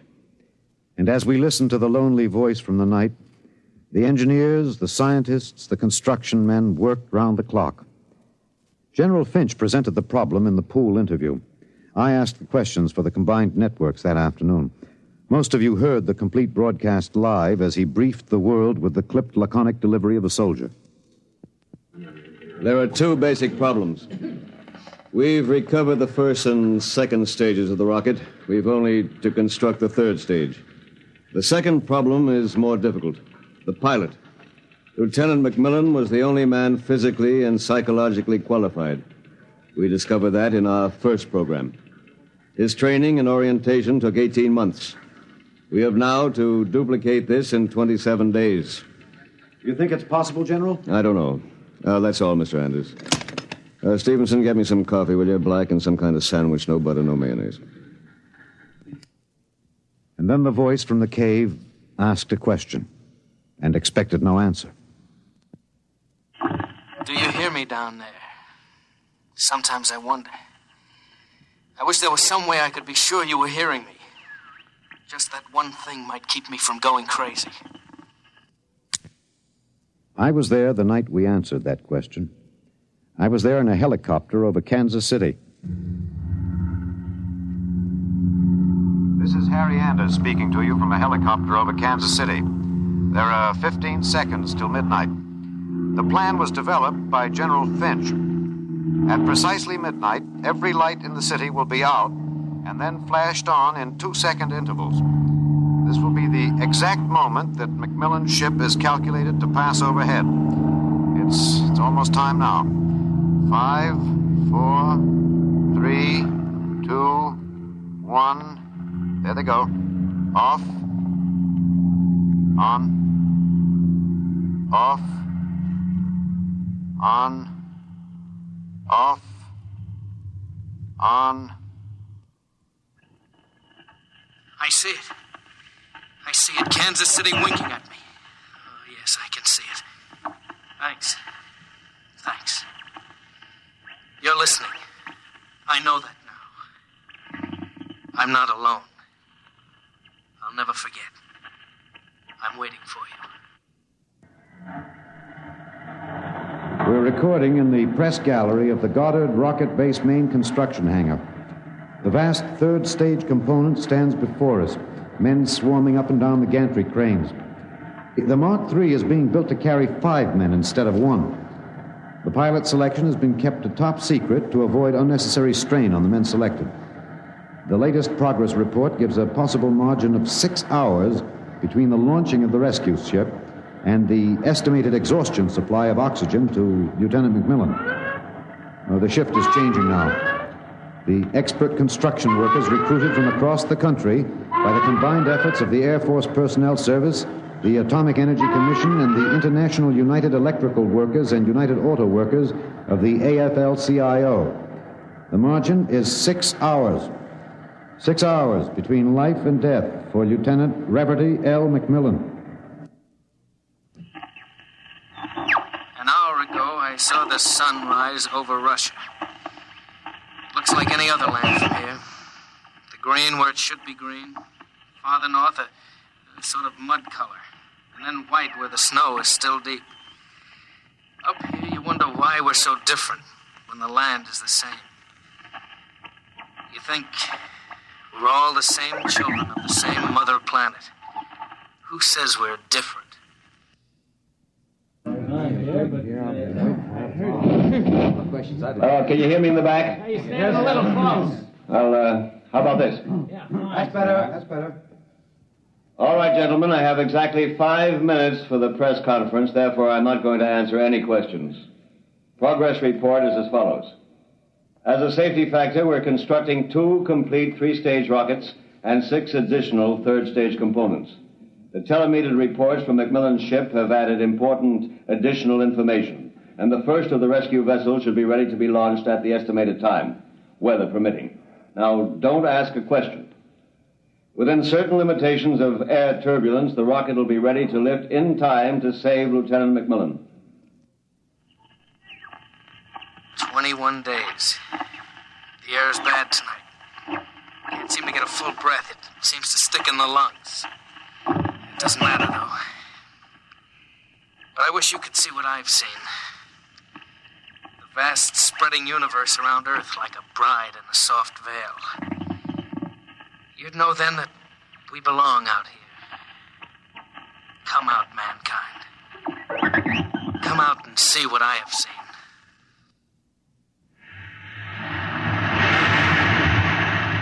This is Harry Anders at Goddard Rocket Base. The Harrison Munch reactor engine for the first 3rd stage rescue is being tested here at Goddard. You can hear the roaring of the gases in the test chamber behind me. The work has been stepped up as a new calculation based on the increased temperature reading from Macmillan's ship indicates that the exhaustion time will be some 6 hours earlier than originally estimated. The margin of rescue will be in minutes. Air very bad. Better hurry. Can't last much longer. It's silly, of course you'll hurry. But I don't want anyone feeling sorry for me. I've seen the stars clearly. But more than this, I've seen the earth. There where I have lived and loved. I have known it better than any man. its children better. Goodbye. I have a better tomb than the greatest conqueror Earth ever bore. Do not disturb.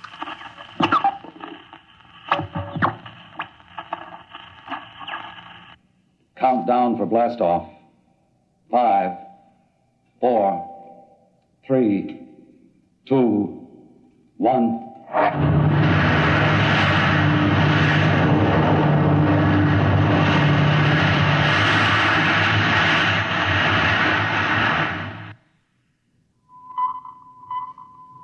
Anders, tape 323. We're in the press operation room of Goddard Field. The rescue rocket has been aloft 53 minutes plus. Its calculated time of arrival is 54 minutes. You will hear the voice of General Beauregard Finch on a direct pickup from the rescue vessel, which has been named unofficially the Lifesaver. Silent crowds have collected at the outer perimeter of the rocket base, as if by their presence they might help it. Here, come. Quiet. The next voice you hear will be General Finch aloft in the rescue ship. The voice quality may not be good. He's speaking over a throat mic in his pressure suit.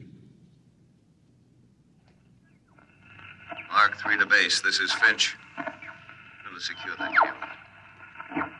We have just secured to the airlock of Macmillan's ship. I'm now entering the lock. The inner door is closed.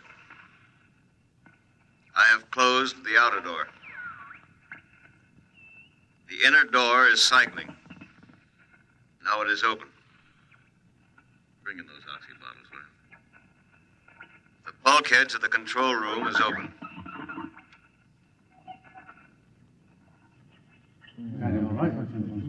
Is he all right? Come on, what's happening?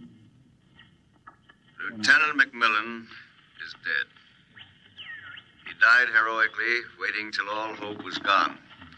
Until every oxygen gauge stood at 0. And then, well, the airlock was open when we arrived. In accordance with his own wish, his body will be left here in its eternal orbit. I'm going to leave now. My feet will be the last to touch this deck. Lieutenant Macmillan is in his control chair, staring out towards the stars. I'll leave the airlock doors open behind me. Let the airless, frigid arms of space protect and preserve for all eternity this man they would not let go. Well, that's the show, Bill. Bill, you remember at the conference we hadn't made up our mind whether to pick anything up from the celebration last night after the news of the Mars landing? I said it was the right end for Rev Macmillan's story. You said it was old stuff. Every kid knew the sequence. The ships built to rescue Rev, used to set up the satellite base, from the base to the moon and now to Mars. Well, I went out with a mini-tape last night, and I've got the end of the story. Here it is. This is Harry Anders in Times Square. The neon rocket ship at the top of the Times building has just flashed into brilliant light. The signal that the landing signal has been received from the rocket Rev Macmillan III. Man has landed on Mars. And a holiday crowd here in Times Square is celebrating like 1,000 New Years rolled into one. I'm being tossed and pushed and clapped on the back all at once. Let's see what the man on the street thinks about man on Mars. You, sir. I'm broadcasting. No, how do you feel about it, sir? How do you feel tonight about man's conquest of space, of the planet? Leave me alone. I'm in a hurry. Just a few words to the... Look, you get your hands off me. Let go of me. I'm not interested. Wait a minute, sir. Wait. Rev! Rev, come back here. Rev! You think I could listen to that voice over and over in a tape editing room and not know every vowel, every consonant? I'm telling you, Bill, I saw him. Rev Macmillan. The black hair was gray and those Clark Gable ears were pinned back, but that's a simple operation. I played that piece of tape over and over. It was Rev, I know it. He isn't up there. He's alive. We've got it, Bill. We've got it on our show. We'll break it. Rev Macmillan is alive. I haven't written it yet, but we finish it off with this, with a question. Why did they announce he was dead? I'm in the tape editing room now. I've got the reel ready to record the answer. Excuse me, Mr. Anders. I'm... Hey, just a minute. I'm recording. You better see the page outside Mr. Anders, I'd like to talk to you for a moment, if I may. I have a letter of authorization... Just a minute. I'll be through in a minute. Look, Bill, I've got the answer now. Last night, they landed on Mars. But that first ship, the one that circles up there now, there isn't anybody on it. There never was, except a 30 days recording and a transmitter. That's all. He was never up there. They didn't have the money for a manned rocket. They wanted a crash program all out, so they sent a decoy up. And we all broke our hearts to rescue the man who wasn't there. Oh, he must be laughing, General Finch and the rest of them, the ones that knew.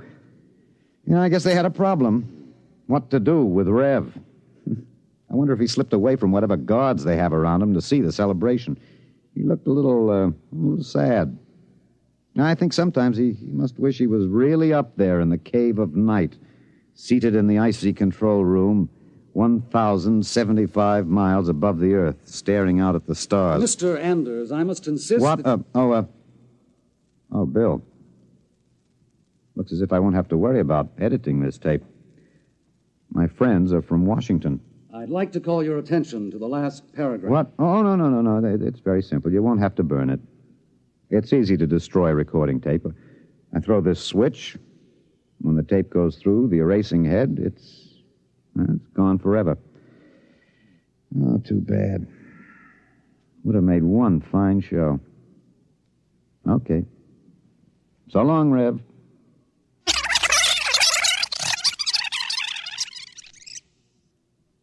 You have just heard X-1, presented by the National Broadcasting Company in cooperation with Galaxy Science Fiction Magazine, which this month features an exciting serial, Slave Ship, by...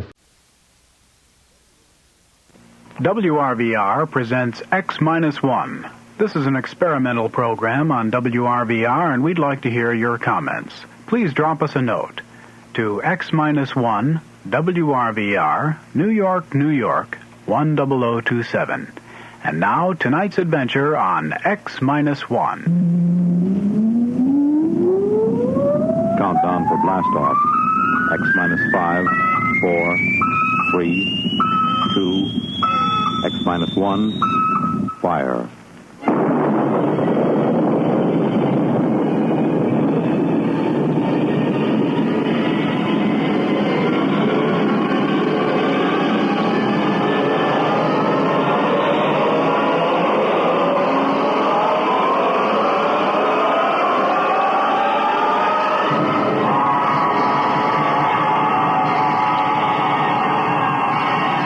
From the far horizons of the unknown come transcribed tales of new dimensions in time and space. These are stories of the future, adventures in which you'll live in a million, could be years, on 1,000 maybe worlds. Renaissance Radio Network, in cooperation with Galaxy and Worlds of If Science Fiction Magazines, presents X minus 1.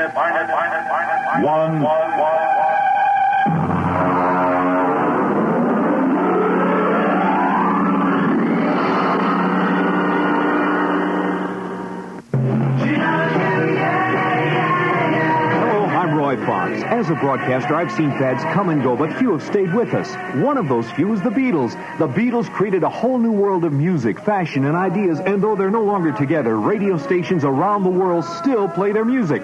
Now RRP has gathered 60 of their finest songs onto 4 LP records, cassettes, and 8-track tapes for only $13.98. You get such Beatle greats as I Want to Hold Your Hand, Hard Day's Night, Bangladesh, Hey Jude, Michelle, Help, The Ballad of John and Yoko, Sgt. Pepper, and I Love Her, Yellow Submarine, and 50 other great hits. You get your choice of stereo records, 8-tracks, or cassettes for only $13.98.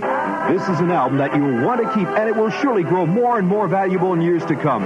Here's your announcer to tell you how to order. Send $13.98 to Beatles, Box 377, Seymour, Connecticut. That's Beatles, Box 377, Seymour, Connecticut. Specify cartridges, cassettes, or records. Money back guarantee by Electro Sound Dupe Incorporated. Tonight, The Iron Chancellor by Robert Silverberg, starring Leon Janney and Evie Juster.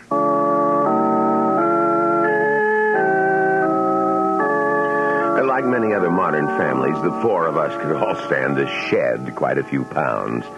So when I saw in Miracle Mile Robot Shop A 40% discount on the 2061 robot model with adjustable caloric intake monitors. I figured it merited an inquiry. I thought first of my bank balance, then of Ethel's figure. Besides, our old robo-cook makes a poor showing when I bring other company executives home for dinner. On my way home from work, I stopped in. Can I help you, sir? Yes. I see you're admiring our 2061. Yes, it's a real beauty. How much? Only $2,995, sir. That includes free service contract for the first 5 years, only 200 credits down, and up to 40 months to pay. Okay, I'll take it. Well, good. You care to trade in your present robo-cook, sir? I have a 43 Madison. 43 Madison, yes. Well, I guess we could allow 50 credits on a 43. Oh. Or 75, maybe, if the recipe bank is still in good condition. Excellent condition. Well, I can deliver the new bottle by this evening, if you'll just type out your address. That's in the Westro subdivision. Well, a very fashionable suburb. Yes. Do you have one of those totally detached, self-powered houses? Yes, indeed. It affords us infinite privacy. Ah, yes.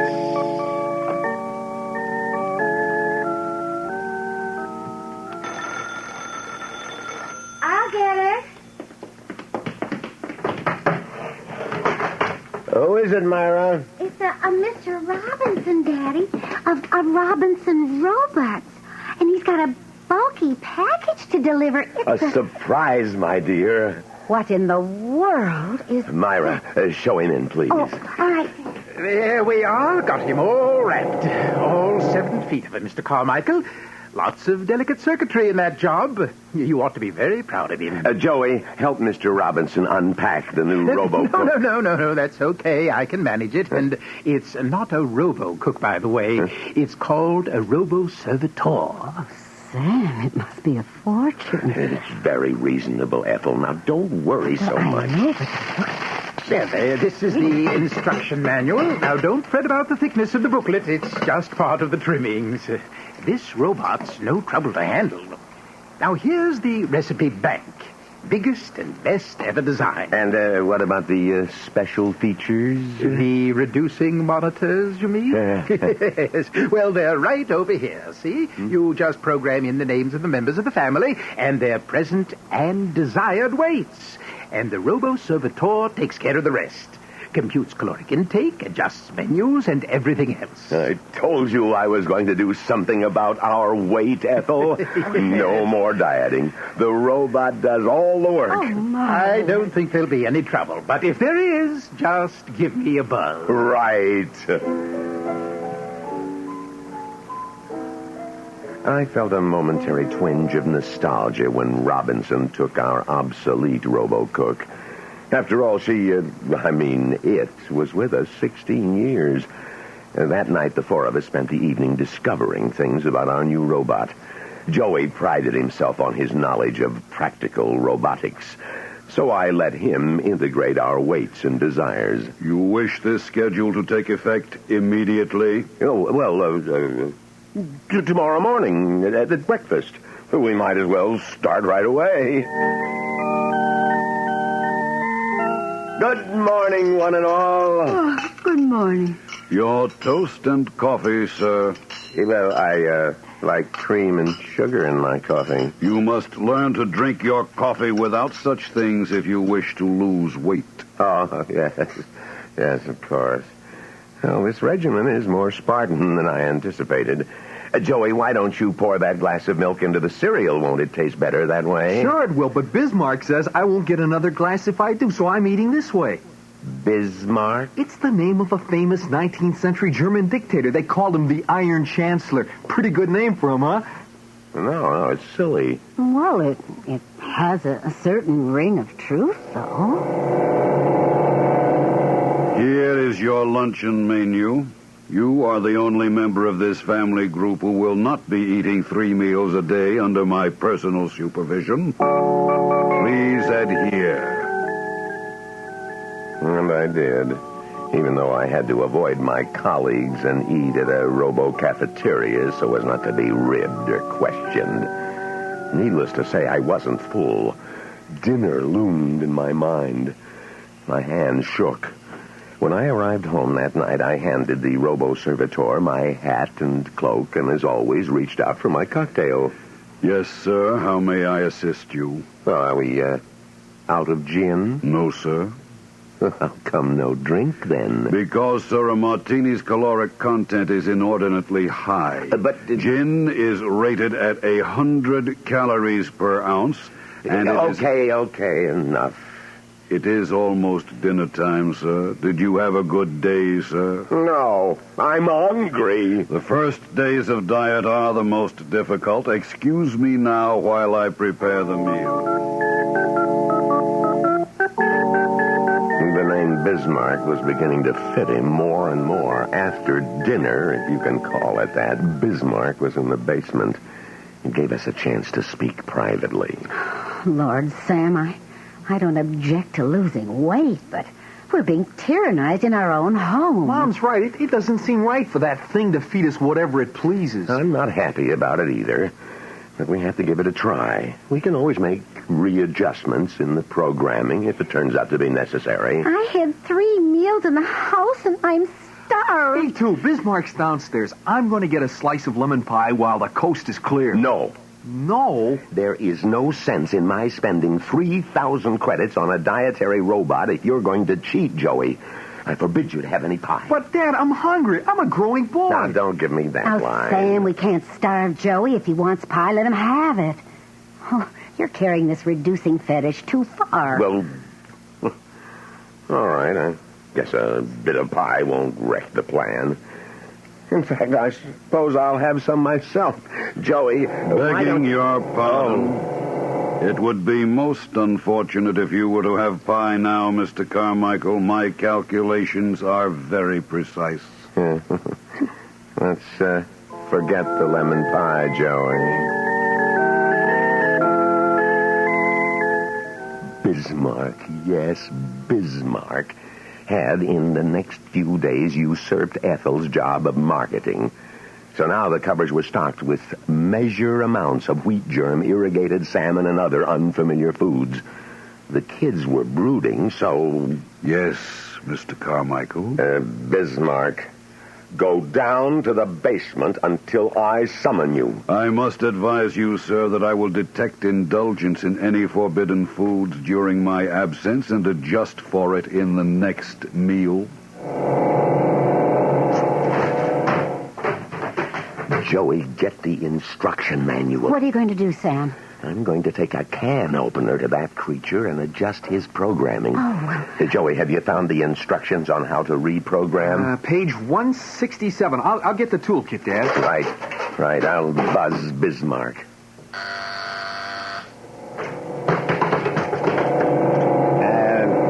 Bismarck, I'm afraid it's necessary for us to change your program. We've overestimated our capacity for losing weight. I beg you to reconsider, sir. Extra weight is harmful to every vital organ in the body. I plead with you to maintain my schedule unaltered. I'd rather cut my throat. Joey, inactivate him and do your stuff. Lever F2 with the yellow indicators to be advanced 1 notch. Now twist dial B9 to the left, thereby opening the taping compartment and... Oops.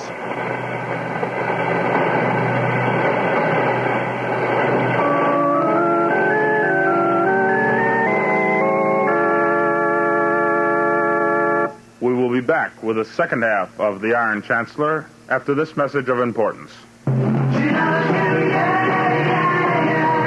Roy Fox. As a broadcaster, I've seen fads come and go, but few have stayed with us. One of those few is the Beatles. The Beatles created a whole new world of music, fashion, and ideas, and though they're no longer together, radio stations around the world still play their music.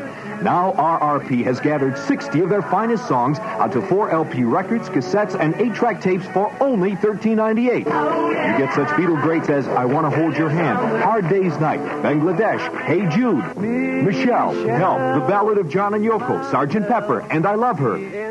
Yellow Submarine, and 50 other great hits. You get your choice of stereo records, 8-tracks, or cassettes for only $13.98. This is an album that you'll want to keep, and it will surely grow more and more valuable in years to come. Here's your announcer to tell you how to order. Send $13.98 to Beatles, Box 377, Seymour, Connecticut. That's Beatles, Box 377, Seymour, Connecticut. Specify cartridges, cassettes, or records. Money back guarantee by Electro Sound Dupe Incorporated.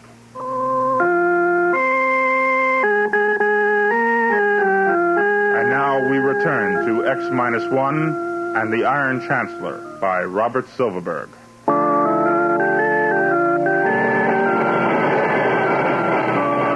Damn it! What happened? Drop the damn wrench. I guess I shorted out something in there. We'd better call Mr. Robinson, Sam. A short-circuited robot is likely to explode or worse. Oh, we should have called Robinson in the first place. It's my fault for letting Joey tinker with an expensive and delicate mechanism like that. Myra, get me the card Mr. Robinson left. Gee, Dad, this is the first time I've ever had anything go wrong. Here, Daddy. Thank you, Myra. I hope we can reach him at this hour. If we can... I'll take that card. There will be no further meddling with my program tape. Sam, what are we going to Ethel. Now, Bismarck, I order you to shut yourself off at once. My apologies, sir. I cannot serve you if I am shut off. I don't want you to serve me. You're out of order. I want you to remain still until I can phone the repairman and get him to service you. Oh, you destroyed Robinson's card. You are violating the first law. According to the first law, further alterations of my circuits would be detrimental to the Carmichael family. I cannot permit you to summon the repairman. Don't get him angry, Dad. I'll call the police. I'll be back. You will remain within this house. I have now reversed the polarity of the house privacy field. Since you are obviously not to be trusted to keep the diet I prescribe, I cannot allow you to leave the premises. You will remain within and continue to obey my beneficial advice. Breakfast will be served at the usual time. Good night.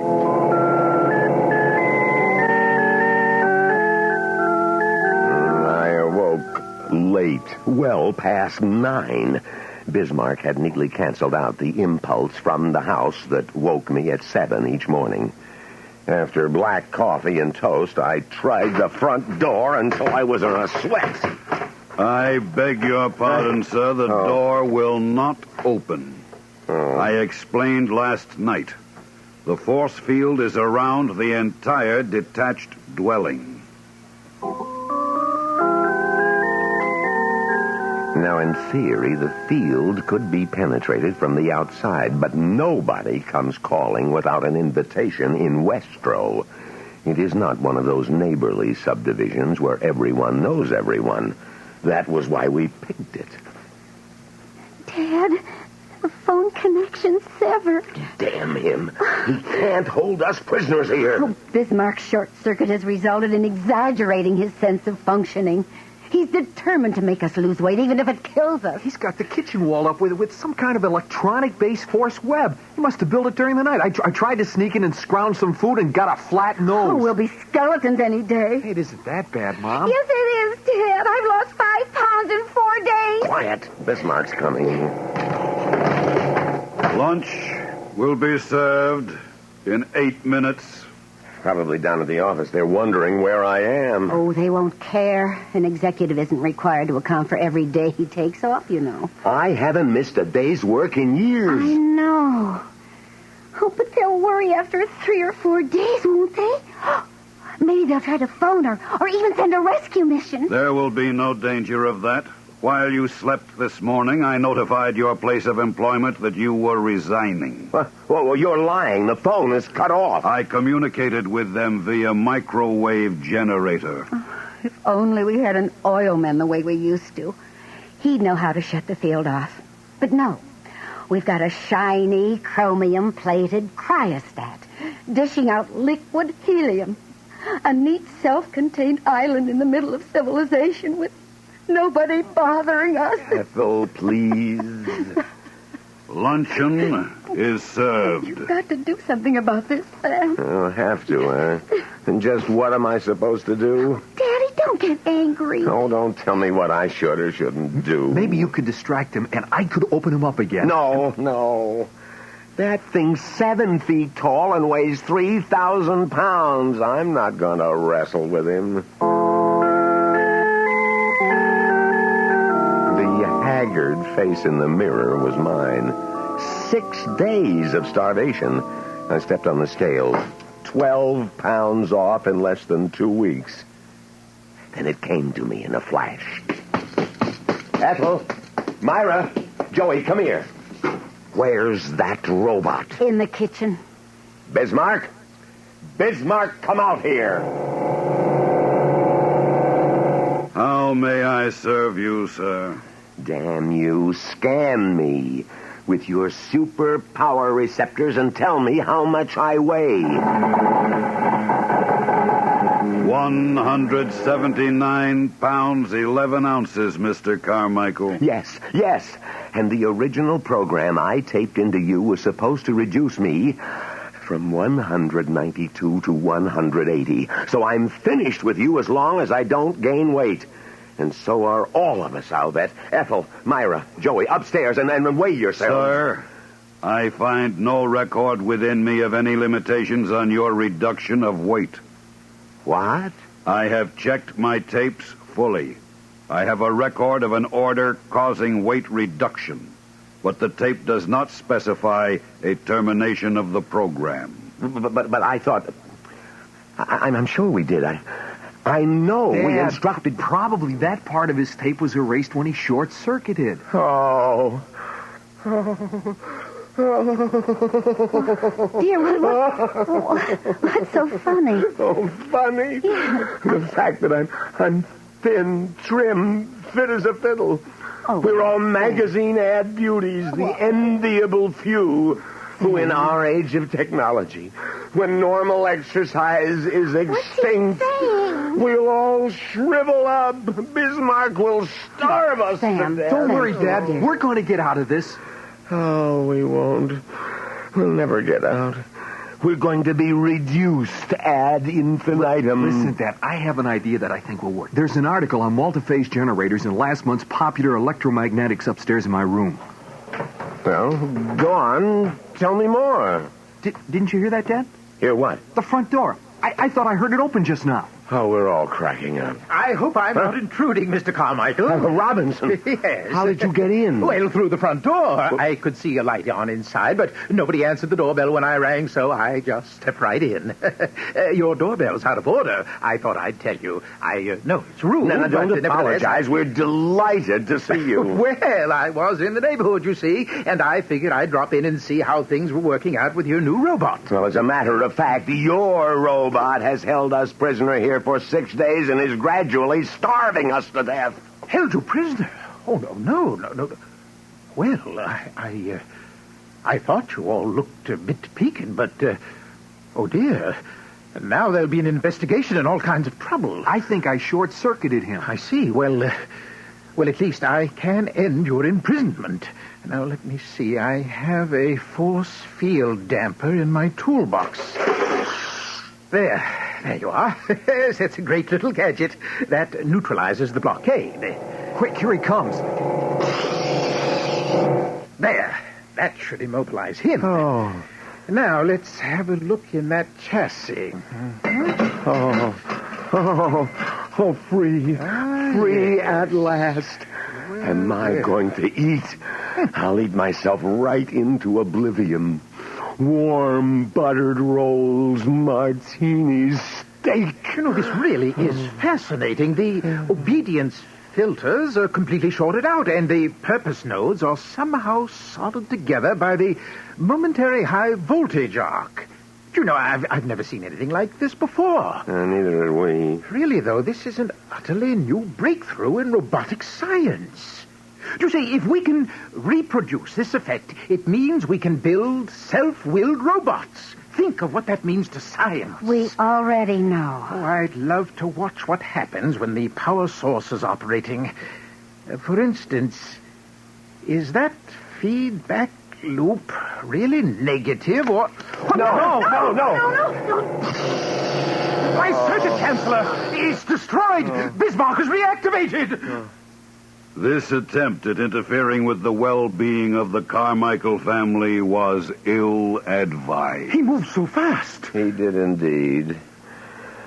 Well, luckily, we have an unoccupied guest bedroom for you, Mr. Robinson.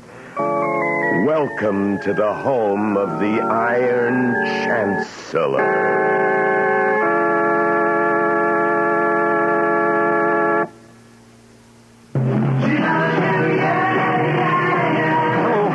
Fox. As a broadcaster, I've seen fads come and go, but few have stayed with us. One of those few is the Beatles. The Beatles created a whole new world of music, fashion, and ideas, and though they're no longer together, radio stations around the world still play their music.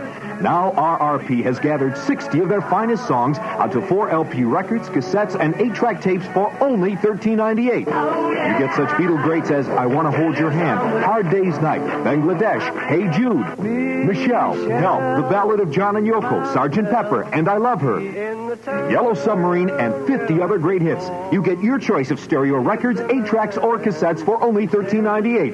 This is an album that you'll want to keep, and it will surely grow more and more valuable in years to come. Here's your announcer to tell you how to order. Send $13.98 to Beatles, Box 377, Seymour, Connecticut. That's Beatles, Box 377, Seymour, Connecticut. Specify cartridges, cassettes, or records. Money back guarantee by Electro Sound Dupe Incorporated. You have just heard the X-1 presentation of Robert Silverberg's Iron Chancellor, a story from the pages of Galaxy magazine. Galaxy, science fiction magazine, whose January 1973 issue features an article by astronomer Robert S. Richardson that delves into the existence of the Star of Bethlehem. Also, don't forget Galaxy's sister magazine, Worlds of If, which in its February issue will present Construction Shack by Clifford D. Simak. It was the day of the creation, just another one of those days where everything goes wrong. Galaxy and Worlds of If on your newsstands today. You have just heard The Iron Chancellor, a story from the pages of Galaxy written by Robert Silverberg and adapted for radio by Donna Fonfa. Featured in our cast were Leon Janney, Evie Juster, Jackson Beck, Donald Buca, and Roy Fox. If you enjoyed tonight's broadcast, please write to X-1, Box 377, Seymour, Connecticut. X-1 was directed by Irish Princeton and produced by Sal Trapani, and is a Renaissance radio production.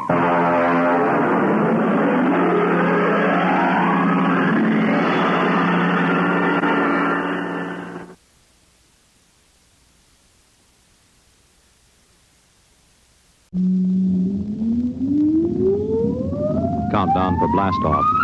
X-5, 4, 3, 2, X-1, fire.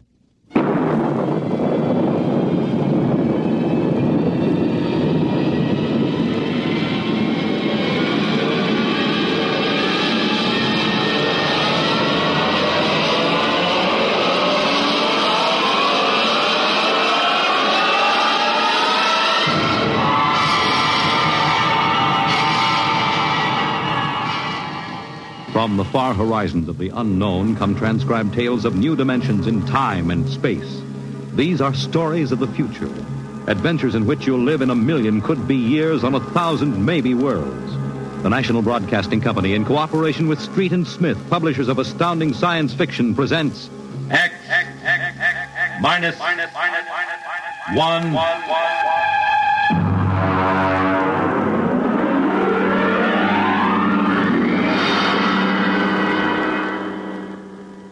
Tonight's story, Hello Tomorrow.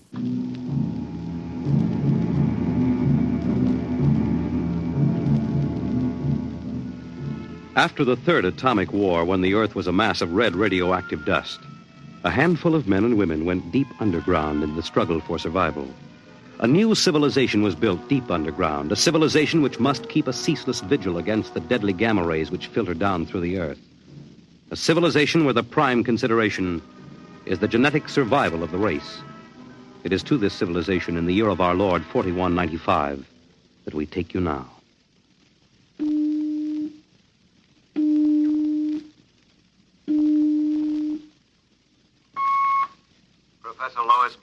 Yes. I have a call from the Director of Emotional Stability for the third oblong. Go ahead, sir.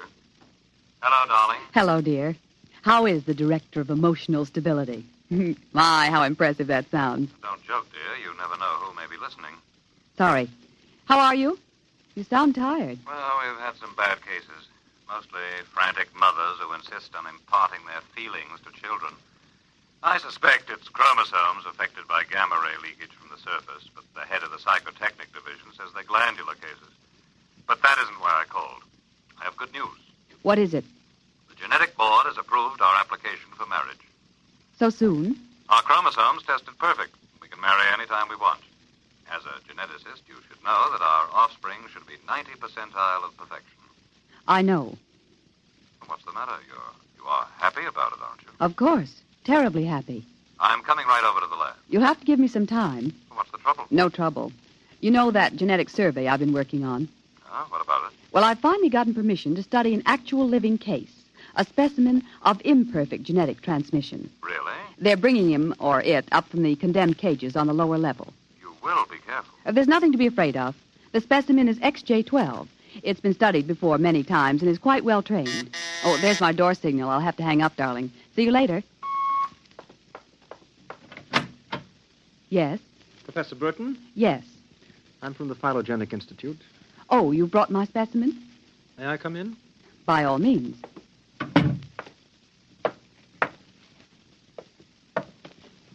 Oh, how... Horrible? It all depends on your viewpoint. I happen to have a twisted leg. My parents were genetically unsound. But then you... Yes, I am specimen XJ12. I see. I hope you aren't shocked. No stable person permits feelings to enter into his work. I will admit to surprise. I was expecting something a little more abnormal. Well, I try to be as abnormal as possible. It pays off. The Phylogenetic Institute allows me out of the genetic cages ever so often so I can breathe the pure air of the upper levels and mingle with the genetically perfect. You seem quite well educated. I spent the first years of my life here in the upper levels. How is that possible? As a small child, my mother concealed me from the director of heredity. My mother actually, dreadful word, loved me. That would explain your obviously low threshold of emotional control. If you choose to call it that. You seem to be struggling to repress a few feelings yourself.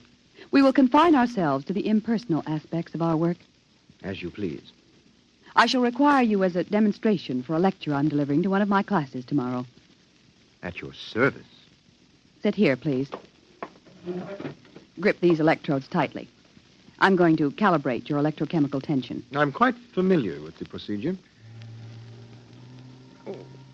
I realize that as an imperfect I am expendable, but I should hate to be electrocuted. The charge is not lethal. Plus 15 surface tension. You know, you have beautiful hair. Plus 12 at a depth of 4 centimeters. My hair meets minimal requirements for the genetic code. And lovely blue eyes. Crystal clear. Plus 10 at 7 centimeters. Pretty. A perfect woman. Lovely expressive hands. And a heart of stone. Like all the rest of you perfect survival types. Shut up. Oh, could it be you do have feelings? I seem to sense an air of emotional tension. It's nothing, dear. This is the specimen. You, specimen. Tell this dolt who I am, Lois. This is the Director of Emotional Stability for the third oblong. You will address him as Mr. Director. Mr. Director. This creature seems quite impertinent. He's only a specimen, darling. Well, use him and ship him back to the cages. He's probably radioactive.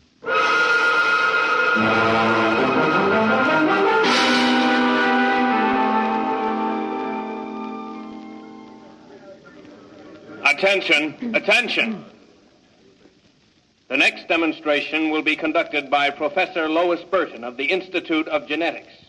Her topic, the probability of radioactive damage in the chromosome heredity of imperfect non-survival types. Professor Burton. As you know, most imperfects are destroyed at birth.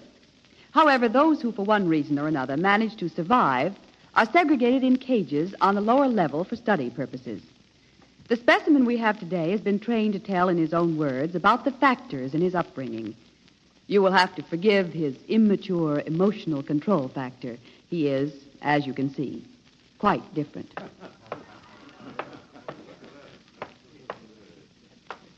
Specimen XJ12, you will proceed, please. Thank you.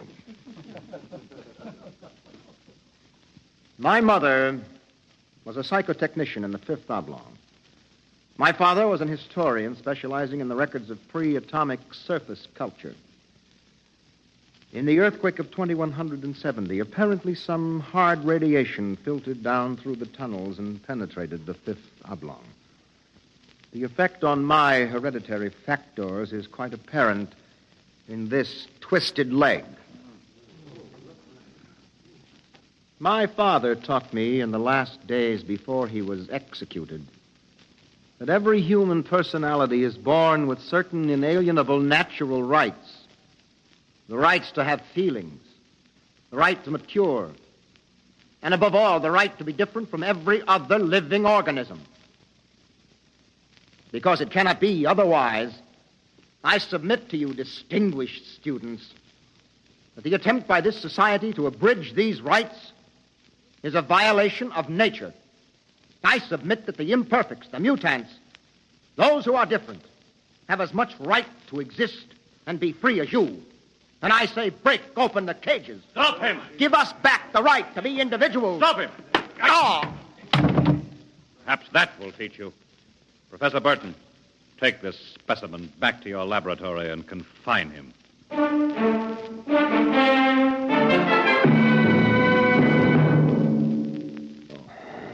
Hold still while I bandage your head. Oh. You'll be all right. I suppose you detest me for getting you into trouble. I don't detest you. What? I don't know why, but as you spoke, something began to stir in me. Tell me what you feel. If I moved you, then I must have moved the others, some of them at least. For some reason, I took pride in what you were doing, seeing you stand up against them. Why do you look at me like that? I can't help it. I wish you wouldn't. You're only an imperfect, you know. Please. My name is Oren. Please. Say it. Oren. Oren. Again. Oren. Lois. Oren. Lois. Lois. Lois. How touching.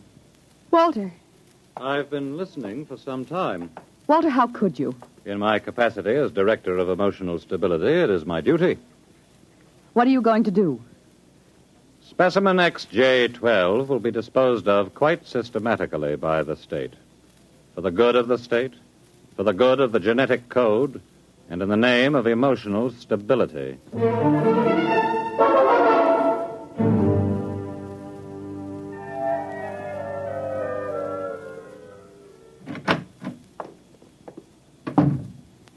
Walter, I have to talk to you. Go right ahead. Walter, you mustn't destroy him. The specimen? Why not? He's emotionally unstable. You have to expect irrational behavior. Aren't you forgetting something, my dear? That you were responding in much the same manner? Or had you forgotten? You see, I'm having him liquidated for your sake. He has an upsetting effect on you. Then send him back to the cages. But don't kill him. You speak of destroying an inferior creature as if it was something unethical. Walter, please, for my sake. I understand that you have entered a plea for postponement of marriage at the Records Bureau. Yes. I was too upset to go through with it. It came as a great disappointment to me. I'm sorry. I was hoping that, linked to a stable personality such as mine, you might settle down. If you were married to me, I might even be persuaded to send him back to the cages instead of having him destroyed. Think it over. If I refuse? The choice is yours. Well, my dear, Perhaps you're right. I am. I suppose I ought to be rational about this. After all, he's an imperfect. I'm glad you've come to your senses. When can we be married? Tomorrow, if you like. The sooner the better.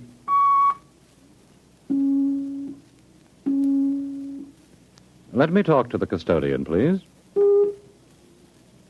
Hello. This is the Director of Emotional Stability for the Third Oblong. I would like you to cancel the execution of specimen XJ-12. Turn him over to be remanded permanently to the genetic cages. You'd better go. I'll pick you up in, say, an hour, and we'll make plans. All right? Yes. Yes, of course.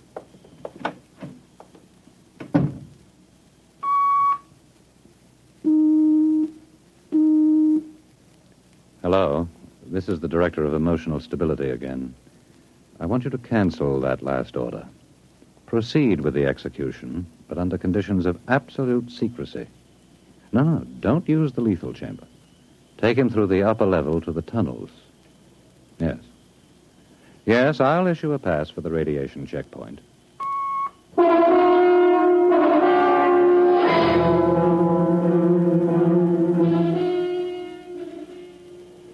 Into the elevator. Very well.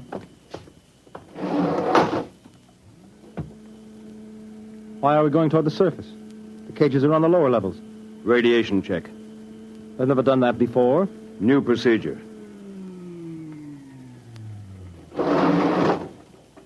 Walk.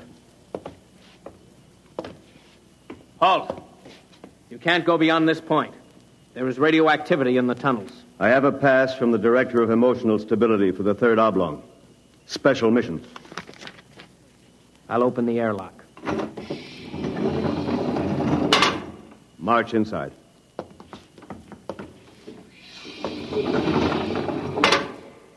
Turn around. So this is how they get rid of the imperfects. Now, before you dispose of me... Yes?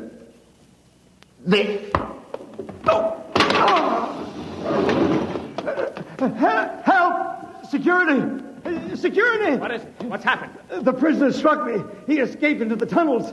He won't last long. Can you go after him?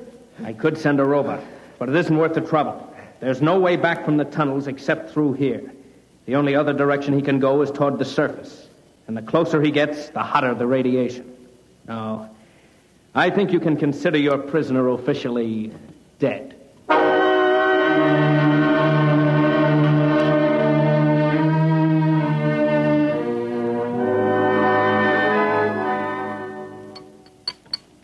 More wine? No, thank you, Walter. You look very beautiful, my dear. Very beautiful. Thank you. The wedding will be a small affair. The director of endocrine control, the chief of the security guard. Walter? Yes? Was he returned to the cages? Oh, now, why must you spoil it? Was he, Walter? Well, as a matter of fact, there was a little difficulty. Difficulty? Yes, you see, XJ-12 escaped. How? Where? He struck a guard and ran off into the tunnels. The tunnels? But that's sure death. He's free to return any time he chooses. Now, don't become upset, darling. You planned it, didn't you, Walter? Stability, darling, stability. Stability, stability. Here's what I think of stability.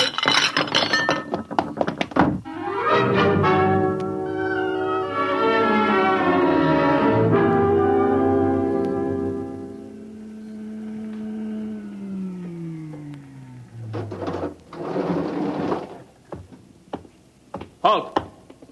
State your business. I'm Professor Burton of the Genetic Institute. You can't go into the tunnels, Professor. You'll have to let me by. I'm the fiancée of the Director of Emotional Stability. Oh, I suppose you're after the one who escaped? Yes. He's quite dangerous, I understand. I'm well armed. Wouldn't it be better to send a robot? I'm quite capable of handling him. He was my subject. All right, miss. It's your risk.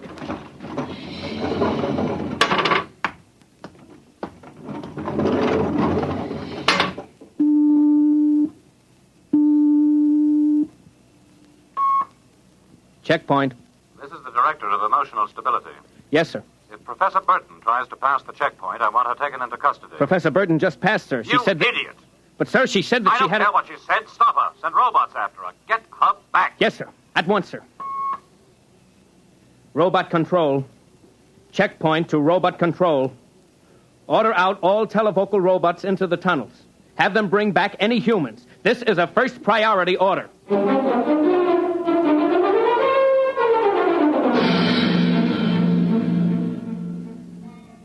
Oren! Oren! Oren! Oren! Oren! Oren! Oren, where are you? Oren. Hello? Oren! It's Lois. This way. Behind the rock. Over here. Oh, darling, darling. Lois, why did you come here? It's suicide. I had to. Oh, darling, are you all right? So far. You've got to turn back. Give yourself up. They'll kill me. You can't stay here. The radiation is +4 at this point. It gets worse as you approach the surface. Lois, darling, go back. What will you do? I'm going ahead. But you can't. I can. I'm going to the surface. It's certain death. Not even the robots can survive it. Well, at least I'll be the first human in 1,100 years to see what the surface of the Earth looks like. Come back with me. No, Lois. Then I'm going with you. Lois. Don't try to stop me, darling. There's nothing to go back to now. Nothing but Walter and emotional stability. You really want to come with me? Yes. You know what it means. I don't care. My mother used to believe there was a life after death. A place called heaven. We'll believe it, too. Oh, no, Lois, I can't let you go. Oren, I love you. See, I know how to say it now. Say it again. Oren, I love you. What is that? It sounds like... Oren, it's a robot patrol. They're looking for us. All right, come on. This way.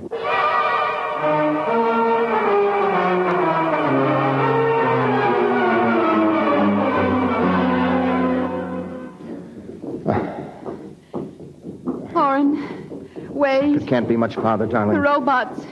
They're coming. I can see their lights now. Listen, they've stopped. The lights are swinging round. Oren, they see us. Come on. Look, Lois, look ahead. You can see the lights reflecting from something. It looks like a lead door. Yes. Come on through. There must be some way to close it. Oh, yes, here. Let me help.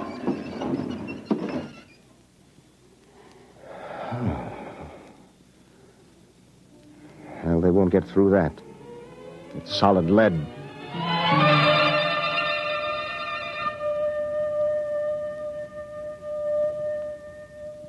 Oren, I feel so strange. Where are we?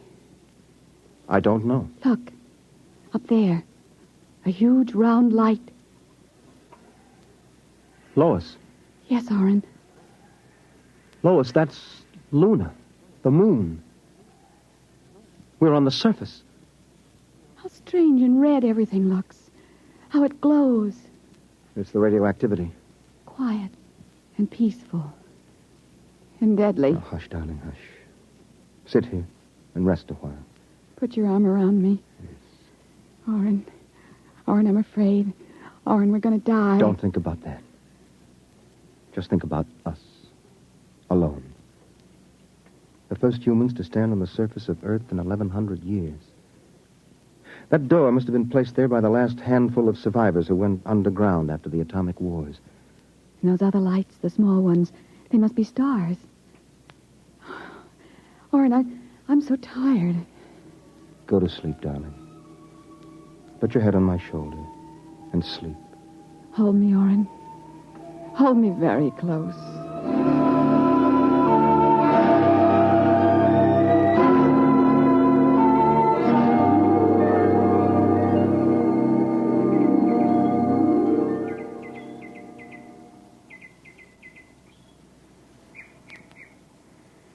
Oren. Hmm? Oren, wake up. Hmm? What? Look, it's light. The whole universe is light. Oh, Oren, how beautiful. Look. This must be the heaven my mother talked about. See the plants? All green and fresh. And the birds. How strange they look. Lois, this isn't heaven. But we must be dead, Oren. We should be dead. The radiation. By all the laws of nature, yes. By all the laws of nature. Oren. Oren, we're not dead. This is Earth. And we're alive. We're not going to die. But, Lois, the radiation, it's present. You can see its effect. Oren, did you ever hear of geotropism? I'm not a geneticist. There is a natural law of adaptation by which an organism will try to adjust itself to its environment by changing. It's called geotropism, don't you see? No. All these generations we've been bombarded by radiation filtering down through the earth. Each successive generation must have inherited some degree of immunity. But... and it can't hurt us. Don't you see? We're immune. We're probably the first generation to inherit sufficient immunity. But, darling, if that's true, then we can transmit that immunity. We can pass it along to our children. And they to their children. Come on. We'll have to find food and water. The practical wife. Wait a minute. What are you doing with that rock? I want to scratch something on the outside of this lead door. Lois and Orrin. 4195 AD. Hello, tomorrow.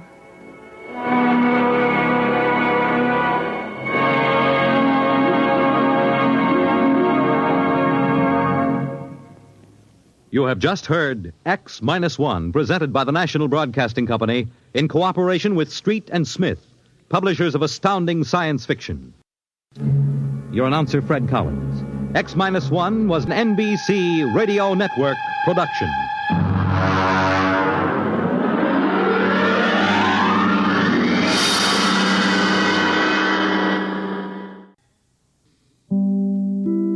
In just a moment, X-1. But first... Once again, NBC Bandstand brings you some of the nation's top name bands in person. This week, Ralph Flanagan fills your weekday mornings with his wonderful hit tunes.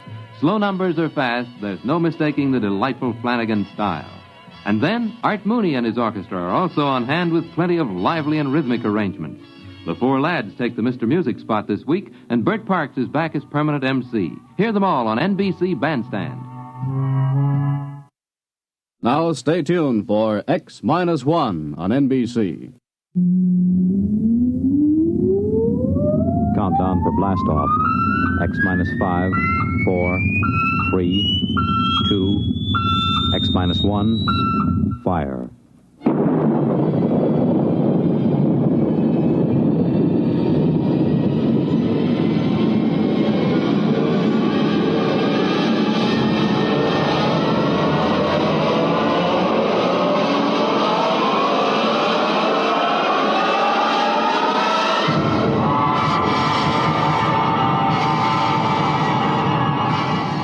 From the far horizons of the unknown come transcribed tales of new dimensions in time and space. These are stories of the future, adventures in which you'll live in a million, could be years, on 1,000 maybe worlds. The National Broadcasting Company, in cooperation with Galaxy Science Fiction Magazine, presents X-1.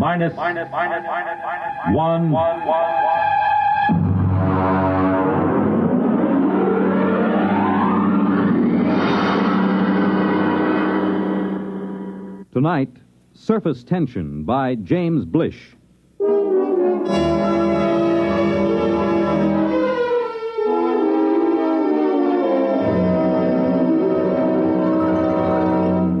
Come in, Professor. Come in.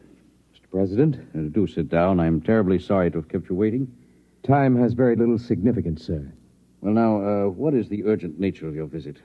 Mr. President, for some time now at the Nuclear Institute, a group of us have been making a study of a new star, which has entered our constellation. Yes, the military advised me there was some disturbance.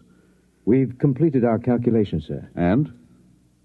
Before I give you our results, let me tell you that we've been in touch with the Scientific Council of the Asian Confederation. They've verified the results. I'm waiting, Professor. Mr. President, the effect of this new star in our galaxy will be extremely catastrophic. At the rate it's expanding, it will cause the sun to explode. The what? The sun is going to explode. But, well, that means... Exactly. The world will end in precisely 2 weeks and 7 hours. This is incredible. Were you absolutely certain of these calculations? Absolutely. Does anyone know of this? Well, as soon as we guessed where our study was leading us, we classified all information. The actual final results are known only to a small group of scientists here and in the Asian Confederation? 2 weeks. And 7 hours. That would be September 4th, 2056. At approximately 12 noon. Is there anything to be done? Nothing. The other planets, Mars, Venus... All will be destroyed. The universe as we know it will disintegrate. And the race? Will vanish. It's impossible. Those are the facts, Mr. President. How you choose to make them public, if you do choose to make them public, is a matter of government. Yes, of course. Has the president of the Asian Confederation been notified? He's being notified at this moment. I intend to take the following steps, Professor. First, I will contact the Asian Confederation. What's the name of their chief scientist? Dr. Gorlick. Ah, yes. I'll propose that you and Dr. Gorlick be given every resource to find a method of preserving the race. You'll be flown to their laboratories by rocket ship in an hour. I would like to spend these remaining days with my family. Your family can accompany you. They'll ask questions. They should know better by now. You will not release the information to the public. I would prefer to keep it a complete secret, provided the Asians agree, of course. A public announcement would only create utter panic and chaos.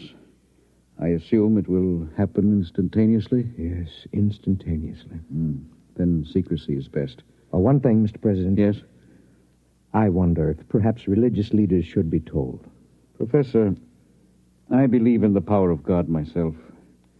I also believe that my single prayer can be heard by the Almighty just as well as if there were 10 million.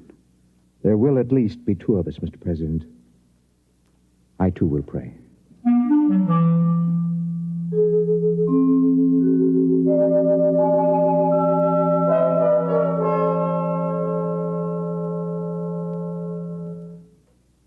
Dr. Gorlick?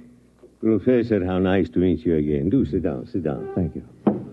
Quite a problem, eh? It's quite a problem. If the rest of the world knew what we too know. I feel they should be informed, nevertheless. Well, that part of it is for the administrators. We have our own work. Do you seriously believe that we have the remotest chance of solving this problem in the 2 weeks that remain for the universe to exist? That depends on what you consider a solution, Professor. Anything that will preserve the race. In that case, we have a solution. You're joking. About so serious a matter? Hardly. But would you step over to the table, please? Now, if you will be so good, look into that eyepiece in front of you while I focus it. Will you tell me, please, what you see there?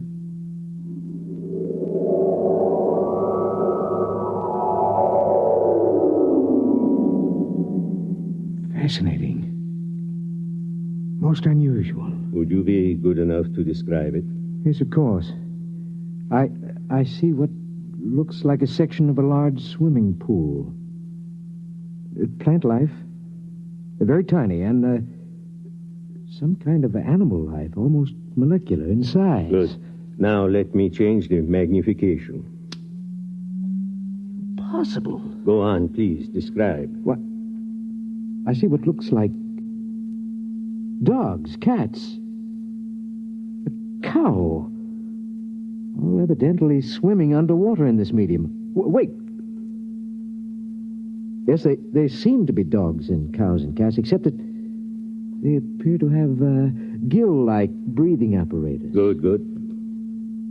It looks as if somehow these species have been mutated to live underwater. Exactly. Well, I don't understand how this is possible. It would take hundreds of generations, thousands of years, possibly, to effect such a change, even with modern genetic control. It is the key, Professor. Let me ask you another question. Yes? Would you estimate the size of these creatures? I would say they're normal size. And the size of the pool, as you call it? A tank of quite enormous size. I cannot see the walls, but I assume they are there. Good. Now, Professor, prepare yourself for a shock. I've been a scientist too long to shock easily, Dr. Gorlick. Nonetheless, you will be shocked to learn that what you have just been looking into is a single microscopic drop of water, less than a milligram. A single drop of water? Yes. Those dogs and cats are microscopic? Submicroscopic, smaller than a filterable virus. This is incredible, Doctor. Incredible, perhaps, but we have done it. Ah.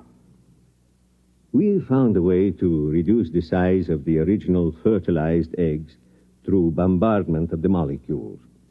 In this way, we can produce a full-size dog that is infinitesimal. And you believe this will help us solve our problem? I am convinced of it. What do you propose? This is our plan. We will create submicroscopic humans. At the submicroscopic level, 1,000 generations can reproduce in the equivalent of a few seconds of time. In less than an hour, we can have a species of human that is capable of living underwater. Gill breathers? Precisely. And then what? Don't you see, my friend? In a single drop of water, we can reproduce as many human beings as now live in the city of New Chicago or Trans-Europa. But when the sun explodes in 2 weeks' time, all life, even that in a single drop of water, must perish. That is true, Professor. But remember this. To a submicroscopic species of human, 2 weeks would be the equivalent of some 20 million years on Earth. In other words, to these human beings, starting tomorrow, the species will have hundreds of thousands of generations, each living a full life, before the final explosion of the universe. It's almost like playing God. I am not a subscriber to the concept of God, Professor. I must say I'm slightly shocked to discover that you, a man of science... Believes in a creator? I do, Doctor. In any event, will you help us go ahead with our experiment? I have no choice. Good. We'll begin tonight to produce the first species.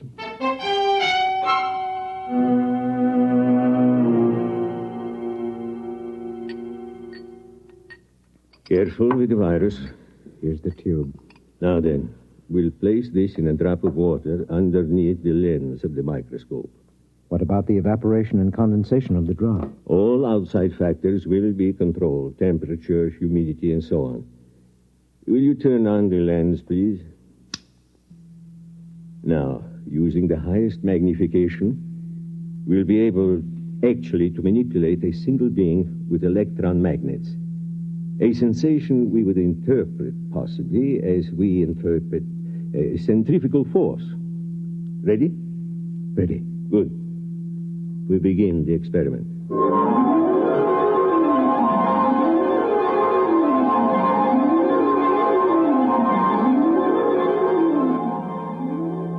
Time?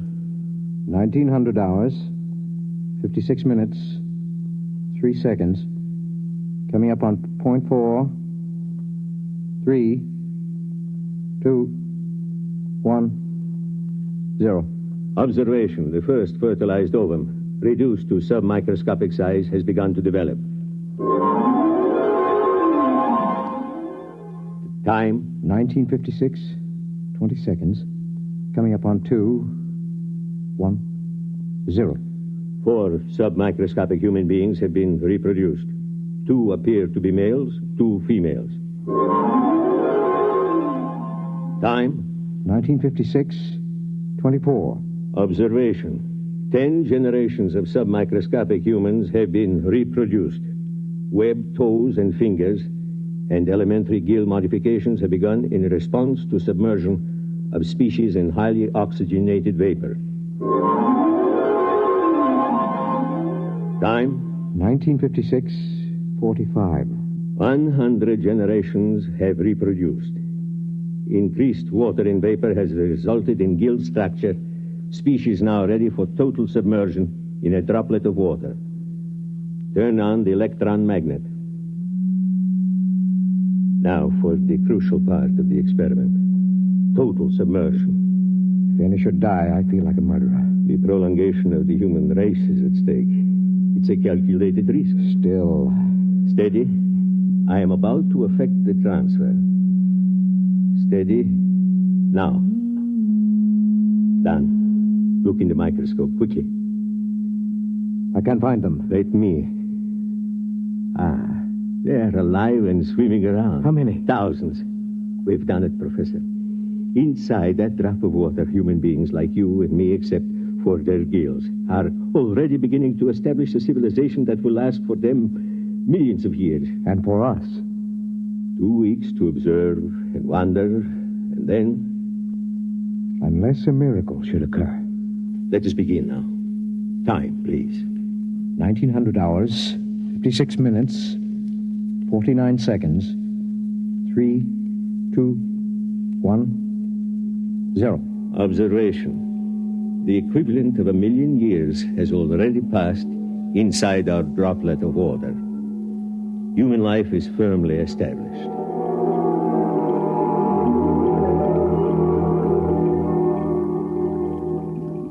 Sir! Sir! Come in, Lavin. Come in. I swam down from the museum. I'm exhausted. Rest yourself. Would you like some proto-steak? No, thank you. Breath of oxygen, perhaps? 100 proof, distilled from pure upper-level water. A breath, perhaps. Now then, I assume that you've come about the plates. Yes. Naturally, the directors of the museum are most anxious. I haven't completed the translation yet. It's been 6 months. Yes, I know that, but they're incomplete. One of them was evidently lost during the final battle with the Eaters. Sure. Can you tell me off the record what you've already deciphered? Well, first, let me warn you. These plates were prepared thousands of generations ago. They're highly romantic. What they tell us may be fantasy. Still, I'm fascinated. After all, the greatest archaeological discovery of all time, buried 1 million years in the ooze of the bottom. Very well. The first line of the oldest plate reads as follows. It goes, "In the beginning, we were created." Created? What an extraordinary concept. By whom? What about evolution? Yeah, let me finish. It goes, "We were created by men who are not as we are, but who are our ancestors all the same. They were caught in some disaster, and they made us and put us here in our universe so that the race of men might live on." Ridiculous. Perhaps. Well, let's suppose there's a universe other than ours. The theory has been advanced before. By fools. Fools? Look at us, Lavin. Are we really suited to this universe? Our gills, our webbed feet, these are the product of evolution and adaptation. But the shape of our bodies, the way we swim... Well, I'll admit there's some basis for the theory, but every experiment, every attempt to prove that anything exists outside, that the surface can be pierced... According to the plates, the surface can be pierced. Listen to this passage. "There are 3 surfaces of the universe. The first is the bottom, where the water ends. The second is the thermocline, the dividing water between the bottom and the sky. The third is the surface film beyond which none can pass. And beyond the surface film, beyond the surface is the universe of the creators." Well, the whole thing sounds like a parable or a song. Whatever it is, remember this. Thousands of generations pondered the miracle of our existence before these plates were written. Primitive. Men. You sound like a mystic, Shar. To think that a scientist like yourself could believe in the existence of creators. Nonetheless, creators who were formed in our own image. Or we in theirs. I'm shocked, truly. I intend to complete the translation of the plates. I will pursue this project for the rest of my life, if necessary.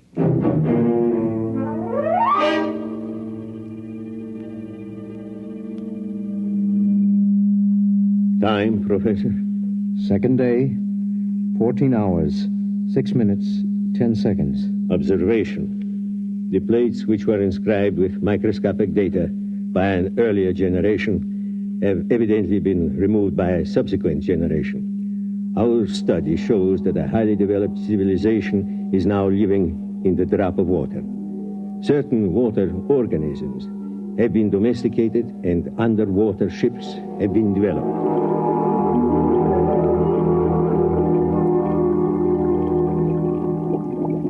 The meeting of the council is called to order. Gentlemen, you all know the topic. Our speaker will be Shar. Gentlemen, some 28 time units ago, when I was a much younger man, I was given the privilege of translating some metal plates found buried in the bottom. As all of you know, I've devoted much of my life to convincing the world that travel through the surface film was not only possible, but necessary to survival. Finally, the council has seen fit to grant my request for a special ship to accomplish this travel. I'm deeply grateful. and I would like to request my friend Lavin as head engineer for this project. Permission is granted. We wish you luck. The whole of our world will be following your expedition.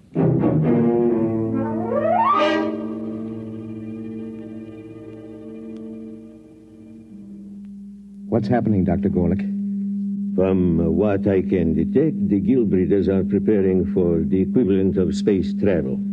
A large cylindrical ship is being built. What method of power are they using? I can barely detect it through the microscope, but my guess would be that they will use some form of living creatures to power the vessel.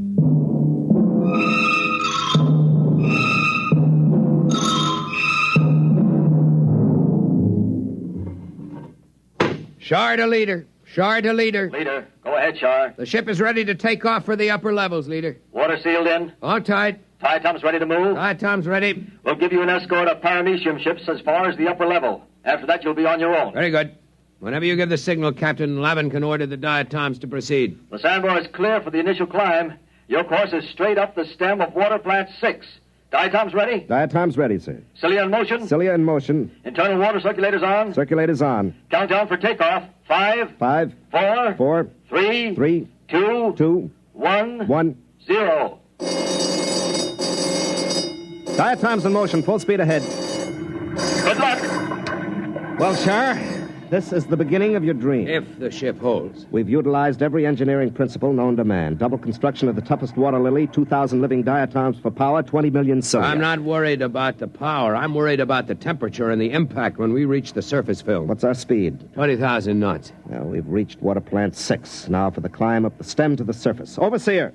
Overseer. Request more mucus from diatoms. Proceed with climb up stalk 6. Yes, sir. If the diatoms can hold the stalk at the reduced pressure of the surface, we'll have hurdled the first barrier. We're at pressure 6 now, almost at the upper level. Captain. Yes? We've lost 27 diatoms. Ciliary detachment. Not serious. We have the vorti to fall back on. Proceed. Yes, sir. What's our pressure? 3 coming into 2 now. We're already closer to the surface film than man has ever gone. Our unmanned test ships went through. Unmanned test ships are a different story, Lavin. Besides, if we do get through to the other side, our problems may just be starting. Oh, we're entering pressure 1 zone. Yeah. We're getting too much oxygen in the water. Engineer, switch to internal water supply for breathing. Lavin. What is it? The scopes, look. I can't look now. What is it? I think... Yes, I can see it. I can see the surface film. Describe it. A great black whirling mass. Huge boulders and asteroids being whirled and ground back and forth like some tremendous boiling mass of mud and stone. It isn't too late to turn back. No, the ship was built to go through the film. If we fail, at least we can die knowing we tried. Very well, sir. Overseer, order all diatoms. Full speed ahead. Full speed ahead. Full speed ahead.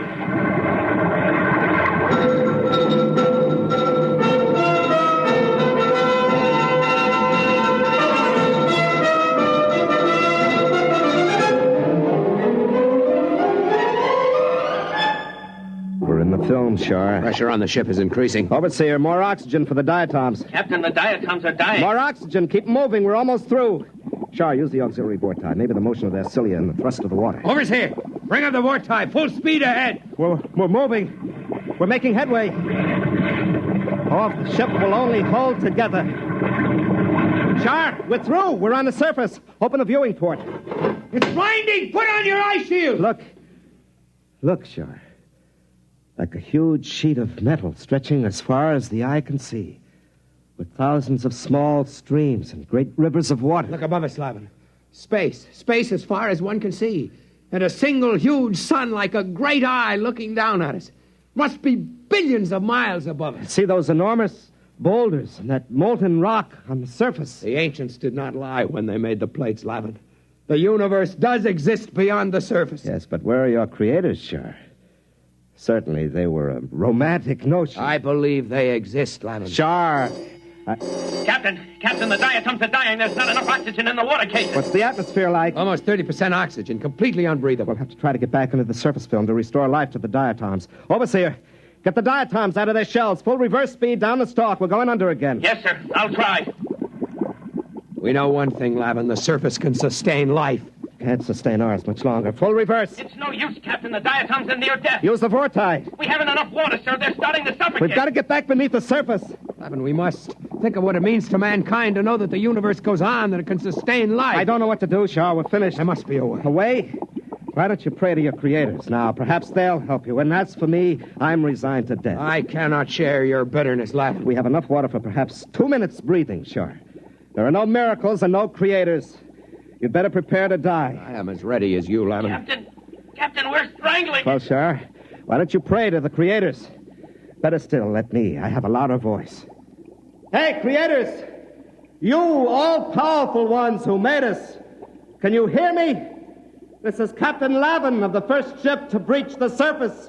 We need your help. Can you hear me? We need your help. If there be creators, and I believe there are, then I ask that our presence be noted, and that we be delivered from this trial not for ourselves, but for the good of the race.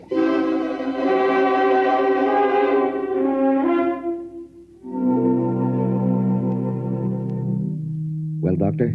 The ship has emerged from the film and is lying on the surface. There is no movement now. Probably strangling from lack of water. Very likely. What are you going to do? It's a pity they can't get back again. Eventually, they may have to learn to live on the surface when the temperature changes. Why not help them? You've played God before.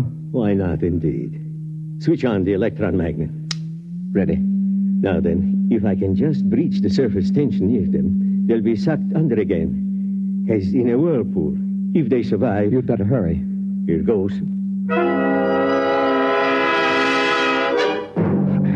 Can't live much longer, sure. No.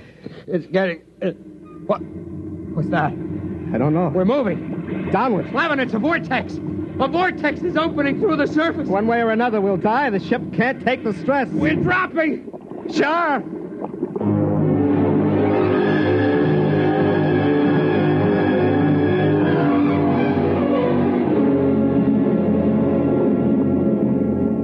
Lavin, we're through. We made it. The water is circulating again. It's too much to believe, sure. It's like... A miracle. Yes. It is a miracle.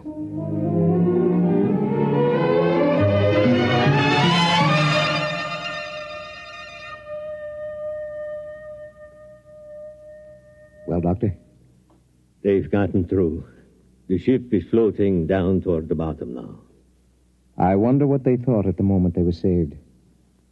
Must have seemed to them as if the hand of God reached out to help them. Very likely. Do you suppose they prayed? To whom would they pray? I don't know. Perhaps to us? To the creators? It is not inconceivable. If only the human race, as we know it, had creators who could reach down and save us from destruction. How do you know we don't? Professor, I'm a scientist. So am I, Doctor. Those submicroscopic humans can't see us because we're too big to see. A molecule of our flesh would be like a world to them. And yet, we exist. We cannot hear their individual voices, perhaps, but we are capable of intervention of a sort. Is it not conceivable that our own plight might not be seen and recognized? What else is there at this time but to admit our inadequacy and to cast off this arrogance that gives us bitter pride instead of humility? Where are you going, Professor? To pray, Doctor. There isn't much time. Professor. Yes? Wait. I will come with you.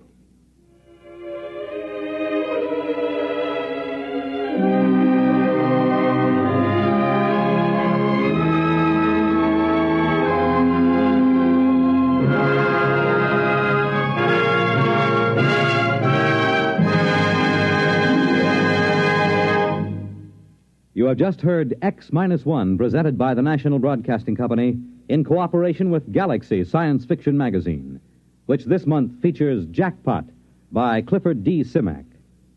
After years of searching, they had discovered the richest strike in the whole galaxy. But what in the name of space was it? Galaxy Magazine, on your newsstand today. Tonight, by transcription, X-1 has brought you Surface Tension, a story from the pages of Galaxy written by James Blish and adapted for radio by George Lefferts. Featured in the cast were Louis Van Rooten, Danny Acco, Lawson Zerby, Larry Haynes, Mason Adams, James Stevens, and Robert Hastings. Your announcer, Fred Collins. X-1 was directed by Scott Buckley and is an NBC Radio Network production.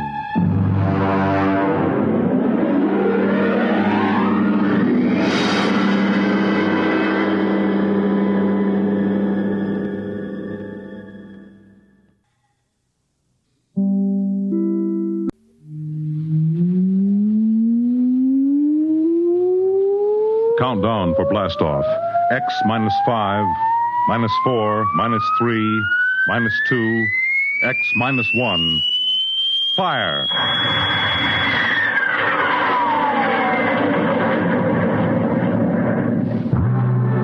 From the far horizons of the unknown come transcribed tales of new dimensions in time and space. These are stories of the future. Adventures in which you'll live in 1,000,000 could-be years, on 1,000 maybe worlds. The National Broadcasting Company presents X minus 1.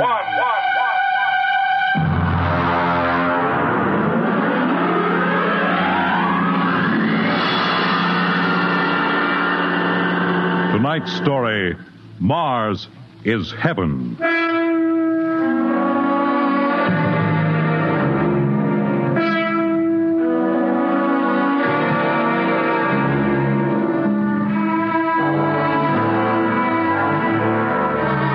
When the first space rocket lands on Mars, what will we find?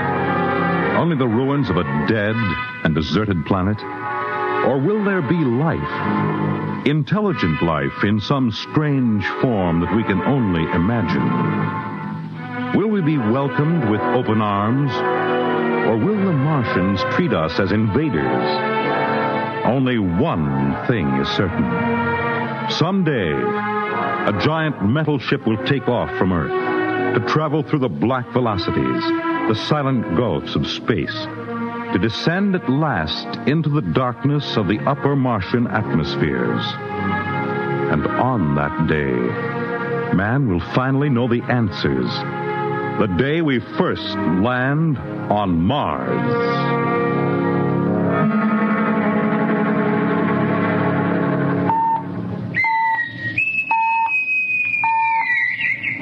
Now hear this. Now hear this. Approaching critical deceleration. Fasten gravity suits. Stand by to land. There it is. We've intersected the course vector, sir. All right, Mr. Lustig. Over to manual control. Aye, sir. Masters, sound general quarters. Aye, sir. Mr. Lustig. What do you make of the terrain? There seems to be a heavy ground, Miss Captain. We won't be able to use the infrared lights. And we'll have to come in on radar. Isn't that a little risky, sir? Landing in the dark? I'd rather run the danger of a blind landing, Lieutenant, than come in without the cover of darkness. Remember, we don't know what kind of reception is waiting for us down there. Airspeed 500. Altitude now 4,000. Bridge to engine room. Stand by for deceleration. Fire forward tubes 1 and 3.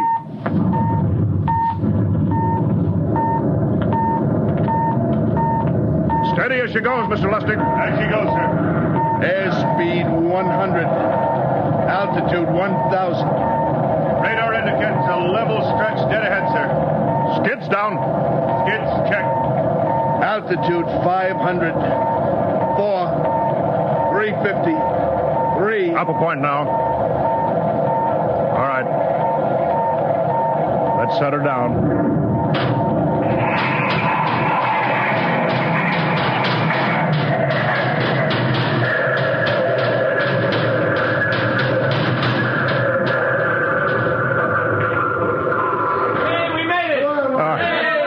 The power. Masters, pipe battle stations. Aye, sir. All secured, sir. Well, gentlemen, we're now on Mars. April 20th, 1987. 4:33 Greenwich time. Enter that in the log, Masters. Aye, sir. Well, gentlemen, it's less than 2 hours till dawn. As soon as it's light, we'll send out a landing party. Masters, get me an all-over hookup. We're all set, Captain. Now hear this. All right, men. The smoking lamp is lit. Well, we're on Mars. The first man shipped from Earth to land here. We don't know what we're going to find or what dangers we may face. We're 17 men on an alien world, and it's up to us whether we ever get home again. The next few hours should tell the story, and I want instant obedience to all commands. I'll court-martial the first man who doesn't jump to when he's ordered. And one other thing. We may be on Mars, but this is still a United States naval vessel. Officers will conduct a personal and weapons inspection in 1 hour. That's all. An inspection, Captain? Now? Mr. Lustig, we've got an hour and a half to sweat out before we find out what's outside that airlock. I'd rather have a man worried about his stripes than about what's waiting outside on Mars.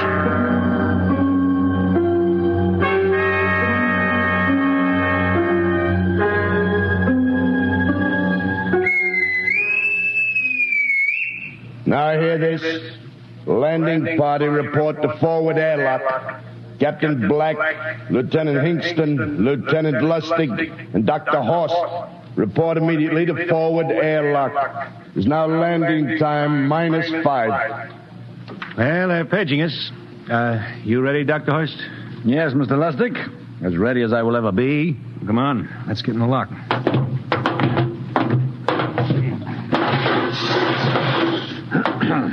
Hingston, Lustig, and Horst reporting in the airlock. Very well, sir. The captain will join you. 4 minutes to go. At least the captain would get here. What difference does it make? I just want to get it over with, that's all. Anybody got a cigarette? Yeah, I think you're smoking too much, Lieutenant Lustig. Are you nervous? Lay off, will you, Horst? Wondering what's hidden outside underneath that ground mist? I've been giving it some thought. It'll be very interesting to find out. A very unusual planet, Mars. Why? It has an atmosphere. A wonderful thing, an atmosphere. Where you find one, you find life. You mean Martians? What do you think they'll look like? Who knows? Intelligent life can take many forms. You mean they may have green skins and eyes on stalks or something? The comic book conception is possible, of course. Or they may have developed far beyond us. Perhaps they have a science that can produce weapons far more dangerous than our atomic missiles. You think we may have to fight our way out? After all, we are invaders. Now hear this. Landing time -2. All right. We heard this. You know what I'd like to find outside that airlock? Good old Illinois. Ever been there, Lustig? Only Chicago. Well, you ought to see my hometown. Green lawns, big white houses. Sounds like my hometown. My grandmother used to have one of those iron deer on the lawn. Every Halloween, we'd paint another color. One time, we painted it black and white like a Holstein cow. Where does your family live, Dr. Horst? I have no family. When I was a child, they were gassed to death in the Dachau concentration camp. Tough. No, it has its advantages. I have no ties on Earth. Nothing to lose now. I imagine I'm the only one on board who is free to enjoy our present peculiar position. All right, Masters, you can button it up now. Aye, sir. Well, gentlemen, check your sidearms. In 1 minute, we'll be the first men to set foot on Mars. Quite an honor, eh? As long as the medals are not rewarded posthumously. Still uneasy, Dr. Horst? Captain Black, I've been uneasy ever since I can remember. On Earth and on Mars. Well, 30 seconds. Give me the intercom phone, Lustig. Yes, sir. Masters? Aye, sir. Battle stations are to be manned till we return. If we're not back in 2 hours, I want no rescue party sent out. Blast off and save the ship, you understand? Aye, sir. All right. 5 seconds. 4, 3, 2, 1. Lustig, open the outer airlock. Aye, sir.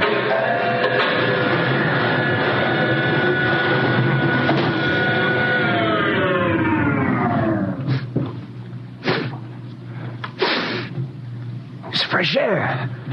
Let's go. All right, now, take it easy. It's too dark to move fast. Quiet, isn't it? Not even a wind. Can't see anything from this ground this time. We don't know what's out here. All right, come on. What the quiet? Captain, I could swear that sounds like a rooster. I don't hear it anymore. Very homely but unlikely sound. A rooster crowing on Mars? Hingston. Aye, sir. Set that machine gun 25 yards to the flank. We'll stay here till the ground mist lifts. Aye, sir. What do you make of the ground, Horst? Grass. Plain grass. You can see some large foliage there where the mist's thinned out. What the? Hingston, hold your fire, you fool! I hit it, Captain. What? Some kind of wild animal. I hit it. I could see the tracers, but it's still standing. Come on, Horst. Doctor, where are you? Up ahead, admiring the wild animal. Careful, Horst. Wait for us. Don't worry, Captain. It's an iron deer. A lawn ornament. Well, that's impossible. It's hollow. Interesting, isn't it? A whitewashed Victorian iron deer sitting on a lawn in the middle of Mars. I don't understand. Look around. The mist's lifting. Hey, Captain, look there. It's a house, a regular old-fashioned house. But, sir, on Mars. Good Lord. I haven't seen carved scrolls and gingerbread like that in years. Look at that port swing. The geraniums. There. I told you it was a rooster, Captain. Give me the glasses, Lustig. I want to take a look through that front window. Well, there's an upright piano. Some sheet music on it. Lustig, it's beautiful Ohio. Oh, it can't be, sir. Horst, do you think that civilization of two planets could be identical? I don't know. That specific variety of geraniums is only 50 years old on Earth. Is it logical that they should develop in Mars? How about that porch swing and the piano and beautiful Ohio? Why, it's impossible. Captain Black, this looks like the town I was born in. Well, it looks like my hometown, too. I thought of something, sir. It's the only solution. Maybe we're not the first ship to reach Mars from Earth. Don't be ridiculous, Lustig. Oh, how else can you explain it? Suppose some scientists got together. They invented some spaceship and planted a colony here. That's the only answer. That's impossible, Lustig. Been space travel, it couldn't be secret. Do you have any idea what ships cost, what industrial power is needed? No, there's got to be some logical reason. I think perhaps we might find out, Captain. The light just went on in that house. Kingston, cover that door with the machine gun. Aye, sir. All right, come on, Horst. We're going to ring that doorbell. There's got to be a scientific answer to all this.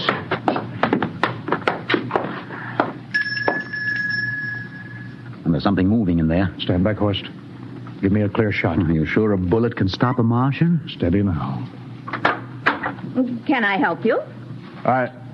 If you're selling anything, it's much too early. No, wait just a minute. What town is this? What do you mean? Are you census takers? No. We're strangers here. We want to know how this town got here. Is this a game? No, it's not a game. We're from Earth. From where?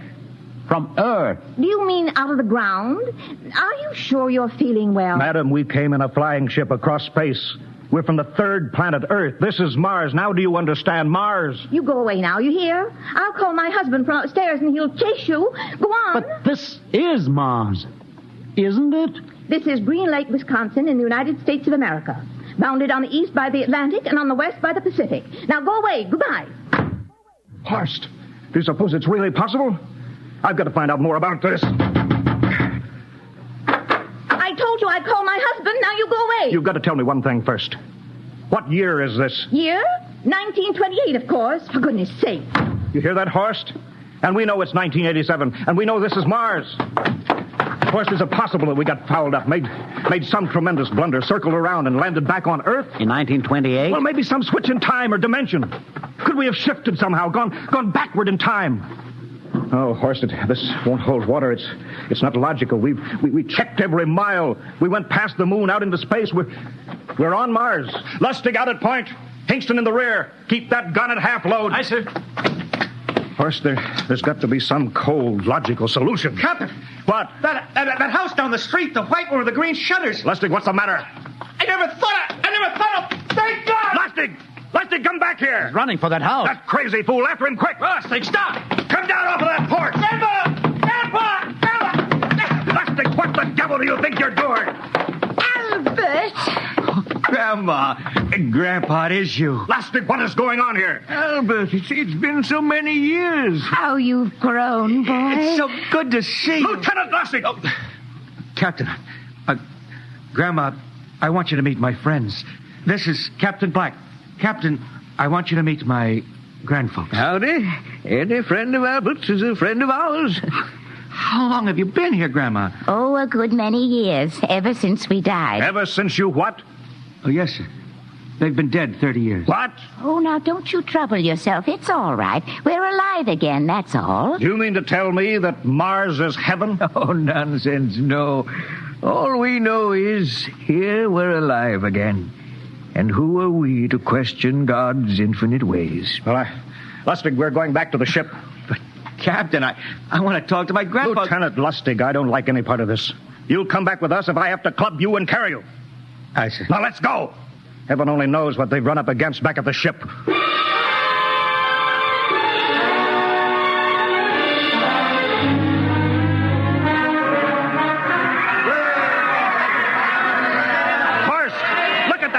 The ship. Looks like we're being welcomed with a celebration, Captain. Celebration? They've abandoned ship. Every port is open. No guard set. You masters! Hiya, Captain.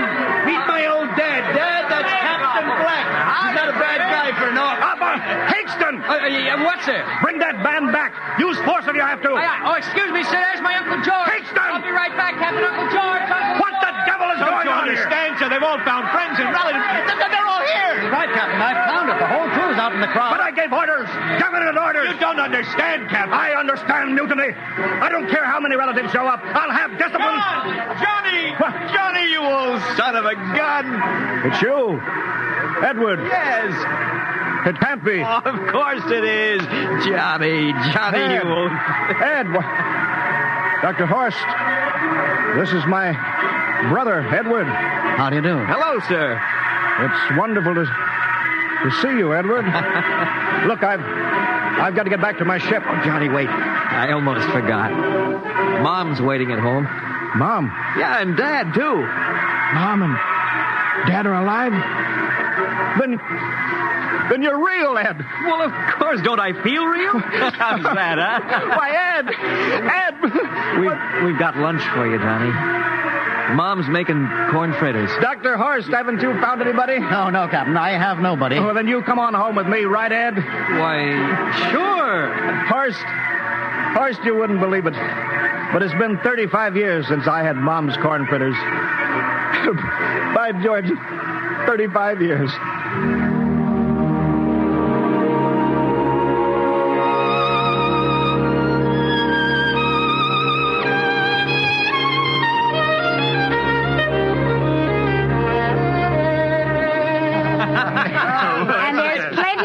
Kitchen, so don't hold back, Johnny.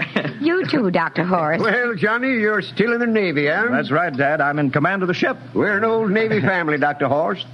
All three of our boys in the service. Yeah, Ed was the best pilot in the Pacific, too. What did happen, Ed?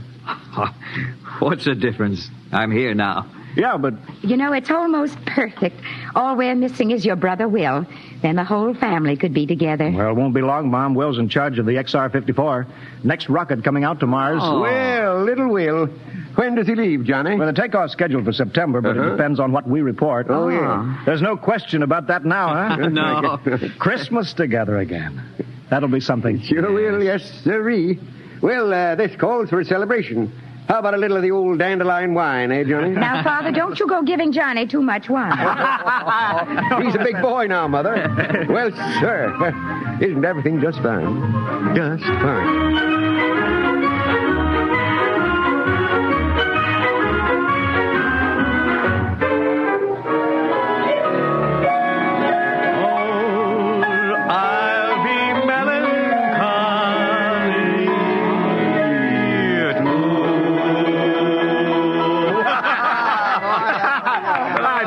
Again, will you, Ed? Oh, sure.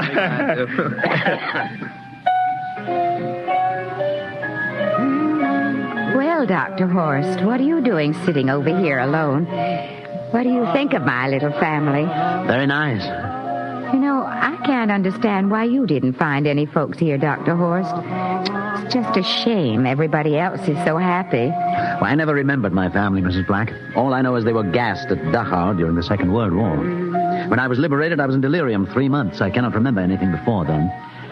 A psychiatric phenomena. Well, that's terrible. Isn't there anything anybody can do? I don't want to remember.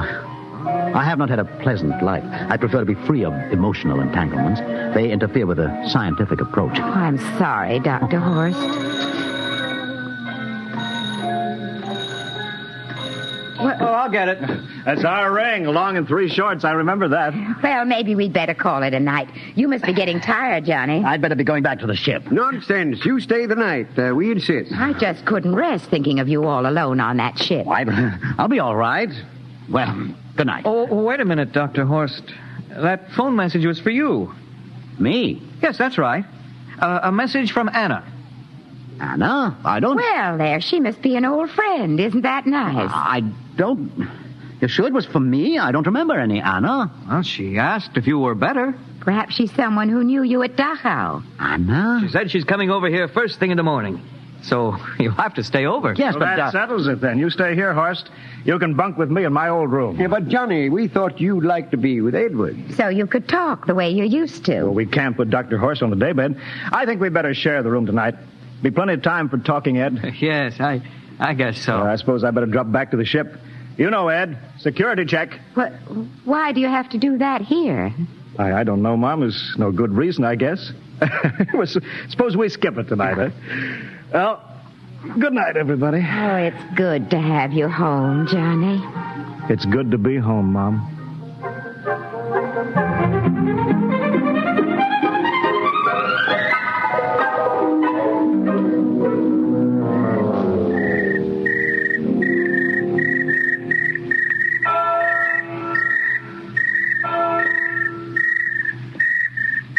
Captain Black. Huh? You asleep? No, I've been thinking about what we were expecting. Green-skinned Martians. All the time there was only Mom and Dad and Edward waiting. That's funny what tricks your imagination can play on you. Well, I guess Mars is heaven, Horst. You know, I've been thinking about Martians, too. Captain, just suppose there were Martians, and they saw us land, and suppose they thought of us as invaders. What would be the best weapon they could use against our atom bombs, huh? I don't see what you're getting at. They would want to disarm us first, huh? To wipe out all suspicion, to make us feel at home. Captain, suppose this house isn't real. Suppose the people are just images, stolen from our own memories by Martians, created for us by telepathy, hypnotism. Oh, that's the craziest theory I ever heard. Maybe that's why there was no one for me, because in all my life there is no happy memory, no real loved person, not even my mother. I don't remember her, only the piles of rotting corpses at Dachau.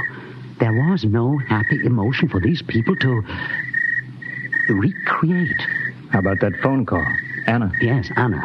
I didn't remember who she was, but I do now. I just remembered. When I was freed from Dachau, sick, delirious, I raved about a wonderful, kind nurse named Anna that took care of me. Well, there you are. It's logical. She's coming to see you tomorrow. But there was no Anna. I'd been nursed by a man. What? Anna was only a dream. And there's only one way they could have learned about her, by reading my subconscious mind. That's impossible, Horst. Why? The whole crew was thinking of home. Suppose the Martians read our minds. Yes, but if there are Martians... If there are, they have us separated. Each man in a different house, sleeping, trusting. No one at the guns. I left my pistol downstairs. Do you think there's something to this, Horst? It's a perfect trap, Captain. Who would suspect his own mother, his grandparents? How easy. Just a knife in the heart of each sleeping man. That's impossible, Horst. But we've got to get back to the ship. Listen. The crickets have stopped. Come on. We don't know when they change back to whatever they really are. All right, careful.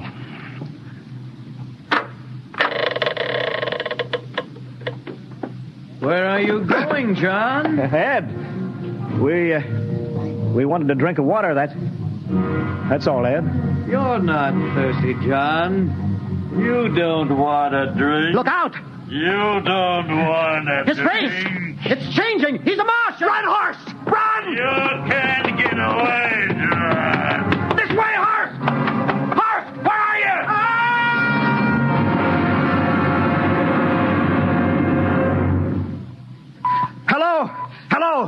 you hear me, Earth? This is Captain John Black, the XR-53 calling for Mars. I've locked myself in the ship, but they've crippled it. I can't take off or fire the guns, and they're coming for me now, the Martians. I'm all alone here. All the rest are dead. Hinkston, Lustig, Dr. Horst. Poor Horst, he didn't even reach the door. Listen. They're trying to break through the hull. Edward and Mom and Dad and all the folks, but they're changing now. They're melting and changing back into... They're Martians. Can you understand? Martians, not men. They make us think that Mars was heaven and we fell into the trap. Can you hear me, Earth? You've got to stop the next rocket. Listen, tell my brother Will. Tell my brother not to come. They'll trap him, too. They'll kill them all. Hello? Can you hear me, Earth? This is John Black on Mars. Hello, Earth. This is John Black on Mars. Hello, Earth. Hello,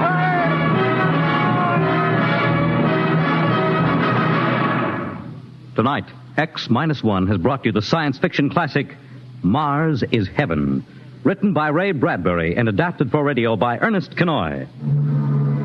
Featured in the cast were Wendell Holmes as Captain Black and Peter Capell as Dr. Horst, with Bill Zuckert as Masters, Bill Lipton as Hinkston, Margaret Berlin as the old lady, Bill Griffiths as Edward, Ken Williams as Lustig, Ethel Everett as Mom, and Edwin Jerome as Dad. Your announcer, Fred Collins. X-1 was directed by Fred Way and is a transcribed NBC Radio Network production.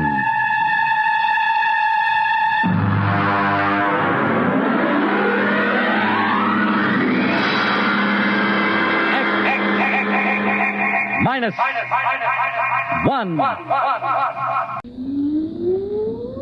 Countdown for blast off.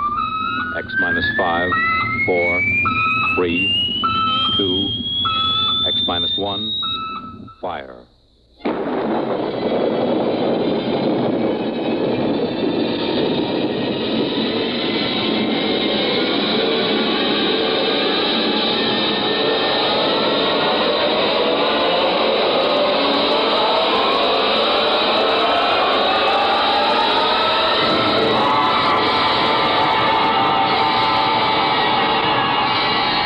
From the far horizons of the unknown come tales of new dimensions in time and space.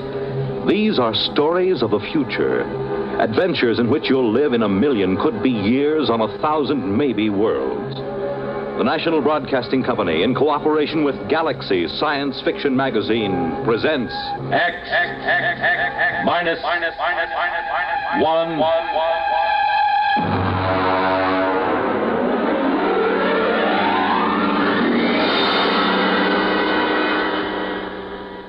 We go forward in time to the days when war has been outlawed. And in its place, there is a system of carefully controlled, legalized murder. The story, The Seventh Victim, by Robert Sheckley.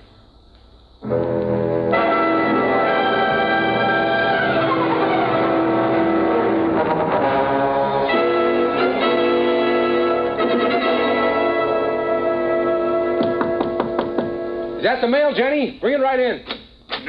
No, it isn't the mail. Are you anxious, Stan? Well, you know how it is when you're waiting for notification. It's been 2 weeks. The government's behind schedule, as usual. Oh, that's always the way it is. Now, when you get to be my age, you won't worry about it anymore. At 73, you can afford to wait for the mail. Well, how about the ad? Have you got it done? Sure, E.J.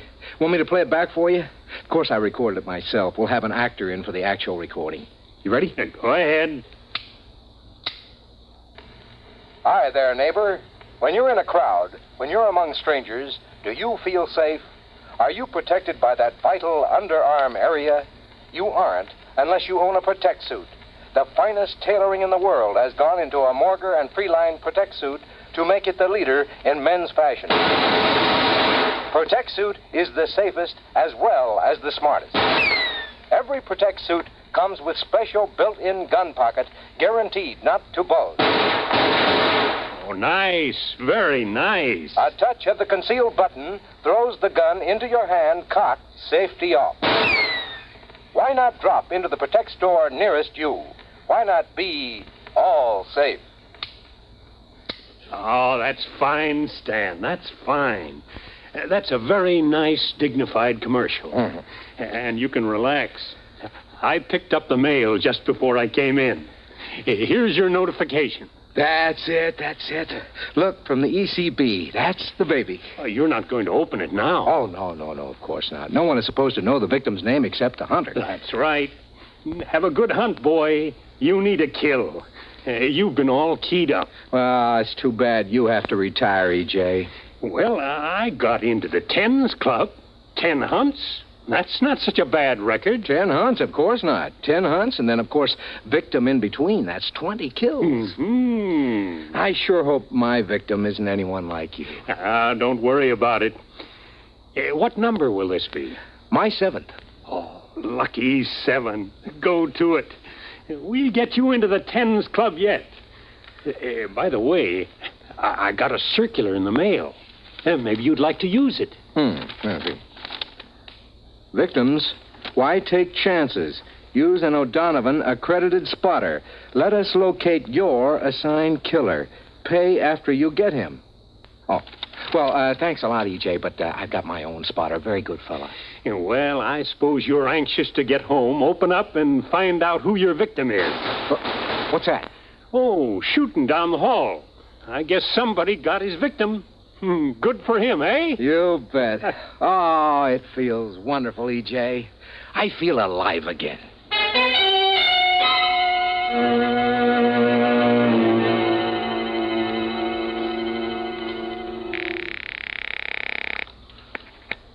Morrow's Garage.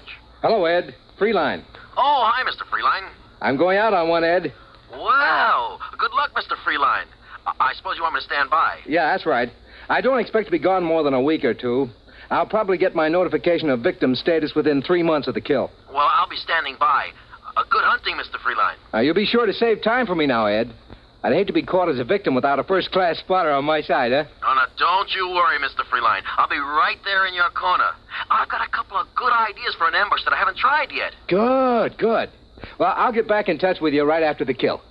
So long.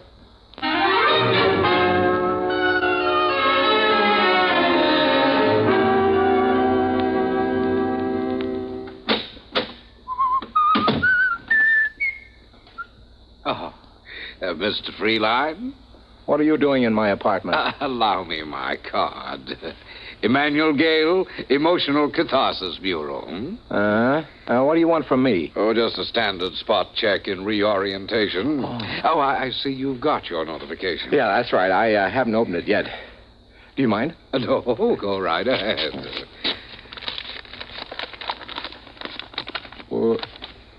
Yes. Anything wrong, Mr. Freeline? I mean, everything there. Photographs, address, description data. Yes, but it says Janet Marie Patzig. Janet Marie? I've never killed a female. Is this in order? Well, just a moment till I check my list. Yes, that's right.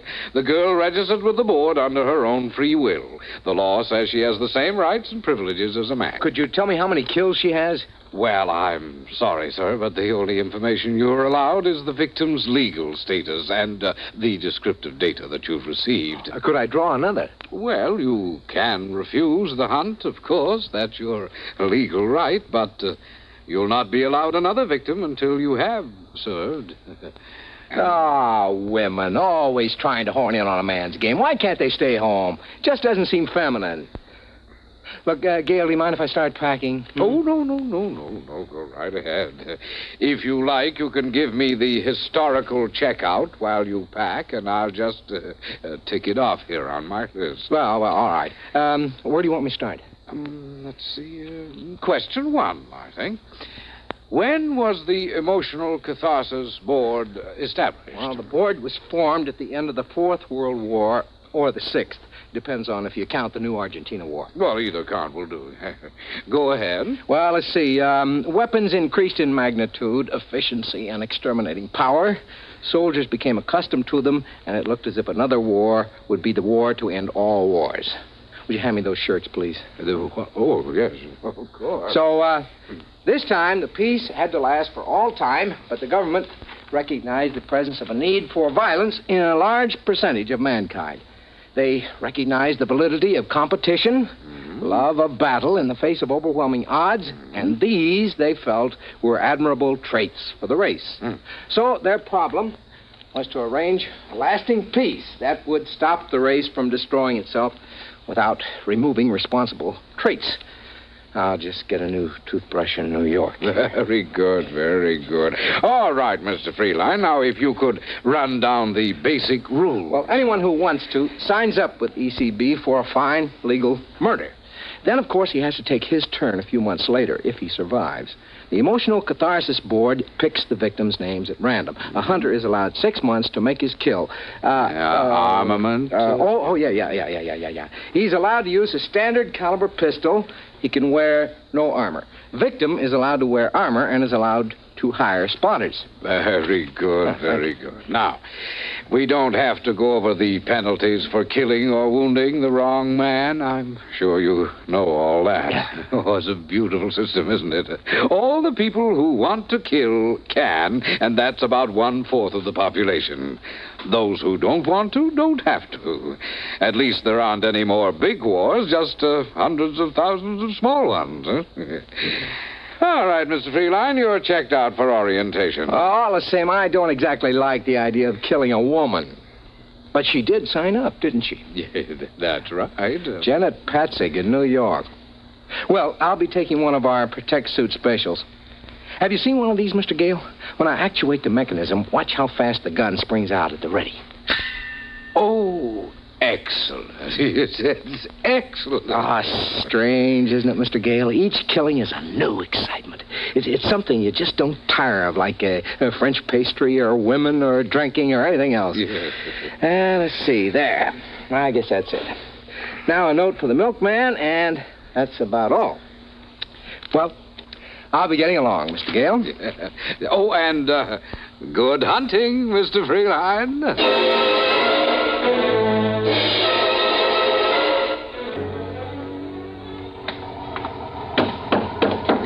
Where to, Chief? Carlton Hotel.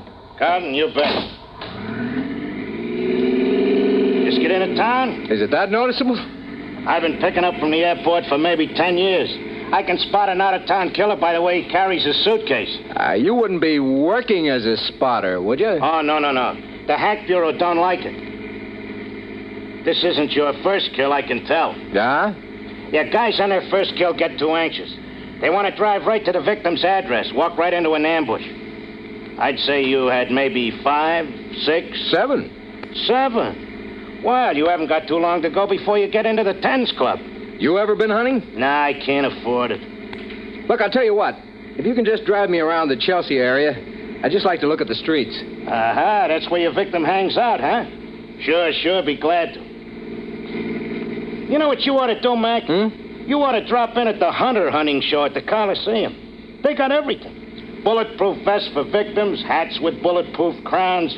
I seen an ad for a Malvern straight shot ECB approved. Carried a load of 12 shots with a deviation of less than 1,000th inch per 1,000 feet. Oh, it sounds like a fine gun. And they got all kinds of trick things. You know, canes with 4-shot magazines, 45 caliber flashlights, all kinds of things. Oh, those kind of novelties are all right for the first time, but the old-fashioned ways are the best.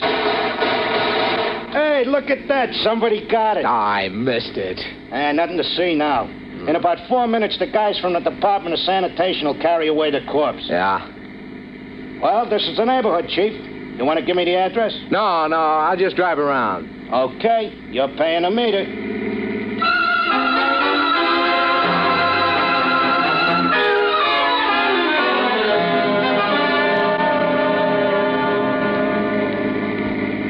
Now, wait a minute. What is it, Chief? There. That sidewalk cafe, you see? Yeah, shall I stop? No, just drive slowly. There she is. Sitting at a table. You mean the victim is a dame? Yeah, she's just sitting there. She crazy, exposing herself in the open? Boy, that's sure no way to stay healthy. Not when you're a victim. Drive around the block. Okay. Yeah, she looks younger than her pictures. She looks sad. Wonder if she's been notified. Well, she's got to be notified, Chief. They can't send you your notice until her signed receipt gets back to the office. It's automatic. That's right. Isn't she even going to try to defend herself? Doesn't look like it. Here we come again. She's still there. All I have to do is just ride by in a cab and pump a bullet into it. Okay, Chief, I'll go real slow. You be sure to allow for the motion of the car. No. Park across the street. Sure.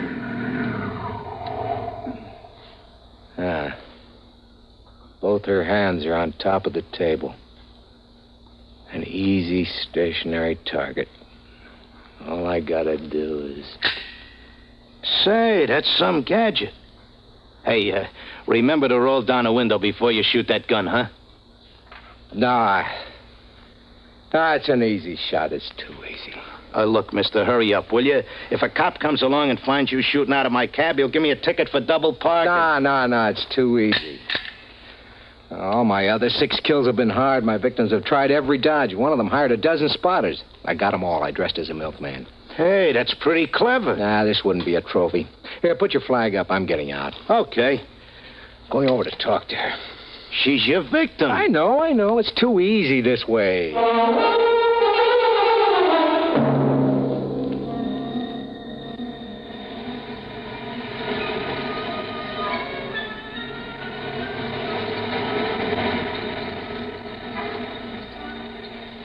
Hello? What? Hey, look, if I'm being fresh, just tell me and I'll go. I'm an out-of-towner here on a convention. I'd just like to talk to somebody. If you'd rather I didn't... Oh, I don't care. May I sit down? Like to buy you a drink, if I can? I don't care. My name is Stanton Freeline. I'm Janet. Janet what? Janet Patzik. Well, nice to know you. Are you doing anything tonight, Janet? I'm probably being killed tonight. Oh, are you a victim? You guessed it. If I were you, I'd stay out of the way. No sense getting hit by mistake. Well, you're awfully calm about it. Don't you care? Haven't you got any spotters? No. Mr. Freeline, I'm a bad girl. Huh? I got the idea I'd like to commit a murder, so I signed for ECB. Then I couldn't do it. Oh, I am sorry. But I'm still in, of course, even though I didn't shoot. I still have to be a victim. Well, why don't you hire some spotters? I couldn't kill anyone. I just couldn't.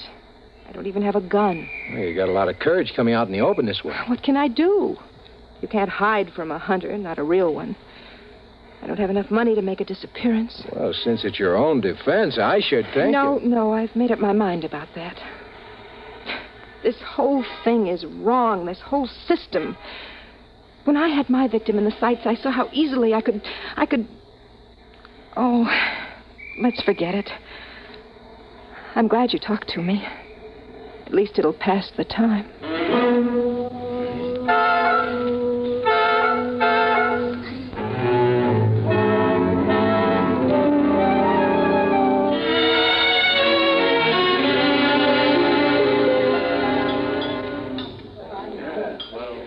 It's been a lovely dinner.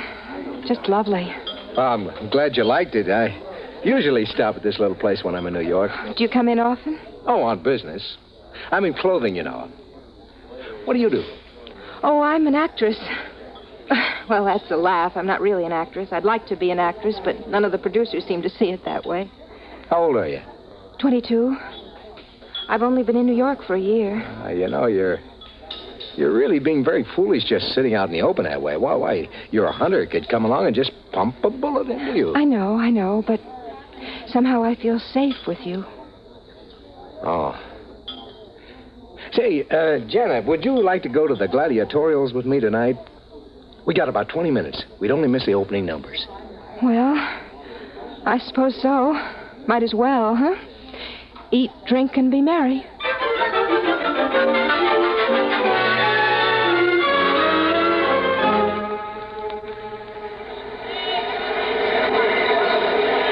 You know, I'm a little disappointed. Why? Oh, I thought the New York gladiatorials would be something special. It's about the same as Cleveland. Historical events, swordsmen and netmen, duels with sabers and foil. Isn't there any difference? Well, the duel to the death is the same in Cleveland as it is in New York. You know, that's funny. I used to think that gladiatorials were very exciting. Now they just make me a little sick. Well, you can get tired of the best of shows. Frankly, I think it was a mistake starting to televise the gladiatorials. It cut down on the box office for one thing, and for another, it just isn't the same as being right there in the stadium, you know? No, it isn't. Well, you want to stay for the second half? Let me see. They got bullfighting, lion fighting, bow and arrow, and dueling on the high wire. No, I've had about enough. All right. Shall I take you home? Would you please?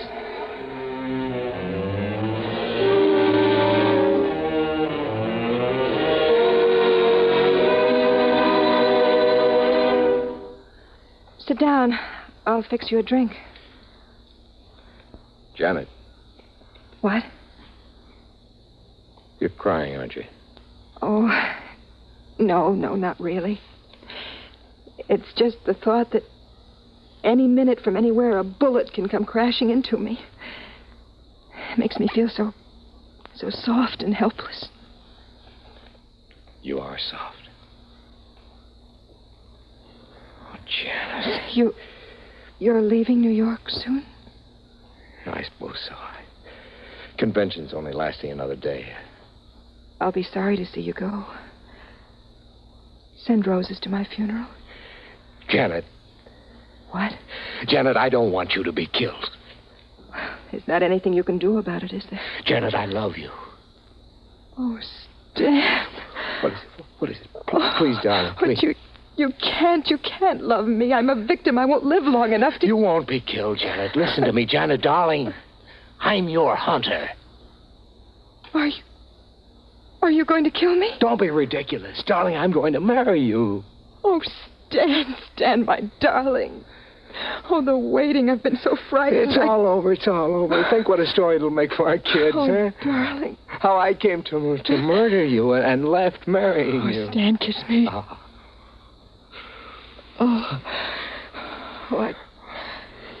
I think I'd better have a cigarette. Let's start packing. No, wait. You haven't asked if I love you. What? You haven't admired my cigarette lighter. What are you talking about? It's a lovely lighter, isn't it? With a small hole in the bottom. Just large enough for a .38 caliber bullet. No, don't. I'm not being funny, darling. But Janet, I love you. I told you I love you. What's the matter with you? I don't love you, Stanton.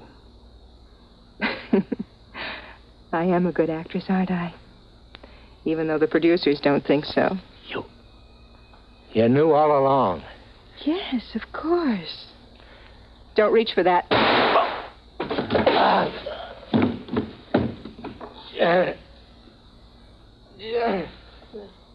Yes, darling.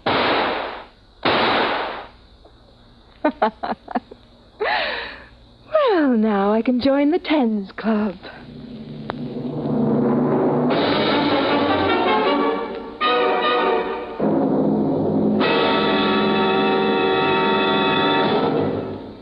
You have just heard X-1, presented by the National Broadcasting Company in cooperation with Galaxy Science Fiction Magazine.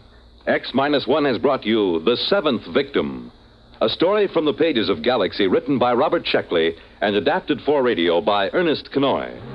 Featured in the cast, Lawson Zerbe as Freeline, Terry Keane as Janet, his killer, Frank Maxwell as the cab driver, Ian Martin as Emmanuel Gale of the Emotional Catharsis Bureau, Irv West as Freeline spotter, and Arthur Hughes as his business partner. Your announcer, Fred Collins. X-1 was directed by Kenneth McGregor and is an NBC Radio Network production. And now stay tuned for X-1 on NBC. Countdown for blast off. X-5, 4, 3, 2, X-1, fire.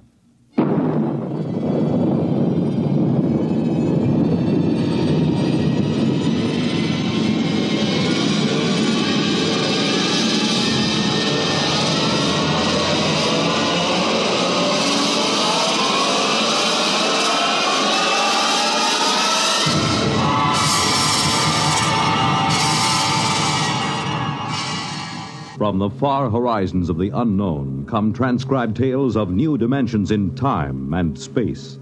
These are stories of the future, adventures in which you'll live in a million, could be years, on 1,000 maybe worlds.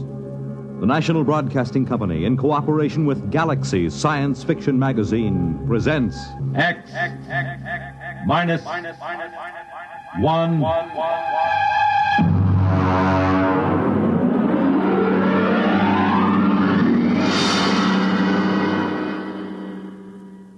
Tonight, Wherever You May Be, by James E. Gunn.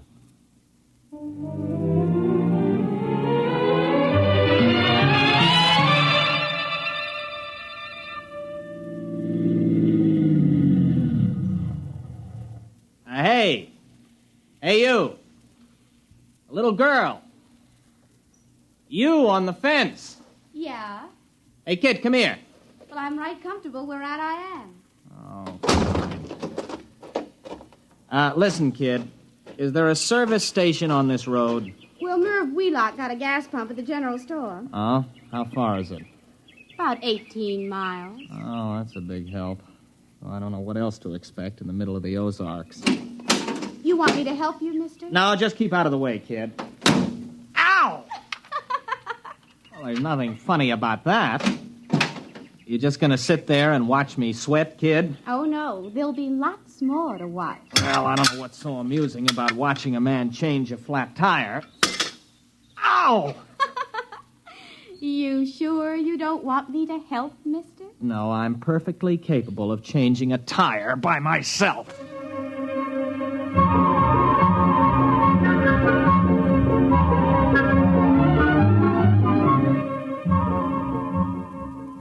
Look out, mister. It's rolling away. What? Your tire. It's rolling away. Hey! Come back here, you! Well, this is the most sadistic tire I ever... Now, stay put. Why don't you go home? Can't. Why not? I run away. Oh, well, that's tough. There. Now, listen, kid. You know a cabin about 15 miles up the road? I reckon. You know where the turnoff is? There ain't no turnoff. You just drive till the road peters out and you take the footpath. You gonna live in that place? Mm-hmm. Just for the summer. Oh. Well, so long, kid. Oh, mister. Hey, mister. Now what do you want? Well, nothing. Only you forgot your jack. Oh, that does it. Where are you going? No place. Thought you said you ran away. I surely did. Don't you have any relatives? No. Friends? No. All right, then, go on home. Oh, come on now. What are you crying for? All right. Get in. I'll give you a lift. Listen, look out for those notes. There's over a year's work in those. Oh. A year's work in them pieces of paper? Uh-huh. Those are notes for the thesis I'm going to write. You write stories? No, research paper. I have to do it to get my degree at the university. Well, what's it called? I mean the story you're writing. It's called The Psychodynamics of Witchcraft, with special reference to the Salem trials of 1692. Oh. Witches? Yeah. All right, where do you live, kid? Well, I can't go home. Pa'd beat me again. Oh, he'd pretty nigh skinned me alive, I guess. You mean he hit you? Little kid like you? Well, he don't use his fists. Not often. He uses his belt mostly. Look here. On my knee. See that black and blue mark? And this one? Never mind. Why does he hit you? He's just mean. Well, he must have some reason. Oh, he wants me to catch some strong young fellow who'd do the work around the place. A gal don't bring in no money, he says. Leastwise, not a good one. You're much too young to get married. I'm 16. You don't look more than... Well, I don't know. Most girls my age got a couple of young ones. One, anyways. The way Pa carries on, you'd think I didn't want to get married. Now, it ain't my fault no fellow wants me. What seems to be the trouble? Mostly, I guess I'm just unlucky. One fella I went with pretty nearly a year. He busted his leg. Another nigh well drowned when he fell in the lake. Now, it don't seem right they should blame me. even though we did have words. Blame you? Well, they say it's courting disaster instead of a gal. Fellas, just stop coming round. You married, Mr. Matthew Wright. No, I'm not married. Wright. Abigail Wright. That's right, Purdy. Abigail Wright? Oh, did I say that? Now, ain't that funny? My name's Jenkins.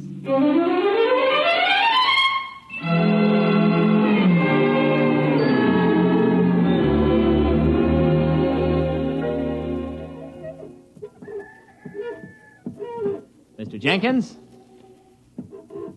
Oh, fine. I met your daughter on the road. I brought her back. Oh. Look, Mr. Jenkins, I got a pint bottle in my pocket. Care for a little drink?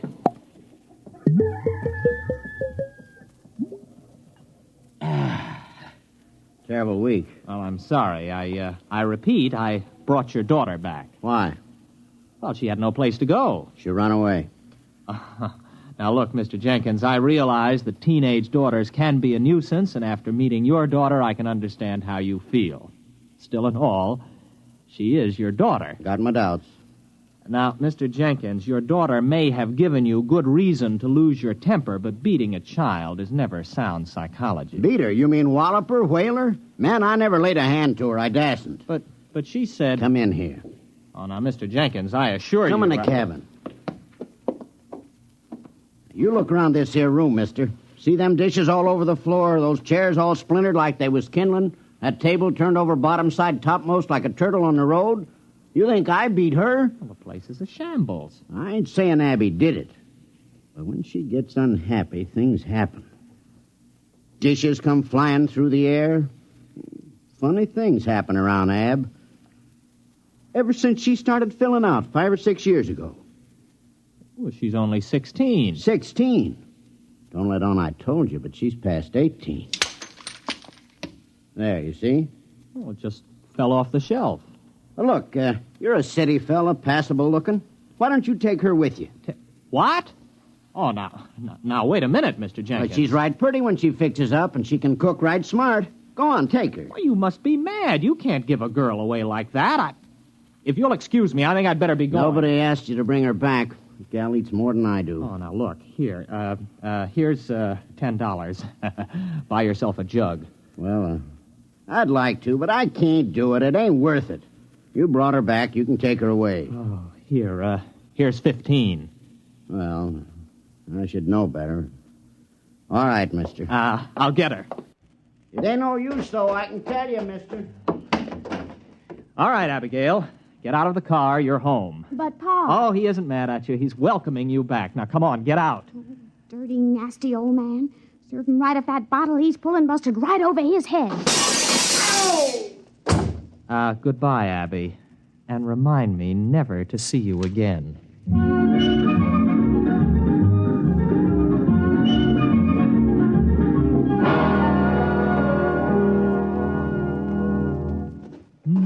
All alone. I'm so all alone. There is no...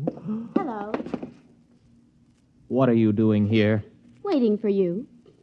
But listen, this is my cabin. I rented it. I know. What kept you? Well, what are you doing here? How did you get here? Oh, I reckon you're hungry. Look, why don't you sit down? Supper's about ready. Now, wait a minute. I came here by car. How did you get here? Well, I rode. Oh, it's lucky I did. This place needed a good sweeping. Is that your broom? I know. It was here in the cabin. Pa loaned me a mule. I let her go. She'll get home all right. But you can't stay here. It's impossible. What would people say? Well, who'd care? Pa don't. Oh, please, Mr. Wright, let me cook and clean for you. I won't be no trouble. Honest, I wouldn't. Oh, now, look, Abby, you're a nice girl, and I like you, but you'll just have to go back to your father. Do you understand? All right. What? What was that? What happened? Oh, look at that. The car. I must have left the brake off. You reckon it's hurt bad? Well, rolling down a 10-foot grade into a tree didn't help it any. Oh, well, I'm sorry, Mr. Wright. Are you? Well, anyway, it looks like you'll have to stay here tonight then, doesn't it? I reckon.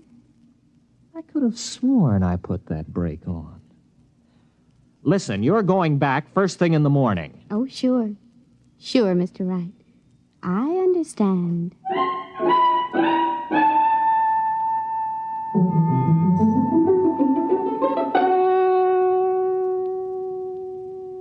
Abby, tell me something. Who wrecked your father's house? Libby. Libby, huh? Who's Libby? The other me. Mostly I keep her bottled up inside. But when I feel sad and unhappy, I just can't keep her in. Then she just lets loose and goes wild. Schizo. Abby, where did you get an idea like that? Well, when I was born, I had a twin sister. Only she died real quick. And when I was bad, my ma used to say Libby would never have been mean or cross or naughty.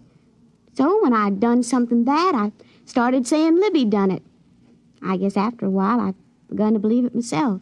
Can you control it, Abby? Not much. You see, when I get feeling mad and mean, things just happen, that's all. How about a rolling tire?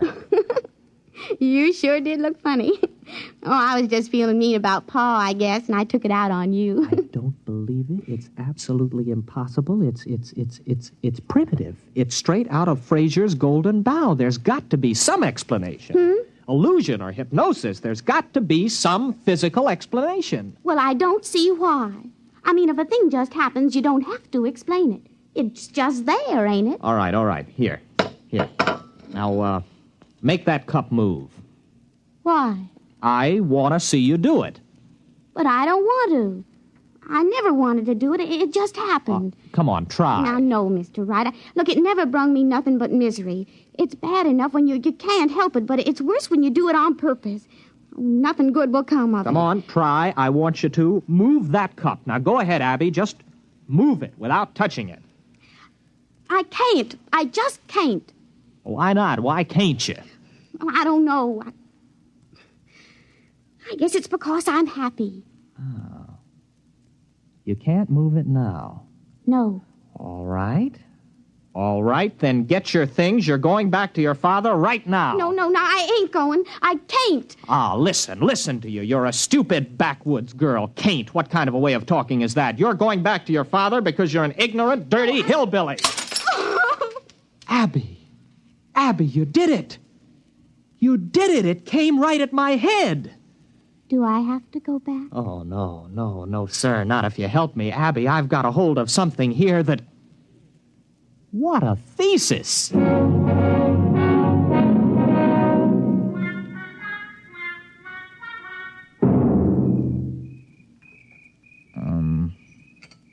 Abby? What's, courting like here in the hills? Oh, sometimes we walk and look at things together and talk a little. But if the night is warm, we just sit and hold hands and whatever. Like this? Mr. Wright, do you like me a little bit? Oh, not marrying like, but friendly like? I like you very much, Abby. Very much. Oh, Mr. Wright. You kiss real pretty. Abby, what happened to your fellas? I mean, the other boys. Well, folks said I'd the evil eye. I mean, Hank fell off the roof and broke his leg, and Gene, well, he fell in the lake and liked to drown. It wasn't my fault it was after we'd had words, now was it? No. Why, Mr. Wright, you're shivering. Maybe we better go get your jacket. Abby, tomorrow we're going to drive to Springfield to do some shopping. Really, Mr. Wright? Why, I ain't never been to Springfield. Oh, ain't that wonderful?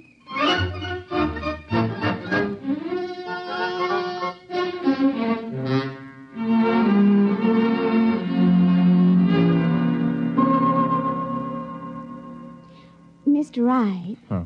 Are you happy, Abby? Oh, it's the happiest I've ever been in my life. I mean, eating in a fancy restaurant and even dancing and all. And now us just sitting here together in the moonlight. I never thought anything like this would happen to me. Abby, I'm afraid maybe you don't understand. Well, what do you mean, Mr. Wright? Oh, you know that dress I bought you? That's for another girl. What? Oh, it's for another girl. I'm going to marry her. She's about your size, and I thought we could pick it out that way. Oh, no, Oh, Mr. Wright. Abby, wait a minute. Where are you going? Wait, I want to talk to you. No, I'm going to bed. Matthew Wright, you are a no-good, miserable cad.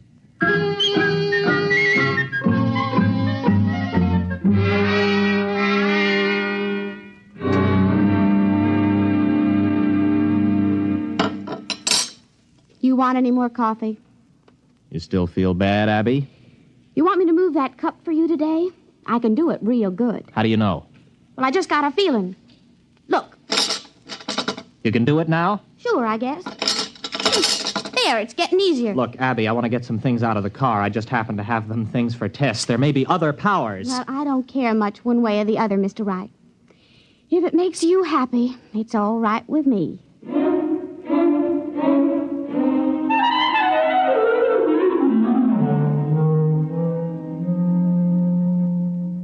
Abby? Abby, where are you? Abby, where did you go? Abby? Here I am, Mr. Wright. Abby, where were you? Springfield. But that's 50 miles. I know. I just kind of wished I was there, and then I was. I brought back a frying pan I admired in that hardware store window. Ain't it pretty? Got a real copper bottom. Didn't you have any trouble getting out of the store without anyone seeing you? Well, I was outside, but I could see in the back room somehow, too. I knew his name was Albert, and he was doing a crossword puzzle. Now, how could you tell all that? Well, I just kind of looked inside of his thinking. Like this. Wait a minute. Wait a minute, Abby, don't. I could look right inside your thinking now, Mr. Wright. Abby, wait a minute. Abby? You wouldn't. You didn't. Now, wait a minute, Abby. You've got to understand. I understand everything you've been thinking, you devil. Well, there ain't nothing too bad for anyone to do that. Well, you've got to let me explain. You with your kindness and your city manners. How could you do it? You made me fall in love with you. It was just a trick. You just wanted to make me unhappy, that's all. Why, even Pa was never that mean. I'd as soon marry up with a rattlesnake. Well, Abby, what are you going to do? Well, I haven't made up my mind yet, but I'll think of something.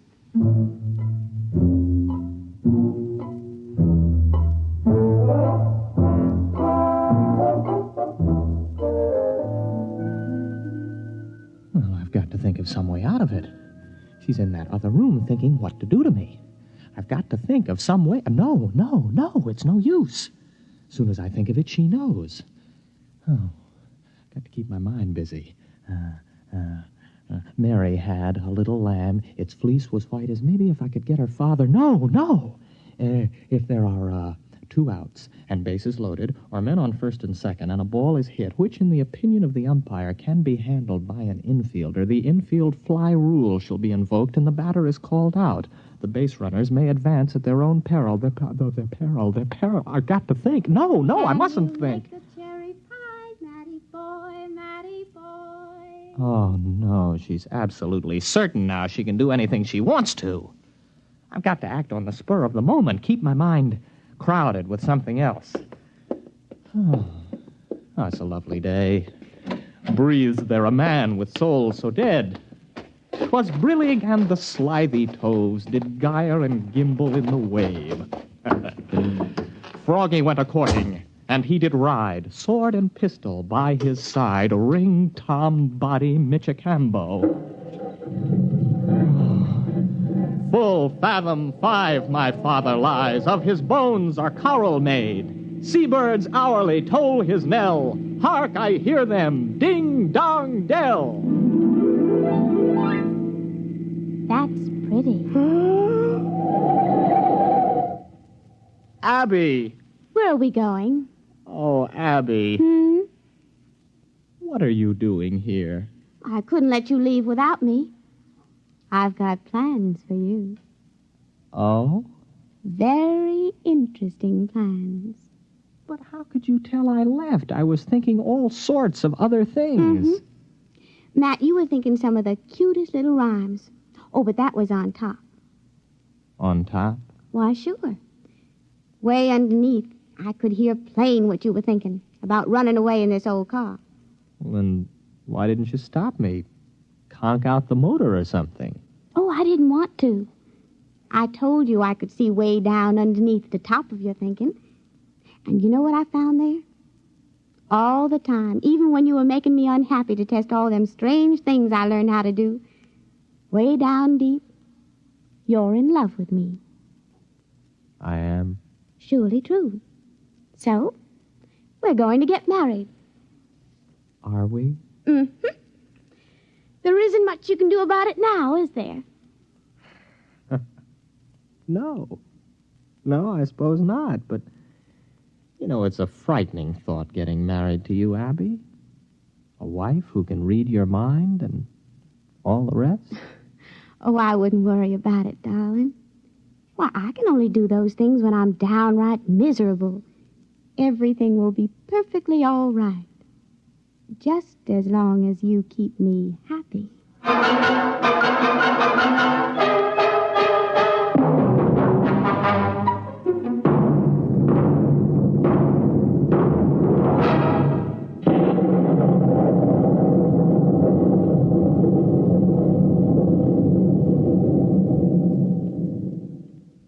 You have just heard X-1, presented by the National Broadcasting Company in cooperation with Galaxy Science Fiction Magazine, which this month features Early Model by Robert Sheckley, the story of a man who found that invulnerability was a fine asset when opening a new planet, provided you don't overdo it. Galaxy Magazine, on your newsstand today. Tonight, by transcription, X-1 has brought you Wherever You May Be, a story from the pages of Galaxy written by James E. Gunn and adapted for radio by Ernest Kenoy. Featured in the cast were William Redfield, Patsy O'Shea, and Jack Orrison. Your announcer, Fred Collins. X-1 was directed by Daniel Sutter and is an NBC Radio Network production.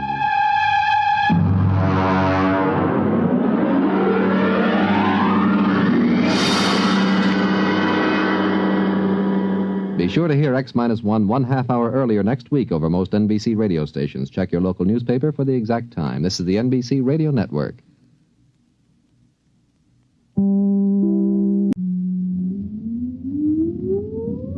Countdown for blast off. X-5, 4, 3, 2, X-1, fire.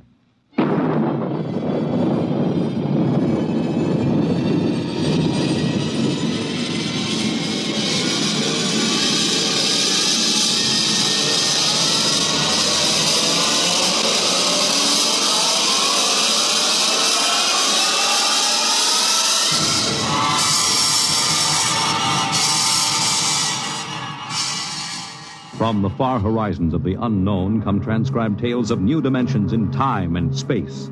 These are stories of the future, adventures in which you'll live in a million could-be years on 1,000 maybe worlds. The National Broadcasting Company, in cooperation with Street and Smith, publishers of astounding science fiction, presents X-1.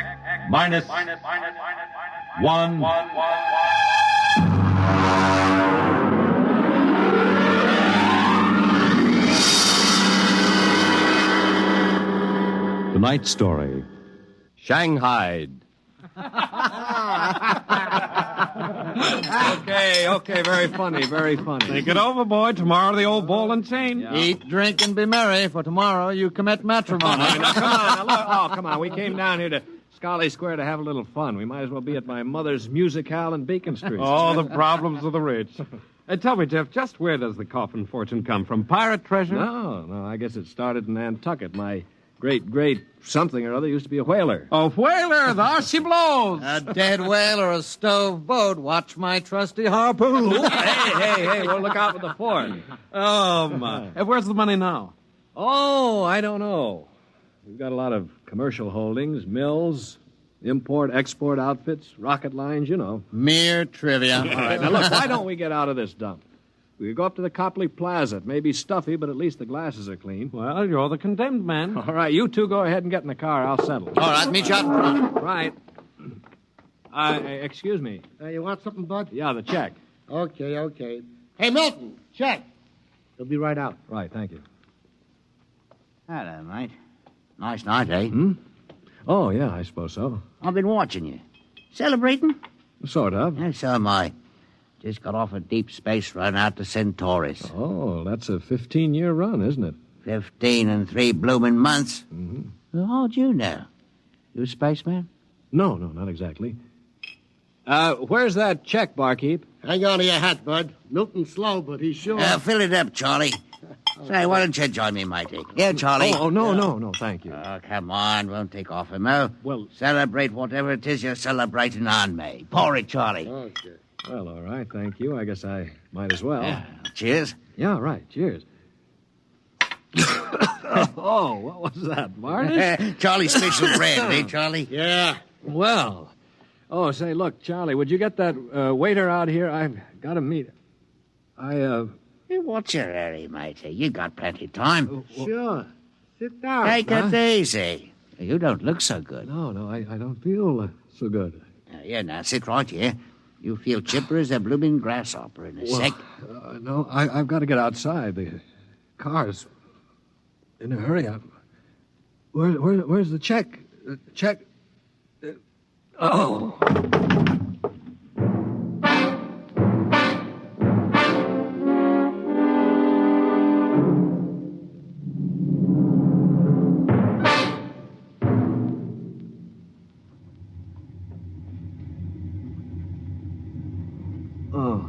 All right, matey. Up on your feet. Wakey. Oh, all right, let go of me. What's the idea? Rise and shine and greet the dawn. What? Where am I? What's going on here? Come on now, matey. Up in there. Wakey. No, wait a minute. Say, you were at that bar, Scully Square. Come on now. Up on deck or you'll be in trouble. Deck? What are you talking about? Where am I? It's hard to say exactly. Offhand, about 8 hours out of Atlantic Spaceport. Atlantic Spaceport? Now, look, what kind of a joke is this? If Alan and Peter think this is funny... What ship is this? R.S. Michael M. Rafferty, coffin line. Oh, coffin line. Well, that makes it easy. Now, you've got to put back to port. Forget your toothbrush, Banks. No, listen, you runt. You take me to the captain, or I'll tear you apart. Here, I'll let go of my jacket. All right, get moving. Sure, my dear. I'll take you to the captain. But you're going to be sorry.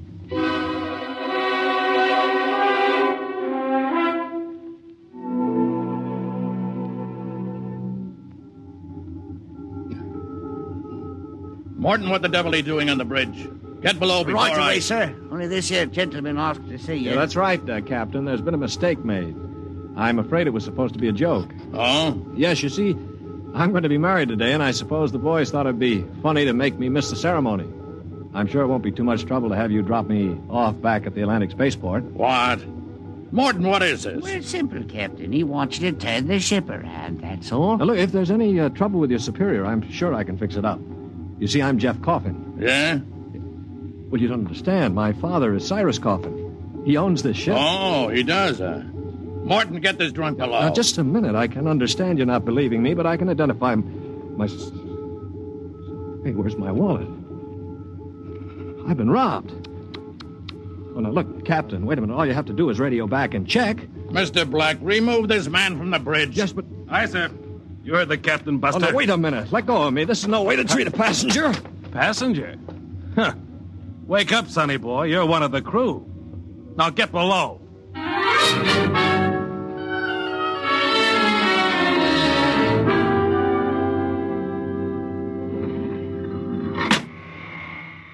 All right now, mate.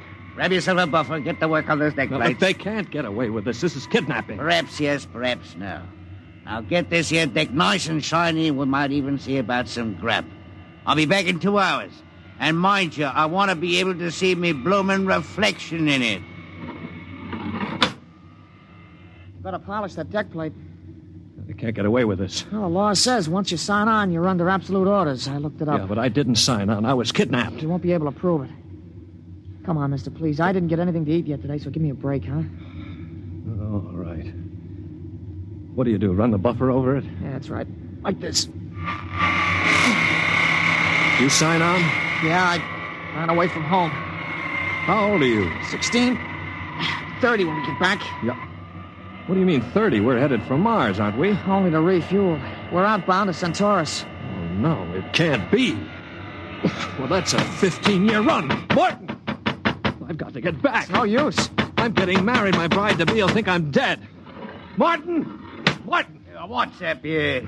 You want me to call Mr. Black again? He'll give you what for. Listen to me, Morton. Listen, I've got to get back to Earth. I can't disappear for 15 years. Oh, is that the fact? Look, we stop at Mars, right? Yes, and you'll be below decks under lock and key. Listen to me. If I can make it worth your while, will you get me off at Marsport?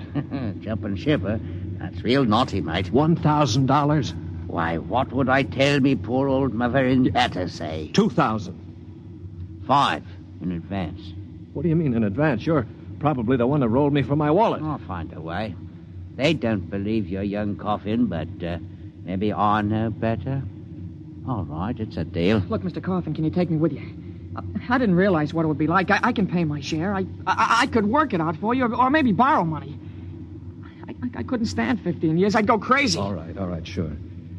What about it, Morton? Boy'll cost you another 1,000. You cheap swindler. Here now, Mr. Coffin. I'm all what stands between you and a lovely pleasure cruise for 15 years. So I'll thank you to treat me with the respect and politeness what a gentleman like myself deserves.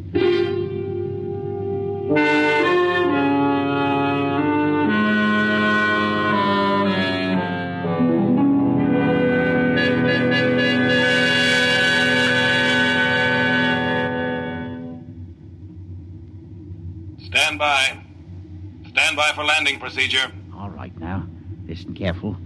This is the cable locker for the grappling anchor. Right. When she lands, this hatch will open. Cables go out. Don't get yourself caught in them. You'll be tore apart. All right, we've got that. Are you sure we can get out? Now, you just do what I say. We drop down to the blast pit. Nobody'll be there. Lie low in the pit till dark.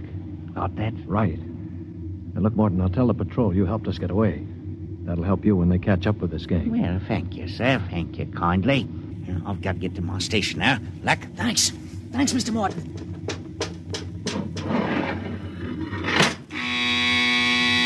Well, there's a landing horn. Now keep clear of that cable, Joey. Here we go. Right.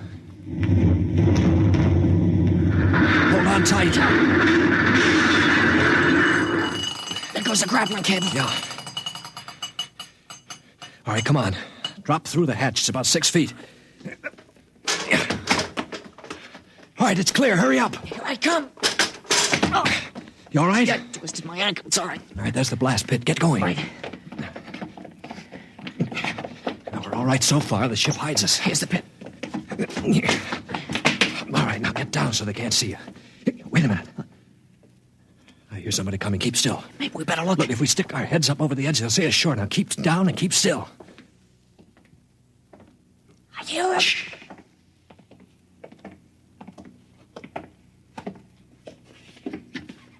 Well. Look what we have here. 2 little babes in the wood. Now, you two move and I'll shoot you in the belly. Morton, you got good eyes. I told you I saw him coming this way, Mr. Black.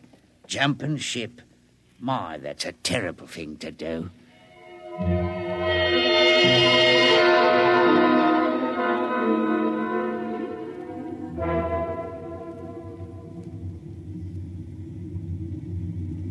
Mr. Black, inform the ship's company that these 2 men have been found guilty of attempted desertion. Desertion? You kidnapped me, you dirty crook! Don't you talk to Captain Howell that way! I'm sentencing them to 24 hours hull watch.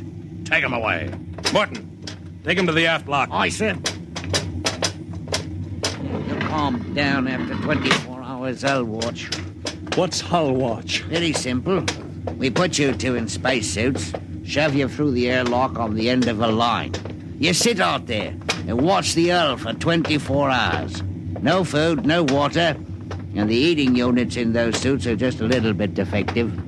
Makes it interesting, I'll wrong about the 18th hour. Yeah, I'll bet. Here we are, gentlemen. The airlock. You get in there. Got 5 minutes to get into them suits before we blow the air out. See you in 24 hours. Maybe.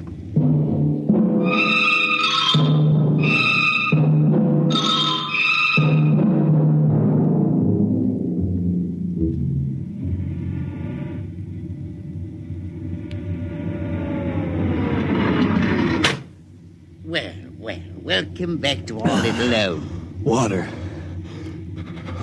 Thirsty, eh? You should control these animals' instincts. Get water. Right, yeah? Yeah. Slopping like a bloody animal. Joey passed out. Help him. He'll be all right. Teach a lesson, both of you. Take my advice and behave yourselves. You've got 15 years to go on this here ship. You might as well make the best of it.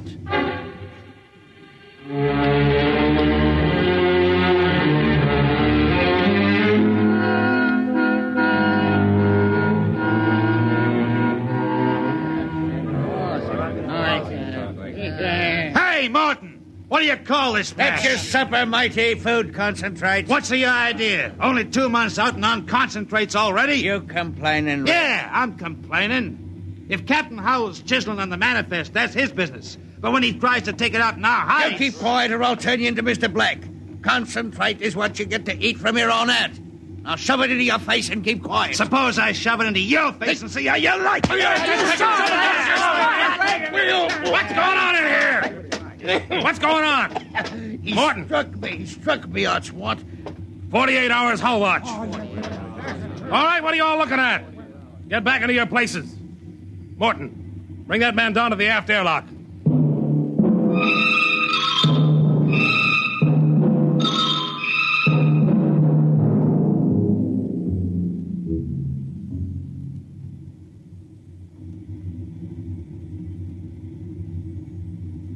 It's murder, that's what. Plain murder. Space Code gives a 30-hour limit for punishment. They didn't even have a burial. Just shoved them out the lock. Well, if the owners knew about this, they'd stop it.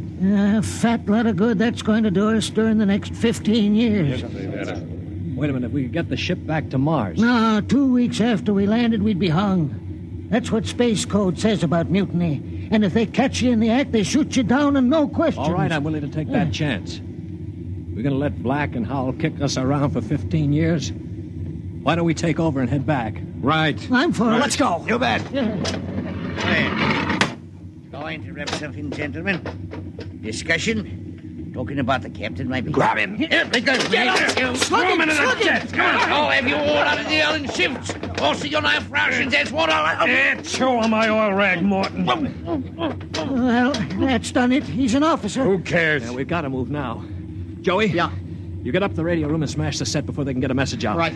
Pop, you get aft. Tell the engine watch. Yes. The rest of us will go up on the bridge. How about this rat? Tie him up. Speed counts now. We've got to take over before they know what hit them.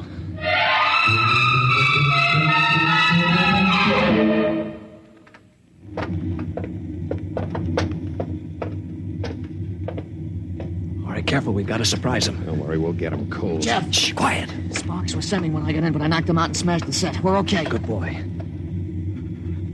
All right, come on. Right past the bulkhead. Look out! The blast bulkhead. Yeah, we're cut off from the bridge. We'll never get through that. They must have found out somehow. The intercom. Black can turn it on from the bridge. You heard the whole thing. Well, we better get out of here. What'll they do? I don't know. We got all the controls up there. We can shut down the driver, but we can't steer. Yeah. You better dog down the hatch behind us. All right, men. Captain Howell's giving you 1 minute to give up quiet. In a pig's eye, Black. You'll hang for mutiny, every one of you. What do we do now? Quiet. They can hear everything on the intercom. If I pull the jack out. That's the boy. Look, we've got to get through to the bridge. It's a Mexican standoff. We can't get at them. They can't get at us. What's that? It's an air leak. The pressure's down. It's Howell. He blew the hatch on the mess hall section. Just opened her up and let the air out. Morton, do you know what Black's going to do? He's going to bleed off the air down here. Serves you all right. If I had my way, I'd see all that on the hull till you froze stiff. You're forgetting something, Morton. You're back here with us. What do you mean? If Black and Howell blow out compartments one by one or bleed the air off, you'll get it too. They'll take care of me. Don't you worry about that. Oh, you think so, huh? Joey, plug that intercom back in. Right. Captain? Captain! Giving up? We've got Morton back here. Yeah? If you try anything on us, he'll get it too. What am I supposed to do, cry? You don't care if he dies? That's his problem. We're going to drop the oxygen level 5%. Don't do that to me. Captain! Captain! It's unfortunate that you were captured, Morton, but the security of my ship comes first. You mean you don't care? You'd see me dead. Precisely. Well, you can't. It's murder, that's what. I'm not one of them. You can't kill me. You can't. Joey, pull the intercom plug. All right, there you are, Morton. They'd kill you just as soon as look at you. Now listen, we've got to get through that bulkhead. You know this ship. There must be some way. Morton, we're your only chance. Get us through the bulkhead. All right. All right, why shouldn't I? They'd kill me. Well, then there is a way to get through. An emergency release. Uh-huh. They don't tell crewmen about it to keep them from breaking through in an engine blast and leaking radiation to the bridge. Well, then let's get going. We've got to get through that bulkhead before Howell cuts the air down and gets us all.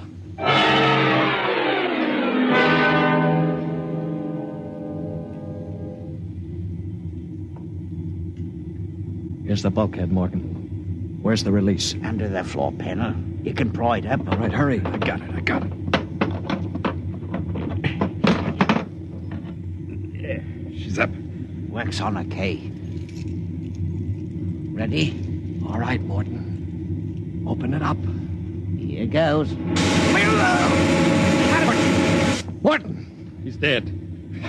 Electrocuted, and the bulkhead's still closed. They didn't even get to turn that key. It killed him instantly. Harry. Yeah. Have you got your watch gloves? They're insulated. Oh, yeah, sure. Get Morton out of the way. Don't touch him, Joey. He's got the current through him. I'll shove him away with the gloves. All right, now. Stand by. Here goes a key.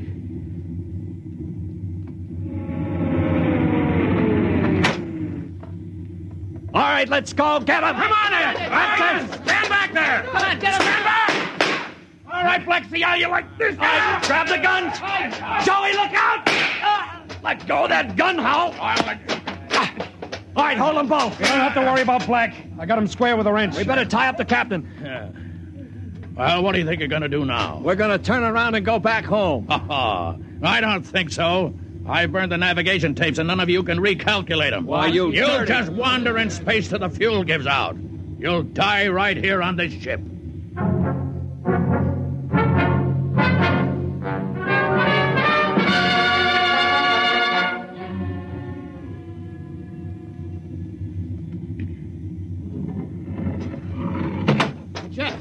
Jeff, the interceptor screens went on. Meteor? No, it's a ship. A patrol ship coming up on us. Oh, they must have got an SOS off. Yeah. Well, I'm not so sure that's so bad. Wait a minute. We don't have to worry. We can just tell them the truth. You're not familiar with space code, young man. Mutiny is punishable by immediate execution. In other words, they don't ask questions. They just shoot. He's right, Jeff. We're through. Can we get away? Not from a patrol ship. Already sent us a heave-to flash. If we run, they'll blow us out of space. I'm afraid your mutiny is about over with, gentlemen. They'll be aboard in an hour. And 10 minutes after that, you'll all be dead.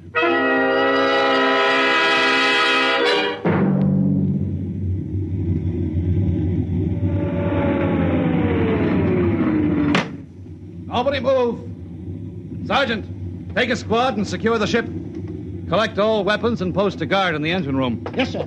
You, Brown, William, Osinski, Harry, come on. Well, I'm delighted to see you, Major. I wasn't quite sure my SOS had gotten through. Oh? You're Captain Howell? That's right. And I can swear out the affidavit of mutiny. I don't think a mutiny charge will stand up, Howell. Not with a relief of command warrant out for you. I think we'll just forget about it. But you can't do that. Space code is clear. You recorded my SOS. No, we didn't, Howell. Then how'd you get here? They sent us after you to get Jeff Coffin. Where is he? I'm Jeff Coffin. Jeff, we had a missing persons alarm for you, and then when a check you signed turned up at Marsport. A check? Mm-hmm. Oh, that's right. I gave one to Morton to help me get away. And he sold it to a fence for half face value. We traced it back to the ship. Coffin, I've got orders to escort you personally. We're taking you back to Earth. Can I send out a message, Major? Of course. Oh, that reminds me, Jeff. I've got one for you from your fiancée. She said to tell you that she didn't object to a bachelor party in principle, but she did think 6 months was stretching it a bit.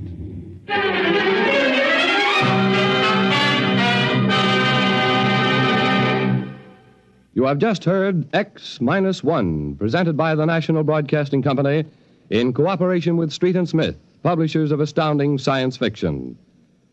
X-1 was an NBC Radio Network production.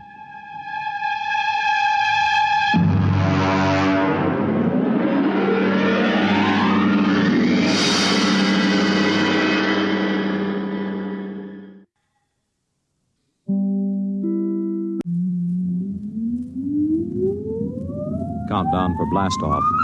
X-5, 4, 3, 2, X-1, fire.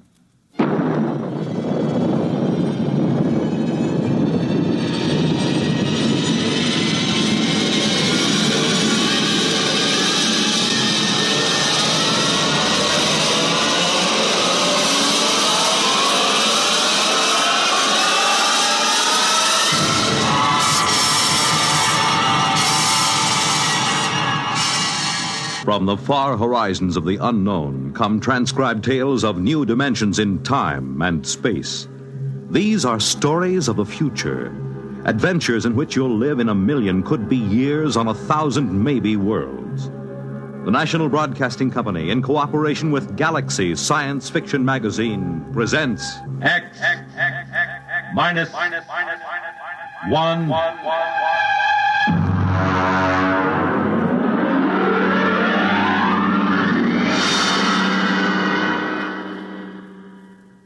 Tonight, Appointment in Tomorrow by Fritz Leiber.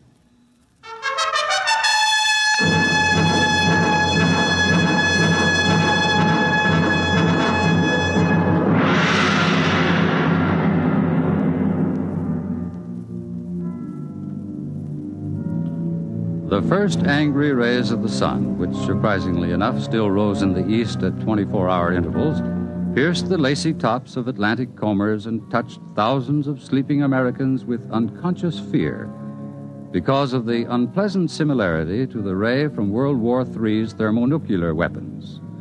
This was America approaching the end of the 20th century, America of the mask fad for women and the Neo-Cretan dress styles, America of your local radiation hospital, of the endless war and the loyalty detector.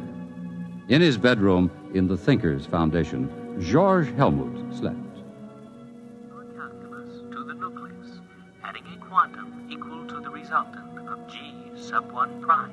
Repeating, the quantum... His educational sandman purred learnedly in his ear, droning tensor calculus through the night, filling the hours that used to hold man's formless fears and floating anxieties with the rigid form and anchored shapes of mathematics. Precisely at 8, the sidereal alarm went off. Yeah. Ooh, my head.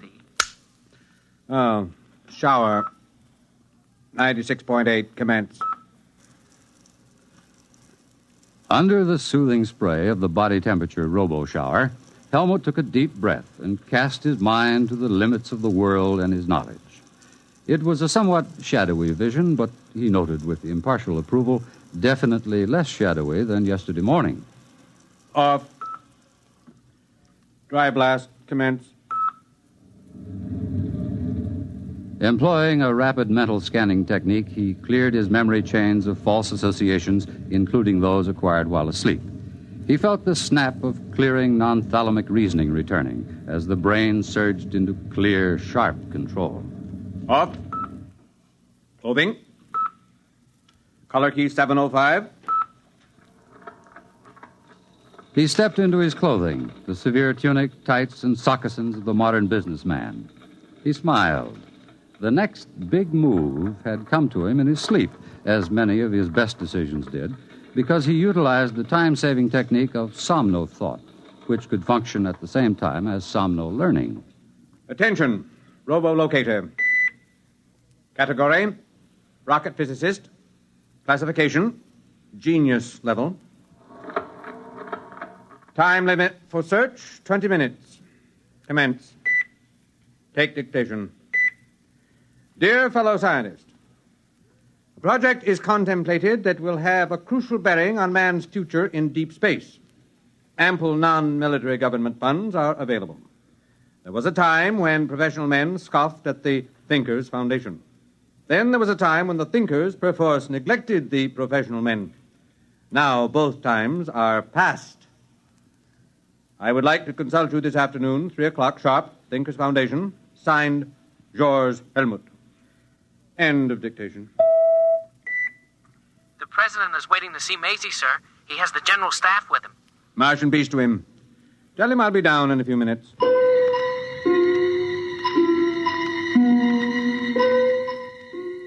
Huge as a primitive nuclear reactor, Maisie, the great electronic brain, loomed over the knot of hushed-voiced men. Its front was an orderly expanse of controls, indicators, telltales, and terminals, the upper ones reached by a chair on a boom. This was the machine with 1,000,000 times as many synapses as the human brain, the machine that remembered by cutting delicate little notches on the rims of molecules. This was the machine that timid cyberneticists and stuffy professional scientists had said could not be built. Yet this was the machine that the thinkers, with characteristic Yankee push, had built and named, with characteristic irreverence, Maisie. Have you the questions for the day, Mr. President? Here, Mr. Helmut. I see. The question on the Pakistan crisis is a little touchy. I don't know. If there is enough data to answer it, Maisie will do so. Well, of course, I didn't mean to. Of If course. you will excuse me, gentlemen, I will code the questions for Maisie. Oh, Section 5, Question 4. Whom would that come from? Number 4. Physics. Opperly and his research team. I see. Thank you, Mr. President. While I'm coding the tape, there will be time to watch the takeoff of the Mars rocket. Beautiful, beautiful. Oh, I've often wanted to go to New Mexico.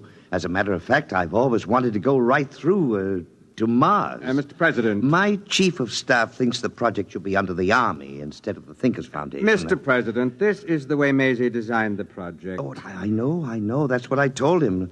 Still, I wish you people could bring back a few of those wise little devils from Mars. It would be a good thing for the party, the country. It's quite unthinkable. The telepathic abilities of the Martians make them extremely sensitive. The conflicts of ordinary Earth minds would impinge on them psychotically. Only the thinkers can contact them because of the clear training and errorless memory chains. Perhaps someday, in the future... there goes the rocket. Beautiful, beautiful.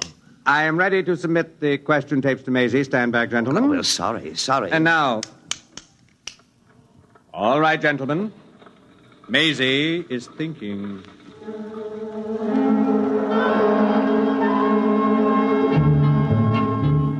The question tape, like a New Year's streamer tossed out of a high window into the night, sped on its dark way along spinning rollers.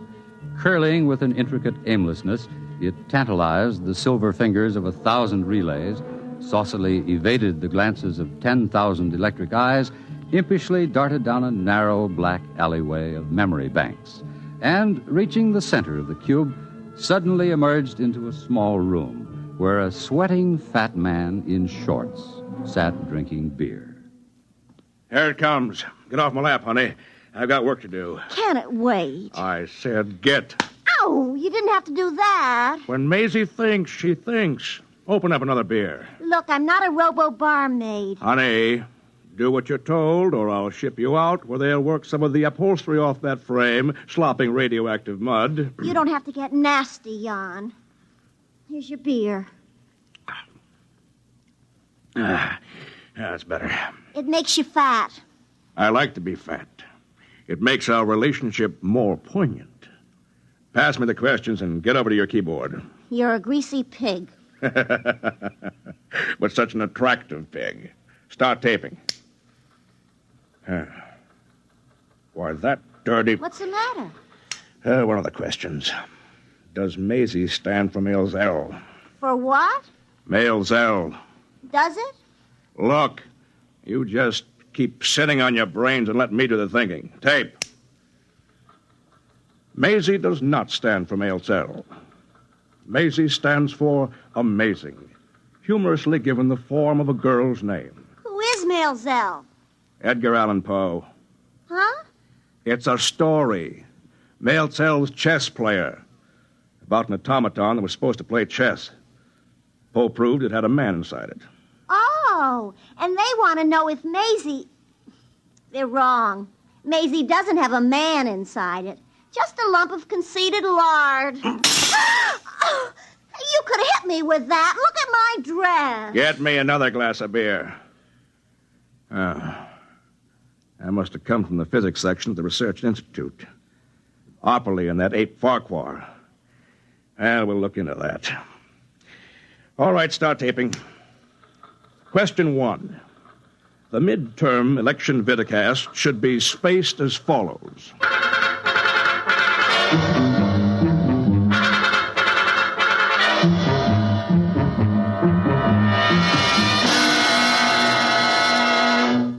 Morton Opperly's living room was quite behind the times.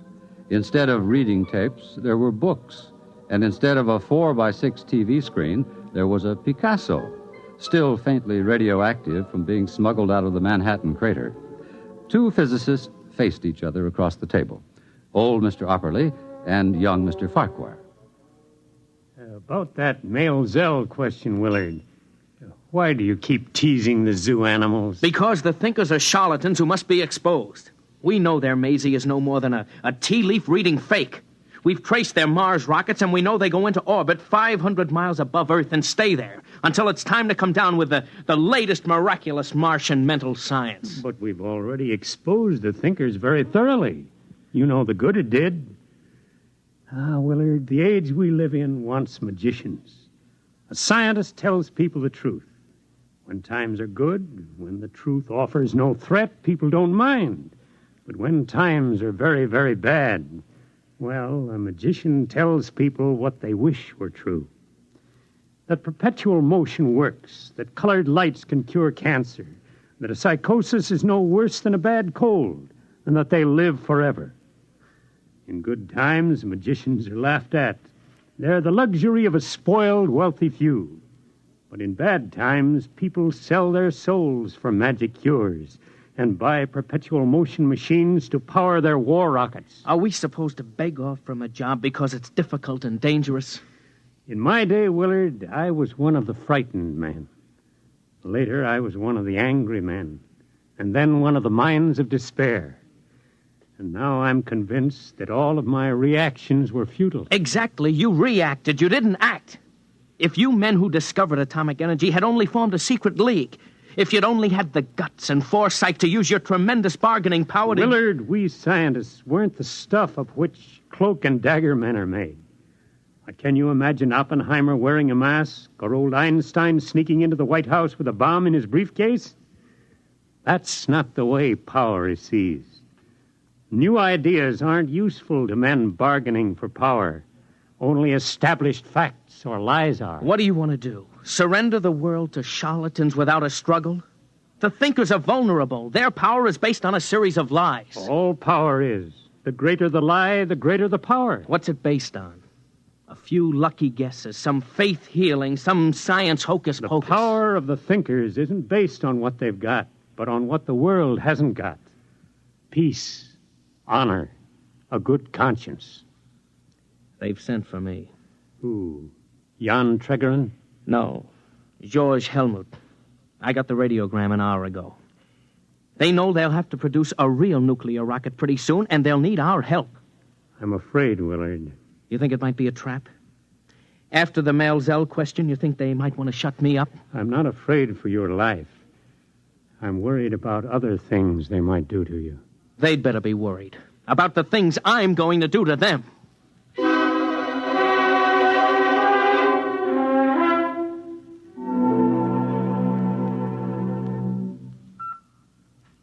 Martian peace to you, Willard Farquhar. You have entered the Thinkers' Foundation. Please remain on the slideway. I want to see George Helmut. May we take your hat and coat? What the... Do not be alarmed. Invisible radiations are slaughtering all the germs in your body, while more delicate emanations are producing a benign rearrangement of your emotions. Claptrap. I can recognize a 14-cycle sonic note when I hear one. Where's Helmut? This way, please. Helmut, cut out all this swami stuff. Where are you? I'm afraid Mr. Helmut won't be able to meet you, Mr. Farquhar. I'm Jan Tregerin. Perhaps you can have your conversation with me.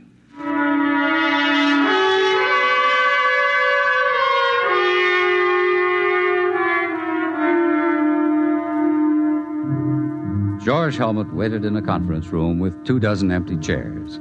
He had prepared by 2 hours' rest with the Somno teacher on full volume for this conference, having strengthened his mind by hard years of Somno learning, memory straightening, and sensory training. He had assured himself of the executive power to control the technicians and direct their specialized abilities. Together, they would have built the true Mars rocket. But, unfortunately, no one came. Where are they? Report. No word from the door, Master. They can't all be late. Did you check? The calls have been put through. What response? Dr. Burnside reports he received the second message just in time.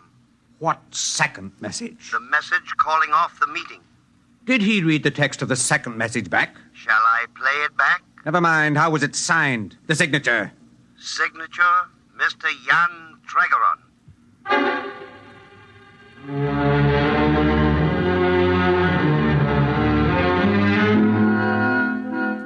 George Helmut dejectedly examined his organizational charts, and then tapping his stylo on the pad, he extended his mental aura, cleared his memory chains of error, accelerated his cerebral processes by the Haber-Gerson process he had practiced for so many years. Slowly, he could feel the tight, heart-squeezing disappointment ebb. He was in control again. Tregerin, he was the one to blame.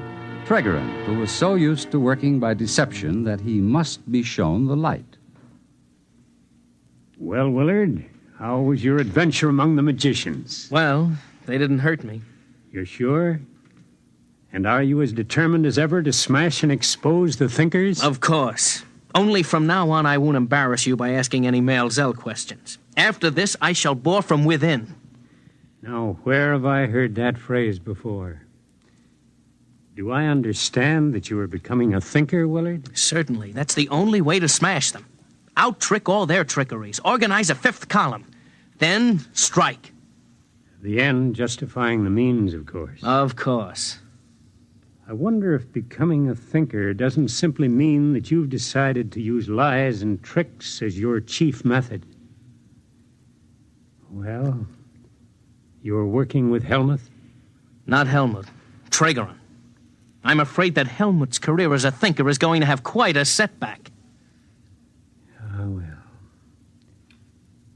Goodbye, Willard.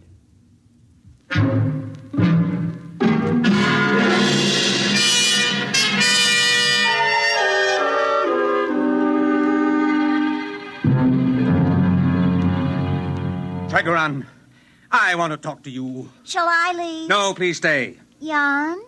Stay. You ought to enjoy this.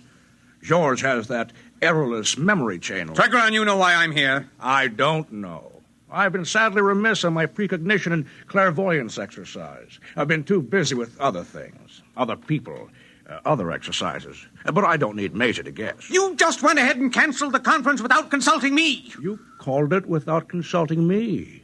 Shouldn't do that sort of a thing, George. I was absolutely sure of my ground, perfectly prepared. I visualized it. The rocket boosting up on chemical power, then setting sail. Sail? Sail? A nuclear reactor rocket? Oh, George, you're fabulous. Yes, sail. Thin streams of nuclear reflecting material and the rocket feeding meson streams behind it. I conceived it all, complete, except for technical details. George, you are a thinker. A real thinker. I know. Now, look here, George. Every man should stick to his trade. Technology isn't ours. You know as well as I do that we're going to have a nuclear spaceship and actually go to Mars someday. Are we? Yes. Just as we're going to have to build an actual Maisie. I helped you organize the thinkers. At least I was your first partner. Our basic idea was that the time had come to apply science to the life of man on a large scale. The only thing holding the world back from this was the ignorance and superstition of the average man and the stuffiness and lack of enterprise of the academic scientists. Their worship of facts, even when the facts were clearly dangerous. Splendid. Splendid.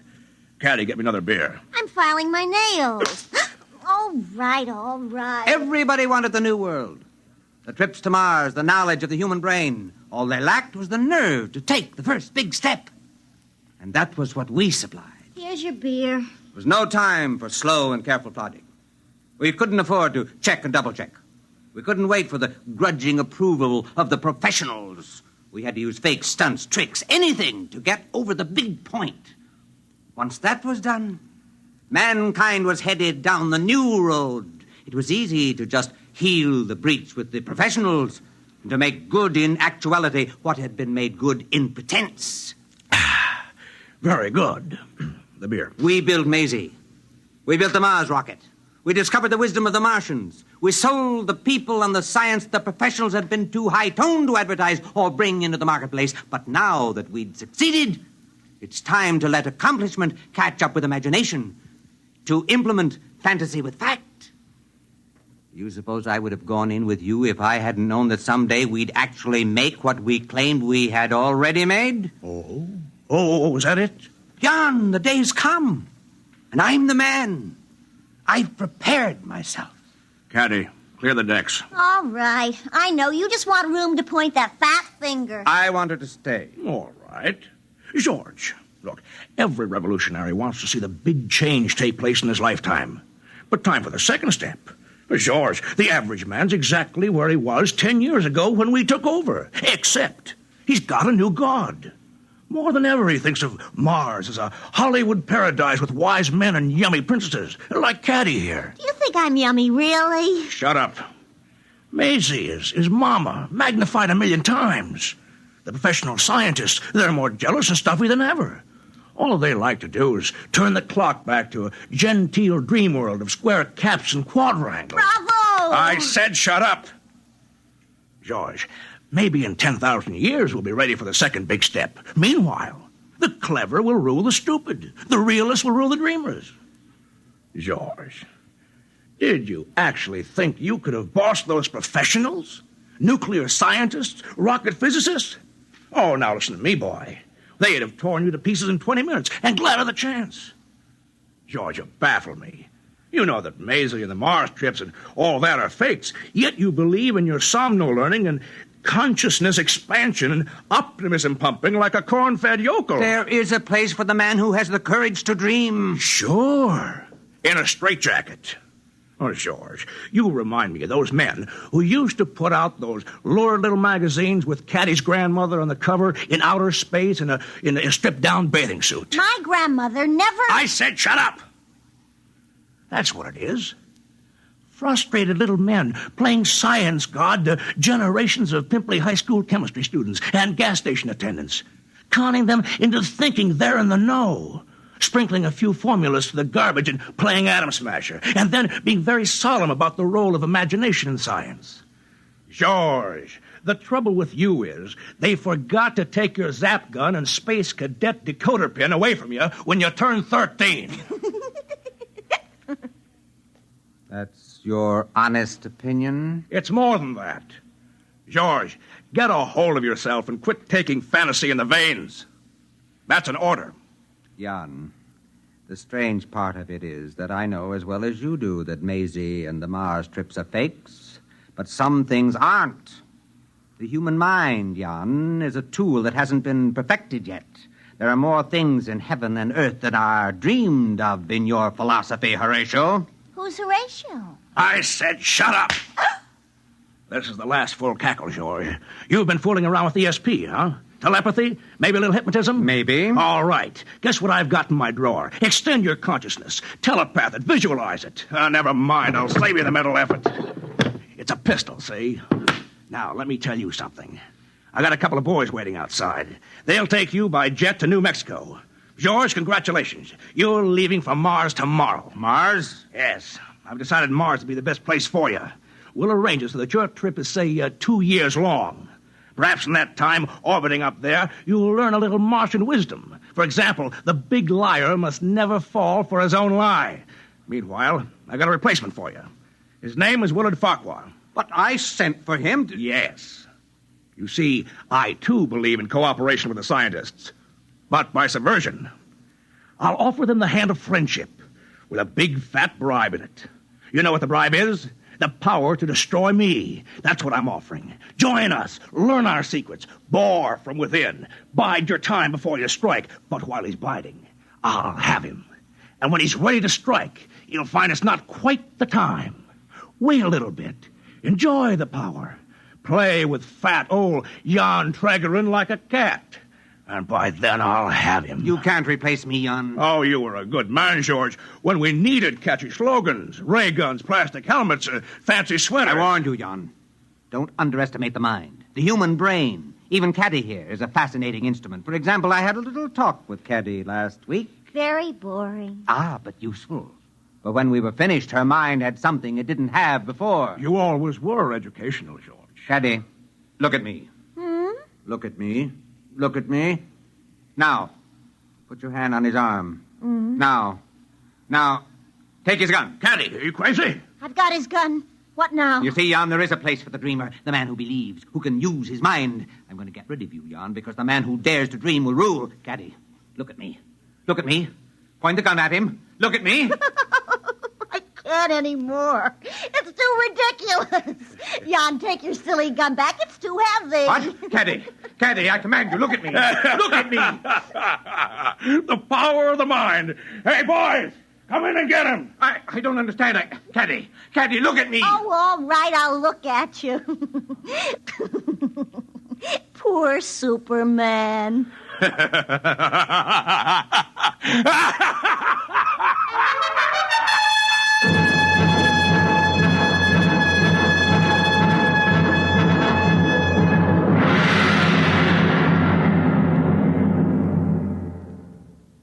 You have just heard X-1, presented by the National Broadcasting Company in cooperation with Galaxy Science Fiction Magazine, which this month features You Go by E.C. Tubb, which proves that for pure, chilling horror, nothing can beat cold, hard facts. Galaxy Magazine, on your newsstand today. Tonight, by transcription, X-1 has brought you Appointment in Tomorrow, a story from the pages of Galaxy written by Fritz Leiber and adapted for radio by Ernest Kenoy. Featured in the cast were Ted Osborne, Dean Almquist, Pat Hosley, Bob Hastings, Arthur Hughes, and Charles Penman. Your narrator was Floyd Mack. This is Fred Collins. X-1 was directed by Daniel Sutter and is an NBC Radio Network production.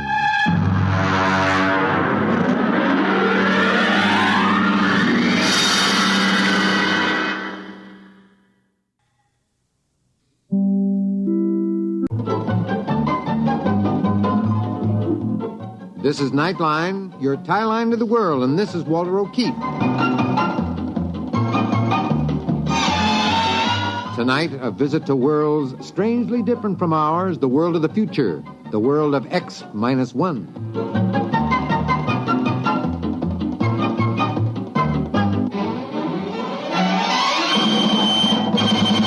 Now, here is the future, X-1. Countdown for blast off. X-5, 4, 3, 2, X-1, fire.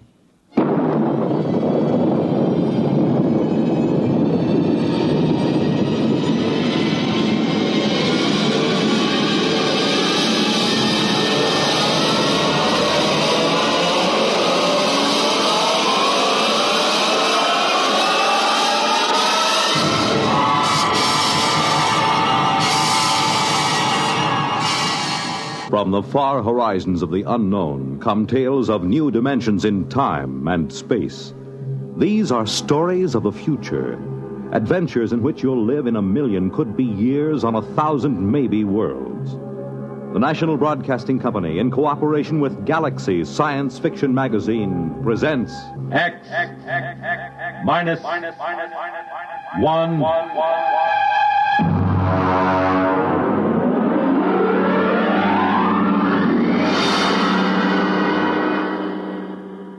Tonight, the Clifford D. Simak story, Drop Dead. But first, hear this. Have you ever asked yourself what this country's most important natural resource is? I'm Dorothy Olson, NBC Bandstand singing schoolteacher. Our most important resource? Well, you might consider it our mineral deposits, or our tremendous sources of water power, or maybe our great forests. Well, these are all very important natural resources, but there's one resource that's more important than all these combined: our children. Don't neglect them or their educational facilities. Poor schools breed inadequate citizens for tomorrow. And another thing, keep your youngsters in tip-top shape so that they won't miss important school days. Dress them against the weather so they won't catch needless winter colds. Check their wardrobe as they go back to school this fall to be sure that they have plenty of the right kind of clothing. Remember, our children are this nation's most important natural resource. It's your job to protect their future as they go back to school this fall.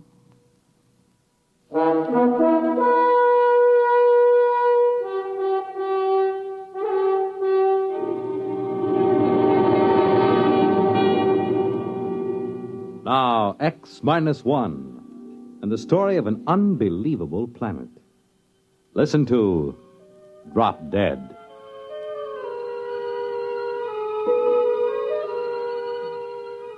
Exactly 1 hour and 20 minutes after we sent the survey ship out on its tail, the critters showed up. Ordinarily, when you make a landing on an unknown planet, it takes at least a week for any life to come creeping out of hiding and sneak a look. But there they were, the critters. They were almost cow-sized, but not as graceful as a cow. Their bodies were put together as if every blessed one of them had run full tilt into a wall. Their hides were splashed with large squares of pastel colors, the kind of color one never finds on any self-respecting animal. Violet, pink, orange, chartreuse. The overall effect was in a checkerboard, made by an old lady who did crazy quilts. Max Weber, our biologist, stood at the tail fin with me and stared. Look at that on their heads. Those antlers. Those are not antlers, my friend. Well, I was afraid to say it. It looks like vegetation. As if they were trying to hide behind a skimpy thicket. And what bothers me is the fruit and vegetables. That is, fruit and vegetables growing on their heads. Hey, watch it. One of them's broken away from the herd and coming over this way. Step back. Give me a clear shot in case it charges. Look, here it comes. What? How do you like that? It just dropped. Ted, that animal just walked up to us and dropped dead.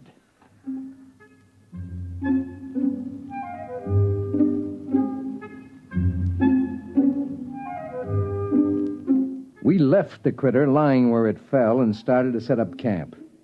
Carl Parsons, our ecologist, had the stove together and the supper started before the last tent peg was driven. I dug out my diet kit and mixed up my formula, and all of them kidded me about it the way they always did. It didn't bother me. Their kidding was automatic, and I had automatic answers. I know ulcers must sound silly and archaic. You ask any medic, he'll tell you they don't happen anymore. But I have a riddled stomach and a special diet kit to prove that they sometimes do. After supper, Carl Parsons, the ecologist, Max, and I dragged the critter in and had a good look at it. Hey, look at this, Ed. This animal's got different colored blocks on it, just like a checkerboard. Look at this one. Holes. Yeah. Just like one of those peg sets that kids use as toys. Here, look what I found out of that. I'll poke it with my knife. There. Looks like a bee. Well, it is. On top of being a tomato bush and a grapevine, this critter is a walking beehive. Why couldn't they be something simple? Yeah, it never is. You know, this is a screwy place. The critters? No, not the critters. The planet itself. Never saw one like it. It's positively naked. No trees, no flowers, nothing. Almost as if someone had said, Let's make a simple planet. Let's cut out all the frills. Let's skip all the biological experiments and just work on the basics. One form of life and the grass for it to eat.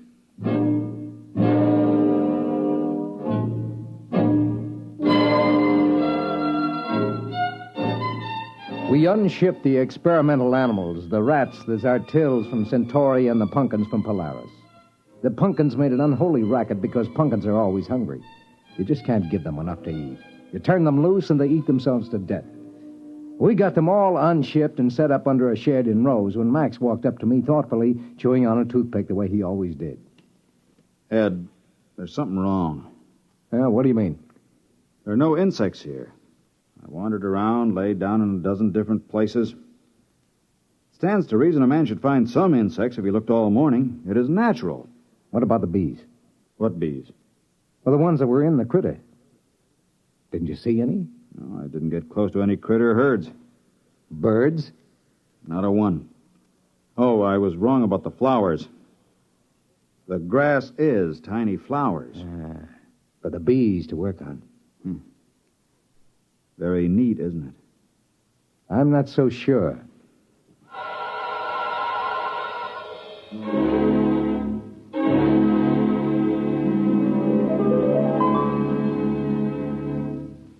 American tradition.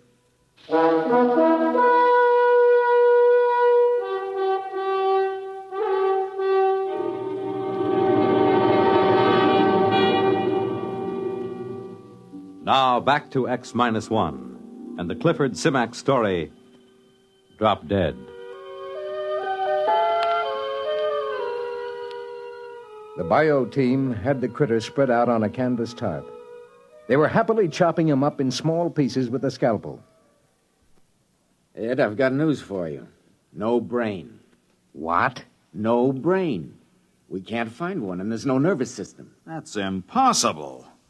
How can a highly organized, complex animal exist without a brain or nervous system? It's got everything else. As near as we can figure it out, there are at least a dozen different kinds of flesh. Some fish, some fowl, some good red meat, maybe even a little lizard. Well, an all-purpose animal. We found something finally. If it's edible, and if it doesn't poison you, if it doesn't grow hair all over you. Well, that's up to you fellas. I'll get the cages down, and you can start killing off the little animals to your heart's content. And there's only one insect, these bees. And we never see these unless we're near a critter herd. And no birds, no fish in the water. Not even a single-cell paramecium. Yeah, I was talking it over with Max. You know, I'd give my right arm to hear a cricket or a mosquito or even a hornet. This is the strangest thing we've... Hey, Max, what are you chewing? Toothpick. That's no toothpick. Spit it out, spit it out. That's grass. I don't know. I must have just picked it automatically to chew on. Just a habit, I guess. Well, go on with the report.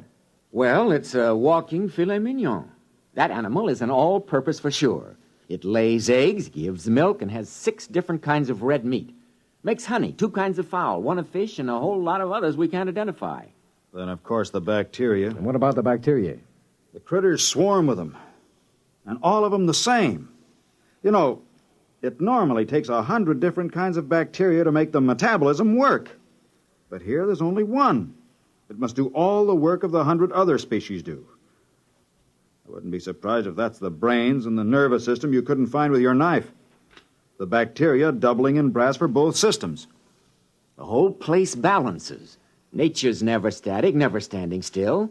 But here on this planet, it's standing still. Where's the competition? Where's the evolution? It's as if long ago all these life forms said, let's quit this feuding, let's get together, let's cooperate. Symbiosis. Well, we need another critter to work on. I'll bet you we get it.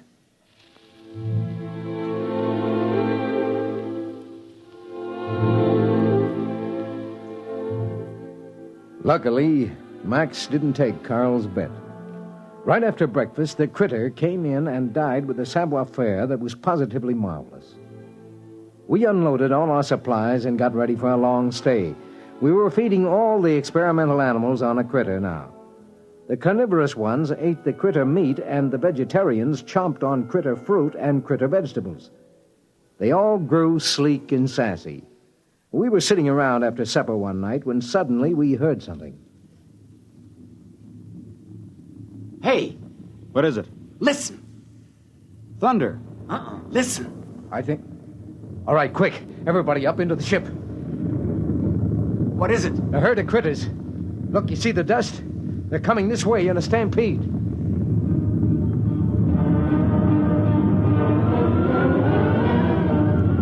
We swarmed up the ladder and tumbled into the port. Below us, the stampeded critters went grinding through camp. There seemed to be millions of them. They came pouring past for almost an hour.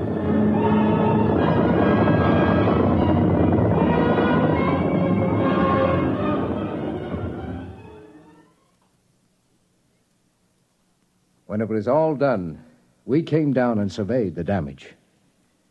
Well, the animals are safe. They were under the tail fins. Everything else is gone. Tents carried away. Food supply is gone. How about the emergency rations in the ship? I had to move them down to the supply tent so they'd be handy. They're gone, dashed into the mud.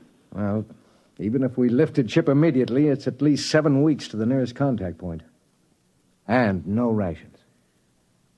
Well, gentlemen, I suggest you try on your bibs. There'll be steak for dinner. Steak? That's right. Steak, or fowl, or fish, or honey, whichever you like. You mean eat critter? You got any other ideas? Well, for one time. Ed, I wish I had your ulcers. You've got your diet kit in your pack, right? Yeah. Well, let's get a good fire going and throw on a chunk of critter.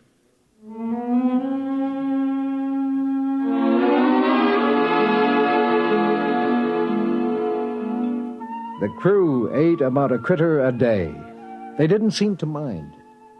Just at breakfast time, one would walk in and keel over. The crew ate like there was no tomorrow. I waited for them to break out in a rash or start turning green with purple spots or grow scales or something. But nothing happened. They felt better than they ever had. But then one morning, Max Weber turned up sick. Well, gentlemen, I've just taken a sample of my own blood. How do you feel? Lousy. I'm loaded with bacteria, critter bacteria.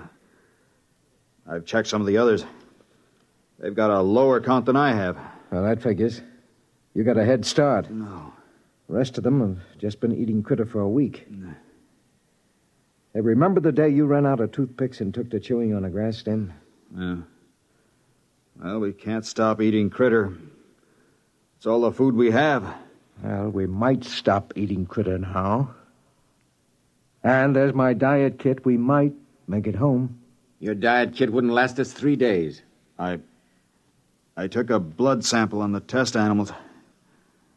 They've got a bacteria count almost as high as mine. Well, it doesn't make any difference. We still have to eat critter. We haven't got any choice.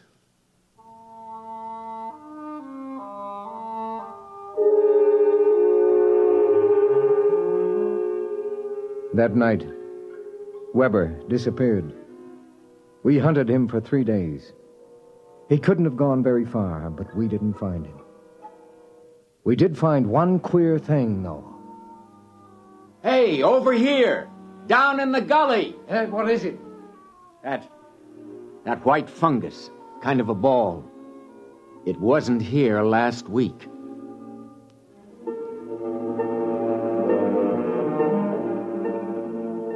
We couldn't find Weber. And then about 4 days later, Carl woke me up. Ed, get up. Get up. What's the matter? The animals, the test animals. They're encysting. They're turning into cocoons or chrysalis or something. What? All of the test animals, the guinea pigs, the dogs, they're turning into white fungus balls. Carl, the ball we found out in the field. Weber. Max Weber. It's got to be.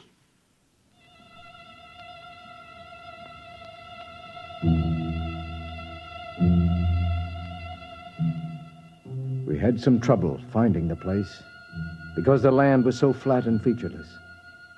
We finally located it just as dusk was setting in. It split. It looks like an egg after a chicken's been hatched. Carl? Well, what do you think? Look inside. There are two halves of that cocoon.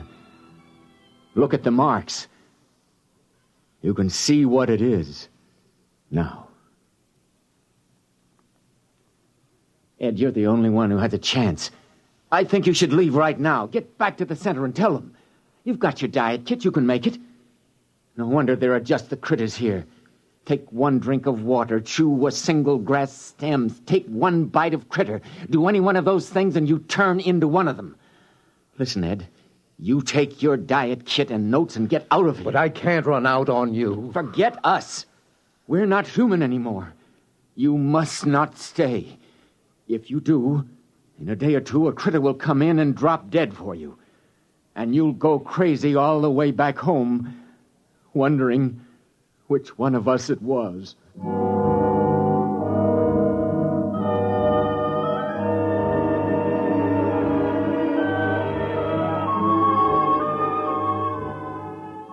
I walked slowly over to the ship, and I stood at the foot of the ladder, holding the notes and the diet kit against my chest.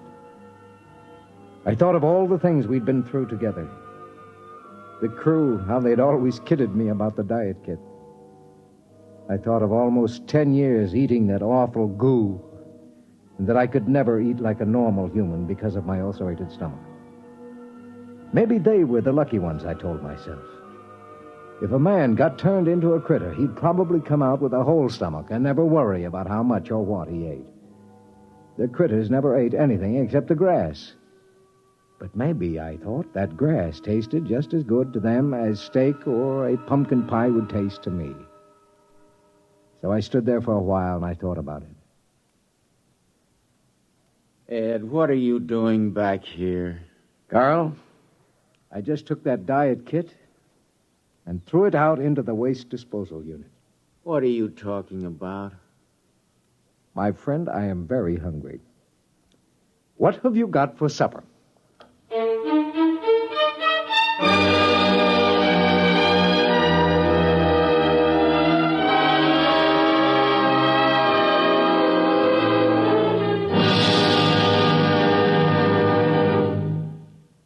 Fred Collins speaking. And I'll have another word for you about X-1 in a moment. Hi, this is Walter O'Keefe. You know, they say there's nothing new under the sun, and maybe that's true. But there is something new under the moon, and that's Nightline. In Nightline, we think we found the way to use the intimacy as well as the lightning-fast maneuverability of radio in an hour-and-a-half package of high-voltage, different entertainment. We found the way to make the airwaves your magic carpet to wherever big things are happening. Anywhere in the country, for that matter, anywhere in the world. Now, let's say that your favorite comedian is performing at a Las Vegas nightclub. He's packing them in, and you've really got to have connections to get a table. Well, Nightline is that connection, and your radio is your ringside table. More things than you'd believe are happening in the so-called still of the night, and Nightline is your line to exciting entertainment after dark.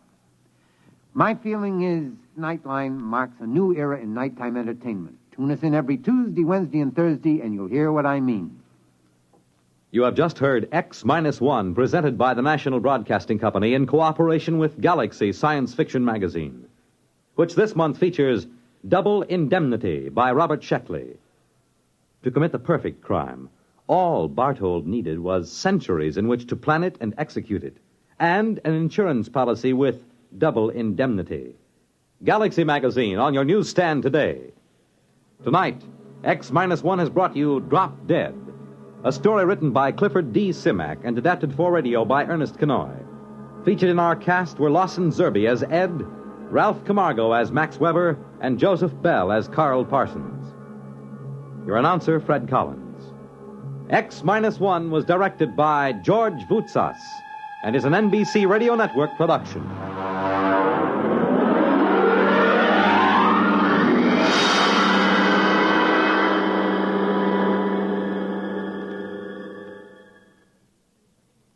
You'll be on the right line to exciting entertainment when you hear Nightline tonight over most of these NBC stations.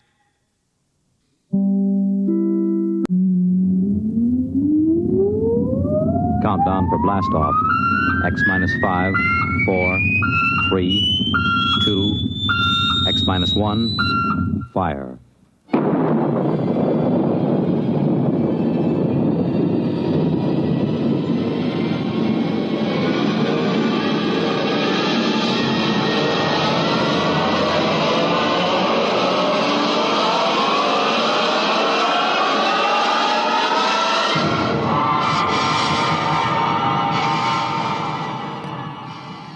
From the far horizons of the unknown come tales of new dimensions in time and space. These are stories of the future, adventures in which you'll live in a million, could be years, on 1,000 maybe worlds. The National Broadcasting Company, in cooperation with Galaxy Science Fiction Magazine, presents X minus 1.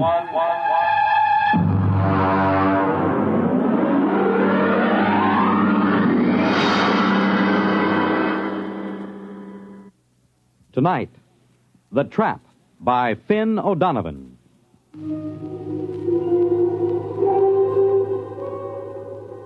Samish, I am in need of some assistance. The situation is potentially dangerous, so come at once. It shows how right you were, Samish, old friend. I never should have trusted a Terran. What a sorry mess, Samish, and the plot seemed so foolproof. Hey, Thurston, get up. Get up, come on. Why? What's the matter? Why? Come on, it's daybreak. Now, there's good news. Let me alone. Oh, come on. You don't want to sleep through our vacation. The bird's on the wing. It's 5 o'clock in the morning. 5 o'clock in the morning in the Adirondacks is the middle of the day. What's the weather out? Oh, it's raining. For crying out loud. Oh, don't go back to sleep. It always rains on the first day of vacation. Rule of nature. Look, I got a little fly rod with a new plastic reel that I'm just dying to try. What the trouble with you is, Ed, you're in love with sporting goods equipment. Oh, now, wait till you see this rod. You take that rifle I sold you. You could shoot a rhinoceros with it, but you won't, because, Ed, you're essentially a friendly man. The trouble with you is you don't like the woods. Well, how can you say that? Don't I come with you on a hunting trip every year? Sure, but you always manage to steer us over to Lake Placid to the cocktail lounges. Ah, now there's real hunting. Now, there are trophies to bring back to the city. None of your paltry brown bears or black bears. Oh, come on. Now, Thurston, I came up here to the mountains to hunt. Have a drink. Well, it's awfully early in the morning. Well, look upon it as an extension of last night. Well, all right. Oh. Think it'll stop raining? No, who cares? Well, come on now. Get dressed. It's a perfect day out there in the woods for bear. It certainly is. That's why I want to stay right here in the cabin.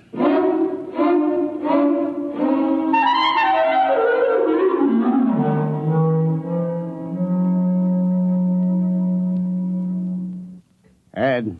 What? Pass the canteen? It's empty. Well, open up one of the bottles and pour it in. Why don't you take it straight from the bottle? What, on a camping trip? Pour it into the canteen. Okay.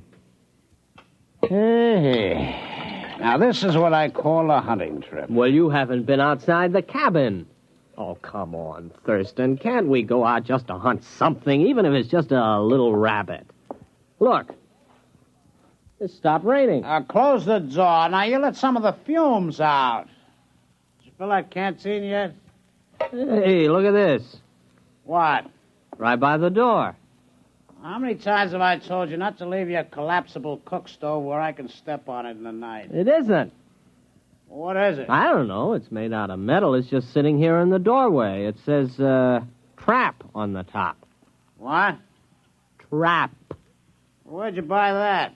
I didn't. Well, I certainly didn't. Hey, there's a tag on it. Dear friend, this is a new and revolutionary design in a trap. To introduce the trap to the general public, we are giving you this model absolutely free. You will find it a unique and valuable device for the capture of small game, provided you follow precisely the directions on the other side. Good luck and good hunting. Well, now, what do you think of that? Pass me the canteen. If this isn't the strangest thing, do you suppose it was left during the night? Who cares? Well, aren't you interested? Not particularly. It's just another gadget. I've got 100 like it. That bear trap from Abercrombie and Fitch, the jaguar horn from Battlers, the crocodile lure. Well, I've never seen a trap like this. It's pretty clever advertising to just leave it here. Well, they'll bill you for it eventually. You care for the canteen? Oh, thanks. Hey, look at this thing, Thurston. Do I have to? Well, there are instructions on the other side. Quote, take the trap to a clearing and anchor it to any convenient tree with the attached chain. Here's the chain, all right. Press button 1 on the base. This primes the trap. Wait 5 seconds and press button 2. This activates the trap. Nothing more is required until a capture has been effected. Then press button 3 to deactivate and open the trap and remove the prey. Warning, keep the trap closed at all times except when removing the prey. That's goofy. No opening is required for the prey's ingress, since the trap works on the principle of osmotic suction and inducts the prey directly into the trap. Well, somebody's been at that canteen before us. No, that's what it says. What won't they think of next? Osmotic suction. Pass the canteen back. I'm going to set it. What, the canteen? No, the trap. Come on, help me. Ah, now that's the trouble with you, Ed. You're always cluttering up a hunting trip with hunting. Come on, take this in. All right. If it makes you any happier. Hey, boy, it's cold. Come on, we'll carry it over to that tree. It's heavy. Yeah. Here, let's put it down here. You think we really ought to fool with it? Of course. Maybe we can catch a fox. What will we do with a fox? Turn it loose. The fun is in the catching. Here, take the end of the chain. Look out, you got your foot in it. Yeah, I guess it snaps in here. Oh, there it is. Let's get back to the cabin. The great outdoors depresses me. Wait a minute. I've got to press button 1. Hey, it's glowing. Yeah. 3, 4, 5. Now button 2. Well, I guess we just leave it. Well, come on back to the cabin. All right. It is time for breakfast. It certainly is. Pass it to me and don't spill it.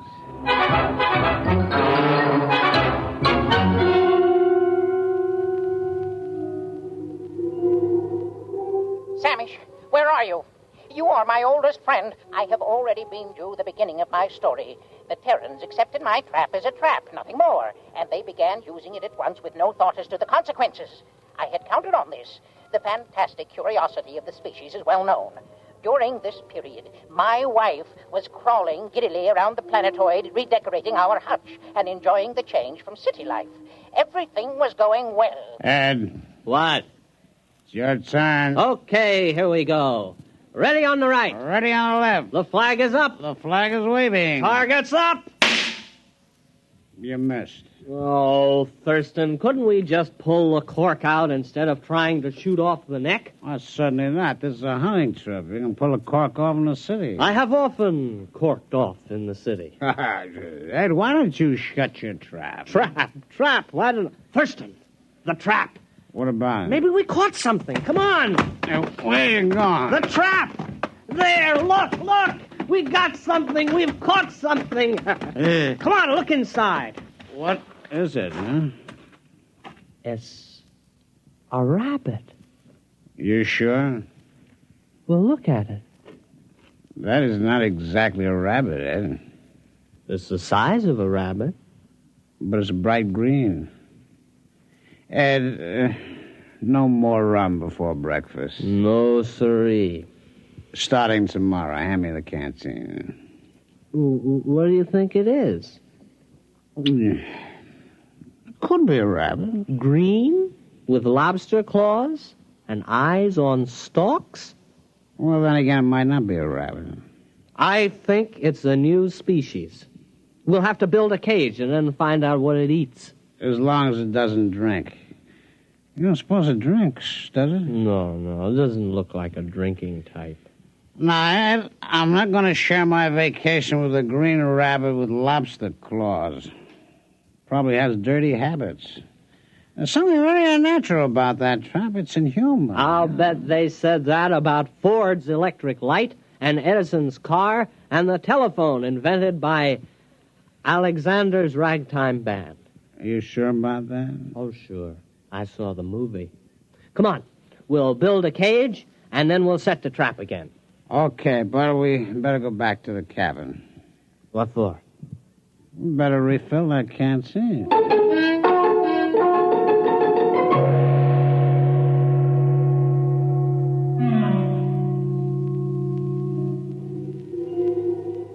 Why haven't you come yet? Samish, don't you appreciate the seriousness of my situation? Think of your old friend. Think of the lustrous-skinned Freegal for whose sake I got into this mess. Communicate with me, at least. The Terrans used a trap, which, of course, was not a trap at all, but a matter transmitter. I had the other end concealed on the planetoid and fed into it 3 small animals which I found in the garden. The Terrans removed them from the transmitter each time. For what purpose, I couldn't guess, but a Terran will keep anything. After the 3rd beast passed through and had not been returned, I knew that was all, and that everything was in readiness, so I prepared for the 4th and final sending, the all-important one, for which all else was mere preparation. Ouch. Well, that finishes the cage. You know what? No. What? Those things smell. All 3 of them. Oh, I think they're very handsome. Well, here they are. 1, 2, and 3. First, our green rabbit. Next, our bird with 3 sets of scaly wings. And this other thing, what does it look like? Well, it looks like a snake, except it has a head at each end. They eaten anything yet? No, I've tried milk, mincemeat, vegetables, caviar, potato chips. They haven't touched a thing. Maybe they're sick.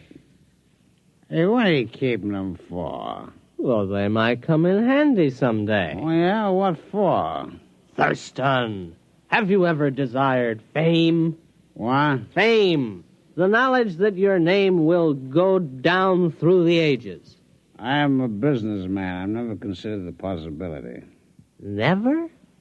What do you have in mind? These creatures are unique. And they smell. We'll present them to a museum. The daily Thurston exhibit of creatures hitherto unknown. They might name them after us.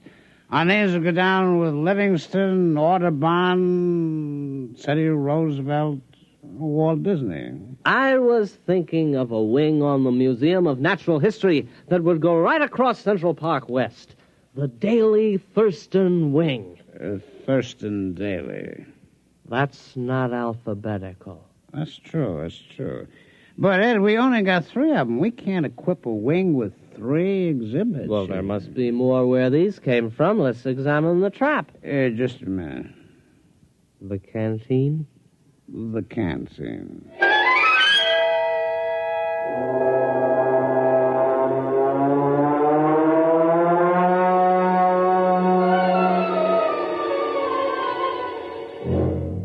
We've got something. There it is. Look, it's about 3 feet tall, a big one. Uh-huh. A small green head and a forked tail. Oh, look at him, waving something on top of his head. Well, the rest were quiet. Maybe this one's dangerous, huh? We'll handle it with nuts. Nuts? Well, nets. Oh, nuts. All right. And then we'll have to get in touch with the museum. Thurston, take a telegram. All righty. Museum of Natural History. Dear sir. Or madam. Have discovered at least 4 animals, which I suspect to be new species. Stop. Have you room for suitable exhibit? Stop. Signed, your friend Ed. Wasn't that signature pretty informal? You're right. Make it, your good friend Ed. We better go back and build a cage for this latest one. It looks awfully exciting. I think we'll make this one strong. Oh, this last specimen is the cream of our collection. Look at it. Its head is turning pink. It looks mad, doesn't it? Well, you'd be mad, too, if you were trapped by osmotic suction. Say that again. Osmotic suction. Here, you take the canned scene. I'm way ahead of you.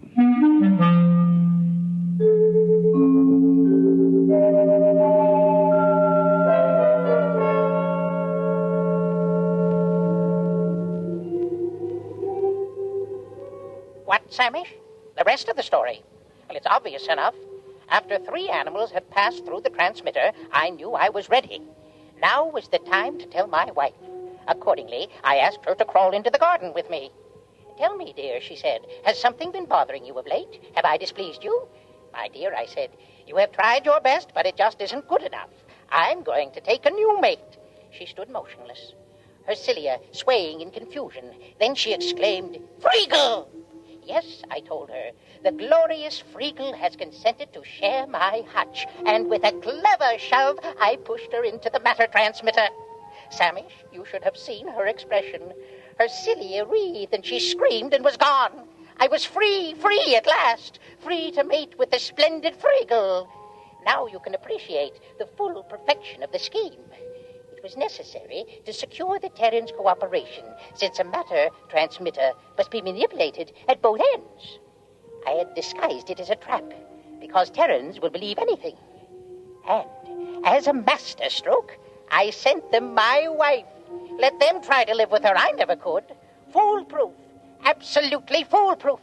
No one could prove a thing. And then, Samish, then it happened.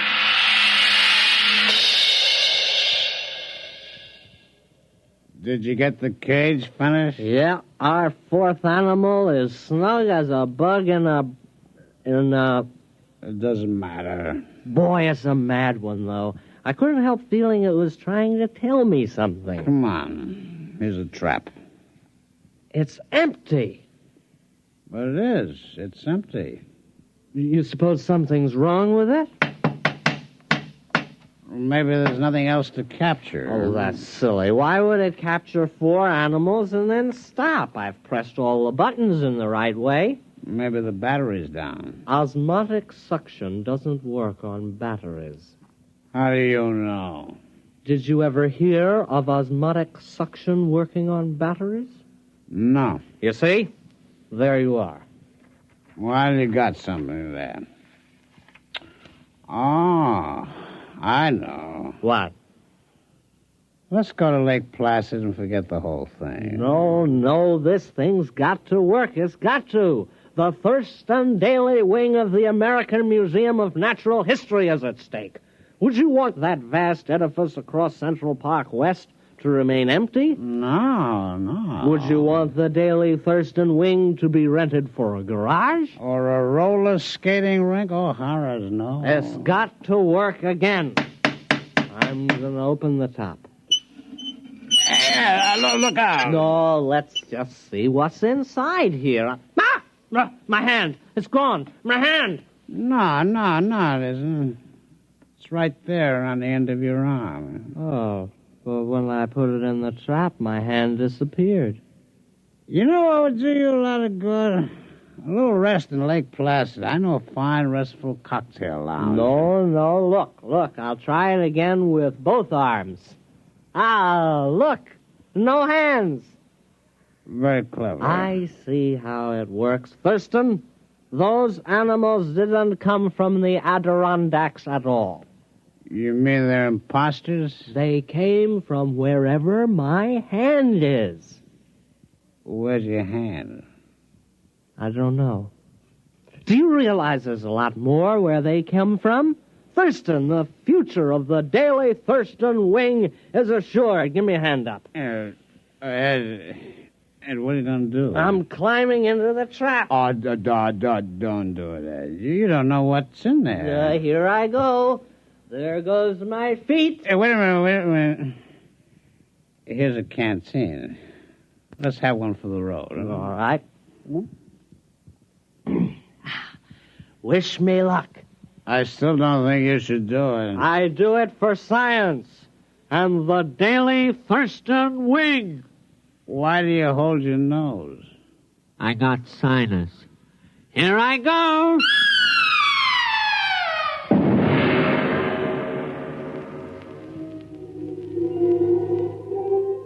Samish, if you don't come immediately, it'll be too late. I must stop beaming you. The enormous Terran has completely ransacked my little planetoid. He has shoved everything, living or dead, through the transmitter. My home is in ruins, and now he's tearing down my hutch. Samish, this monster means to capture me as a specimen. There's no time to lose. Samish, what can be keeping you? You, my oldest friend, you who... What's that? Samish, what are you saying? You can't mean it. No, not you and Friegel. Reconsider, my old friend. Remember our friendship. Remember...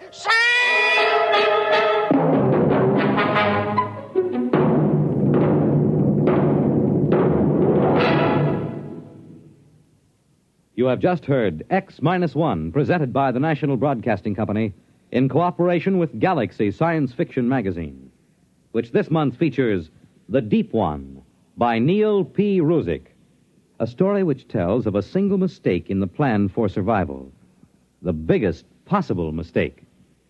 Galaxy Magazine on your newsstand today. Tonight, by transcription, X-1 has brought you The Trap, a story from the pages of Galaxy written by Finn O'Donovan and adapted for radio by Ernest Kenoy. Featured in our cast were Donald Buca as the voice, Ralph Bell as Thurston, and William Redfield as Ed. This is Fred Collins. X-1 was directed by Daniel Sutter and is an NBC Radio Network production.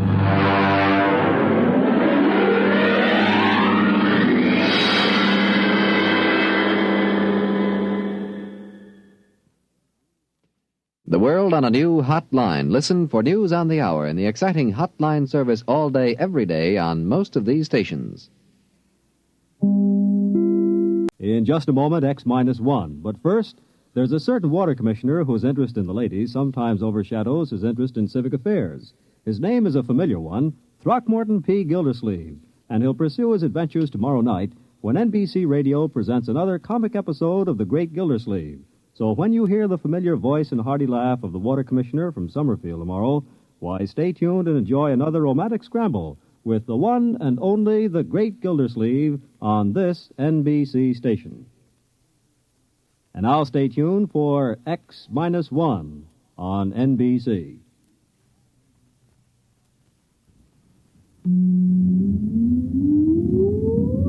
Countdown for blast-off. X-5, 4, 3, 2, X-1, fire.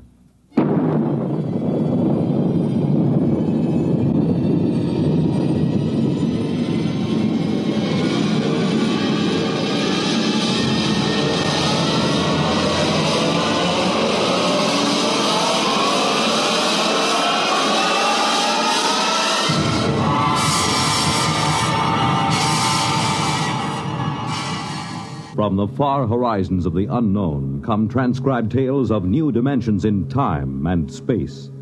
These are stories of the future, adventures in which you'll live in a million, could be years, on 1,000 maybe worlds. The National Broadcasting Company, in cooperation with Galaxy Science Fiction Magazine, presents X-1.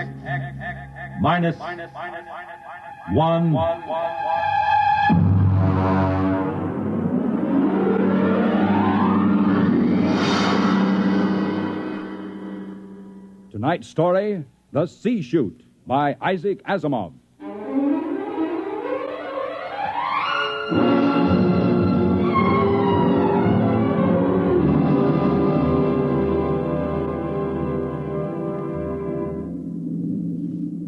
We were on our way home to Earth when it happened. 6 of us, coming home as passengers aboard the merchant spaceship Starfire. At the start of the Second Interstellar War, the one between Earth and the planet Chloro. And then it happened.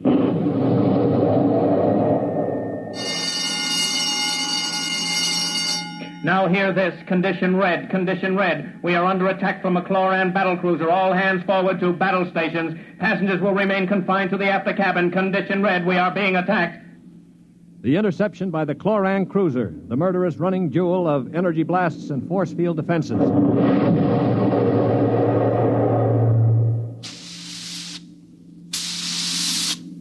We huddled in the passenger's after cabin, terrified, not knowing how the battle was going. We could hear the desperate bursts of steam through the steering tubes as the Starfire maneuvered to dodge the enemy attacks. And then...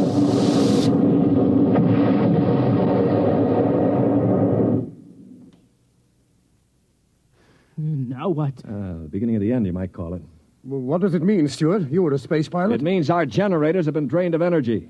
We can't fight back. But, All right, monsieur, don't worry. They won't destroy us. They need our ship too badly. They'll simply board us and take over. But what about the crew? The crew, Colonel? If they have any sense, they'll surrender. If they choose to fight, they'll... Now, they're coming aboard. Now, be very still. Oh, Mother in heaven, help Will us. you be still? If only those fools on deck will surrender without a struggle. They are fighting. Yes, it's the end. We've got to help them. All right, don't open that door. We just can't let them die. You can't help them. I'm going. Stop him. All right. Aristide. Shut the door quickly. Aristide, my brother. That poor fool. I'll get them.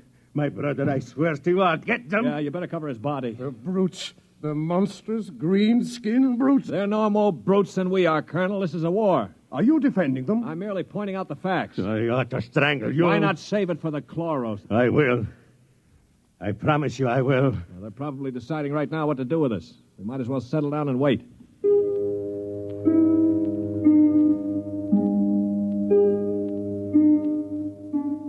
We sat there, the five of us, and listened while the Cloran invaders killed off the members of the Starfire's crew.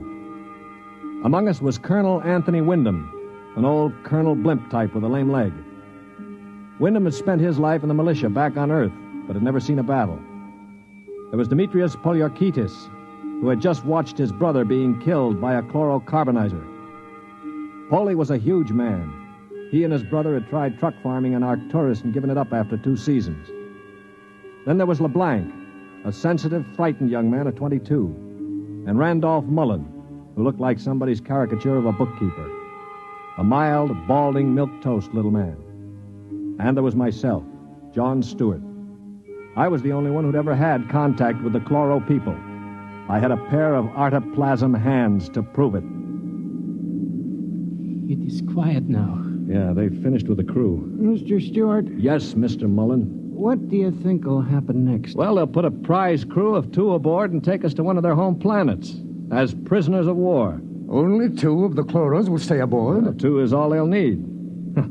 Why, Colonel? You thinking of leading a gallant raid to retake the ship? Well, simply a point of information, Dasher. All right, then let me give you another point of information. If you want to commit suicide quick, just open that bulkhead door. 3 steps inside, you'd fall on your face. But why? Don't you smell anything, LeBlanc? Get close to the door. It smells like gas. Yeah, it is gas. Chlorine gas. They breathe it like we breathe oxygen. They've chlorinated the whole crew's compartment. One big whiff of that and we'd all be dead. So just forget about rushing the chloros. How do you know so much about their habits, Stuart? I lived on a chloro planet for 6 months. You see these hands? They were mangled in the oxygenating machinery of my own quarters. They grew these artoplasm things and operated. They're weak, but at least I have hands again. Monsieur Stewart. Yeah. Will they kill us? No. Why do you say that? Because in their own way, they're gentlemen. Probably will be interned for the duration. You call them gentlemen. After they killed my brother in cold blood, you call them gentlemen. You know, Stuart, you sound more and more like a blasted Greenie sympathizer. Blasted, man. Where's your patriotism and loyalty? My loyalty is where it belongs, with honesty and decency, regardless of the shape of the being it appears in. This is a ridiculous war. Why are we fighting these people? We can live only on planets with oxygen, and oxygen is poison to them. They can live only in chlorine atmosphere, which is deadly to us. Yet we're fighting them over a bunch of worthless asteroids that neither of us can live on comfortably. Well, it's a matter of principle. It's a matter of stupid pride and greed. I don't like what you say, mister. Why not? Because you talk too nice about these greeny scum. They're good to you, eh? Well, they weren't good to my brother. They killed him. And I think maybe I'll kill you, you rotten greeny... Mullen, grab him. I can't break his hold. They are coming in. Foley, let him go. They saved your life this time. But when I'm finished with them... Quiet. I think they're opening the lock. Well, don't get between us. Foley, don't lose your head. They'll kill us all. I greet you, Earthmen.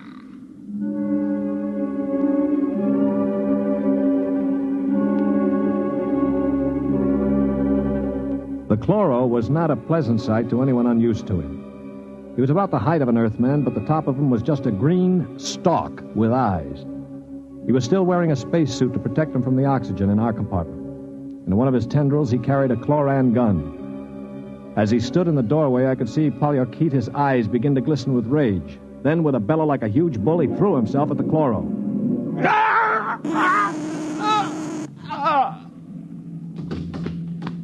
He is not dead, merely temporarily paralyzed. You five will remain together as prisoners of war. We expect to reach our own planet within several weeks, your time. There you will be interned for the duration of the war. If any of you attempts to leave this compartment, we shall be forced to destroy you. That is all I have to communicate.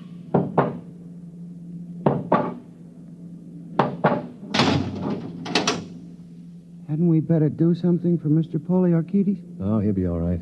Just hoist him up on the cot. That's it. Hi, Polly. Can you hear me, you stupid brute?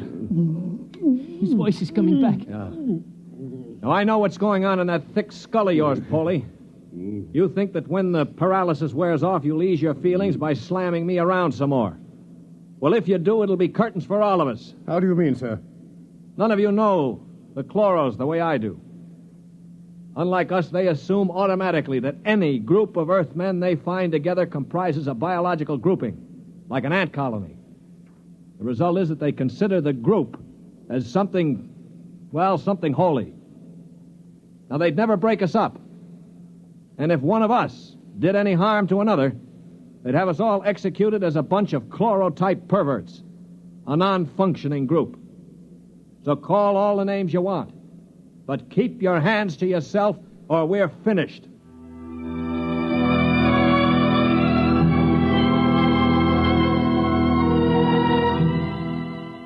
My little speech had a sobering effect on the group. For the next 24 hours, we did little besides eat our rations and think. I tried to evaluate them. The colonel I had figured for an old windbag.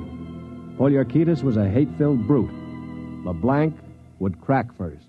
He was like a frightened child. Mullen was a nonentity, a mouse instead of a man. Everything he did seemed prissyish. His voice had the quality of furtively rustling underbrush. How long did you say the trip would take, Mr. Stewart? Well, the chloro said about 2 weeks.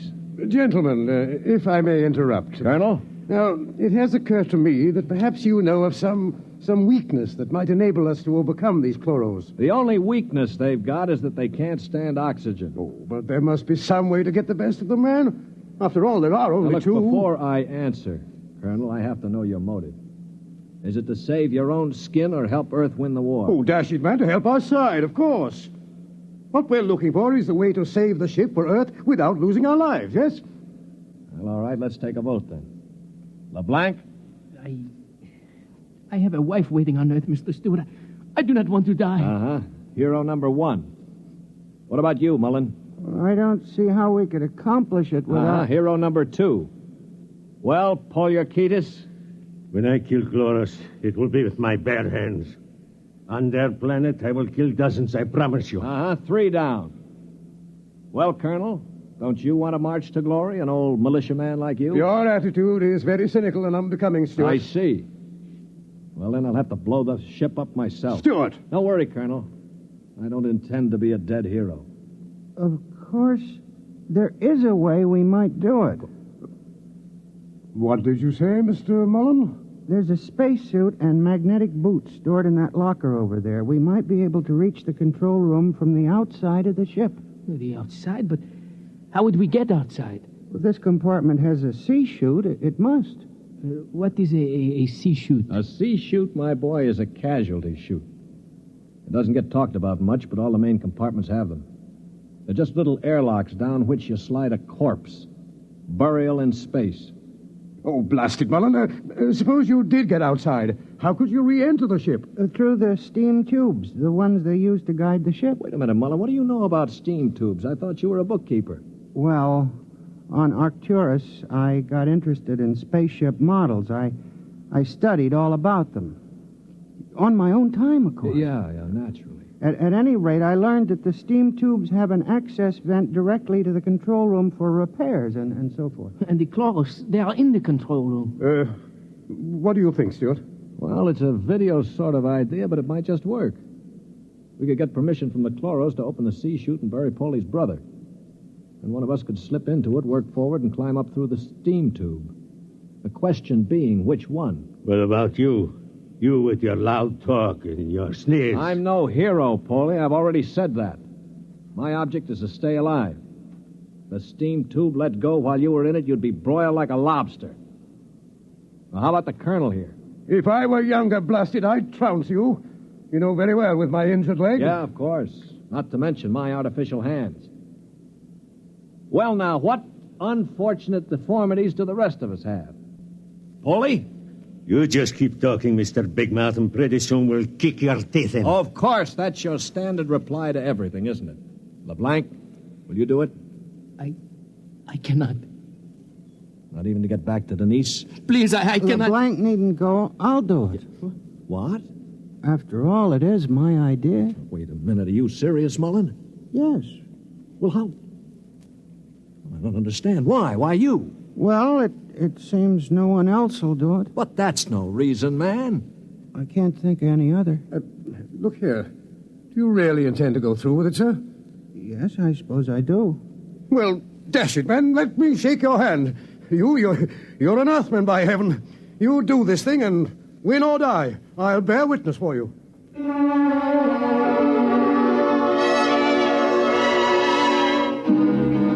It was quite a moment. Mullen the mouse had suddenly turned into a man.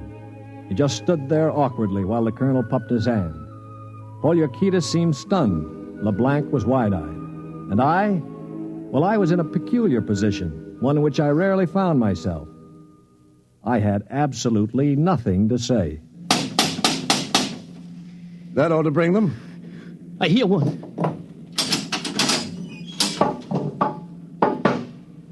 What is it, Earthman? One member of our unit is dead, as you know. We request permission to jettison his body out of the casualty chute. You may do so. You'll have to open the chute lock from the control room. I will do so. Is there anything else? No. Nothing else, thank you.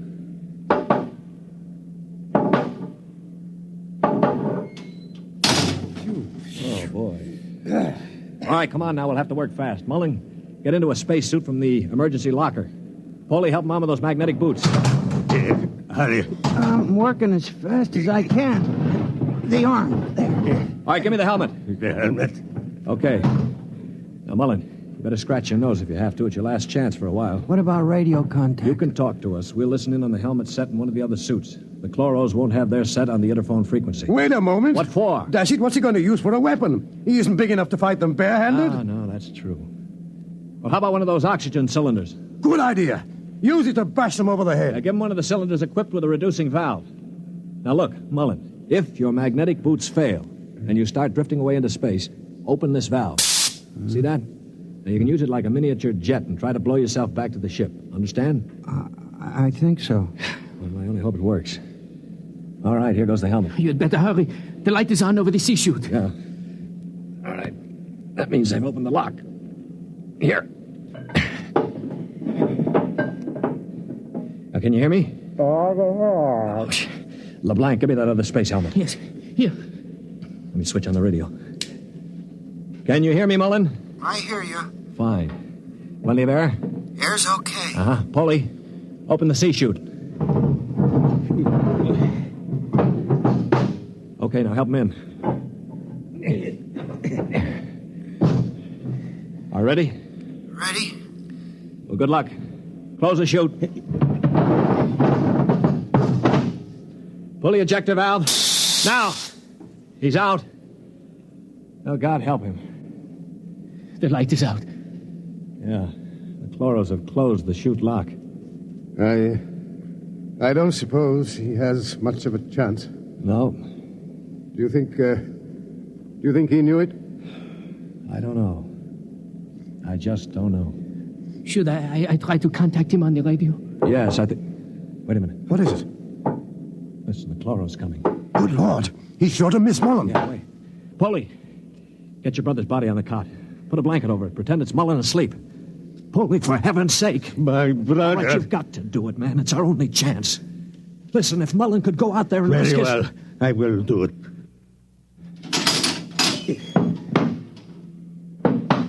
Earthmen, Yes.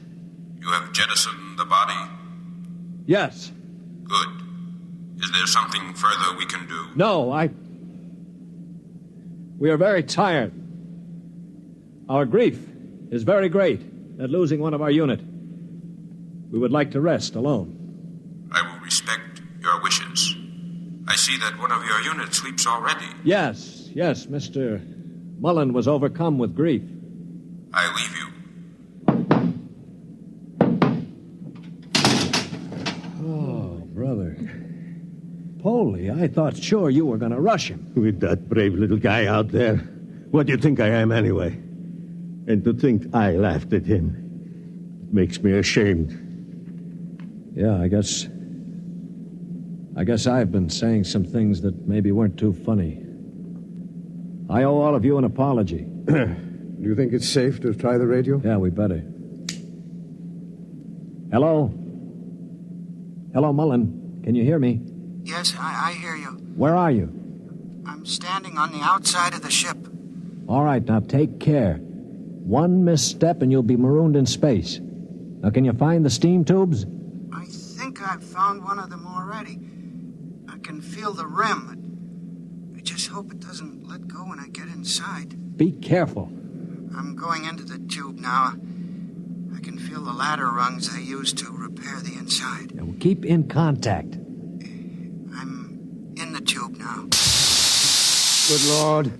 They've let go with a blast. Yeah, well, it may be the starboard tubes. Mullen! Still here. They use the other tubes, fortunately. Now, if they don't try to correct for over-deflection... Yeah, keep moving. I seem to be... Wait. Yes, I'm at the end of the tube now, where it opens into the control room. Good. Now, look, there's a small metal door there. Can you feel it? Yes, I'm afraid it's locked from the other side. Oh. I can't budge it. Mullen, listen to me. Stuart, I'm scared. I'm terribly scared. Yeah, all right. Now, hang on. Don't blow up. Listen to me. Are you listening? Yes.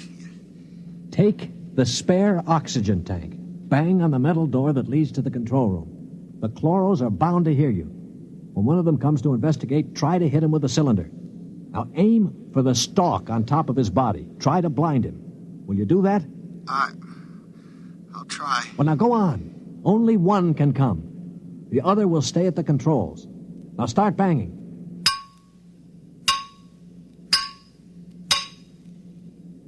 Any luck?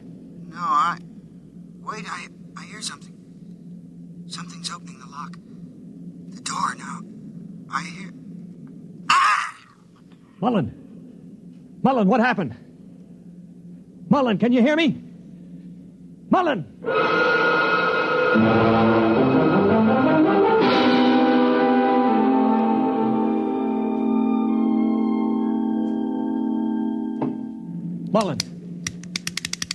Mullen!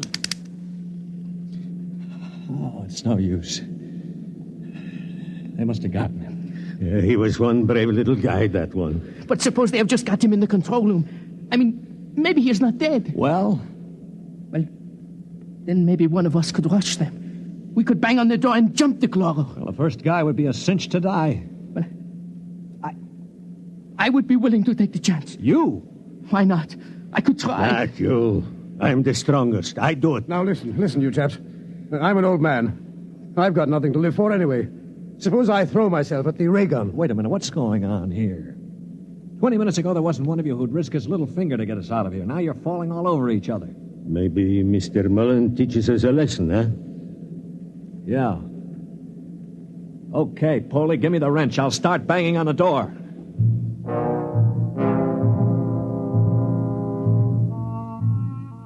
They say that selflessness is contagious. I guess maybe it is. I'd been a cynic all my life, a man who believed in nothing. Well, I'd come face to face with 4 human beings who proved that I'd been living a lie. I knew what I was going to do now. When the chloro came to investigate our compartment, I had it all planned. If only my poor, weak hands would hold out long enough. Ready? Ready. Here goes. That should bring him. Try again. Wait, listen. Shh. It's at the door. Get ready. It's opening the lock. For poor old Mullen now. Steady. No! Let him have it! Wait! Stop it! It's not the chloro! Wait! Good Lord. It's Mullen. Mullen? Get the helmet off. That's it. All right, now lift. Mullen, are you all right? I seem to be quite all right. Well, the chloros. Both dead. At least I hope so. Well, what happened? Well, I banged on the steam tube hatch and a chloro opened it. Yeah? I hit him with a cylinder. It blinded him, I guess, but didn't kill him. He grabbed me and pulled me into the cabin. In the struggle, he broke my transmitter. That's why I couldn't talk to you. Finally, I managed to club him down. Well, what about the other one? The other one almost got me. It must have heard the scuffle and came into the cabin with a ray gun. What I did, I guess, was pure reflex. The cabin atmosphere was chlorine, of course, and the greenie didn't have a spacesuit on. Uh-huh. So I just turned on the oxygen valve in that spare tube. It was like spraying an insect with poison. Well, you're a brave man, Mullen.